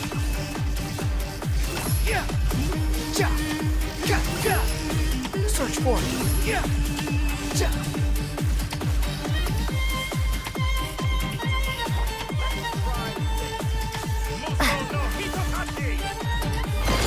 It's time! Say your prayers!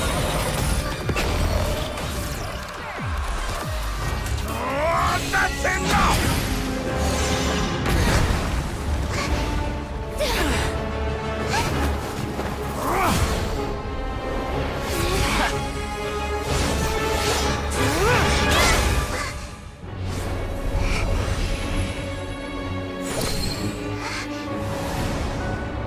It's all yours. Do with it as you see fit.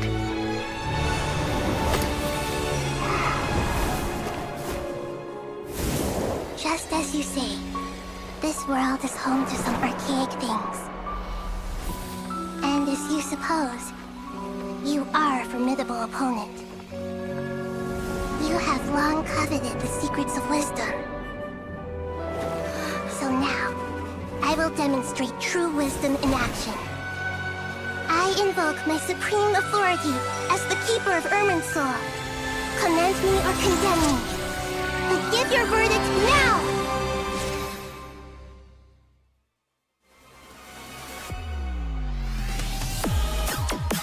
Blessed One of Wisdom, Mahaku Saladhama, are you certain that you wish to exercise your authority to destroy Irminsul?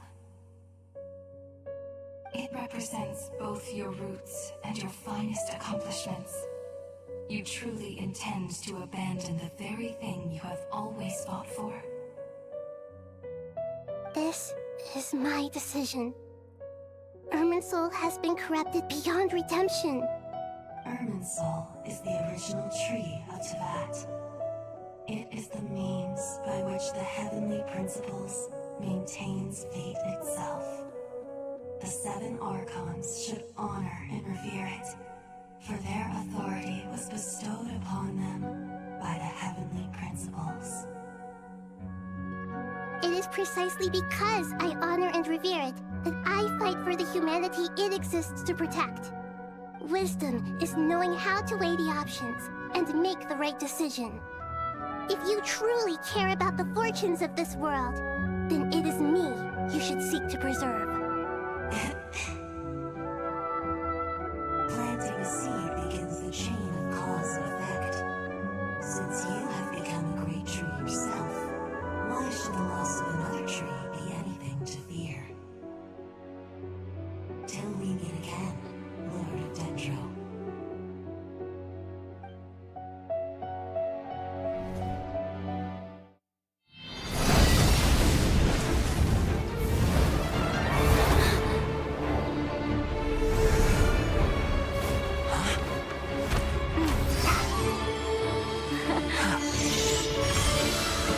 first flame.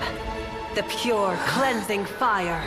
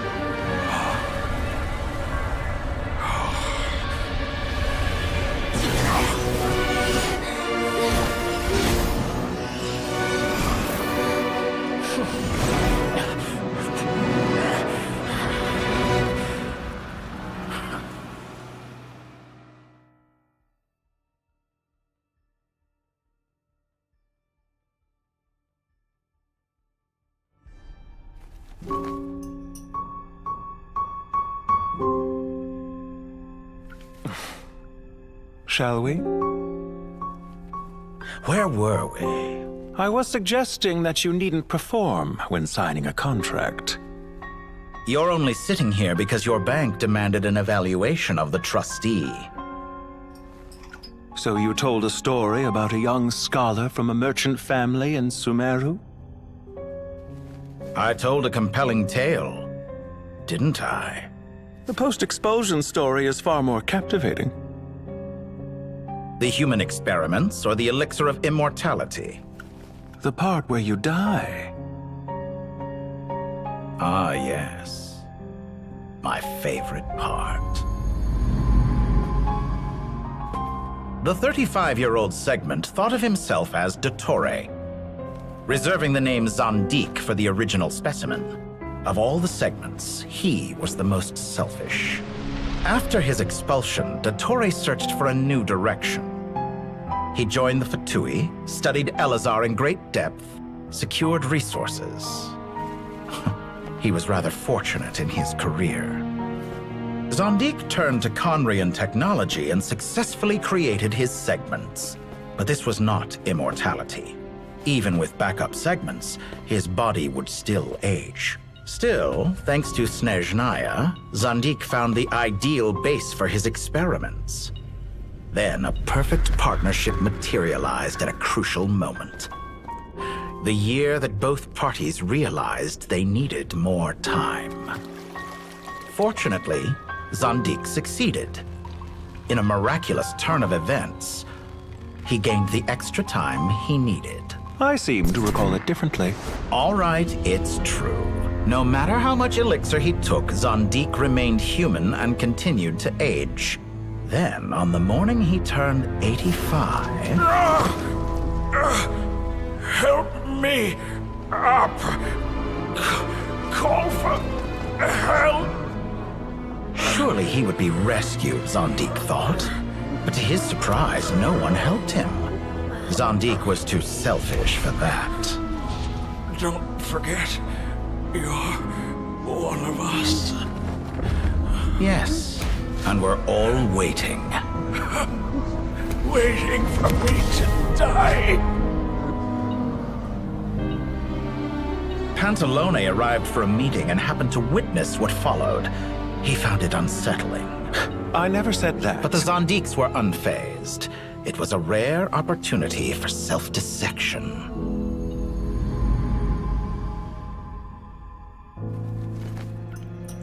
What does all that have to do with you depositing your data at Northland Bank? It has made me cherish my time in this world all the more. Fair enough. So you do have a sense of self-preservation.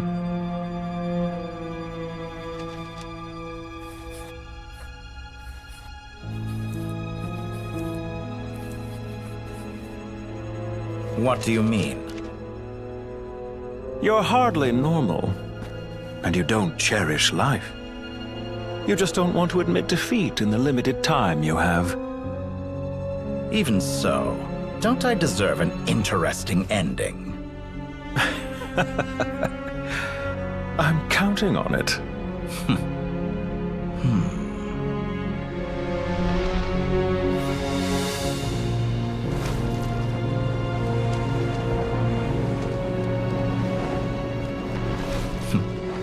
If nothing else, I expect my funeral will be a grand affair indeed.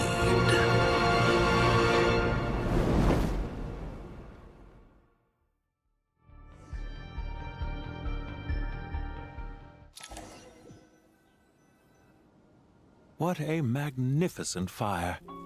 In Snezhnaya, we light fires to ward off the cold. Fire, it seems, is antithetical to ideas such as cold, frozen, and unchanging. Perhaps it has always been that way. From the beginning, fire has been used to drive away wild beasts and warm the body and mind. You could say it's a form of treatment. One that cures the human heart of mortal fear. Mortal fear? Something you haven't been acquainted with in a long time, by the sounds of it. Whereas you, I'm sure, must know the feeling quite well indeed. I remember when we first discussed the elixir of immortality, you claimed that extending your lifespan was about buying more time. But was that really the truth? You fear the prospect of dying a wretched end in this world, don't you? Of course I do. I'm only human, after all. And while you may have forgotten it, you cannot deny that you too were once human, Dottore. I do not believe that there is no such fear in your heart. Perhaps you are right. But I abandoned it long ago and devoted myself to my experiments. I have felt no fear since. From the very beginning, I never thought you could win this game. But still you came.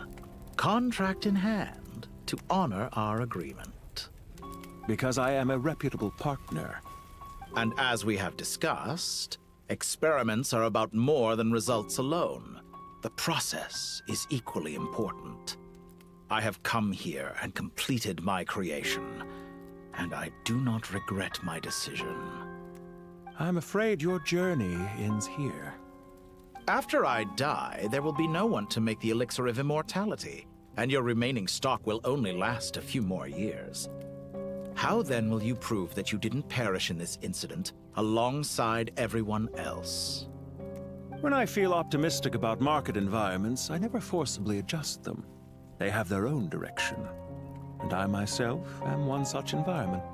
I have been quite particular about many things in my life.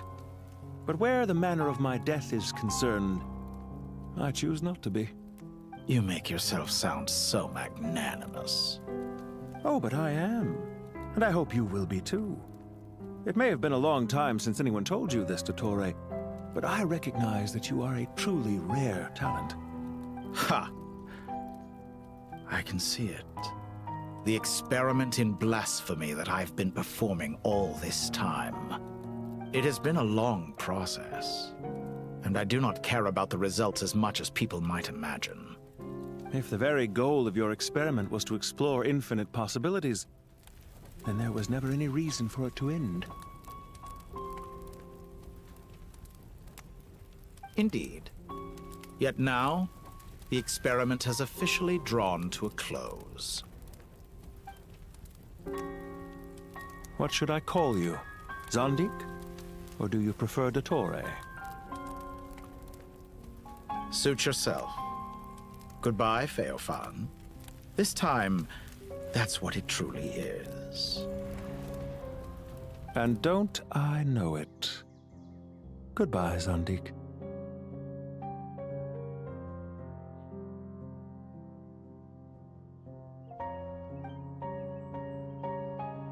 I could have carried out many more experiments, but to me, Lord of Dendro, this outcome is certainly not the worst. I believe you. But unfortunately, this is where it all ends for you. This experiment does not belong to you, nor do any of the results. Experiment? It sounds like you're trying to outdo me in my own field. Wisdom is conveying information in terms that people can clearly understand. You know exactly what I mean. Indeed. I can see no further outcomes. Ha. You have a formidable mind, and you are braver than I thought. Setting fire to the very thing your survival depends on. Your previous threat was empty, but this time, It is real. When necessary, wisdom can be as fierce as an inferno. Some of the flames that incinerate you come from within yourself. Perhaps you are right.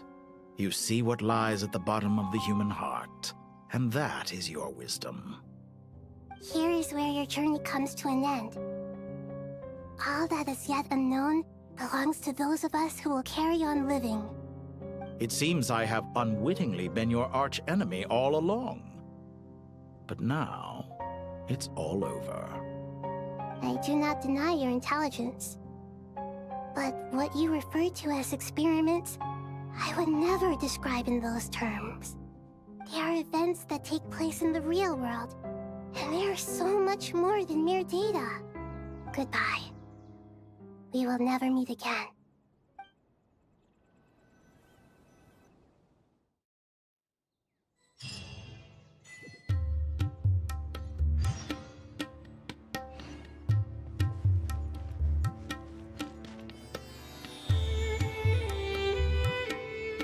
Well, that's the last of them. Everyone on the list is already back where they should be. It was a long, hard road, but we finally finished escorting everyone back. I just pray that we'll never need to leave again. I hope we can stay here forever in this peaceful paradise of our own choosing. Paradise. In the annals of the Temple of Silence, that word carries great significance. It represents the hopes and desires of the gods. Their longing for a place to rest. I wouldn't think gods need such a place. People always think they're the only ones who can lose their homes. They forget that gods too need a place to reside. As the Goat King once said, "A god without his people shall cease to exist." Gods need their believers every bit as much as their believers need them. Only we can truly understand how much the desert faith has faded over the centuries. But we still talk about the gods as though they're part of our lives. Given the myriad ways in which gods and humans interact, I'd say they really are. How else could Dunyarzad consider the Dendro Archon a friend? Well, that sounds about right to me. Describing them as friends sure makes us feel a whole lot closer. If you told me a few years back that I'd have this many friends, I'd have called you a liar. Belief is a choice, just like friendship. We've made our choices through battle. The right ones, wouldn't you say? I'll be heading back to the Temple of Silence. I heard the Goat King and the Ibis King decided to pay us a visit. How about you? It's back to Aru Village for us. Still plenty of supplies to distribute and people to help. Until next time, old friend. As long as you can find the time, you're always welcome to visit us in Aru Village. Right back at you. Make sure to drop by the Temple of Silence the next time you're free. Or it is that two of the other 7 pillars, Shezapang and Bennu, might also be dropping by. Since you're wearing the symbols of their power, it'd only be fitting if you came to see them for yourselves. Dropping by? That makes it sound like they're visiting a neighbor's home. Well, the temple was founded by Hermanubis, so I guess to them, that's exactly what it is. Guess that's true. All right. We'll make sure to find time to stop by. Stay safe on your journey home. I will.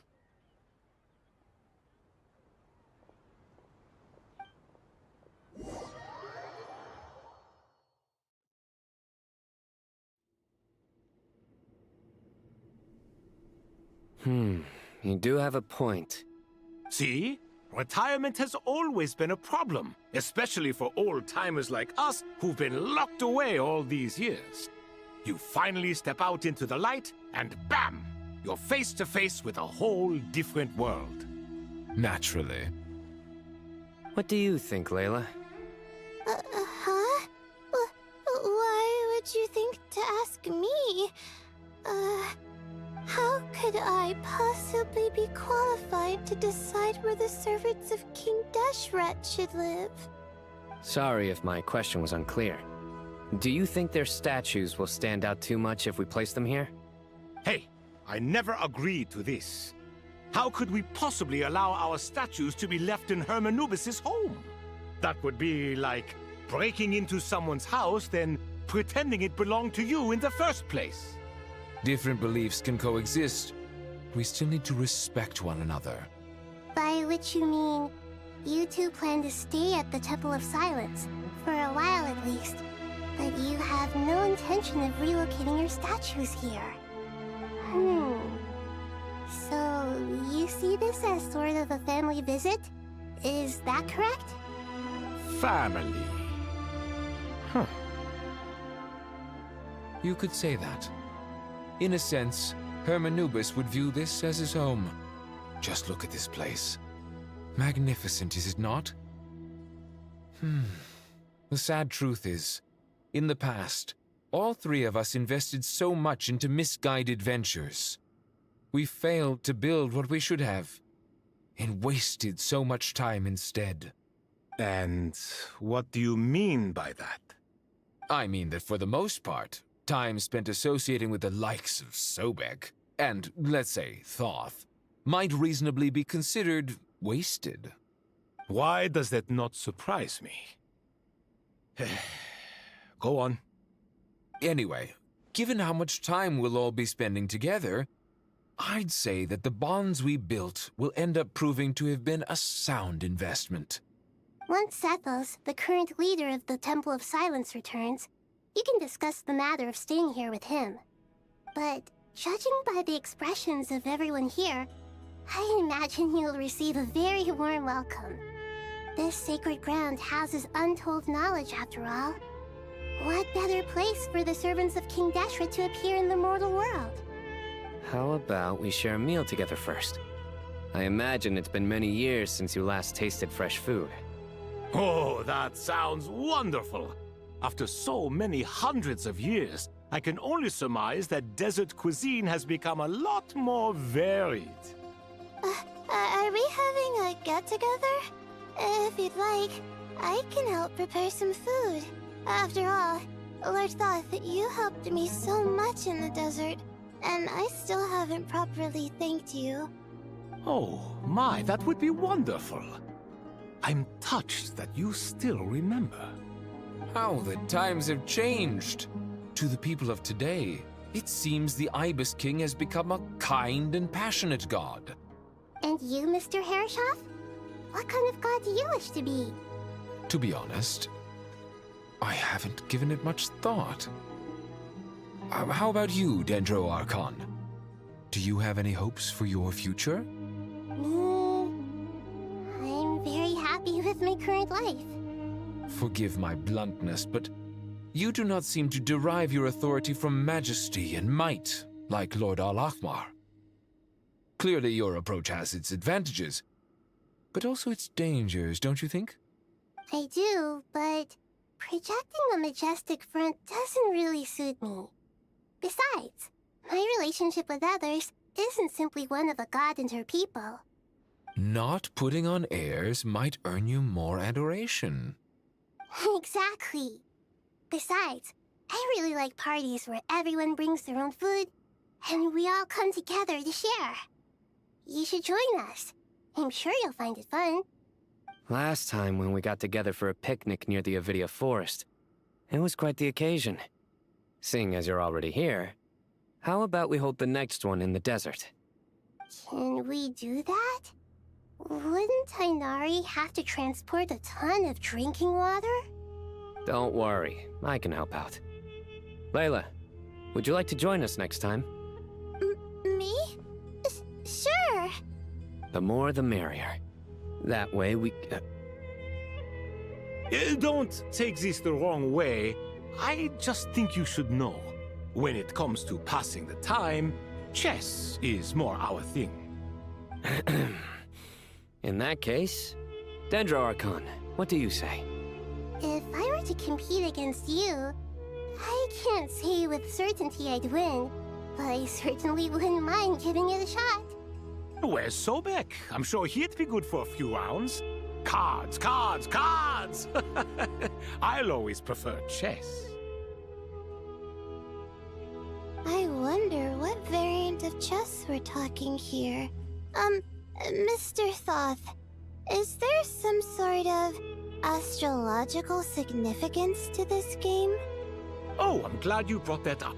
As long as the leader of the Temple of Silence agrees, we can search Hermanubis' place for books to teach you how to play.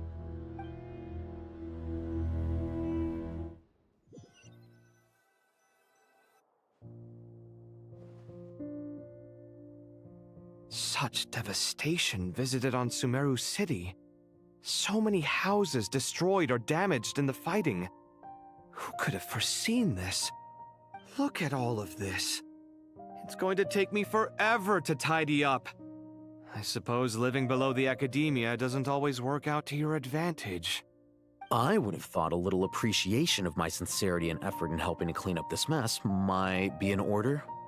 Helping? Effort? This is your house! Of course you should be putting in the effort! If anything, I'm the one who's helping. So you see yourself as just a helper in this situation. I must admit, I'm rather shocked. If you're trying to say that since I live here too, I have an obligation to tidy up, fine, I suppose I do. Wait a second, stop changing the subject! Nevertheless... In the wake of a great storm, a missing roof is a predictable inconvenience.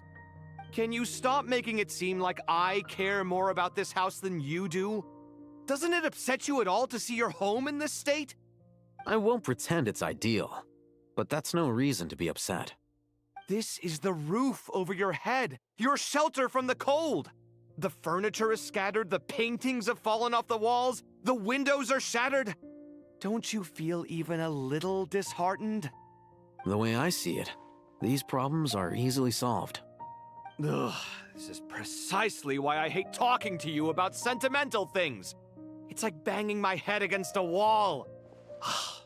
You simply don't understand just how much work goes into making a proper home. It sounds like this is causing you a lot of anguish. You mean the house or the paintings?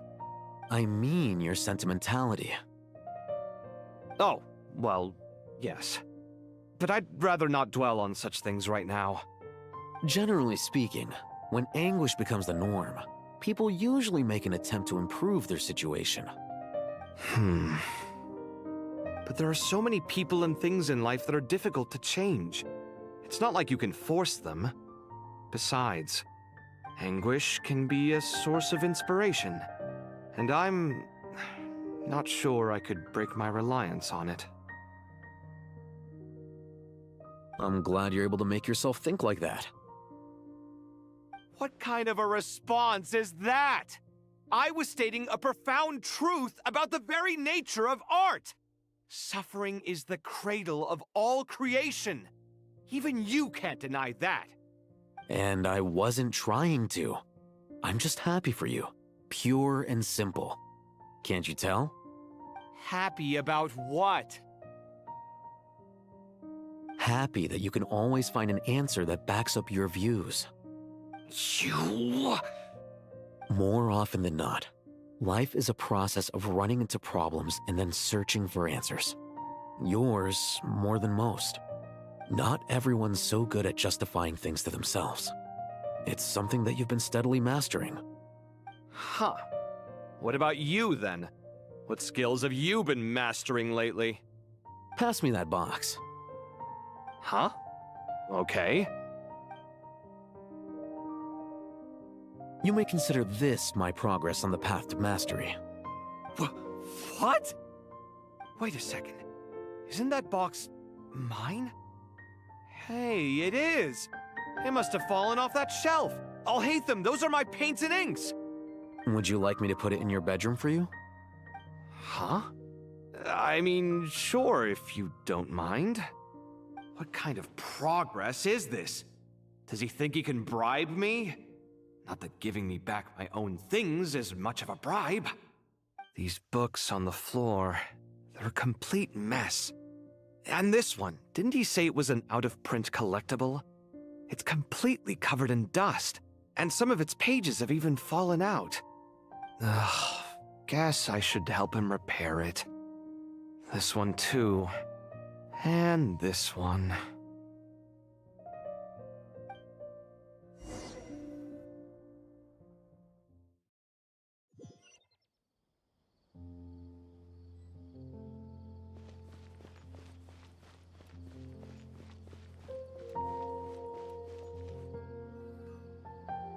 magical subterbeasts, imported goods. Such a bright future ahead. I can picture the Mora just rolling in.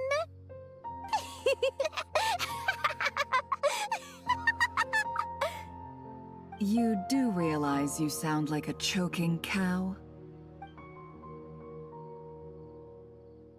It's called being imposing. Can't you feel it? Are you not intimidated? Oh, I'm positively shaking in my sandals. What commands do you have for me, oh mighty Lord Sangama Bay? You've got a lot of nerve, Nefer. You went and told Candace and the others everything, didn't you?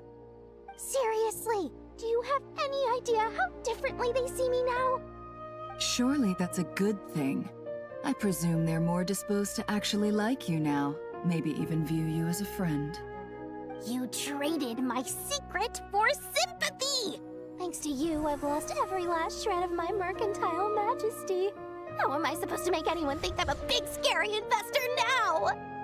The dark days of Lord Sangama Bay are behind you. Why not take this chance to make a few honest friends? Speaking of friends, since when did the notorious Lady Nefer gain such an admiration for holier-than-thou types? A moon chanter here, an angel there? Who'd have thought it? A coming together of fates, nothing more. No need to throw around accusations of admiration. Forget it. You're right about one thing at least. Making friends is never a bad thing for a merchant. So, I really took a loss this time.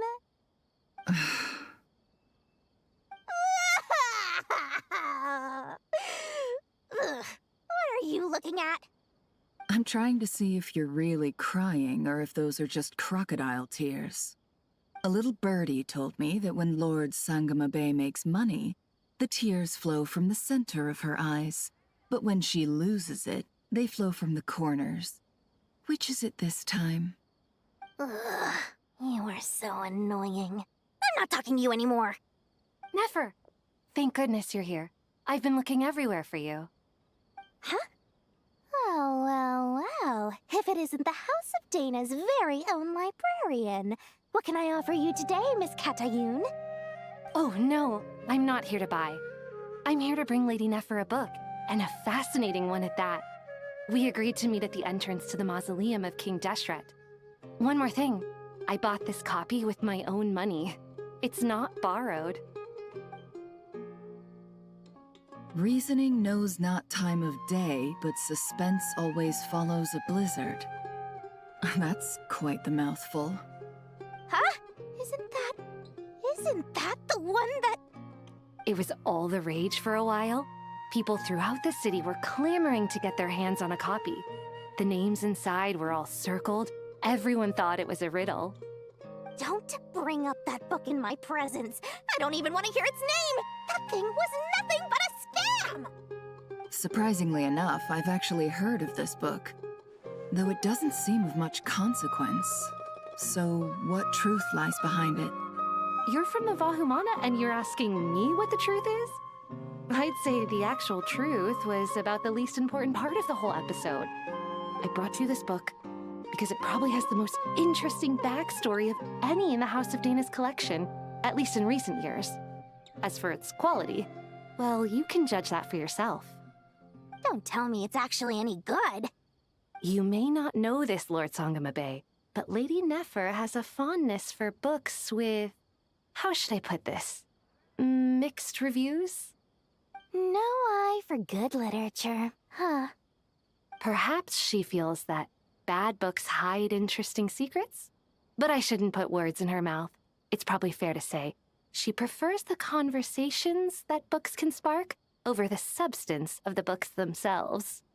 Suits my style as an intel broker, wouldn't you say? Very interesting, thank you. I'll return it to you once I'm done reading. And as it happens, I have something for you, too. Incense? I imagine you've already used up the incense I gave you last time. Here's some more. This batch is from Nodcry, so the scent won't be quite the same. Well, actually, I've been saving the incense you gave me. I couldn't bring myself to waste it without a special occasion. But I'll gladly accept this too. And I promise I'll use it this time. Katayun, you haven't changed a bit.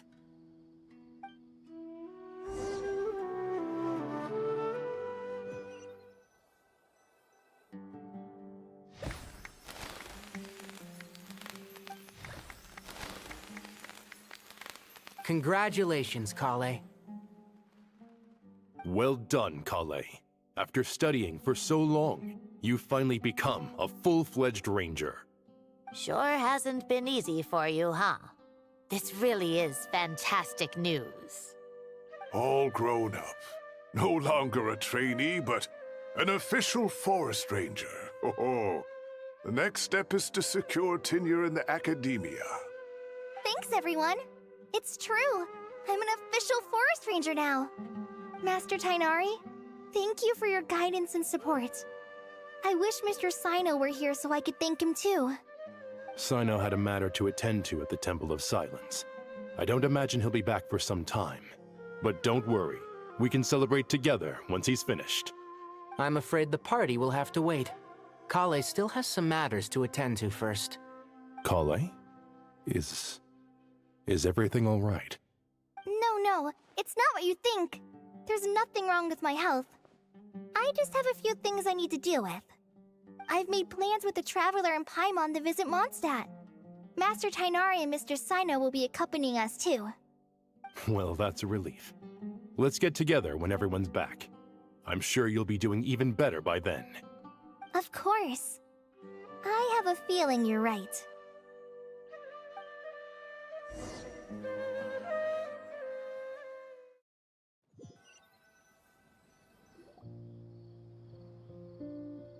Phew! After all that catching up on sleep and food, Paimon's feeling full of vim and vigor again. For someone who spends so much time resting, your recovery routine is surprisingly simple. Hey! Paimon's been working her butt off too, you know. She flew all over the city helping everyone out. Don't worry. I saw how hard you worked. Alright, we all know you're the most hardworking person in Teyvat. As long as you're rested and full, that's what really matters. Paimon's been looking around the place, and it seems like the city's already on the mend. But Paimon's been wondering how Nahida's doing. We should check in on her.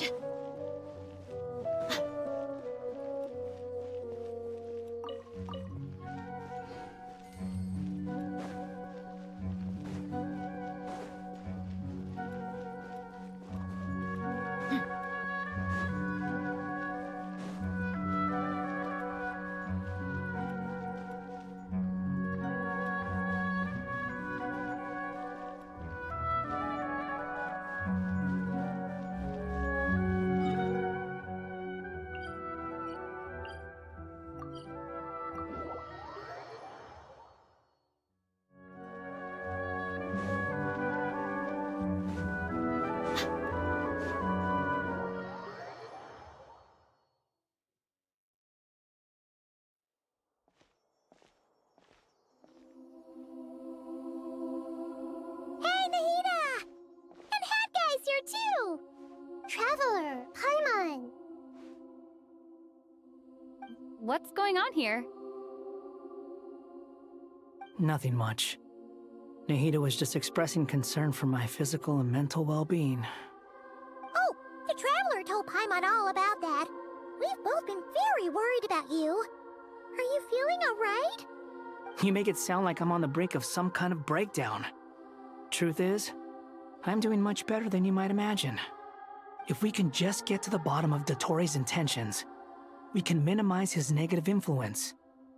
That's the sort of thing I excel at. Just listen to that newfound optimism. It seems like having you enroll in the Vahumana was a truly inspired move. I can really see the positive influence. Observe, a classic Sumeru specialty. Chalking everything up to education and learning. To be honest, even I can sense the change in you. Everything Dottori said to you was a way to manipulate your mind. Fortunately, you're no longer under his sway. Can someone as old as me really continue to grow? If it helps, just think of yourself as a late bloomer. It's all a matter of phrasing, and it comes down to what standards you measure yourself by. For a puppet, developing at such an age is perfectly normal. But if you choose to call yourself a late bloomer, it sounds more like you consider yourself human. However you see yourself, well done. All right, I see what you mean. Anyway, what's your next step? What else can I do but complete my current courses? Everything else can wait. Anyway, that's enough chit-chat. There are still things in the city I need to help out with. I'll be heading there now.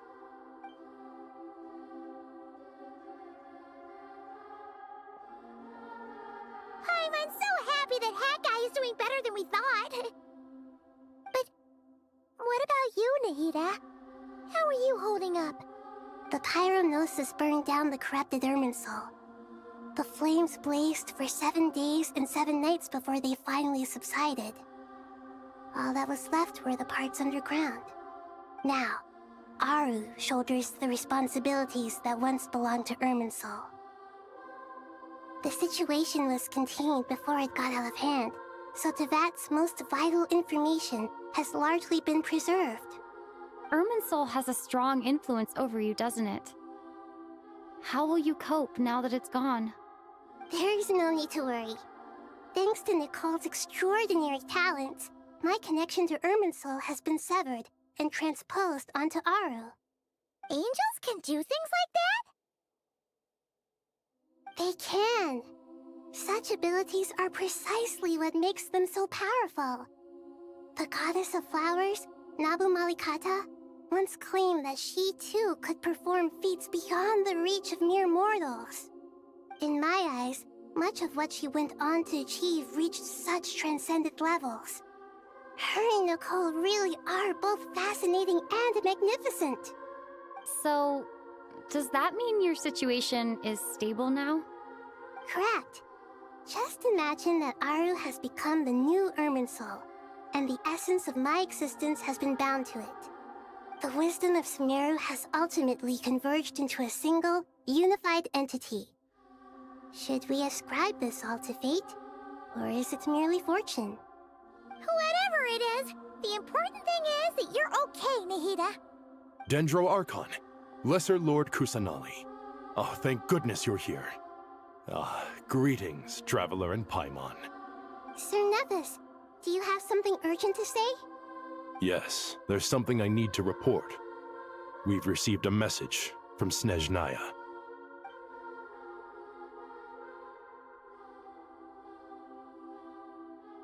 The Fatui Harbinger, the Rooster, sends us his sympathies, along with all the usual pleasantries.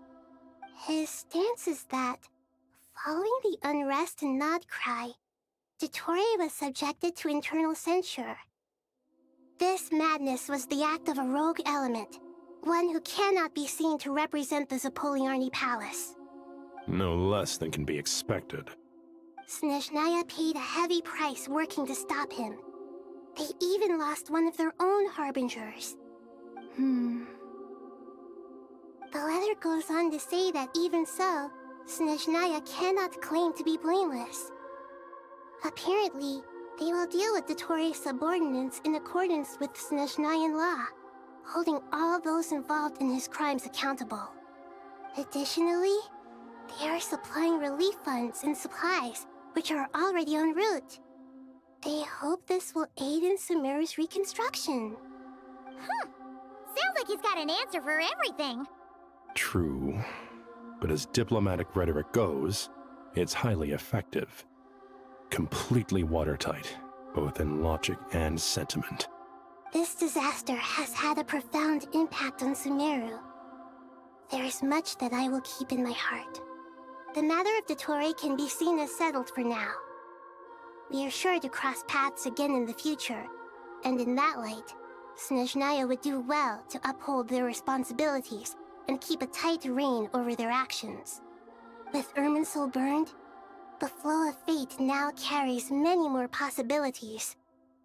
I will be watching carefully. Perhaps we can move on to a less serious matter? Dendro Archon, will you eat with us once this matter is dealt with? Everyone wishes to celebrate together. Your presence would be most welcome.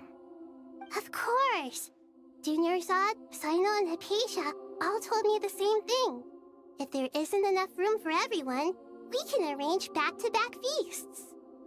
What a wonderful idea. That just leaves the question of what we should eat. Not more tomatoes, surely. More?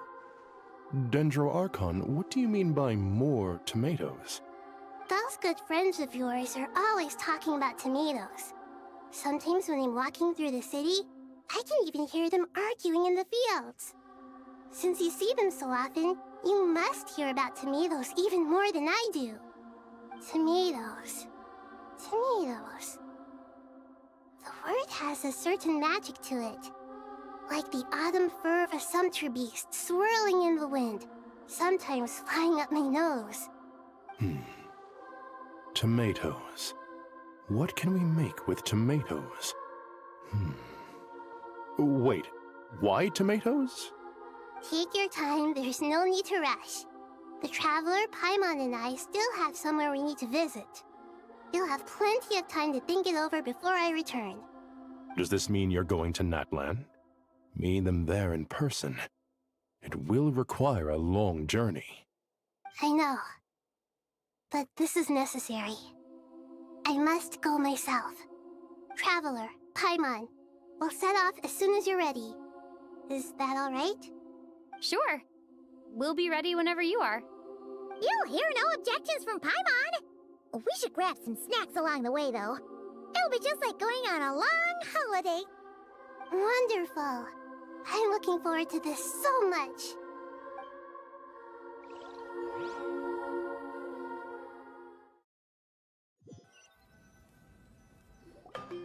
Natlan is such a lively place. It's super cheerful and positive, too. I can see that. There are people outside exercising at all hours. Such a healthy way of life. You came. Welcome, welcome. You must be hungry from your journey. Would you like something to eat?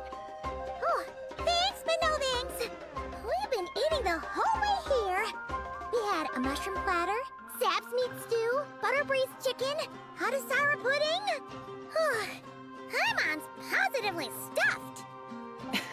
All right, all right. No need for all that detail. I'm starting to get hungry myself. Maybe later then. We can wait till everyone's got an appetite, then I'll head out for a meal together. Sounds like a plan. Let's find somewhere to sit down.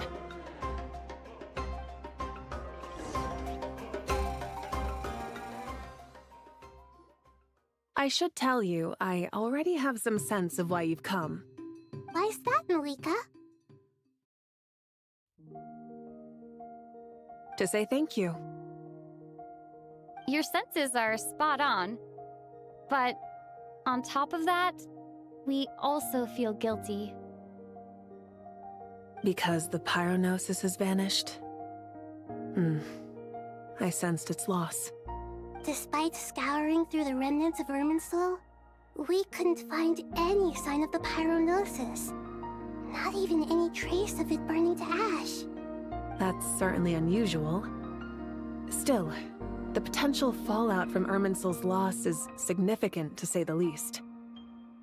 Perhaps the Pyronosis's disappearance is simply a knock-on effect of the impact it's had on a certain strand of fate. There's no need to feel guilty.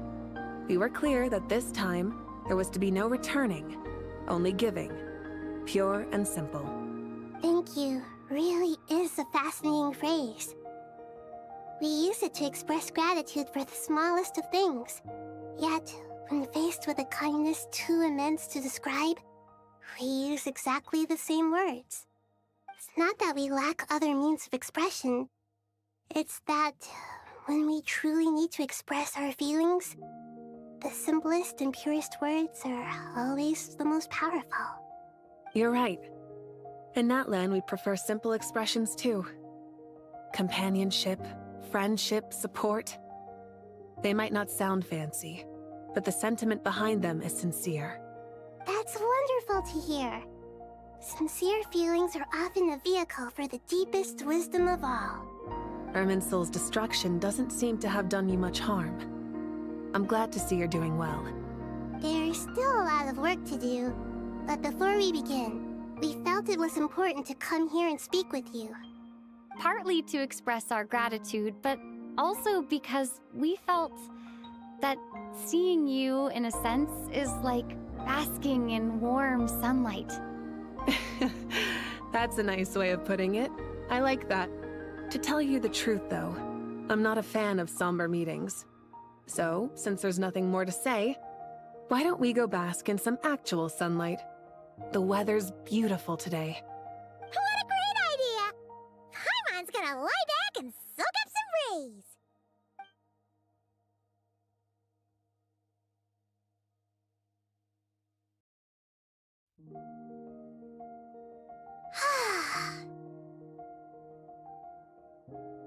In that case, I think I'll lie down for a bit too before we head to our next stop. And where might that be? Mondstadt. Paimon and I are gonna head back there with Kale and the gang. Long ago, I sensed that the god remains inside Kale had come from the goddess of flowers, but I kept it a secret. Those remains weren't hurting Kale, not as she is now. They simply exist. Besides, I could sense a deep yearning within her. A yearning for an ordinary life. A yearning to hold on to the hard-won happiness she now enjoys. With someone like her, I have a responsibility to keep her secret. She should be ready to face the truth by now. Whenever people meet, there is always the potential to create warmth and kindness. Every child grows up. But even as adults, they are still children in the eyes of certain people. Oh, just like how Paimon sometimes sees Nahida as a little kid. Is that so? Well, anyone who's friends with a kid is probably a kid themselves. Of course! And there's nothing wrong with that. When we get back, we'll actually be hanging out with another of our friends who happens to be a kid. Or more like looking after, in her case.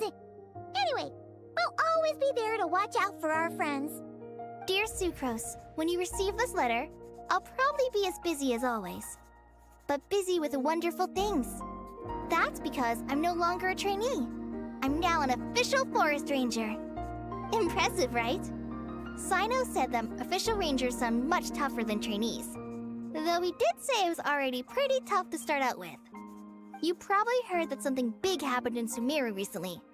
Don't worry, it's all been taken care of. We're heading to Mondstadt soon, so if you're free, maybe we could meet up? Plus, it's not just me, a few of us are going. Hey, do you still remember that time we all got together? You know, when we all went to the Windbloom Festival? It'll be just like that.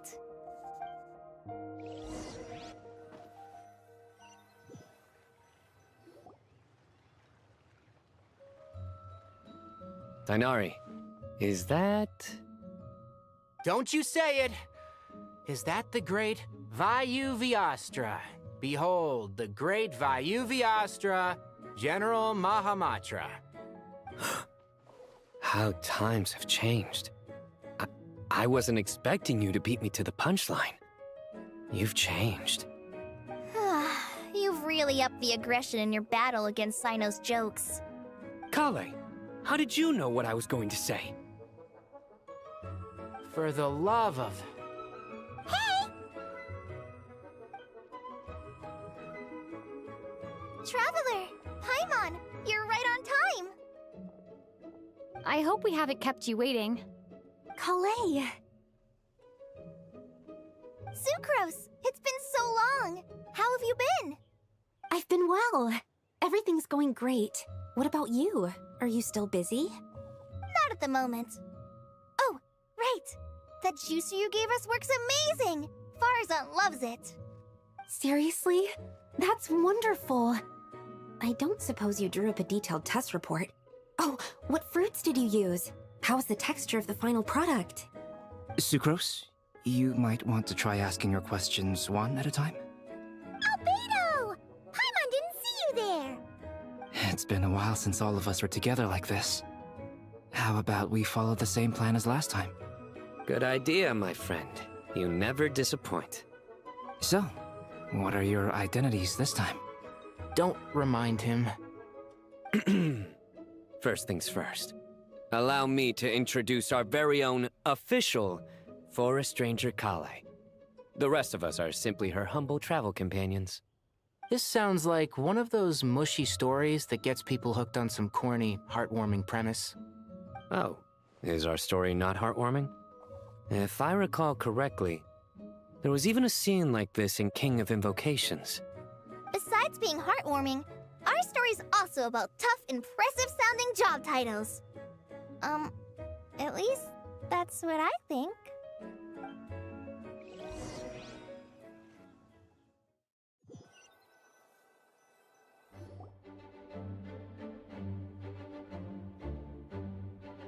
Oh, you're here already? I'm still giving Dodeko a little trim. I won't be a moment. A trim? Does Dodoko need haircuts too? Of course. It's important to know how to take loving care of the apples of your eye.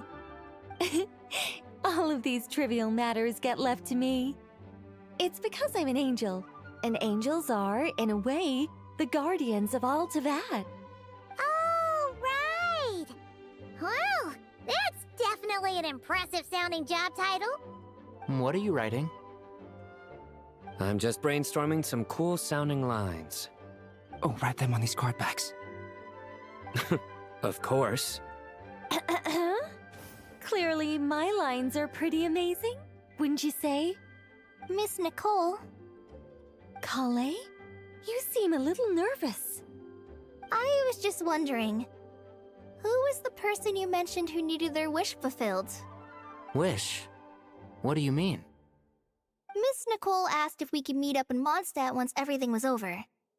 She said a friend of hers had a wish that needed my help to come true. Well, you never mentioned that before. All we knew was that you'd arranged to meet in Mondstadt. But we thought it had something to do with the god remains. To be fair, everything I told you was true. Anyway, my friend is waiting. Come on, let's pay her a visit.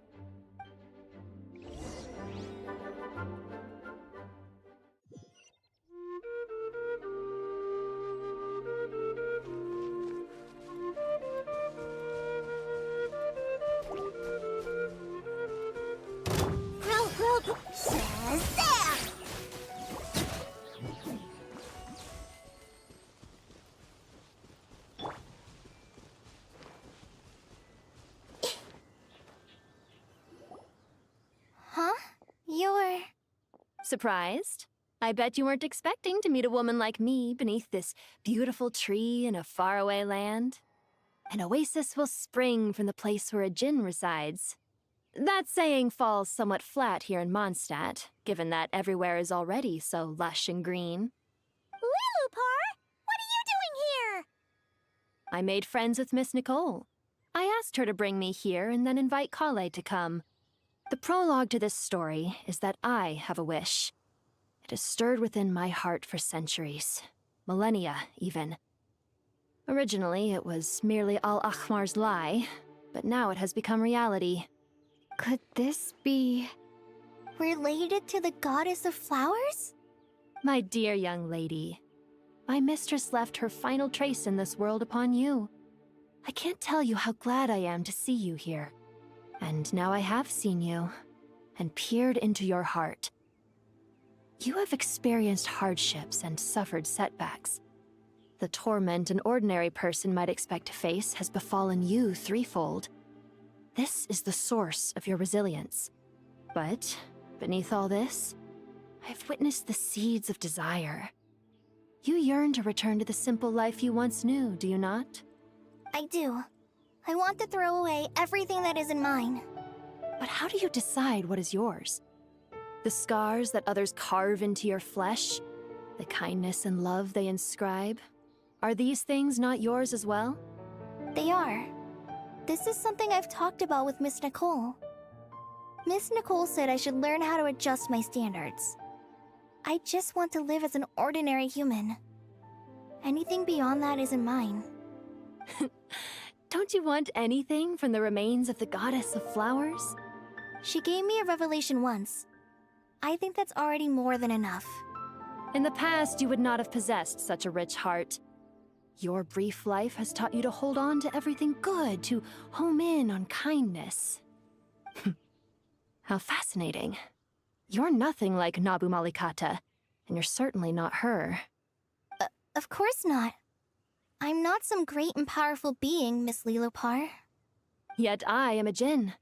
We exist because of the Lord of Flowers. We revere and love her. My wish is to see her one last time, to give everything for her. Kale, can you do this for me? But her remains won't be easy to remove.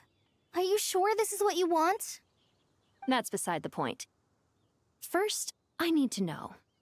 Are you willing to do something for the soul of this lonely, wandering woman? I'm willing. But look, you know nothing about me. Even if you have heard the stories about me, all you would know is that I was rightly punished for the many evil deeds I committed. Ah, so you do know. Your lips are quivering, your eyes trembling, and still you're willing to do something for me. Life has been cruel to you, and yet you've learned to be kind. My dear young lady, to repay your kindness, I too must play my part. Are you sure about this, Lilopar? I yearn to see my mistress. For this moment, the world can burn to ashes, the universe be engulfed in flame. I care about nothing else. And you, Kale, I can give you a gift. You'll become just another ordinary human. But Miss Lilopar, what will happen to you? My wish will be fulfilled, and I can die happy. Why would you wish for that? A long, unending life might seem desirable for one who has never possessed it, yet it brings torment to one who has. My remains are scattered across the yellow sands, but my soul can find no peace. Since you've promised to grant my wish, give me that release. Allow the dying to die, and let the dead rest in peace. You have my thanks. Kale, there's no pressure on you. What she said, it's all true. A wish is a genuine desire, after all. It's as if you want to use the last of your life to give me a better future. Nothing's so selfless. We'll be using our futures to fulfill each other's wishes. This is a noble act, a beautiful and secret transaction between two women. I understand. Miss Lilopar, I'm ready. Close your eyes, Kale. Then open your soul. From there, I will embrace my mistress. The downpour of flowers is your touch. Like returning to the very beginning. Like surrendering to your grace, my mistress. People say that devotion is beautiful, yet filled with pain. How foolish of them. For me, devotion is beautiful, pure and painless. Devotion is my love. Thank you.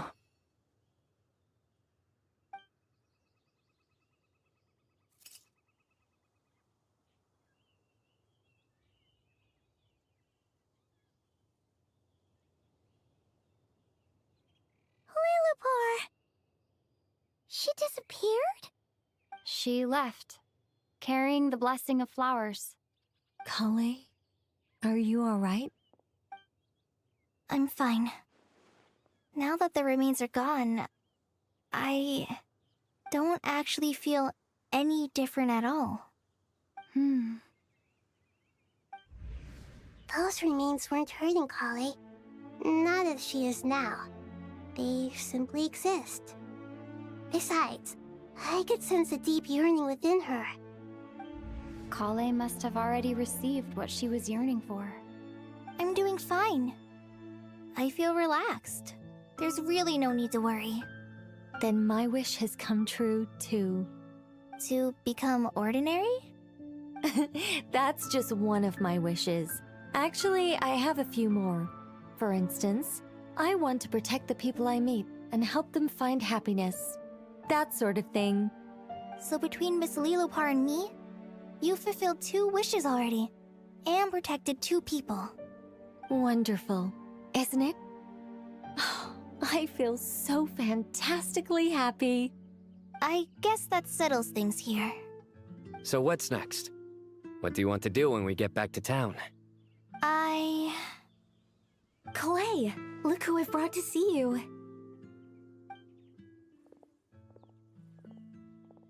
Hey, Kale!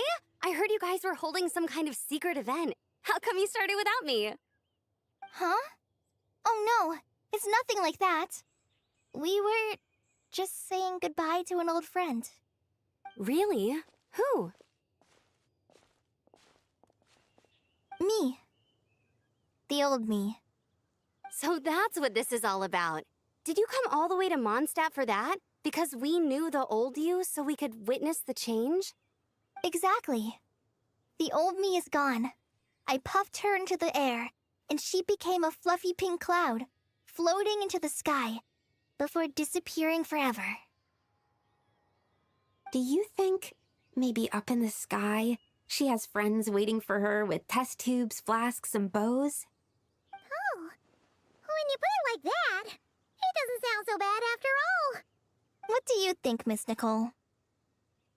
I think maybe that's right. At least, if it were up to me, I'd consider that a happy ending. Dear Sucrose, even though my childhood ended long ago, these past few days have really felt like growing up again. I've become stronger, and I feel like I can finally accomplish things by myself. Surely someone as mysterious as you will find a friend like this fascinating? Always growing, always thriving like a plant. I came to say goodbye to my old self. I know that after this, she'll be gone. Thinking about it makes me feel a little lonely. I know the weakness that kept me company will one day leave me too. But somewhere in my heart, I feel a great sense of joy. It feels like I've always wanted to take this step, to walk towards the new me.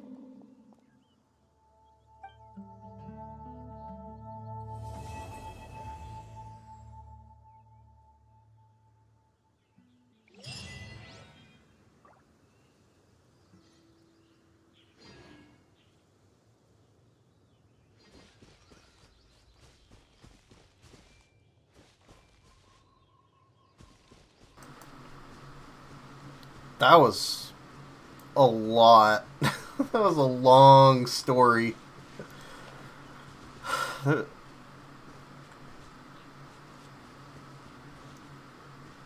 I mean, it was good. It was actually good. I don't...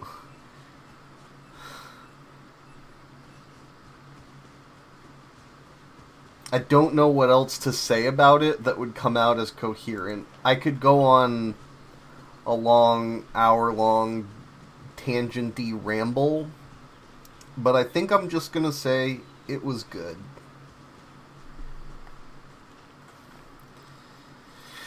Also, I'm gonna fix my team comp.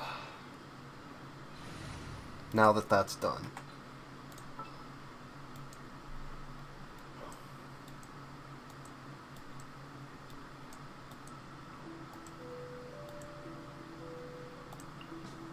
Armed and ready.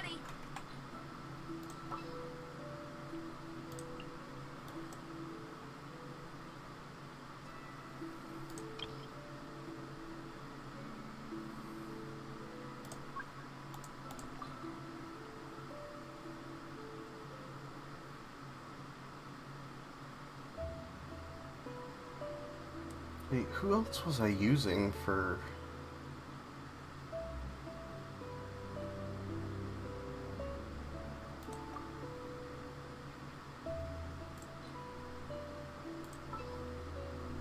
Oh, I was using Electro, that's right.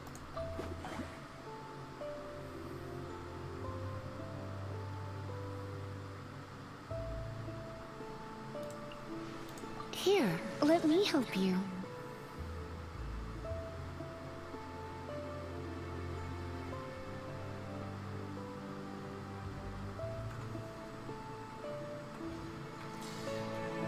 Man.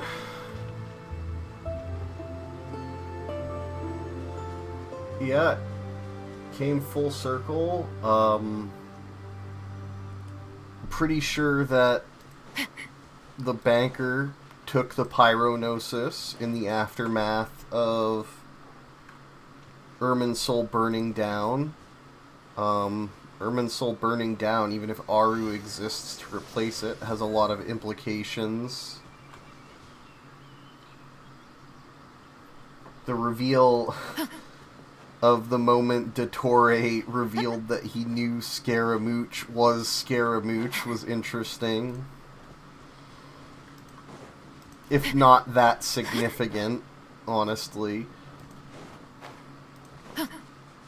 I feel like the fight could have been cooler. I feel like just only having Nahida and Traveler and Scaramouche was like not a very good team comp, to be honest. And what I mean by good is like you obviously don't need good characters to do the fight. Like it's literally designed so that you can fail and die, right? But like I just mean it wasn't like it's not a comp that flows together or plays nicely. You know what I mean? Like it's just sort of like random characters on the same team.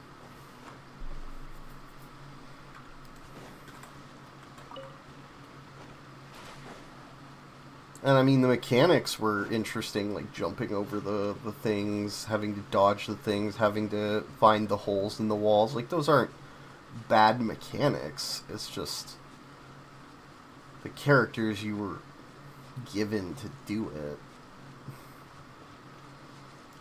And they could have done something different with the, like, Q replacer.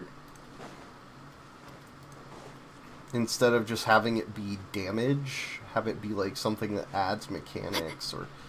But it was cool to like play through with all the different characters and do the assault on Sumeru City and, you know, see the whole cast and crew assembled. That was very cool. But yeah, that was really long, so I don't really want to spend another hour rambling. Stop right there!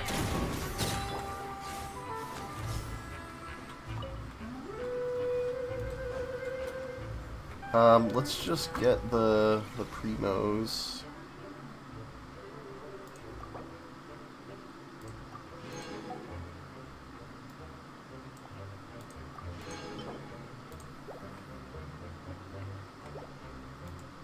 God, that's crazy, though.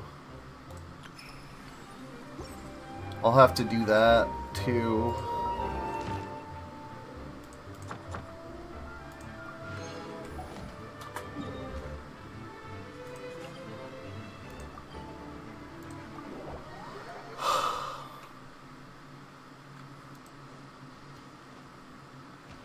But yeah, we saw, like, every character from Sumeru. Like, that felt like a really huge finale.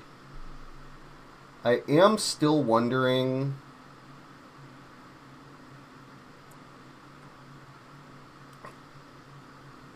So they kind of say that Dottore... I feel like the surface level explanation that we got, that Dottore was just trying to test infinite possibilities to learn as much as possible, essentially. Like, sure, that's his motive. I feel like there was a more specific motive for him personally for doing what he did to Irminsul. I feel like I can't shake the feeling that we're gonna find out, like, oh, he did this for a specific reason to cause a specific thing. Now, it's almost guaranteed that the banker took the Pyronosis after Irminsul burned down. We didn't see that, but when, Nahida said, oh, we haven't found it, and obviously the story's been setting up Snezhnaya as taking all of the other Gnosis, like, it's pretty much a given that Pantalone took the Pyronosis. But I feel like there's gotta be more, another something else that happened there that Dottore wanted.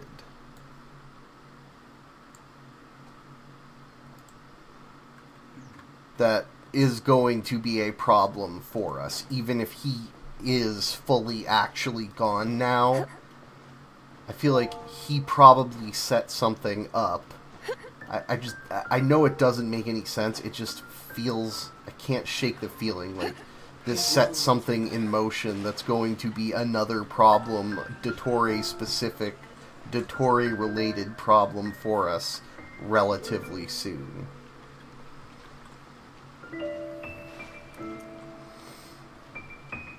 Like, what was he actually trying to achieve with Irminsul?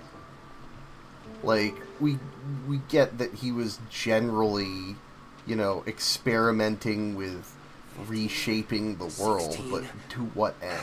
Like, what conditions did he want to set? I don't know. I mean, maybe it really was just as simple as that. Maybe he planned to reshape or create a new world, and we actually stopped him. Maybe this time we actually stopped him. Maybe. I don't know.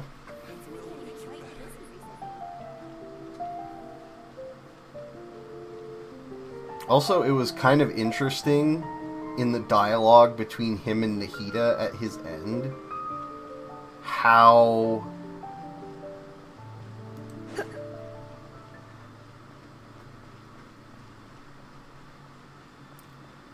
it seems like she's almost more diabolical than him in a way.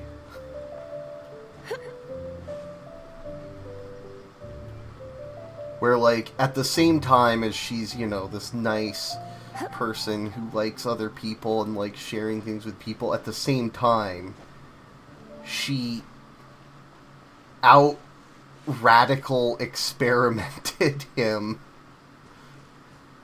and seemed to be pleased about it.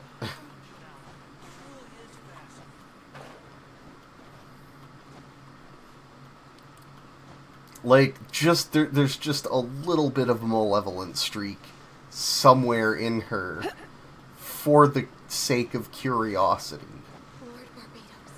But maybe I'm just reading too much into that. And I doubt they would ever, like, make her character malevolent. But it was interesting to me how it seemed like there was that little streak of, she's just a little more crazy than he is. Alright, well, I think rant over. I enjoyed that. It was very long, though, so I'm going to stop now. For anyone that came and watched, thank you. I hope it was